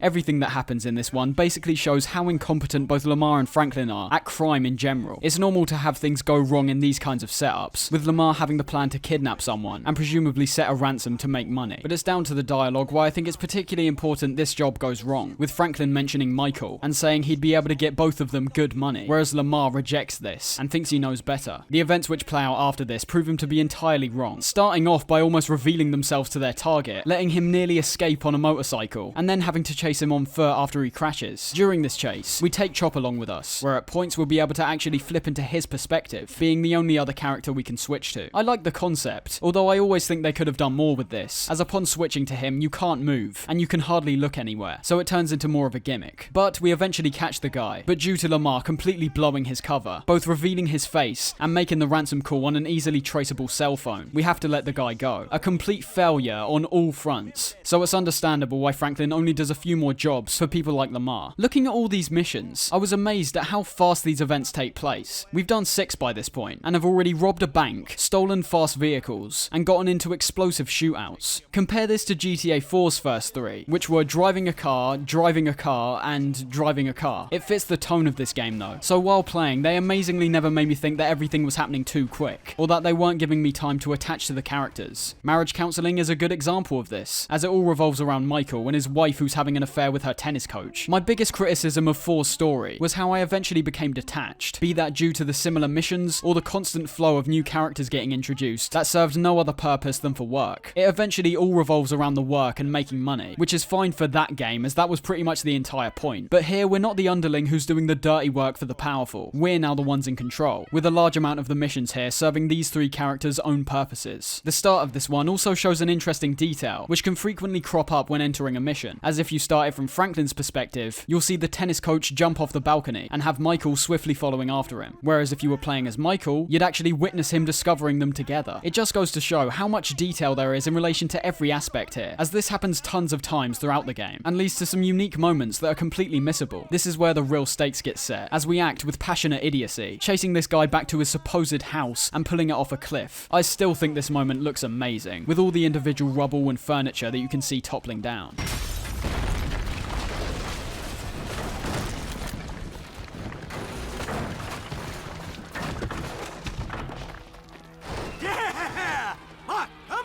But when we get back to Michael's house, it turns out that obviously a tennis coach wouldn't earn the kind of money to get a house like we just pulled down, actually being owned by a guy called Martin Madrazo. As Franklin describes, he's a supposed businessman, but really a crook under the surface. And with that, we've got a debt on our heads, with Michael seeing no other option than to get back into contact with an old partner called Lester. We meet him in friend request, and he turns out to be one of the weirdest characters ever to appear in these games, but also turns out to be endearing in a certain way. He's literally introduced on the phone call with Michael as a gross sniveling mess. You're awful cagey. Even for a dead man. And his house pretty much reflects that, being tightly packed with files and folders, fitting very well with his personality as we'll see. It's revealed that Lester was involved in the North Yankton heist at the beginning of the game, and due to his genius level computer skills, has been keeping tabs on people like Michael, as well as checking if anyone ratted him out. But before we get down to any of your own jobs, you first got to do something for Lester, that being to dress up as what Michael describes as a youthful geek. There's several times this theme gets reinforced in the game, with the idea of hipsters, old men trying to appear young, and women filled with plastic surgery being represented both in the main story and just the general world. But this brings us to an important element which has been majorly expanded, and that's the customization. Overall, I still think San Andreas has more options in general, because of things like the skill system and how working out at the gym or eating constantly could change your appearance quite drastically. Those 2 aspects still don't return. There's no gyms, and you can't get too fat or skinny depending on how much you eat. But outside of that, we seem to get the most in-depth and varied selection of clothing in the entire series. There's a variety of different stores around the map, much like in San Andreas, featuring high, mid, and low-end clothing. Ponsonby's lets you purchase expensive suits and jackets, Suburban gives you a large selection of trendy clothing, and there's lots of Binco and discount stores which sell very cheap clothing. This all sounds fine, and is impressive when looking at the surprisingly wide variety of clothes for a single character. But then, taking into account all three of the characters, you'll realise that Michael, Trevor, and Franklin all have different selections. This takes what already was a huge variety to a gigantic one, as no two characters are physically capable of wearing the same clothing. It fits well both in terms of the individual characters' established tastes, as well as distinguishing the characters even further from each other, as it's not even possible to have them appear similar in the slightest. Then there's the barbershops, which don't have as many options as San Andreas per character, and also have the same styles no matter which one you visit, but does prove what I said earlier about the customization not necessarily taking away from your investment in the character. I think just like in this game, if GTA 4 simply employed a selection of haircuts that genuinely suited Nico, it could have actually ended up with people attaching even more to his character. Although from solely a customization perspective, the haircuts do feel slightly restrictive in terms of what you can pick, with the styles for Trevor, for example, being his normal hair, a slightly cleaner version of his normal hair, a longer version of his normal hair, and a mullet. So all in all, basically two styles. Same goes for Michael, although the differences between all the options apart from the skinhead are even less noticeable. Maybe it's something to do with their age though, as Franklin easily has the largest and most diverse set of styles. As you could assume, compared to Trevor, who's already losing his hair, Franklin would have a much easier time growing it out. There's also some beards we can apply too, although these are also quite limited, and don't vary that much between all three of the characters. Finally, we've got the tattoo parlors, which much like every other piece of character customization here, is both individualized and greatly expanded from what we've previously seen. All of this adds up to a grand return to the idea of customization as a whole, which along with the weapons and vehicles, results in the most expansive amount of personalization options in the entire franchise, as well as a lot of games released nowadays. If you forgot, we were originally talking about the mission friend request before we got sidetracked. Upon acquiring the right clothing, we infiltrate the Life Invader building, this game's version of Facebook. The employees are shown to be moronic straight away, literally with just your clothes tricking them into thinking you're a techie. The thing you'll find with these kinds of missions is how they really stand out as unique compared to every other entry in the franchise. Even up to GTA 4, they were predominantly relying on the core gameplay mechanics, whereas here there's a far more distinctive range of missions throughout the entire game, which arguably makes several moments in the story the most memorable in the franchise as a whole. I wouldn't say this is really one of them, but it's definitely unique, having to sort out this guy's desktop, which is filled with pop-ups and viruses. Then, once we've built up their trust, we put an explosive chip inside a prototype phone, and head back home to watch the unveiling of this prototype on TV. We kick our daughter Tracy off the TV, which is funny, but you'd sort of expect a family that's this rich to have TVs in every single room. Anyways, Life Invader's CEO is so blatantly a caricature of Mark Zuckerberg that I'm amazed they didn't get into more controversy over it. Everything from the company he's working for to his nasally voice and curly hair just screams Zuckerberg. Prepare to witness the future.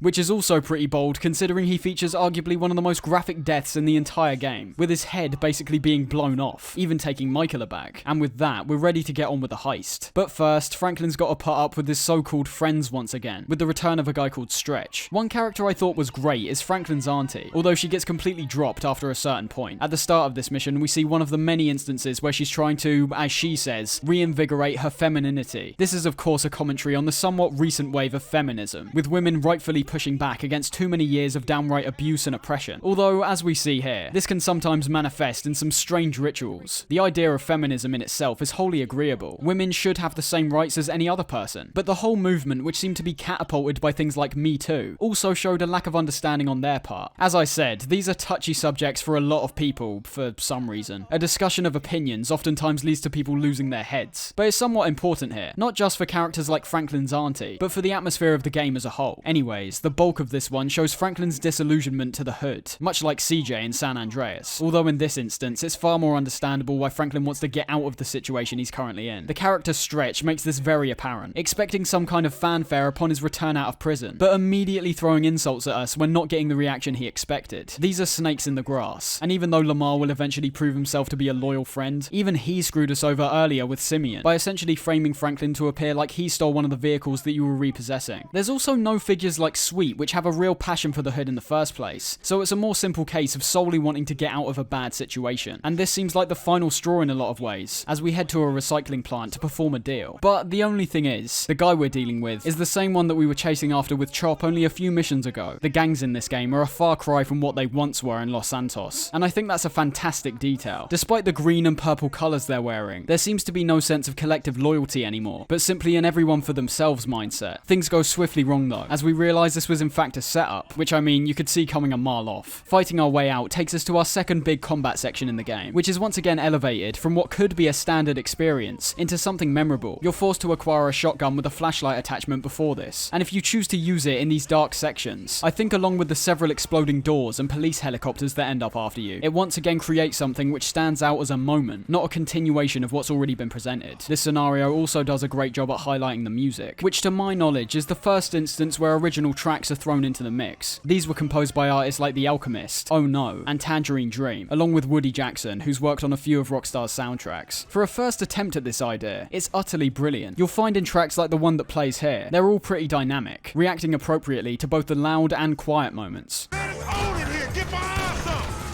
Here again? This Chamberlain gangster family here.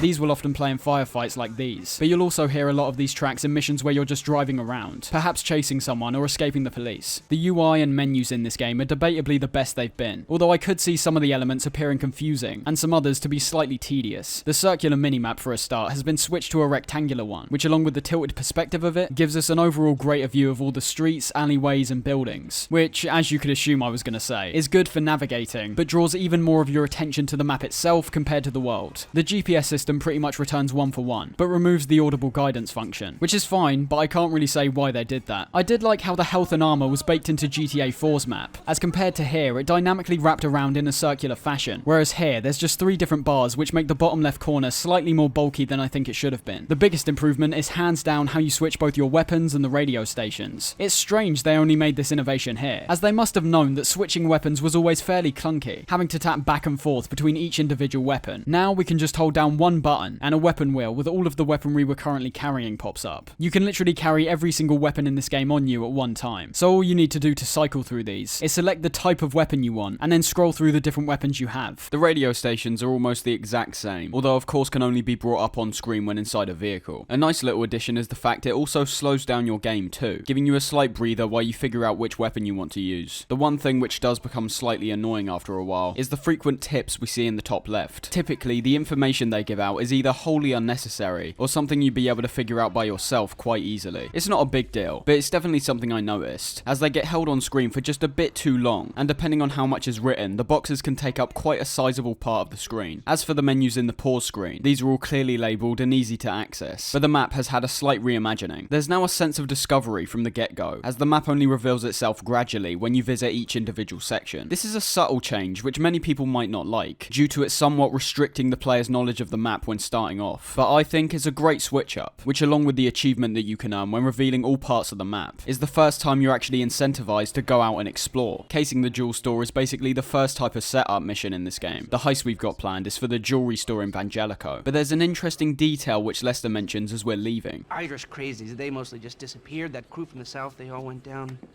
There was an Eastern European guy making moves in Liberty City, but he went quiet. He clearly makes reference to Nico from the previous game, as well as quite possibly the McCreary family, who constantly reinforce their Irish roots. What's particularly great though is the fact that Patrick actually appears in this game, not just as an offhand cameo, but a character that can actually be part of your crew and help you out on heists. This is something that's barely explained, but around the map there'll be random events that take place. This could be anything from a guy getting thrown out of his house by his wife, to someone's car being stolen. Not all of these are going to give you rewards, and a lot of the ones that do aren't too impactful either. You'll always be notified of a random event with how your map flashes white, often then seeing a blue or red icon to indicate a civilian or enemy. Patrick is just one of these many events scattered around the map, and it's in cases like his which will make the player feel like quite literally anything's possible in this world, as after you help him and his friend escape a job gone wrong, Patrick will then be able to be selected in the planning stages of your heist. There's a set number of events, all of which occur in the same locations, so it shouldn't be mistaken that it's entirely randomized. But I'd say there's more than enough that most players will stumble across quite a few during their playthrough, which livens up the world even more than it already did. Before, it seemed like the world and its people were simply a convincing backdrop, but this mechanic takes things to another level. By feeding a constant stream of pedestrians that need help, it reinforces the idea that people outside of yourself have problems and get into trouble. Anyways, we got a bit sidetracked, although casing the jewel store isn't anything special, which does add to a slight nitpick that I'll talk about in a sec. Even in a mission like this, where you've just got to take pictures of stuff, they once again make it unique, even compared to missions filled with intense action in the past games. I'd argue this kind of stuff sticks in my mind a whole lot more, and I haven't quite figured out exactly why. There's lots of elements I can speculate about though, such as the numerous cutscenes which are interspersed in between the mission itself, and perhaps the unique factor, which seems to be present in every mission. For example, we don't just take these pictures with a phone, but instead with a pair of glasses equipped with a camera. Just subtle changes like that sets these missions apart, when they're not even anything special, which I think might be the case with more than a few here. After that, we're on to the heist itself, and due to these being such an integral part of this game, you can naturally assume there's been a fair amount more consideration towards how you go about pulling one off. Before every heist, you're required to choose which approach you're going to take, either being loud or quiet, and also the crew that you'll be taking with you. This includes roles like drivers and gunmen, all of which have different kinds of attributes. There's also a risk-reward element to it, as the worse a crew member's stats are, the lower their cut of the job usually is, and as you could assume, the better they are, the more money they'll take. But much like the toughness feature that was introduced in The Lost and Damned, after each successful heist, every crew member will get a 20% overall stat increase, but the best part's that their cut of the job never changes. So you've got to decide whether you want to start off with a worse man who will eventually get better, but at the risk of losing a chunk of your cash, or simply get the best man for the job, and have less money in relation to our three main characters. As a result of the finite number of crew members, this does mean there's an optimum way of carrying out these heists. Certain people doing heists at particular points will always result in them either messing it up in some way, or dying. For example, if you pick the cheapest gunman for this first one, he'll always die at the same exact place every time. But this is luckily one of the heists where you can actually reacquire the cash. Towards the end of the game, if you pick the wrong crew members, you could potentially be missing out on millions of dollars. So it's something you'll actually need to consider, as randomly picking could result in quite severe consequences. That's only in terms of the money though. I don't think I've ever experienced a situation where these were actually made more difficult because of the people I picked. As for the loud and quiet approaches, these are also impressively pretty unique in their own rights. I don't think this initial heist shows that off too well, as no matter what option you pick, you'll always be running in with guns and breaking open all the jewelry cases. Although it should be noted that throughout the game, almost every heist gives you these two options, and I'll talk about both of them briefly, due to their occasionally substantial differences. One thing that can vary significantly depending on which approach you take, is the things you'll need to acquire for the setup. Unlike any other jobs like this before, we've now got to collect all the appropriate resources to carry out the heist ourselves. This is where whatever approach you picked becomes important, as you'll be required to collect more or less things. The loud approach, for example, only has you stealing carbine rifles, whereas the smart approach has you stealing Bug Stars equipment, as well as some gas grenades. These aren't really missions per se, they're all scattered around the open world, and always involve either stealing something, or just going out to buy equipment. I'm not a huge fan of these setups, but I can at least appreciate the immersion they bring, as I genuinely think it creates a bigger impact on the heist itself. As I said, the loud and quiet approach and the jewelry store job are both pretty similar, with the only real differences being that you wear different clothing, and have an additional step where you throw gas into the store, knocking the people out. This is for a key reason though, as it sets up a detail which will be shown very soon after this, where Michael, in his egocentric, movie-quipping wisdom, says something which could easily identify him by anyone that previously knew him. Get 1,000 things every day, pal.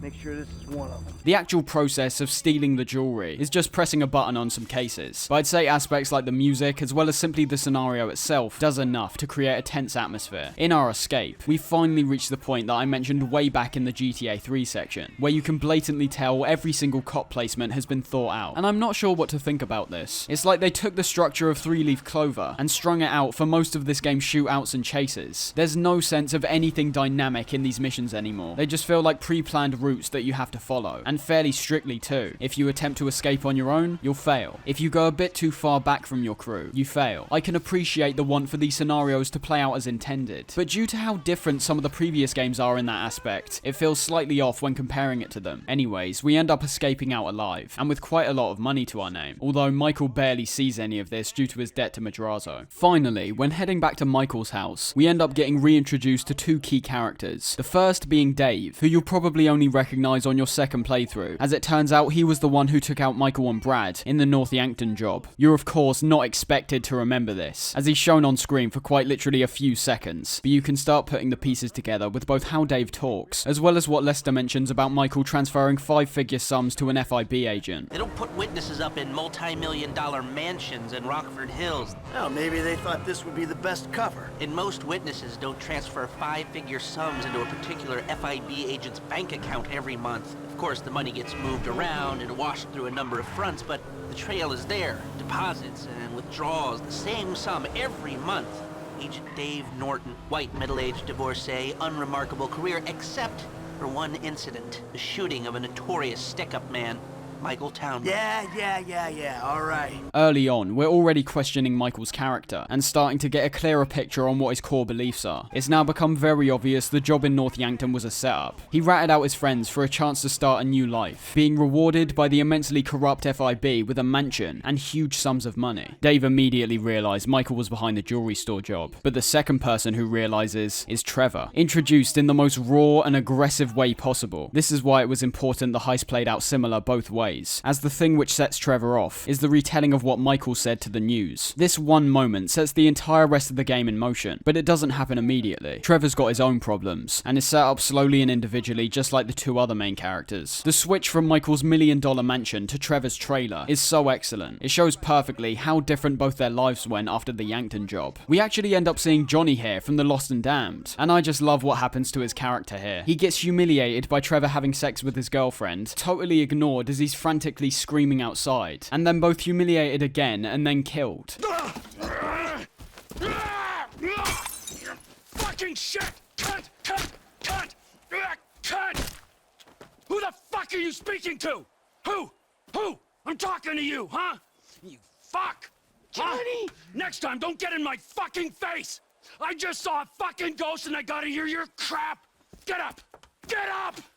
Fuck you then! For someone like me, who had quite a distaste towards those Lost MC bikers, this was pretty satisfying, and shows the insanity of Trevor off really well. For anyone that played The Lost and Damned, Johnny was thought of as a lethal and dangerous guy, but here he's just wiped out straight away. This moment is Trevor's character to a T, intense, explicit, and violent, as well as straight up hilarious at points. Even though we start hearing plans between Trevor and his workers Ron and Wade about tracking down Michael, this mission's still based around retaliating back at the Lost MC. If there's one thing this mission tells us, it's that Trevor gets stuff done. If he's sick of the Lost MC, he'll kill their president, follow them back to their hideout, and start murdering them all and destroying their houses. This is a great combat section, having you go toe-to-toe with the entire gang by yourself. It also heavily encourages the use of Trevor's special ability, which makes him completely invincible for a short period of time, as well as majorly increasing the damage his weapons give out. I don't know if this was an intentional reference, but it heavily resembles the rage mode from the game Scarface: The World Is Yours, although that game's a one-for-one rip-off of Grand Theft Auto. I still think it's pretty good in its own right, so maybe the developers are giving some props to that game years later. To cap off this frenzied assault on their local rivals, Trevor turns his attention to the Aztecas, ramming their leader's trailer into a nearby river. We're also given the option to either kill or spare the guy, although this only makes a minor change in a future mission.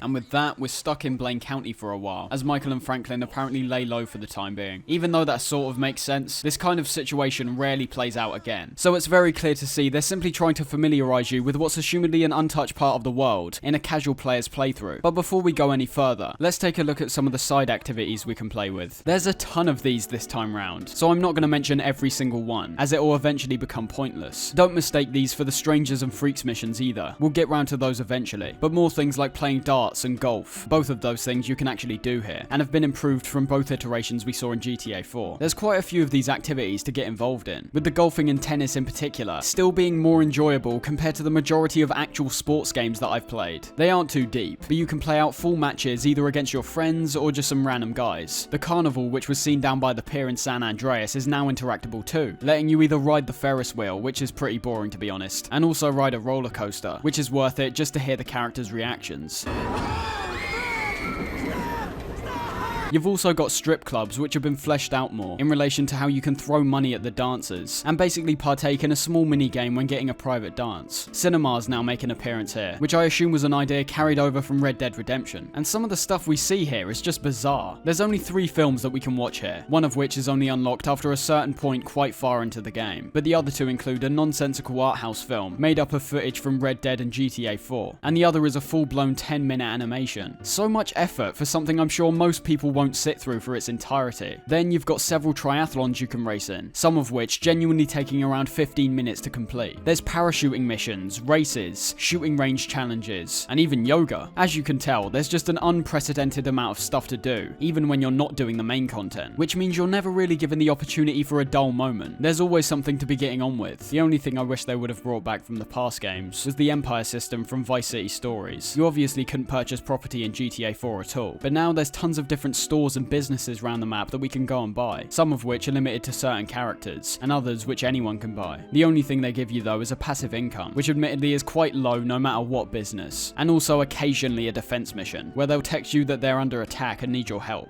I'm not expecting any kind of asset missions in relation to these. There's already so much other stuff that already resembles those, but I think the Empire system would have really fit in line with the progression of this game, although due to everything else this game features, I can see how they wouldn't want to spend tons of time on something like that, when the base concept's already there. The bulk of the missions in this section revolve around Trevor's company, Trevor Phillips Enterprise, although it's barely an established company, which is reinforced by the many names he ends up giving it throughout the game. This is all done to set up both Trevor's character and his affiliates, with Ron and Wade being arguably the most loyal people in the entire game, if only because they're working for a certified maniac. Nervous Ron is an insane start to this, once again perfectly reflecting Trevor's bombastic personality through the events which take place. It starts quite slow though, stealthily scoping out a weapons delivery being controlled by the Lost MC, before launching a full-on assault. I don't mind this elevation, but we're once again forced to do something, in this case being stealth. If any guard witnesses someone else who's dead, you've got to try again, which feels ridiculous considering how this mission eventually pans out. There's literally no reason to be so restrictive here. Your cover gets blown anyway. I do love how this plays out though, having Trevor hop onto the plane's wing and shoot his way out of there with an assault rifle. We're also then forced right into a flying segment shortly after, which is where I can finally say they sorted out the key bindings on PC from the get-go. As always, it's much better to fly on controller, but I at least found using the keyboard much more plausible this time round. The clearest re-addition here is of course the planes, having the widest and most varied amount so far. We've still got quite a few that were present in the past games, such as the Dodo from GTA 3, which this time has actually been made practical, and also the Hydra from San Andreas, which is one of the many jets we can use here. Planes are as tight as they've ever been, taking the weightiness which was introduced to helicopters in GTA 4, while refining the controls significantly, to simply make flying a far more satisfying experience. You've still got full control of how the plane twists and turns, but I'd say it's the stability which is the key here. I'm still trying to pinpoint why I didn't particularly enjoy flying in San Andreas, and I think that might be the key. When you turn left or right with your rudders, or perform sharp banks here, it feels tight, whereas San Andreas just felt too loose and quick for me, which not only made it less believable, but also far harder to control. Due to the essentially non-existent technical restrictions at this point, there's of course no draw distance issues, letting us get some fantastic views of mountain ranges, as well as overlooking Los Santos, which at nighttime lights up tremendously. I'd still say this is definitely a skill you need to master, and this first encounter with the plane is quite clearly an introduction to the concept of flying in general, making us go on a full trip delivering a package, before having us land back at the airfield, where you'll need to learn how to appropriately decrease the speed of the plane, and slowly land it onto the airstrip.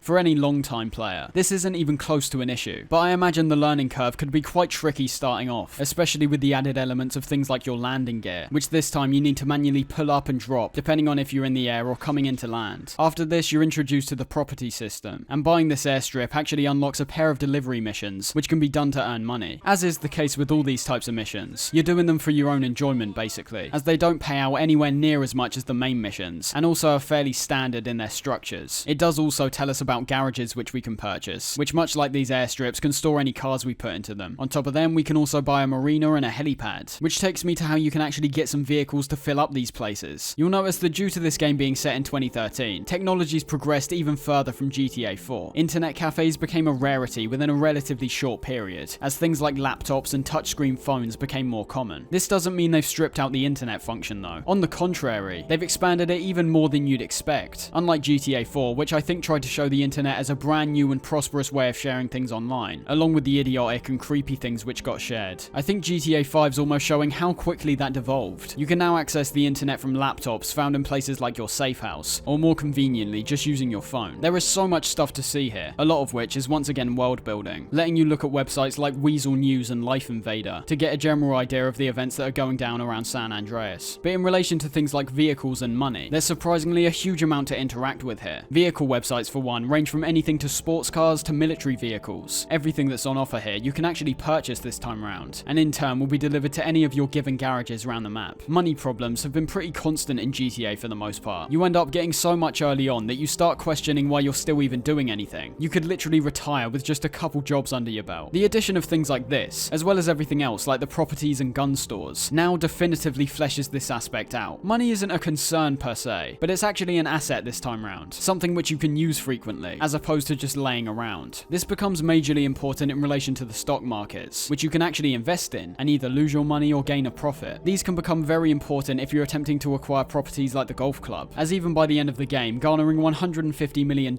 is still way beyond anything you get in the missions. We'll focus more on that later though. As for the stocks themselves, these are constantly reacting dynamically, just as you'd expect they would. The biggest payouts come from Lester's assassination missions, which initially seem quite simple in concept, akin to the fixer missions from GTA 4, but upon realizing that every target you take down is linked to one of these big companies that you can invest in, things become way more deep in relation to your investments. There's of course a variety of factors to consider, like who you choose to invest in, how much and at what time of day. But despite being fleshed out, all this stuff is pretty complicated if you haven't got a grip on how the stock markets actually work. So I've always just searched the optimum way of gaining profit. There's no real girlfriends mechanic anymore, outside of some strippers that you can become acquainted with, so that means no more online dating either. But there's still a few interactable websites that can unlock some pretty interesting stuff. The Epsilon program, which is very blatantly based off the Scientology belief system, leads to this elaborate questline for Michael, where we can indoctrinate him into this cult for basically no reason. There's also Children of the Mountain, which is another cult-based website, where Franklin can actually be given a unique shirt when going through yet another elaborate process of filling out forms and solving puzzles. There's just tons of stuff here, and because I was making this video, I dived much deeper than I ever did before, and was pretty shocked at how much depth there is here. Because of all the separate links and advertisements that bridge the websites together, it feels like a fairly accurate experience of browsing the internet, although being much more focused on the idea of going down a weird rabbit hole. Coming back to Trevor Phillips Industries, we arrange a meeting with Mr. Cheng, the son of the Triad's leader in Los Santos. He proves himself immediately to be a complete fool, but because there's money on the table, Trevor decides to give them a tour of their meth operation. We end up meeting Chef, a fairly minor character, who primarily functions as a heist member later on, who informs us the Aztecas want retribution for messing with their leader. If you didn't kill Ortega in the first mission, you'll actually see him show up here. Either way, he'll end up dying. But I like these subtle differences in the gameplay, and they happen quite frequently, although usually get conveyed in the dialogue, as opposed to visually seen like this. As you defend your meth lab, you'll be given a grenade launcher to deal even more havoc with, unlike the one we saw in Lost and Damned. These grenades do explode on impact, and the punchiness of the explosion, as well as the brilliant visual of the explosion itself, creates a great impact. Same goes for weapons like the rocket launcher and sticky bombs. There's such a grandiosity to how vehicles blow up in this game.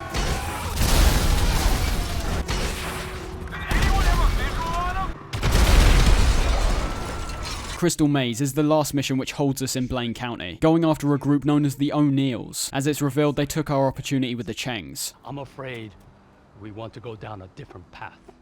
What? We want to explore other opportunities. 坏家伙，坏死了！要不要我帮你 Shut the fuck up! This scenario somewhat incentivizes stealth, but not in the forced way that we saw in Nervous Ron. We've still got the suppressed sniper from that mission, which lets us take out tons of targets on the outside from a distance, even though it's not that fleshed out. It's likely the best version of stealth we've seen up to this point. Making it a skill makes me think they thought people would use this stealth mode a whole lot more than you actually do, but we'll talk about that in a sec. Aside from the fantastic dynamic musical cues, you'll likely end up alerting someone at some point and going back into a firefight. The way this one ends does show us a new piece of equipment, which is quite unique in its own right. All things considered, the jerry can isn't that useful, but the fact it actually works, allowing you to pour a huge line of gasoline and actually have it be accurately ignited, is pretty impressive. And even if it was just for this one occasion, it'd still be worth it for this ending.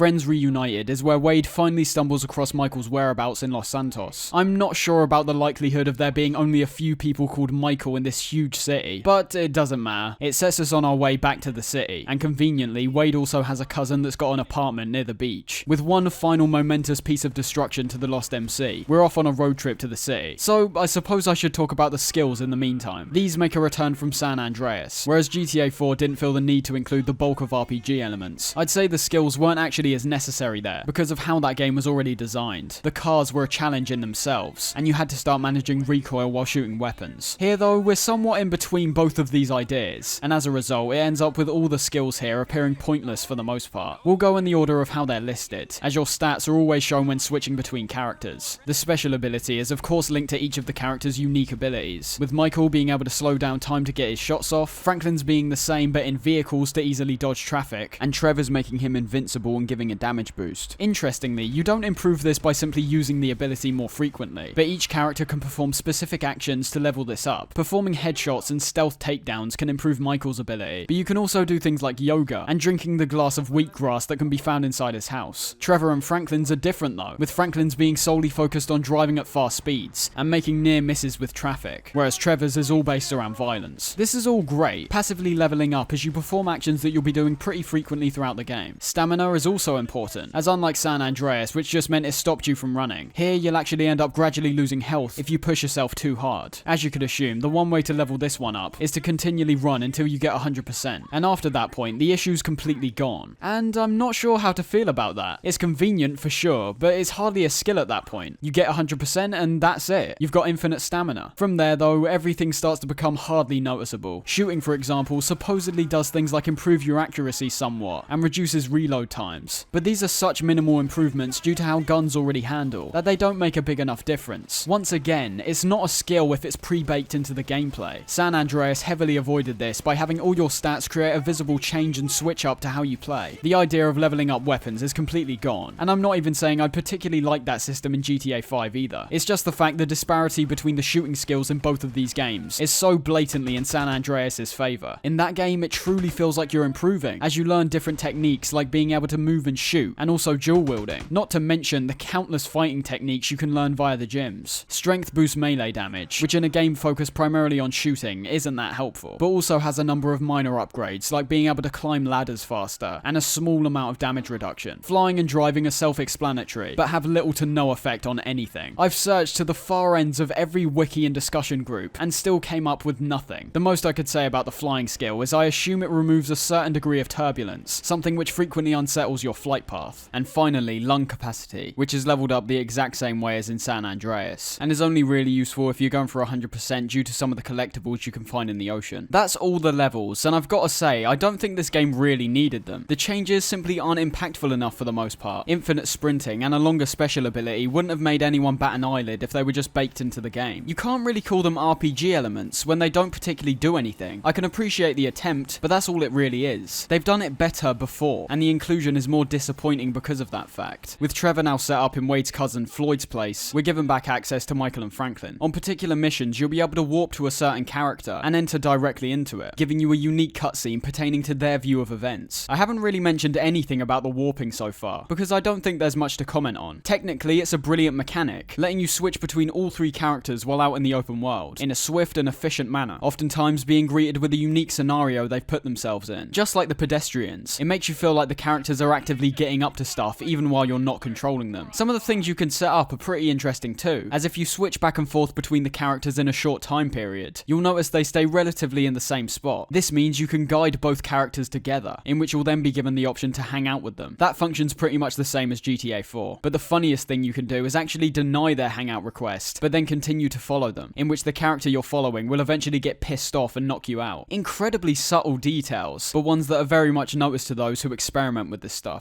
Anyways, the point was, Fame and Shame allows you to warp straight to Michael and start the mission, which includes the first tense encounter between Michael and Trevor. This is where elements like the character design really come into play. Just the image of Trevor standing in Michael's house immediately shows the difference between their paths in life. Michael chose the easy life, but Trevor was forced into a hard one, although you get the feeling he would have chosen his trailer over $1 million mansion anyway. I got in a bit of an awkward situation. You're telling me, bro. Yeah. One of those fake your own deaths to your best buddy, and then run off with the dough, and then live in a big mansion. Awkward situations. It's one way of looking at it. There's many situations in games and films where you know when something will or won't happen. The main character's not gonna die in this scene because he's the main character, something that's often referred to as plot armor. But Trevor is a great character in the sense that he completely tears that wall down. Ever since his intro, where he wipes out a key character from the past game, you can never quite tell how he's gonna react, which makes encounters like this even more intense. As for all we know, he could kill Michael and any of his family members here, but it's that surface that begins to reveal even more about his character. And it's particularly the basis of this mission that does a great job in that. Tracy is auditioning for the show Fame or Shame, basically this game's version of shows like The X Factor or America's Got Talent. And although Michael doesn't like the idea, he's hesitant to act, whereas Trevor immediately shows a sense of urgency, proving that he obviously still feels a sense of loyalty towards Michael and his family, something even Michael himself seems to lack at points. A little Tracy being humiliated. Let's go, we go get her. We? Yeah, what, are you gonna stand here and argue while your daughter becomes a national laughingstock? Huh? You're worse than I thought. Now let's go, come on! I think the fact their relationship gets re-established over the course of this one mission proves how great the writing is here, as it doesn't feel rushed in the slightest. Everything from the opening cutscene to the ending shows the two characters reacquainting themselves with each other. Of course, primarily through judging and insults, but in a jovial manner for the most part. I've played through GTA 5 countless times at this point, but upon replaying it this time, this mission stood out for one sole reason. Throughout all these GTA games, we've heard one man constantly crop up on the radios, but we've never actually seen the guy. Well, upon arriving at the Fame or Shame auditions, we both see Tracy humiliating herself, as well as Laszlo. If you didn't know, Laszlo is a person in real life, and is actually one of the key writers of the entire franchise. But in terms of the game world, we now see Laszlo's fallen to his lowest point yet, only made worse by what we do in this mission. Things heat up as Laszlo starts to get a bit freaky with Tracy, leading to us chasing him through the city. Unfortunately for Laszlo, his dinky electric car eventually runs out of charge, but instead of killing him, which was the obvious outcome, we instead make him dance around in his underwear. He's a hilariously pathetic character at this point, and is arguably one of the most built-up characters in the entire franchise. We've witnessed his rise and fall all the way back to Vice City, and in GTA 5, he's a tormented figure who apparently has multiple lawsuits up against him. This is where we start entering the territory of true corruption, something which was also shown in GTA 4 with the UL paper, but is definitely more of an emphasis here. The character Dave is of course a crooked agent, but when we meet up with him next and explain the entire Trevor situation, he strikes up a deal. Davey! How you doing? As long as Michael helps Dave keep his job at the FIB by helping him out with his cases, he won't get fired, which if he did could result in Michael's file being discovered and having them both go down. So, we're now roped into working for the FIB basically. A corrupt part of it, but who says the entire organization isn't corrupt anyway? For a criminal, that's a very bad look, as we'll see in your friend's reactions later on. But Michael's pretty much got no other choice at this point. Our first task is to track down a guy who's been suspected dead, but is speculated to be alive by the agency. The intro to this is a bit strange. You've played dead before, haven't you?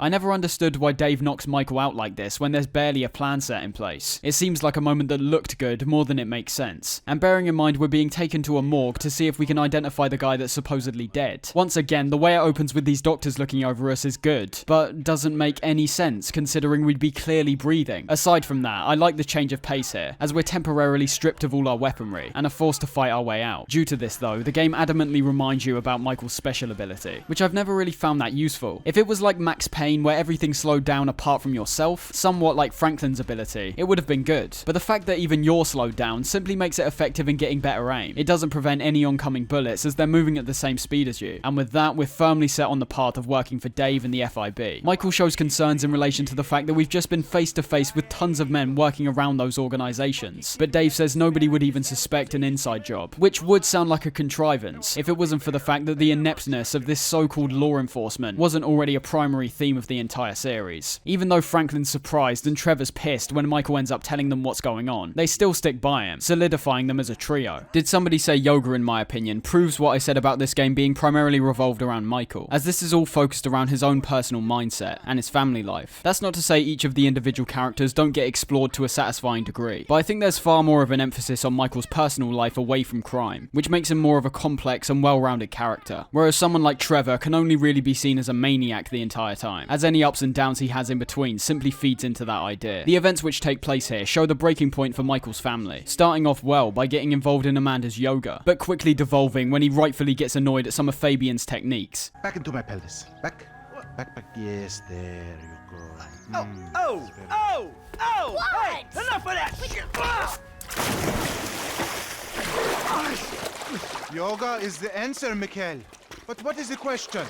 Why am I such a moron? We are leaving, and we are never coming back. Good! You are alone, you pathetic psychopath. Fuck you! We've already gotten in Tracy's bad books by ruining her attempt at fame or shame, so the last bridge we seem to have is Jimmy, who doesn't really seem like a big fan of us anyway. Michael's such a broken man at this point that he's willing to help Jimmy pick up drugs just to spend some time with him, which eventually blows up in his face when being offered a drink, which turns out to be spiked. This takes us to one of the trippiest segments ever witnessed in a GTA game, period, and there's a few throughout this game which come somewhat close to rivaling it.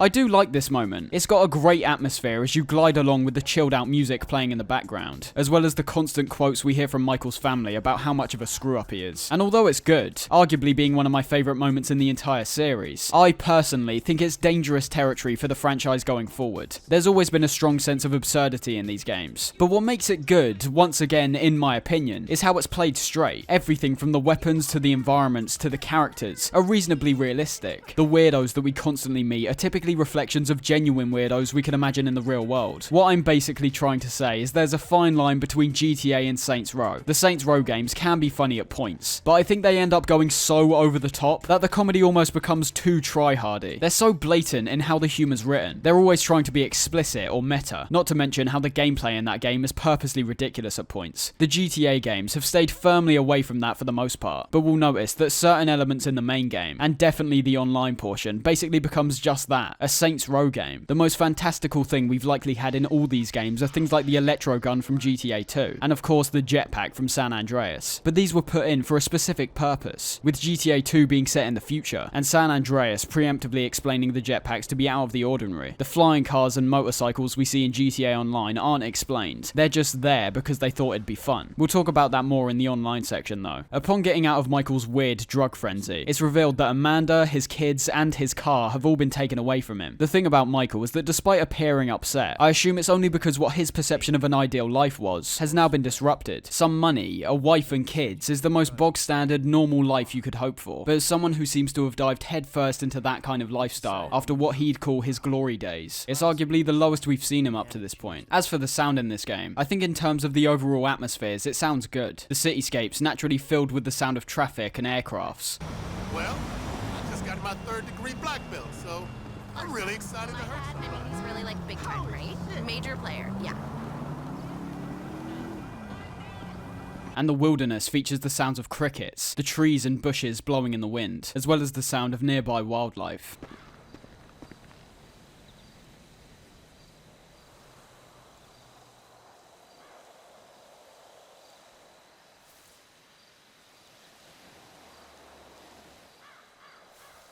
It's very subtle, but perfectly implemented. Not many people will pay attention to this stuff though, at least for a substantial amount of time. And the sound you want to be perfect to things like the vehicles and weaponry. But I'd say comparing them to GTA 4, we've definitely seen a downgrade in a large amount of facets here. Everything about how the vehicles sound when accelerating and braking is fine, but it's more in relation to how they crash, which just sounds bad in my opinion. I don't like this car!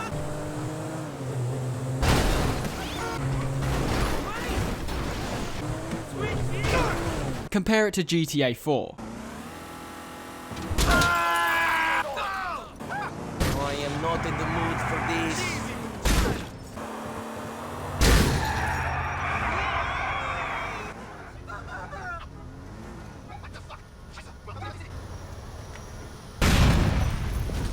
All the impact is gone, and that's the same issue for the weapons. Most of them sound like they're shooting out pellets. Just compare the carbine rifles between this and GTA 4, and the difference is so clear.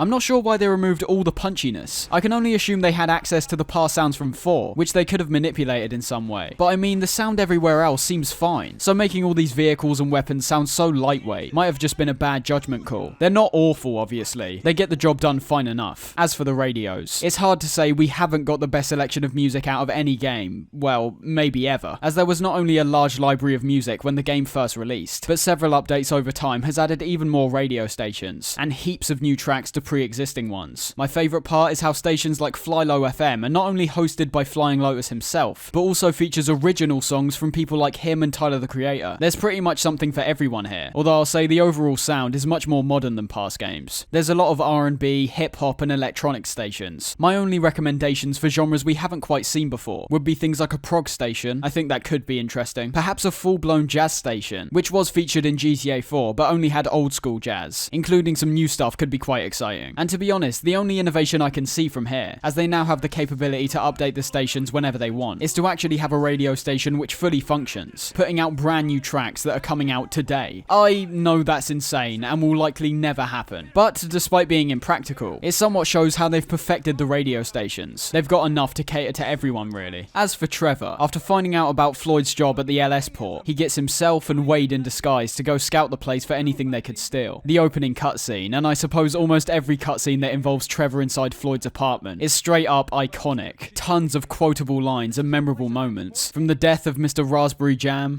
Mr. Raspberry Jam? Whoa! Whoa! Now, Mr. Raspberry Jam, he died a noble death, bringing great joy to a lonely man. I ain't got a very big penis. To Wade covering the entire place in feces. These are key examples of how different the tone is from GTA 4, which is neither a positive or a negative, just a different direction which still works effectively. As for Wade's stinky situation, that occurs during this mission, getting pulled away to clean up a waste spillage, while Trevor and Floyd start wandering around. I liked the idea of this mission, once again scoping out a potential heist, which works well and giving the scenario a greater sense of tension and build-up. But what we actually do here still results in this being arguably the blandest mission in the entire game. That's because, unlike casing the jewel store, the way we blend in here is by doing work, obviously. But picking up and putting down containers doesn't make for the most fun experience. As I said, it makes sense, but it's definitely not working to the game's strengths. Using the handler and the crane is an incredibly slow process, and the only parts I really like here is when you sacrifice Floyd to acquire a briefcase, and also discovering Wade at the end. I love Trevor's heist all the way through. It's so slapdash in its approach, being reflected in everything from him scrawling the plans out in marker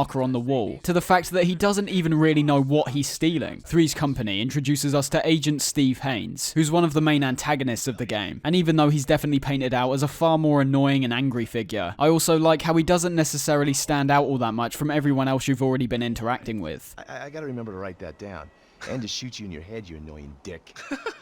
Andreas, taking notes? This stuff, whoa, pure magic. They should put it on my show. Have you seen my show? It's occasions like this where the writing's really leaning into its strengths, as Haynes is what I can imagine a typical character in GTA 4 would act like in Los Santos. The fact that he constantly reinstates his authority over you, and doesn't have any kind of rapport with Michael's one-liners, immediately makes us dislike him more as a character, as he's not fitting into the typical mold that a lot of these characters fit into. Is that just the three of you? Or the greater FIB? or the entire government. Because I'm tempted to argue that thus far, we haven't shown a lot of your colleagues a whole lot of respect. And why don't you start with me, genius? You got it, pal.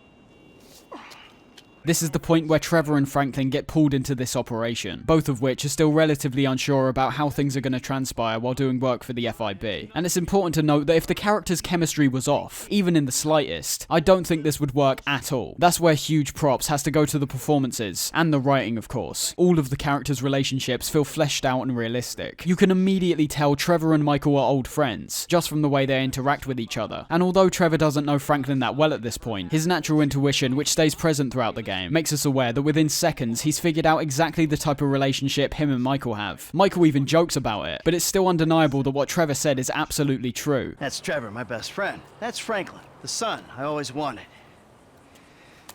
He sees Franklin as an apprentice, and Trevor as a friend. The mission itself is brilliant, and also features some links back to the past games. The guy we were hunting down during Dead Man Walking is actually being held at the IAA building, so we're being sent in to go take him back. All the visuals here are fantastic, from ziplining down the side of a building and witnessing the city from above, to busting in through a window and taking out the agents. It's an exhilarating experience. Before busting in though, you might have noticed that the woman interrogating this guy is actually Michelle from GTA 4. She does look quite a bit different, but it seems that with time, she's become even more ruthless and risen up the ranks of the agency. When the guns start firing, we're given the best opportunity so far to take advantage of the character switching system. You've got Michael, who can take out the guys with a pistol, Franklin, who's using a sniper from the distance, and then Trevor, who's in control of the helicopter. The way all of this plays out is still unbelievably smooth, with the switches being pretty much instantaneous, and also encouraging the use of the mechanic by giving each character unique threats. For example, to stop players only using one character, such as when Michael's taking out the helicopters which are pursuing him and Trevor, there's one helicopter that solely goes after Franklin, which after a short amount of time will end up getting him killed if you don't do anything. This is told to the player in an audible and visual sense, typically with one of the characters shouting out about an oncoming threat in relation to another character, and also having the character icons appear in the bottom right, with whatever icons flashing being the one that you'll automatically switch to when tapping the button. And with that, we've both helped out the FIB and established the trio's relationship. Although naturally, due to Trevor and Franklin not meeting prior to this, it was only appropriate to give them some one-on-one time, which we end up seeing in Hood Safari. The start of this one irks the themes of San Andreas, with Lamar and Franklin's auntie Denise getting on his back for abandoning his gang-affiliated roots. Hanging out with old men, ignoring your homies, acting all superior?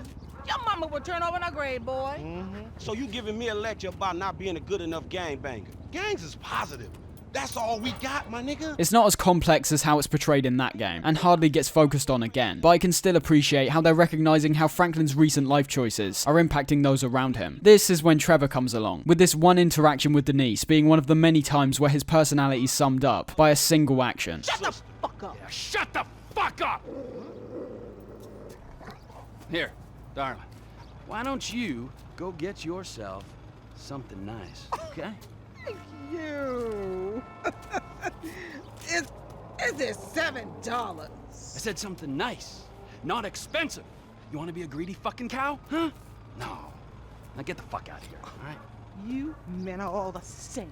He'll show respect to you 1 second, and then turn on you in the next. This is the last real time we're doing stuff around these gang-infested areas of Los Santos. From here on out, we go onwards and upwards. But it's a great example of how what appears to be these smaller jobs, revolved around drug dealing and gangbanging, can actually be way more dangerous due to their small-time nature. At least when doing heists and working for the FIB, everything's been planned out beforehand, and we're working with professionals. We get caught in the middle of a setup after Trevor proves his street smarts to be far greater than Lamar's. Once again, it has to be said, even with these minor inclusions like Trevor figuring out they're getting hustled, and then reacting even more passionately than both Franklin and Lamar, it proves his character to be genuinely loyal, and for me, even more likable. He's easily one of the most twisted characters we've ever seen in Grand Theft Auto, but at the same time, he's arguably the most human. His emotions are raw, and he lives life like anyone else would, although prefers to stay away from any kind of upper-class elitist types. I see the shootout here as one big tribute to some of the previous games in the franchise. GTA used to be so focused on gangs and criminal organizations, but in this game we're basically solely focused on these 3 characters, which means not every mission is going to be jam-packed with action. You are going to get some where you just do yoga, or remove some viruses off a computer. If you couldn't tell, we're fighting our way out of Grove Street, which is borderline unrecognizable, as both the street itself and the surrounding area has completely changed. And although it would have been cool to see the exact same place that was in San Andreas, I think it's more appropriate to show how it's changed over time. An interesting detail that's fairly missable is that on the run-up to this encounter, we can actually see 3 guys riding around on bikes. This isn't just a random occurrence, as it happens every time, and is quite clearly a reference to the opening of San Andreas, where you and your crew escape from some ballers on bikes. It's things like that which makes this one interesting in particular. It's one big homage to a bygone era. We end up escaping on some jet skis, and in terms of the boats in this game, they're about as you'd expect. We have some new additions like these jet skis, for example, although these were technically introduced in Vice City Stories first. You've got some dinghies, speedboats, and this time we even have submarines, which are very useful if you're interested in doing some deep sea diving. Unlike the driving, there isn't a substantial change to how any of these handle, although obviously the bigger and more weighty the boat, the harder it can be to turn. I like how at the end of this you can either choose to follow Lamar or Franklin, and depending on who you choose to escape with, you'll get some unique character bonding between the 2 of them. It just so happens that when recording, I found out for the first time that you can also escape by yourself, which was actually surprising, as this game typically likes to railroad you into these kinds of moments. We now reach the point which arguably caused the most controversy upon this game's release, which is surprising due to how much explicit stuff has already been shown in the past, but we'll see why in a sec. We're brought to a shady warehouse with Steve and Dave, but also meet a guy called Devin Weston, the archetype of the incomprehensibly rich and powerful, who are in charge of multiple conglomerates. We'll be seeing more of him later, but for now, we turn our attention back to the guy we've kidnapped, or as he's known by the agents, Mr. K. Now, it's important to pick out every little detail in these moments, just to show how clearly this wasn't meant to be some kind of exciting power trip, but once again a commentary on some of the downright disgraceful measures that some of these supposedly law-abiding organizations take. It becomes quite obvious in a short period of time that we're going to end up torturing this guy to get some info on a target. The way we cut back and forth between Michael and Trevor in this one was really gripping for me. It almost emulates a movie or a TV show, where we're cutting from one scenario to another. But of course, the main bulk of this mission is all centered around torturing Mr. K with a variety of equipment. Now, I personally think this moment is excellent, and manages to perfectly cross a fine line that could have got them into a lot of trouble. Those details I mentioned that we should pay attention to are things like the music, being incredibly dark and drony. They'll be doing this shit at elementary schools in no time. It's legal, bro. Legal. And the visuals, which also stay in line with this dark atmosphere. The thing a lot of people mistook this as, whether they were being willfully ignorant or not, was the fact that this was either promoting torture as a fun activity, which is just so not what this scene's trying to be, or crossing a line by forcing the player to do these things, and not giving them a chance to skip it. The second one I at least slightly understand. Again, we are playing Grand Theft Auto, a game where you can go around shooting random people in the face, so at the same time, I also doubt many people would have gotten to this point if they had an issue with the violence in the first place. This single scenario was criticized by politicians, reviewers, and even a charity setup focused on helping those who've been tortured. It got a reaction out of people, but the reaction seemed to entirely miss the point, no matter how good their intentions were. Yes, they play this moment out in a game sense and don't let you skip it, because that's the entire point. You, the player, have to partake in this. If you want to carry on this life of crime, you're gonna have to get your hands dirty. The commentary as well, which was the main thing I saw being criticized, was spot on in my opinion. There were concerns about how some of the dialogue's written, with the scenario having a somewhat light-hearted spin to it because of how Trevor and Haynes are acting. In fact, I've got two quotes from two outlets that gave this game a 9.5 and a 10, with IGN's review saying, "It pushed the boundaries of taste," and Polygon's review saying, "The script plays it for laughs. I felt nauseated." Now, it's important that you don't just throw away these people's opinions. Torture's a heavy subject when you start looking at it, but the fact is, that's why it's so important that we were shown it here. It's a strategy that's commonly known to be employed by these government agencies that are supposedly here to help and protect people, but by using people like Trevor, they feel like their hands are clean. Technically, a criminal's torturing this guy. The FIB have nothing to do with it, apparently. The point is, this scene is one that feels very real, which is why I assume it got such a vitriolic reaction from some people. It is sick and twisted what you're doing, but the fact it's fun doesn't change anything, and actually creates more of an impact. Bearing in mind we're playing as Trevor, a man that's quite clearly deranged. Do you really think it would make any sense if he started taking everything so seriously? honestly. It's not particularly played off for laughs with us the player, but for Trevor himself, he gets his kicks off by doing this kind of stuff on a daily basis. Anyways, the mission's fantastic, showing some of the darkest sides of these agencies, while at the same time having this nice back and forth as Michael tries to identify the target with the information Mr. K gives. There's even a somewhat optimistic ending, but not really. Trevor's told to kill Mr. K after he gives us what we want, but we actually end up taking him to the airport and tell him to leave the country. He's now a physically and mentally broken man, so he likely won't get far, but at least now he's got a chance to live a better life from this point on. After stealing a submarine from the docks, we're ready for Trevor's heist. This time, the options aren't loud or quiet, but instead freighter or offshore. Now, although I do like the freighter option, as the mission's far more explosive, and has a nice crescendo with how it starts off quiet and then turns into a huge firefight, but it just doesn't make that much sense when comparing it to the offshore option, bearing in mind all we do there is put the submarine into the ocean and then pick up this device. And although the mission's fun, it's ultimately pointless, which we see at the end. Just like everything in this botched job of a heist, because Trevor didn't actually know what he was stealing, he also was unaware of how severe the consequences might be. We get informed of these by Lester, who turns up from the hospital, telling us that we've just stolen some kind of experimental super weapon, and have no other choice but to put it back if they don't all want to get tracked down and killed. What, are you jealous because you didn't get your 20%? That thing doesn't go back, then we will all end up on every watch list in the entire planet. Watch list? So fucking what? So they don't watch, they kill. Idiot, we'll all be dead within a week. Think! I could see this annoying some people, as everything we just did was for nothing, but I'd say the experience of the freighter is good enough to not feel like a complete waste of time, although I'm not as sure about the offshore route, and ultimately, the point is to show that even someone like Trevor, who always seems to be in control of every situation he's in, can be brought down a peg due to his own stupidity. Before we look into the other heists we end up getting tasked with by the agency, let's take a second to look back to some of the strange myths that can apparently be found in this game. We'll start off with some bona fide facts, as unlike previous games, less mysteries can be spun out of bugs and glitches, as GTA 5 is just a much more technically solid game. But this first one is less of a myth, but an actual reference to the myth-busting community of Grand Theft Auto. Of course, the biggest urban legend out of all these games is that Bigfoot apparently roamed around the wilderness in San Andreas. As we saw when talking about that earlier, it was confirmed entirely false. But in GTA 5, things are a bit different. Bigfoot still doesn't roam around freely. You can't just stumble upon it. But there's two missions where you can actually get a visual on Bigfoot, those being Predator, where you can notice him through a thermal scope, and also the last one, a mission which serves as a reward for 100%ing the game. It's all revolved around chasing down Bigfoot, who upon being caught is revealed to just be a guy in a costume. This is an amazing resolution to the Bigfoot myth which spanned over several years, serving as a homage to both San Andreas' myth hunting community, as well as Undead Nightmare, which was a DLC for Red Dead which actually featured real Sasquatches. But outside of that, we've got some really weird mysteries, a lot of which aren't based on nothing. The most popular one that's brought up in this game is the Mount Chiliad mystery. Essentially, at the top of Mount Chiliad,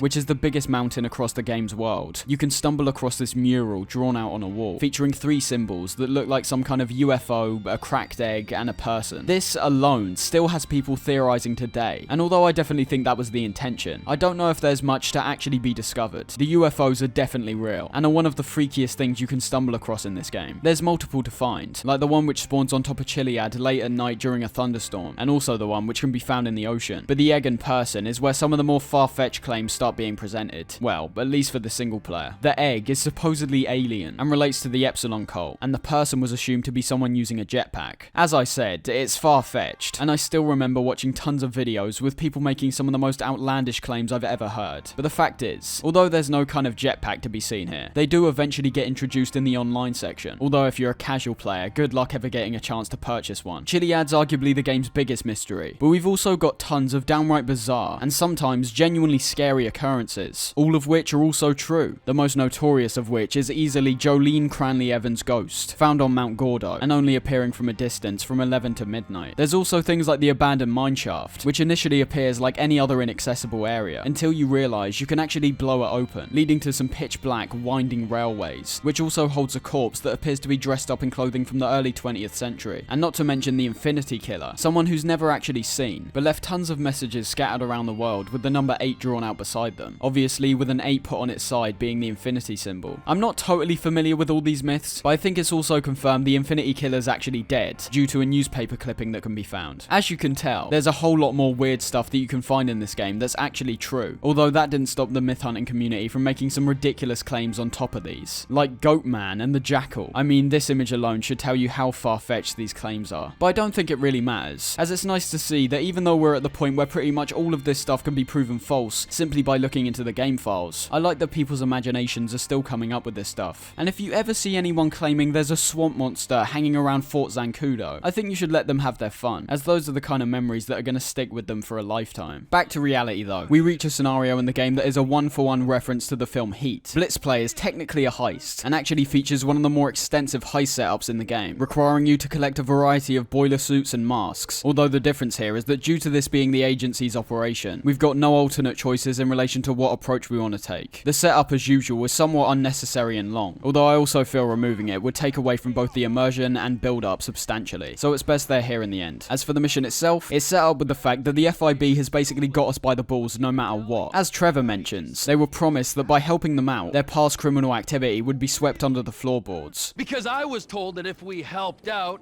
with that thing, which we did, then our past indiscretions would be forgotten in a haze of patriotic fervor. Who told you that? Did I tell you that? I'm in charge here, Fruity. But it now seems that upon realizing we're willing to be lapdogs to save our skin, they're taking full advantage of our skills. There's an interesting dynamic to this setup, with the people we're working for truly believing they're in the right, as our objective is to take back some funds that are being used by the apparently more corrupt side of the agency. Some of the government, some of it is pretty corrupt. Not your bit, right? It's brilliantly reflected, and is treated with the exact laughable tone that it should have been. Don't be mistaken, everyone here is in the wrong. They're crooks from top to bottom. But even then, they feel the need to act like they've got even the faintest moral compass, when ultimately it's just a cycle of people looking out for themselves and their jobs, not to the general public. The heist itself is somewhat small scale compared to the others, but ends up culminating in a terrific shootout. Now, I obviously can't show you Heat, there's just too much risk of getting copyright claimed. But if you're interested, search up the first robbery from that film and compare. It's one for one. You've got Michael causing a roadblock and Franklin crashing into the van, even with that vehicle looking incredibly similar. It's so blatant that it's obviously not pretending to be original, but translating the scenario to a game does have its own merits, I suppose. For any crime video game fan in general too, if you haven't seen Heat, it's basically the feeding ground for tons of video game ideas. I mean, Lynch from the Kane and Lynch games is unmistakably inspired by the character Wayne Grow, and even looking back to GTA 4, 3-Leaf Clover isn't far off how we see a bank robbery presented in that film. The rest of this one highlights the character switching once again, arguably being the most effective mission in the entire game in relation to this aspect, as here we're given free reign over all 3 characters, whereas in most occasions they either limit you to 1 or 2. Some people might not like how you're pretty much forced into switching at certain occasions, once again through the dialogue and the flashing icons, but I don't think it's too bad, as it's giving each character a unique threat and incentivizing you to not just stay in one perspective. I would argue that having more freedom in relation to this mechanic would always be a bonus in my opinion, but it's fine. Michael ends up meeting Devin Weston more formally in the conclusion of this, proving himself to both be a childish idiot, but also seemingly having a connection with every substantial figure in the city. Tell me something, you like football? I got a stake in a sports investment venture. You like the market? I got some funds you can manage. Name your poison, man. The gang's attention quickly gets switched on to Devin, after Michael selfishly gets them on board in the hopes that he'll start working for a film producer called Solomon Richards. Bullshit. Solomon Richards, the movie producer? He's retiring, man, and I'm doing a finance deal for his studio. I will make the connect just as soon as you... All right. Oh, man. Solomon Richards. This moment's a small one, but still tells us a lot about Michael's character, and even in the phone call with Franklin upon us leaving, it's telling us he's not at all afraid to put his partners into a potentially bad situation, purely for his own gains. And coming into I Fought the Law, it's even more important to realise just exactly how Michael spoke to Franklin, almost emulating that same kind of slimy behaviour that someone like Devin has, which he proves at the beginning of this, by telling us we're gonna go rob his own friends. What? Robbing my so-called friends, Slick. Why? Why? Because they have things nobody else has, because they can afford it, because frankly, I'm rich enough to do whatever the fuck I want, and you're poor enough not to ask me any goddamn stupid questions.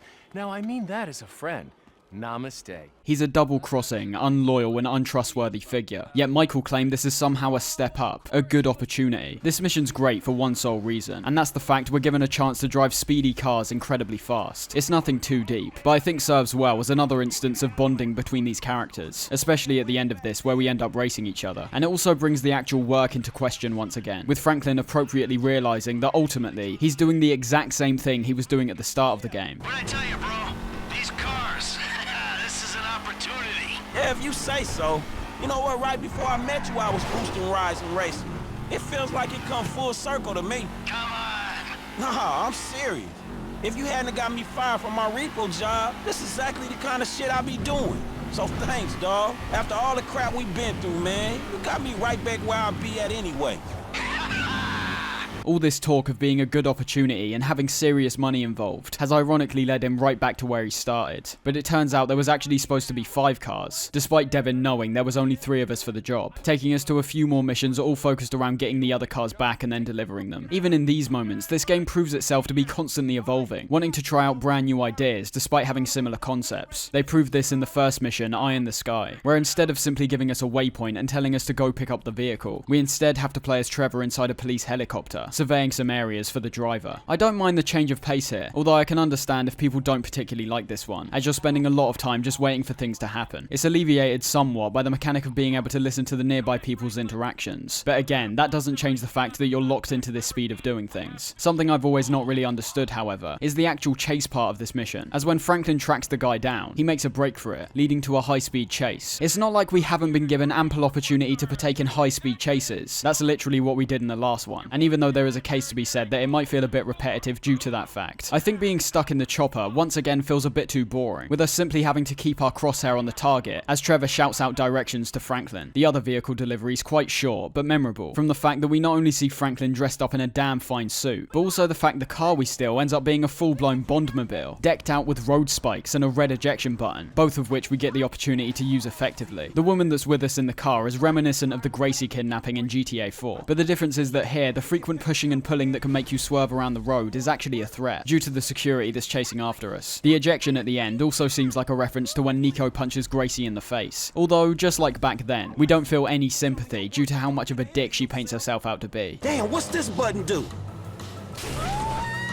In between this time, Michael ends up starting his work for Solomon, as well as getting back involved with Martin Madrazo, taking Trevor along with him. But before we look at that, I just want to mention an aspect of these games which is fairly archaic by this point, but is still heavily appreciated. Going all the way back to GTA 1, there were cheat codes that you could input to have an easier time while playing. These would be things like having infinite lives, being given access to all the weapons, and also all the cities without having to beat them sequentially. In old school games, that was pretty much the sole purpose for cheats, being a genuinely easier way to get through a game. However, as these games evolved, so too did the cheats, and despite seeming like somewhat of an outdated feature, their inclusion even in games like GTA 4 and 5 is still much appreciated, and as you'll find, these end up getting far more interesting compared to the earlier games, giving us the ability to activate moon gravity, or launching us up in the air to skydive. Those are technically cheats, but they're basically just to mess around with. They aren't substantially useful when it comes to things like missions. The thing you'll find is that despite most games nowadays not having these kinds of cheats which are activated by passwords and button prompts, they're instead selling them as microtransactions. One of the most heinous examples of this is easily the recent Resident Evil games, which packages things like having exclusive weapons and skins in their deluxe editions, whereas they would have always been either cheats or unlockables in the past. Due to the advent of things like online multiplayer, achievements, and fan-created mods, the idea of including these fun little secrets is unfortunately dying out almost completely. And despite the fact you might not use or even enjoy these cheats all that much, I think Rockstar should still be applauded for including this stuff. You can rag on them all you want about how greedy they appear to be in relation to their online modes, but from the perspective of the base game, which as some people seem to forget is where GTA 5 started at, everything from their expansive world down to these fun inclusions has the player's enjoyment in mind. They're not trying to scam you out of money or lock you out of content, but deliver an experience that's accepting of almost any player. As for Michael's business with Solomon, he acts like a kid in a candy store, quoting all the man's famous film lines back to him, and quickly becoming good friends with the guy. See, the ships are coming in,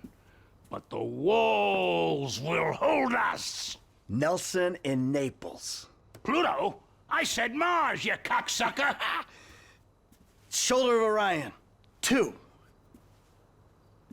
Devin Weston said you were a fan. Huge fan. It becomes very clear that despite being good at crime, it seems that his ambition has always been revolved around filmmaking. A brilliant decision for his character, considering all the previous occasions in this game where he sat down watching films and spouting out one-liners. It's not just something the writers put in because they thought it was cool or just fit in line with his somewhat slobbish demeanor, but a constant background aspiration that shows itself from time to time. Solomon gives the rundown on his upcoming film project before telling us that he's having an issue with his actors and his agent, with the agent incidentally being a guy called Rocco, the same Rocco that appears during the Ballad of Gay Tony. Just like the dick he was in that game, he's the one holding up the production, and upon confronting him, he tries to beat us up before getting absolutely smacked. The rest of this one has us freaking out the director and the actor that are sitting inside the chopper, which is very similar to what we saw in missions like Fender Ketchup in San Andreas. We're doing it in a helicopter this time, which switches things up a bit, and despite there not being a scare meter, which may have made this section feel a bit aimless, you can tell clearly when you're scaring them by their dialogue. And with that, Michael ends up achieving his dream of getting involved in the movie business, with Solomon giving him the role of associate producer. It's unspoken, of course, but just think about that scenario for a second. You've got a man who's caused countless atrocities, stolen so much money, and killed so many people throughout his life, and he's the one being rewarded. He's the one on top. This was obviously a key theme throughout this game, the rich getting richer and the poor getting poorer. But unlike a large amount of the characters in this game, these themes are dealt with subtly, not bogging down players who don't care, but leaving a large amount of room for deep thought for those who are interested. I've always felt that despite being a fantastic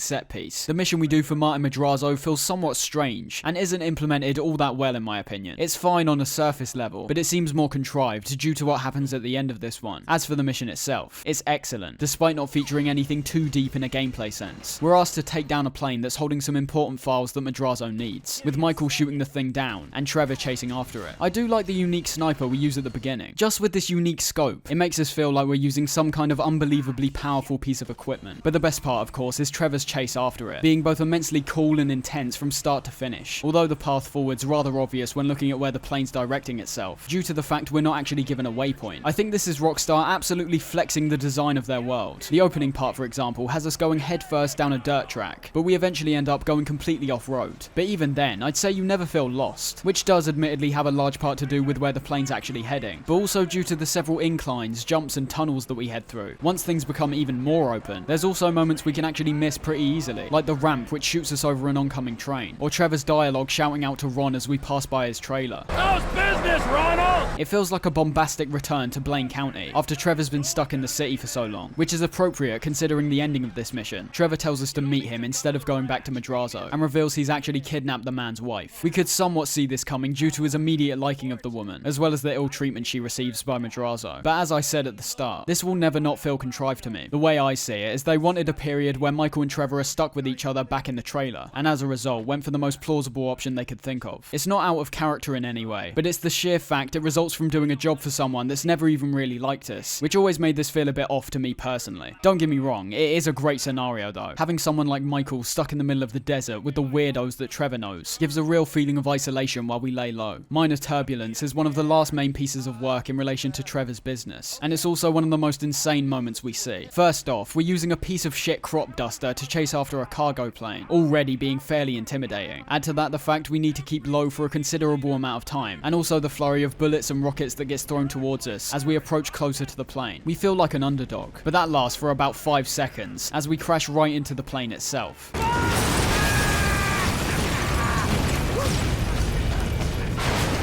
Now, this is easily one of my favourite moments in the game, but at the same time, it's so ridiculous that thinking about it for too long somewhat ruins it. I understand that sheer realism wasn't ever supposed to be these missions' forte, but this takes it to a whole nother level. Everything from how hard it would actually be to guide the crop duster into a moving plane, as well as the fact it would literally just explode at the speed it was travelling. It's insane, but awesome. Same goes for the end of this one too, having to abandon the plane after being shot down by pursuing jets. Everything about this one is so extreme that it goes beyond any concept of reality. But that's fine, it's not really what it's going for. Even though we're out in the desert, we still haven't been let loose from the FIB yet, with Sanchez snooping our locations out and requesting that we do another job for them. The intro to this is yet another fantastic moment of character building for both Trevor and Michael, giving us a greater insight into both their minds and what they think of each other. When Michael comes into the meth lab, he immediately starts taking the piss, while Trevor quite literally takes a piss.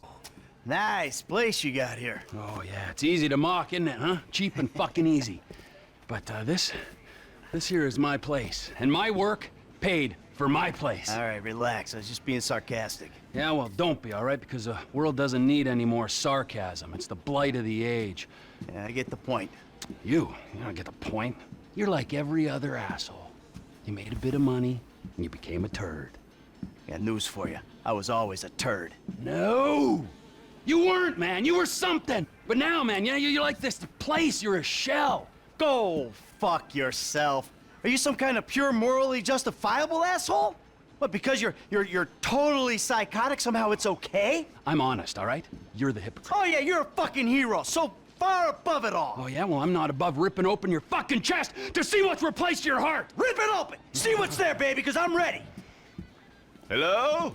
Even though he is a filthy and deranged character, you can't deny Trevor acquired all of this by himself. After the Yankton job, Michael was given riches and a fancy house, whereas we can only assume Trevor was completely abandoned, being on the run with no friends and no money. Everything was given so easily to Michael that he doesn't really have any idea about what it must have took to build this business from the ground up. This leads to a brilliant back and forth, where Trevor thinks Michael changed due to the amount of money he's acquired, where Michael then retaliates by saying someone who pisses in a corner and tortures people for fun has no right to make judgments on his life. You can see exactly where both of them are coming from, and I suppose it's up to you to decide who's actually more right in this situation. Trevor is psychotic, yes, but the observations he makes usually aren't unfounded, albeit with a slight bias towards the upper classes, whereas Michael is a self-obsessed, hypocritical criminal who gets disappointed when his life isn't the dream world he imagined it to be. He is like most other people, but is that a good or bad thing when comparing it to his own lifestyle? This is when the agents arrive, letting us know that the job we're doing isn't just incredibly dangerous, involving us stealing nerve gas from a heavily guarded facility, but also that we'll have to fund it ourselves and source all the equipment. Only thing is, we're broke apparently, which might not actually make that much sense in terms of the money we actually have in-game, but leads to a great heist, so I don't have many issues. The plan's to go meet up with Lester, and then scope out a nearby bank, hopefully with the take being substantial enough to fund the FIB mission. The conversation in the car about hipsters is one of the most memorable, but I don't know if it fits well with Michael's character. You are a hipster. What? You're a hipster. I hate hipsters. Classic hipster denial. I can believe Trevor knows and also hates the idea of hipsters, but Michael's always seemed pretty out of touch, being more interested in his classic films and sitting by his pool with a glass of whiskey. Anyways, as this is yet another scope out, there's nothing in a gameplay sense that actually stands out, although all the interactions here are great, from Michael getting pissed off at Trevor throwing stones at him. Come on, man, knock it off. What?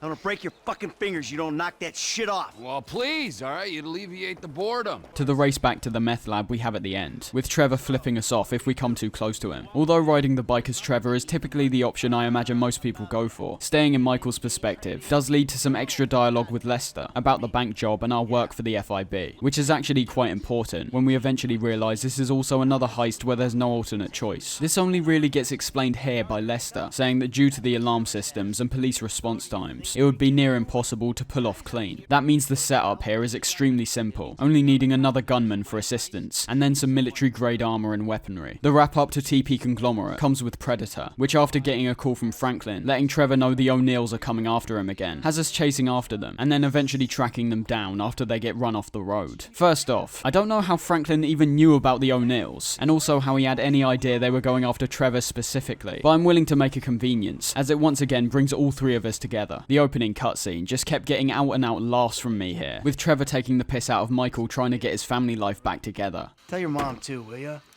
And Tracy. Please, son. Your daddy's been a bad boy. Please, son. You want a sniff? What the fuck is wrong with you? And also Madrazo's wife taking away Trevor's gasoline. Gasolina? No. Wow. Sorry, Mrs. M. But this hangout session gets cut short when getting the call from Franklin. As I said, these guys eventually crash because of a deer in the road, and as Franklin tries to hunt them down, we also come along in a chopper and take them out using a thermal scope. Outside of the Bigfoot sighting, this is fairly standard, but I like how you've got to pay closer attention to your surroundings, due to all the elk that can often appear like a human from a distance. It's also the only other opportunity we get to take control of Chop, which is still cool but effectively pointless. Up next is the Polito score, where after acquiring the gear, which is much easier than you'd expect. We're ready to rob the bank. And although it seemed like things were going well for a while, it seems like Trevor's pissed off at Michael for suggesting they bring back Madrazo's wife so they can be safe in the city again. She's a 60-year-old housewife. Wow, she's 57. And she thinks that I'm mature. Yeah, well, let me tell you something. 30 years of marriage to the world's angriest mob boss would make anyone insane. And this is one of those occasions where he's fully in the right. Stealing a wife is one thing, but then attempting to strike up some kind of romance is just downright insane. The most important detail here is also something that's been slowly developed throughout the game, and that's Trevor's reverence for Brad, the guy we did the Yankton job with. I miss Brad. That crazy motherfucker was with us now. He would have loved this. Instead, he's got to enjoy himself molesting white-collar criminals in a federal penitentiary. Thanks for sharing. The only thing is, Trevor has no idea Brad's actually dead, and has been fed a consistent string of lies from Dave that he's actually locked up in prison. This will become vital later on, but for now, our attention's on the bank job. I like the fact they all discuss what their first substantial jobs were, and particularly if you choose Patrick, you'll hear a retelling of the events in 3-Leaf Clover, even mentioning Nico by name. Thing is, some pretty vital things get revealed here, which many fans of GTA 4 might easily miss if they never get Patrick's random event. Derek's revealed to be dead, which either confirms that the canon path was for Nico to kill him, or perhaps that he succumbed to his bad drug habits, and even says Nico is most likely dead too, which I hope is just an inaccurate guess, as even though I'm sure we'll never see Nico again, the thought of him being dead isn't nice at all. But there's also some hope in the fact that he shows up on Life Invader, in a little Easter egg which can be seen on Jimmy's computer at one point, telling us that not only is Nico most likely alive, but also that Roman is too, confirming the revenge ending of that game is the true one. What initially might appear like a small-time bank job, quickly elevates to something incomprehensibly huge when the police turn up, due to the frequent false alarms in the past. They don't even expect a genuine robbery in the first place. But what they definitely didn't expect was that upon leaving, the entire crew was dressed up in riot armor, carrying LMGs and even a minigun. Now let the hostages go, and we'll talk like gentlemen. Time to face the music.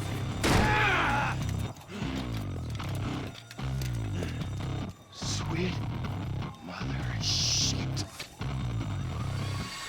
The build-up and execution of this moment is masterful, seeming completely outnumbered to begin with, before we bust out the door, with the presentation and music giving me chills every single time. The minigun in this game is the best it's ever felt. The destructive potential is massive, exploding most kinds of vehicle in a few seconds. And although San Andreas' version might be more satisfying to use due to its lightweight nature, the fact that your movement speed is substantially affected here lends even more to the impact of this thing. 3-Leaf Clover is the most appropriate comparison, funnily enough, except everything's been majorly cranked up. We're once again fighting through the streets on foot, but this time we've obviously got better weaponry, but also the additional threat of losing some of our money. There's not much you can really do about this, admittedly, but the more time you spend out in the open fighting, the more likely it is you'll end up getting shot, which removes a small amount of cash from your take. You'll end up dying before you get the chance to lose anything truly substantial though. By the time we get picked up by Franklin, the military are coming in at full force, even sending in a tank. This of course can happen in the open world too, and admittedly the tanks which show up there are far more accurate and deadly than we see here.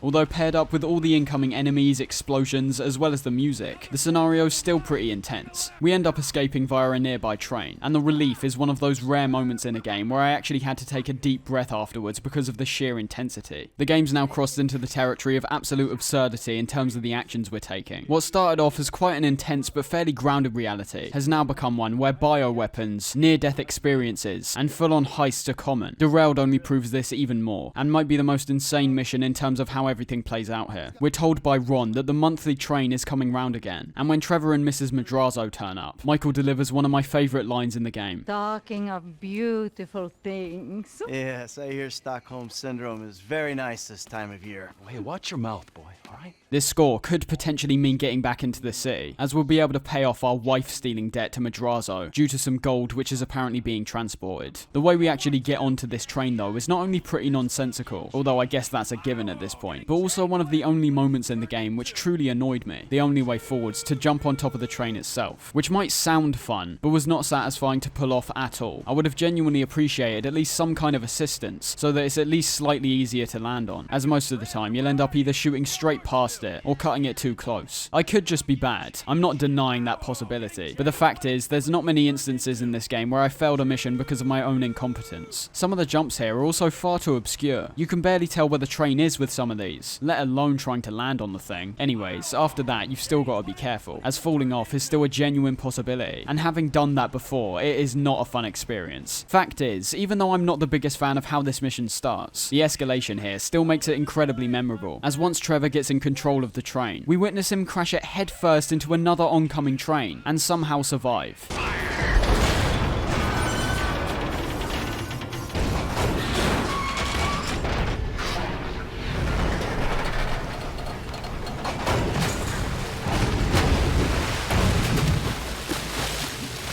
Any semblance of reality is gone in these moments, but it's a damn fine spectacle nonetheless. This leads to a bunch of Merryweather soldiers coming after us, which are a private military group, which gets mentioned fairly frequently throughout the game. And then we get a closing chase where we can either play as Trevor shooting out the back, or Michael driving the boat. And although I don't understand why you'd ever want to play as Michael during this bit, I can at least appreciate the option. The ending of this one sets things in motion for the final big heist at the end of the game, that being the Union Depository, commonly referred to as the Big Score. My job, my score, get your own!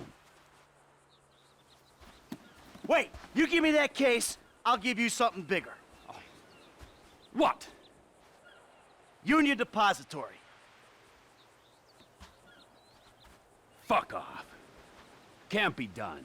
I never said impossible. Michael appears to be so desperate to get back to Los Santos that he's willing to offer this job in exchange for the antique they just stole, and Trevor ends up agreeing, albeit very hesitantly. We're now onto the FIB operation, the last time we'll actually be helping these guys out. And for some reason, despite being a fairly glitchless experience when playing casually, this mission always seems to mess up at the start. For example, driving towards it as Franklin ends up disrupting it for seemingly no reason, making us have to drive back until it becomes available again. This is admittedly small, and one of the only bugs I stumbled across. But as opposed to some weird physics or AI glitch, this happens consistently every time I've done this, which isn't good at all. Between the past few missions, the tension between Michael and Trevor's been constantly rising, with Franklin attempting to be a middleman and calm both of them down. Despite just pulling off some of the biggest jobs in their life, Trevor's as angry as he's ever been, and due to his family not contacting him at all, Michael's falling into a depressive slump. This whole setup is arguably one of the most intriguing, as it's confirmed this IAA-run facility isn't just developing a nerve toxin,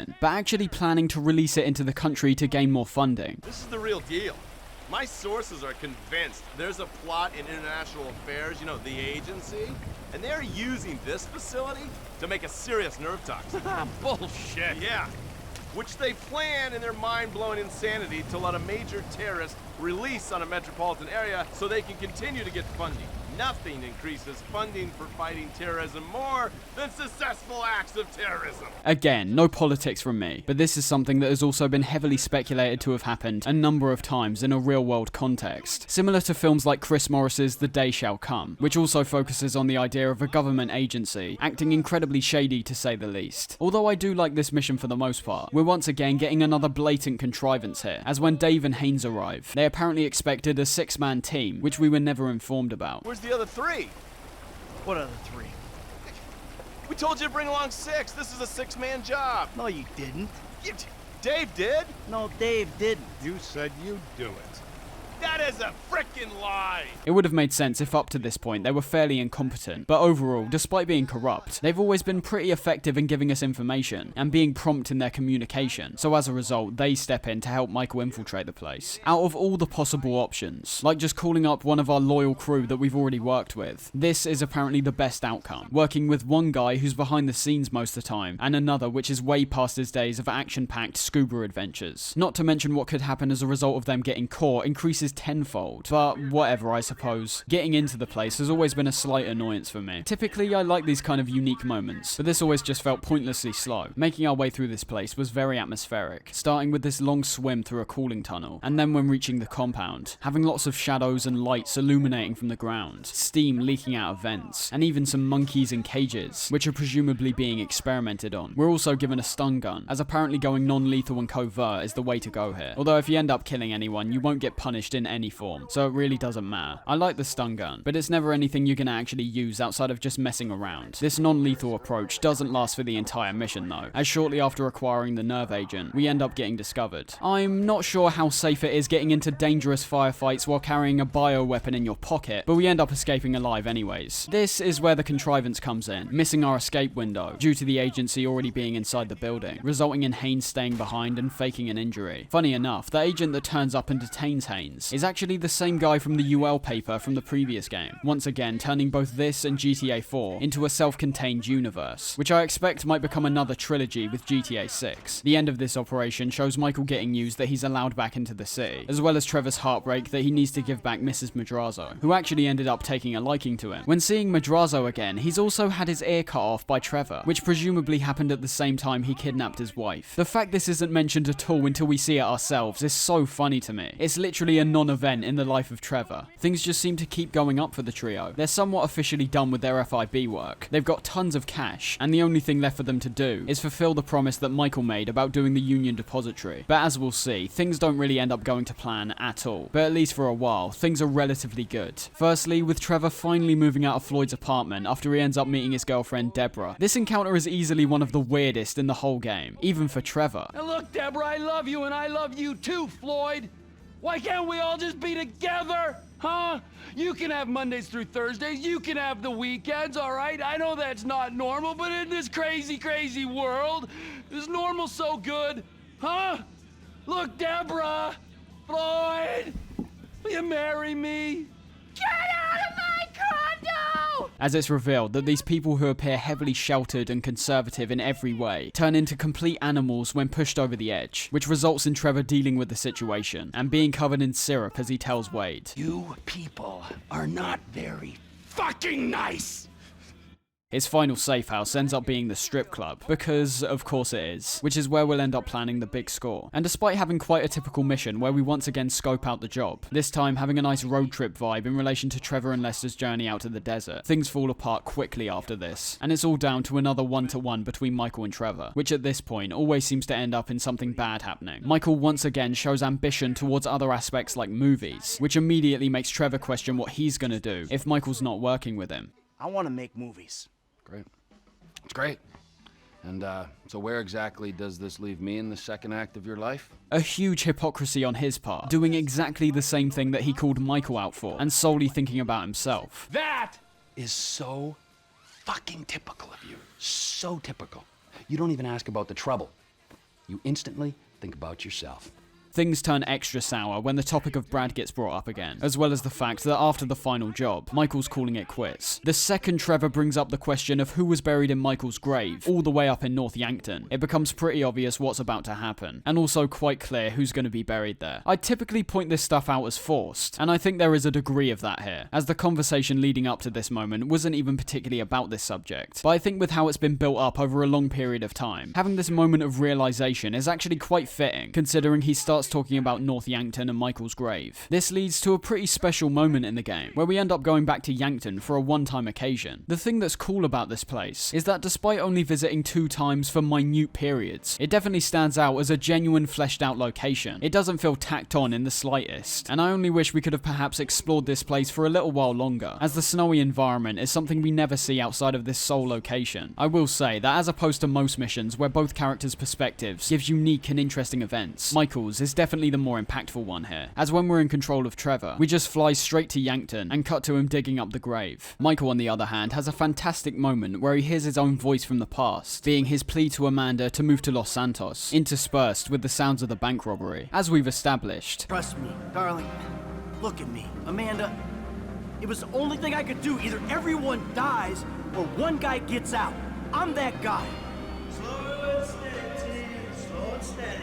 no matter how close he is to someone, Michael's mindset is summed up in that one line. Either everyone dies or one guy gets out. I'm that guy. A survivalist to the end, with only faux loyalty, being able to establish friendships with those who will get him what he really wants. And upon finding Trevor, he ends up putting all the pieces together. Brad was in fact put into the casket, and now he realizes that in fact it was most likely supposed to be him in there instead. But as this tense moment reaches its apex, they get interrupted by Cheng's men, who tailed us all the way here. This is yet another detail which makes almost no sense if you don't start this one as Michael, as we see before we leave that they follow us under the impression that we're his boyfriend, although we make a valiant effort fighting out the graveyard, which is also heavily reminiscent of a moment from Max Payne 3. Michael genuinely ends up getting captured, throwing a spanner into the works, as up to this point none of the characters have truly been in any kind of danger. On our way back as Trevor, it's revealed that all of this was done because of Trevor's business, with Wei Cheng wanting to expand into areas already owned by Trevor. But it seems the bargaining chip of Michael simply isn't going to cut it, as at least for now, Trevor shows no care towards his well-being in the slightest. In the meantime, we wrap up Devin Weston's vehicle missions with one big road trip. It basically becomes Euro Truck Simulator, but with the addition of some pretty promiscuous offers from Trevor to Lamar. Franklin's asleep. It's just me and you. What? What you trying to say? You want me to jack you off or something? Jesus, no. God, no. Of course not.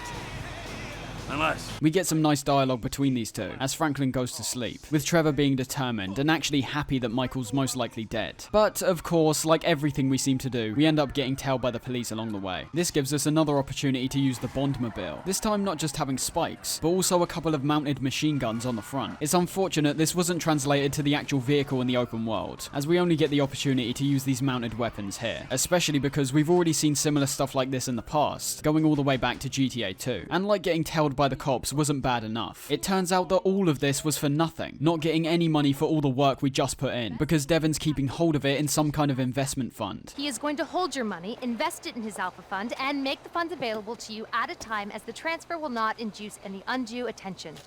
Which is a polite way of saying I'm getting robbed? Are you fucking kidding me?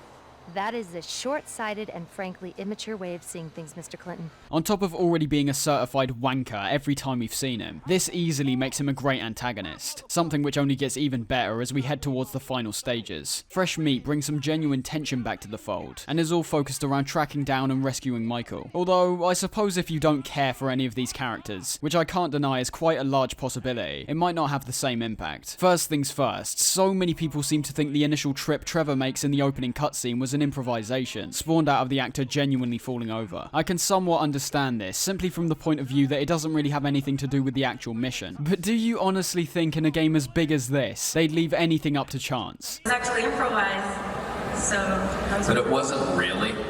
I think I lie a lot during interviews, and especially doing press things. I like to just make things up.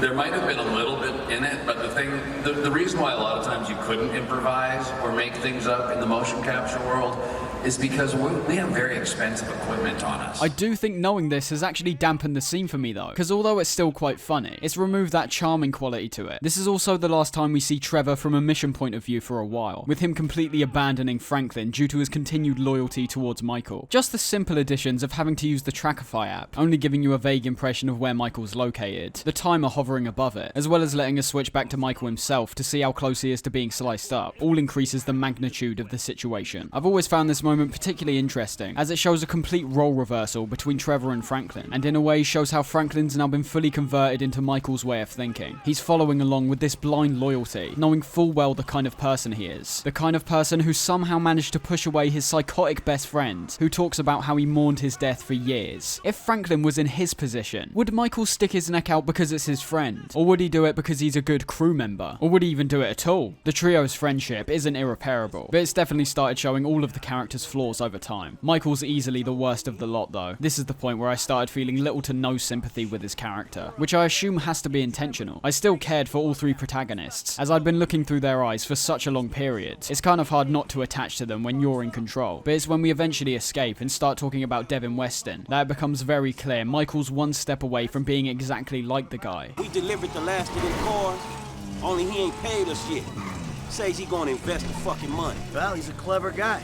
You know, that might not be such a bad idea. Are you fucking serious? Look, Franklin, you're gonna get your money, okay? From the sounds of it, you'll even get some interest, too. Despite Franklin's concerns about not getting paid, Michael actually sides with Devin, calling him a smart guy who will eventually get Franklin's money back. He's actively buying into these slimy business practices inside a line of work that's already slimy in the first place. The ending shows Franklin at least understands Michael's selfish viewpoint, making him fess up about everything from his past, which once again results in Michael trying to spin it in a way where he comes out on top, and appears to have specific knowledge that nobody outside his position could ever understand. Look, I know it sounds cold. I don't expect you to understand it. Not yet, but you will. when you got ties of your own. He burned every single person that's ever been loyal to him. Who knows how long till that person's Franklin himself. In between some more work for Solomon, which sees Michael killing Rocco and getting a confirmed credit in the movie. The FIB have one final job for us. In this case, it's actually true, but the main point here is that realistically, if we never fight back against Haynes himself, he's forever gonna have dirt on us that will make us do his dirty work. But he's easily saved the most dangerous mission for last, sending us directly into the IAA building to steal some evidence that grasses him up. Think I'm a liar, a cheater, some kind of a killer and a thief.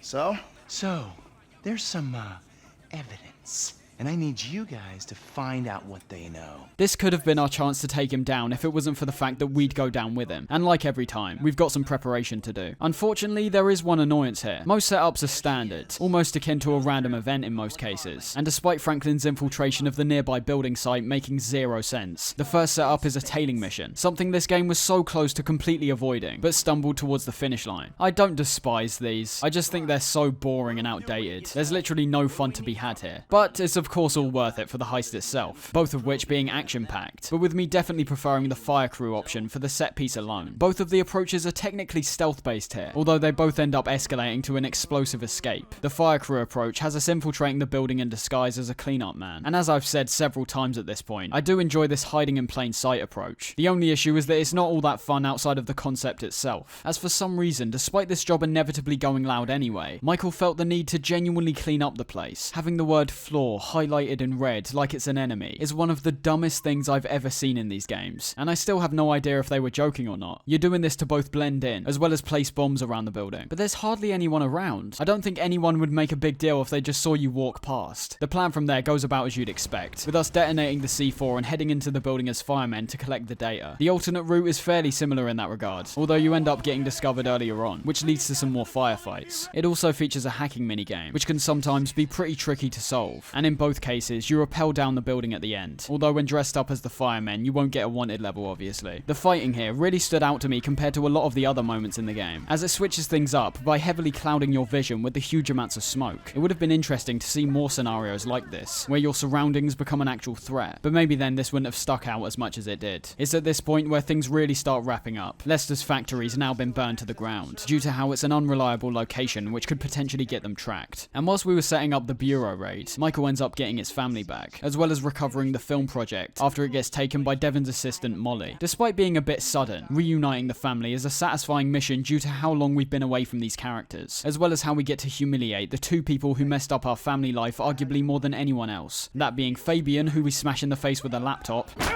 and Laszlo, who's still trying to be creepy around Tracy, getting some unwanted piercings and tattoos. I like the message behind this one, as it somewhat tears down this idea of an utterly perfect home life, something which all four family members have been trying to convince themselves is what's normal. This is best shown off in the final cutscene with the shrink, with Michael and Amanda letting out all their grievances and getting into a shouting match. But unlike before, where this would have led them to hating each other, due to the fact that they realise how close all of them are, and how much they're all alike, they collectively accept that nothing's perfect, and the bond they have is most likely the best they're gonna get. That's all the family business wrapped up. As for the film project, Devin purposely isn't letting Solomon finish the film, due to a big insurance payout he'll receive in return. Look, the movie's nearly done, so if the plug's pulled now, the investors, meaning us, get a massive insurance payout. Meanwhile, I can use that to get the other major shareholder, the old bastard's idiot son, to agree to tear this relic down and let me redevelop the area for condos.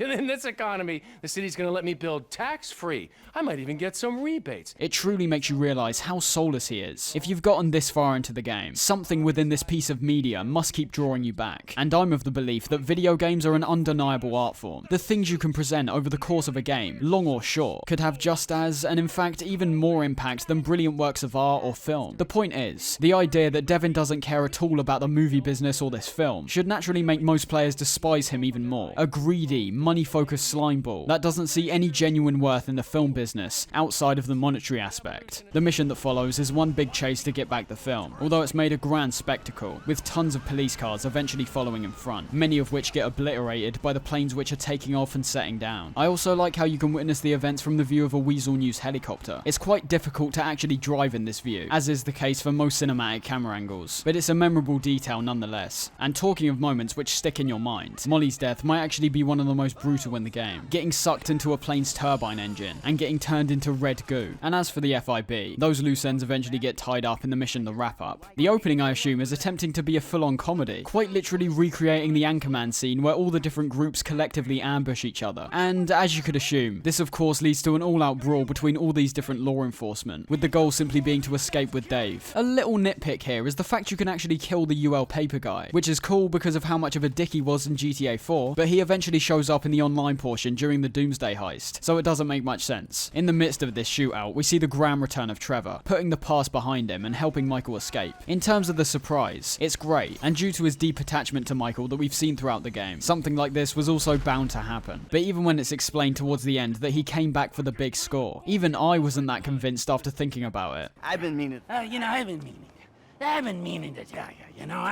what, homie? What have you been meaning to tell me, huh? That you stabbed me in the back, or that you were, and always will be, a worthless wretch who deserves to be put under. Yeah, well, what the fuck did you come back for? Oh, you know why. Ah, no. One last score. He's a deeply troubled person, but the one thing that Trevor seemed to prioritize throughout the game is his own emotions, and that can be seen in almost every aspect. Some hipster on the street pisses him off, he'll launch into a full-blown rampage. So the idea that he'd sweep Michael's wrongdoings under the rug just for this score is a bit far-fetched for me personally. It at least sets us on track for this grand job. But before we get to that, we're told by Franklin's ex-girlfriend Tanisha that Lamar's in trouble. This moment is a great reflection of how Franklin's character has slowly transformed as the game's gone on. It's subtle, as he still acts relatively the same as when the game started off. But as Michael confirmed in the Polito score setup, all these events have been taking place over the course of around a month, so it'd be even weirder if Franklin all of a sudden completely changed. But in many ways, Franklin has now become Michael, the guy who sits around his pool and empty house wasting days away. This is yet another occasion where you have to reach your own conclusions though. Even though Franklin does end up going after Lamar, he is right in saying that he shouldn't have any obligation to save the guy. He just another nigga from the hood. Him, Stretch, and all the motherfucking clowns. All they want to do is drag a motherfucker down and live in the past. And this is the future?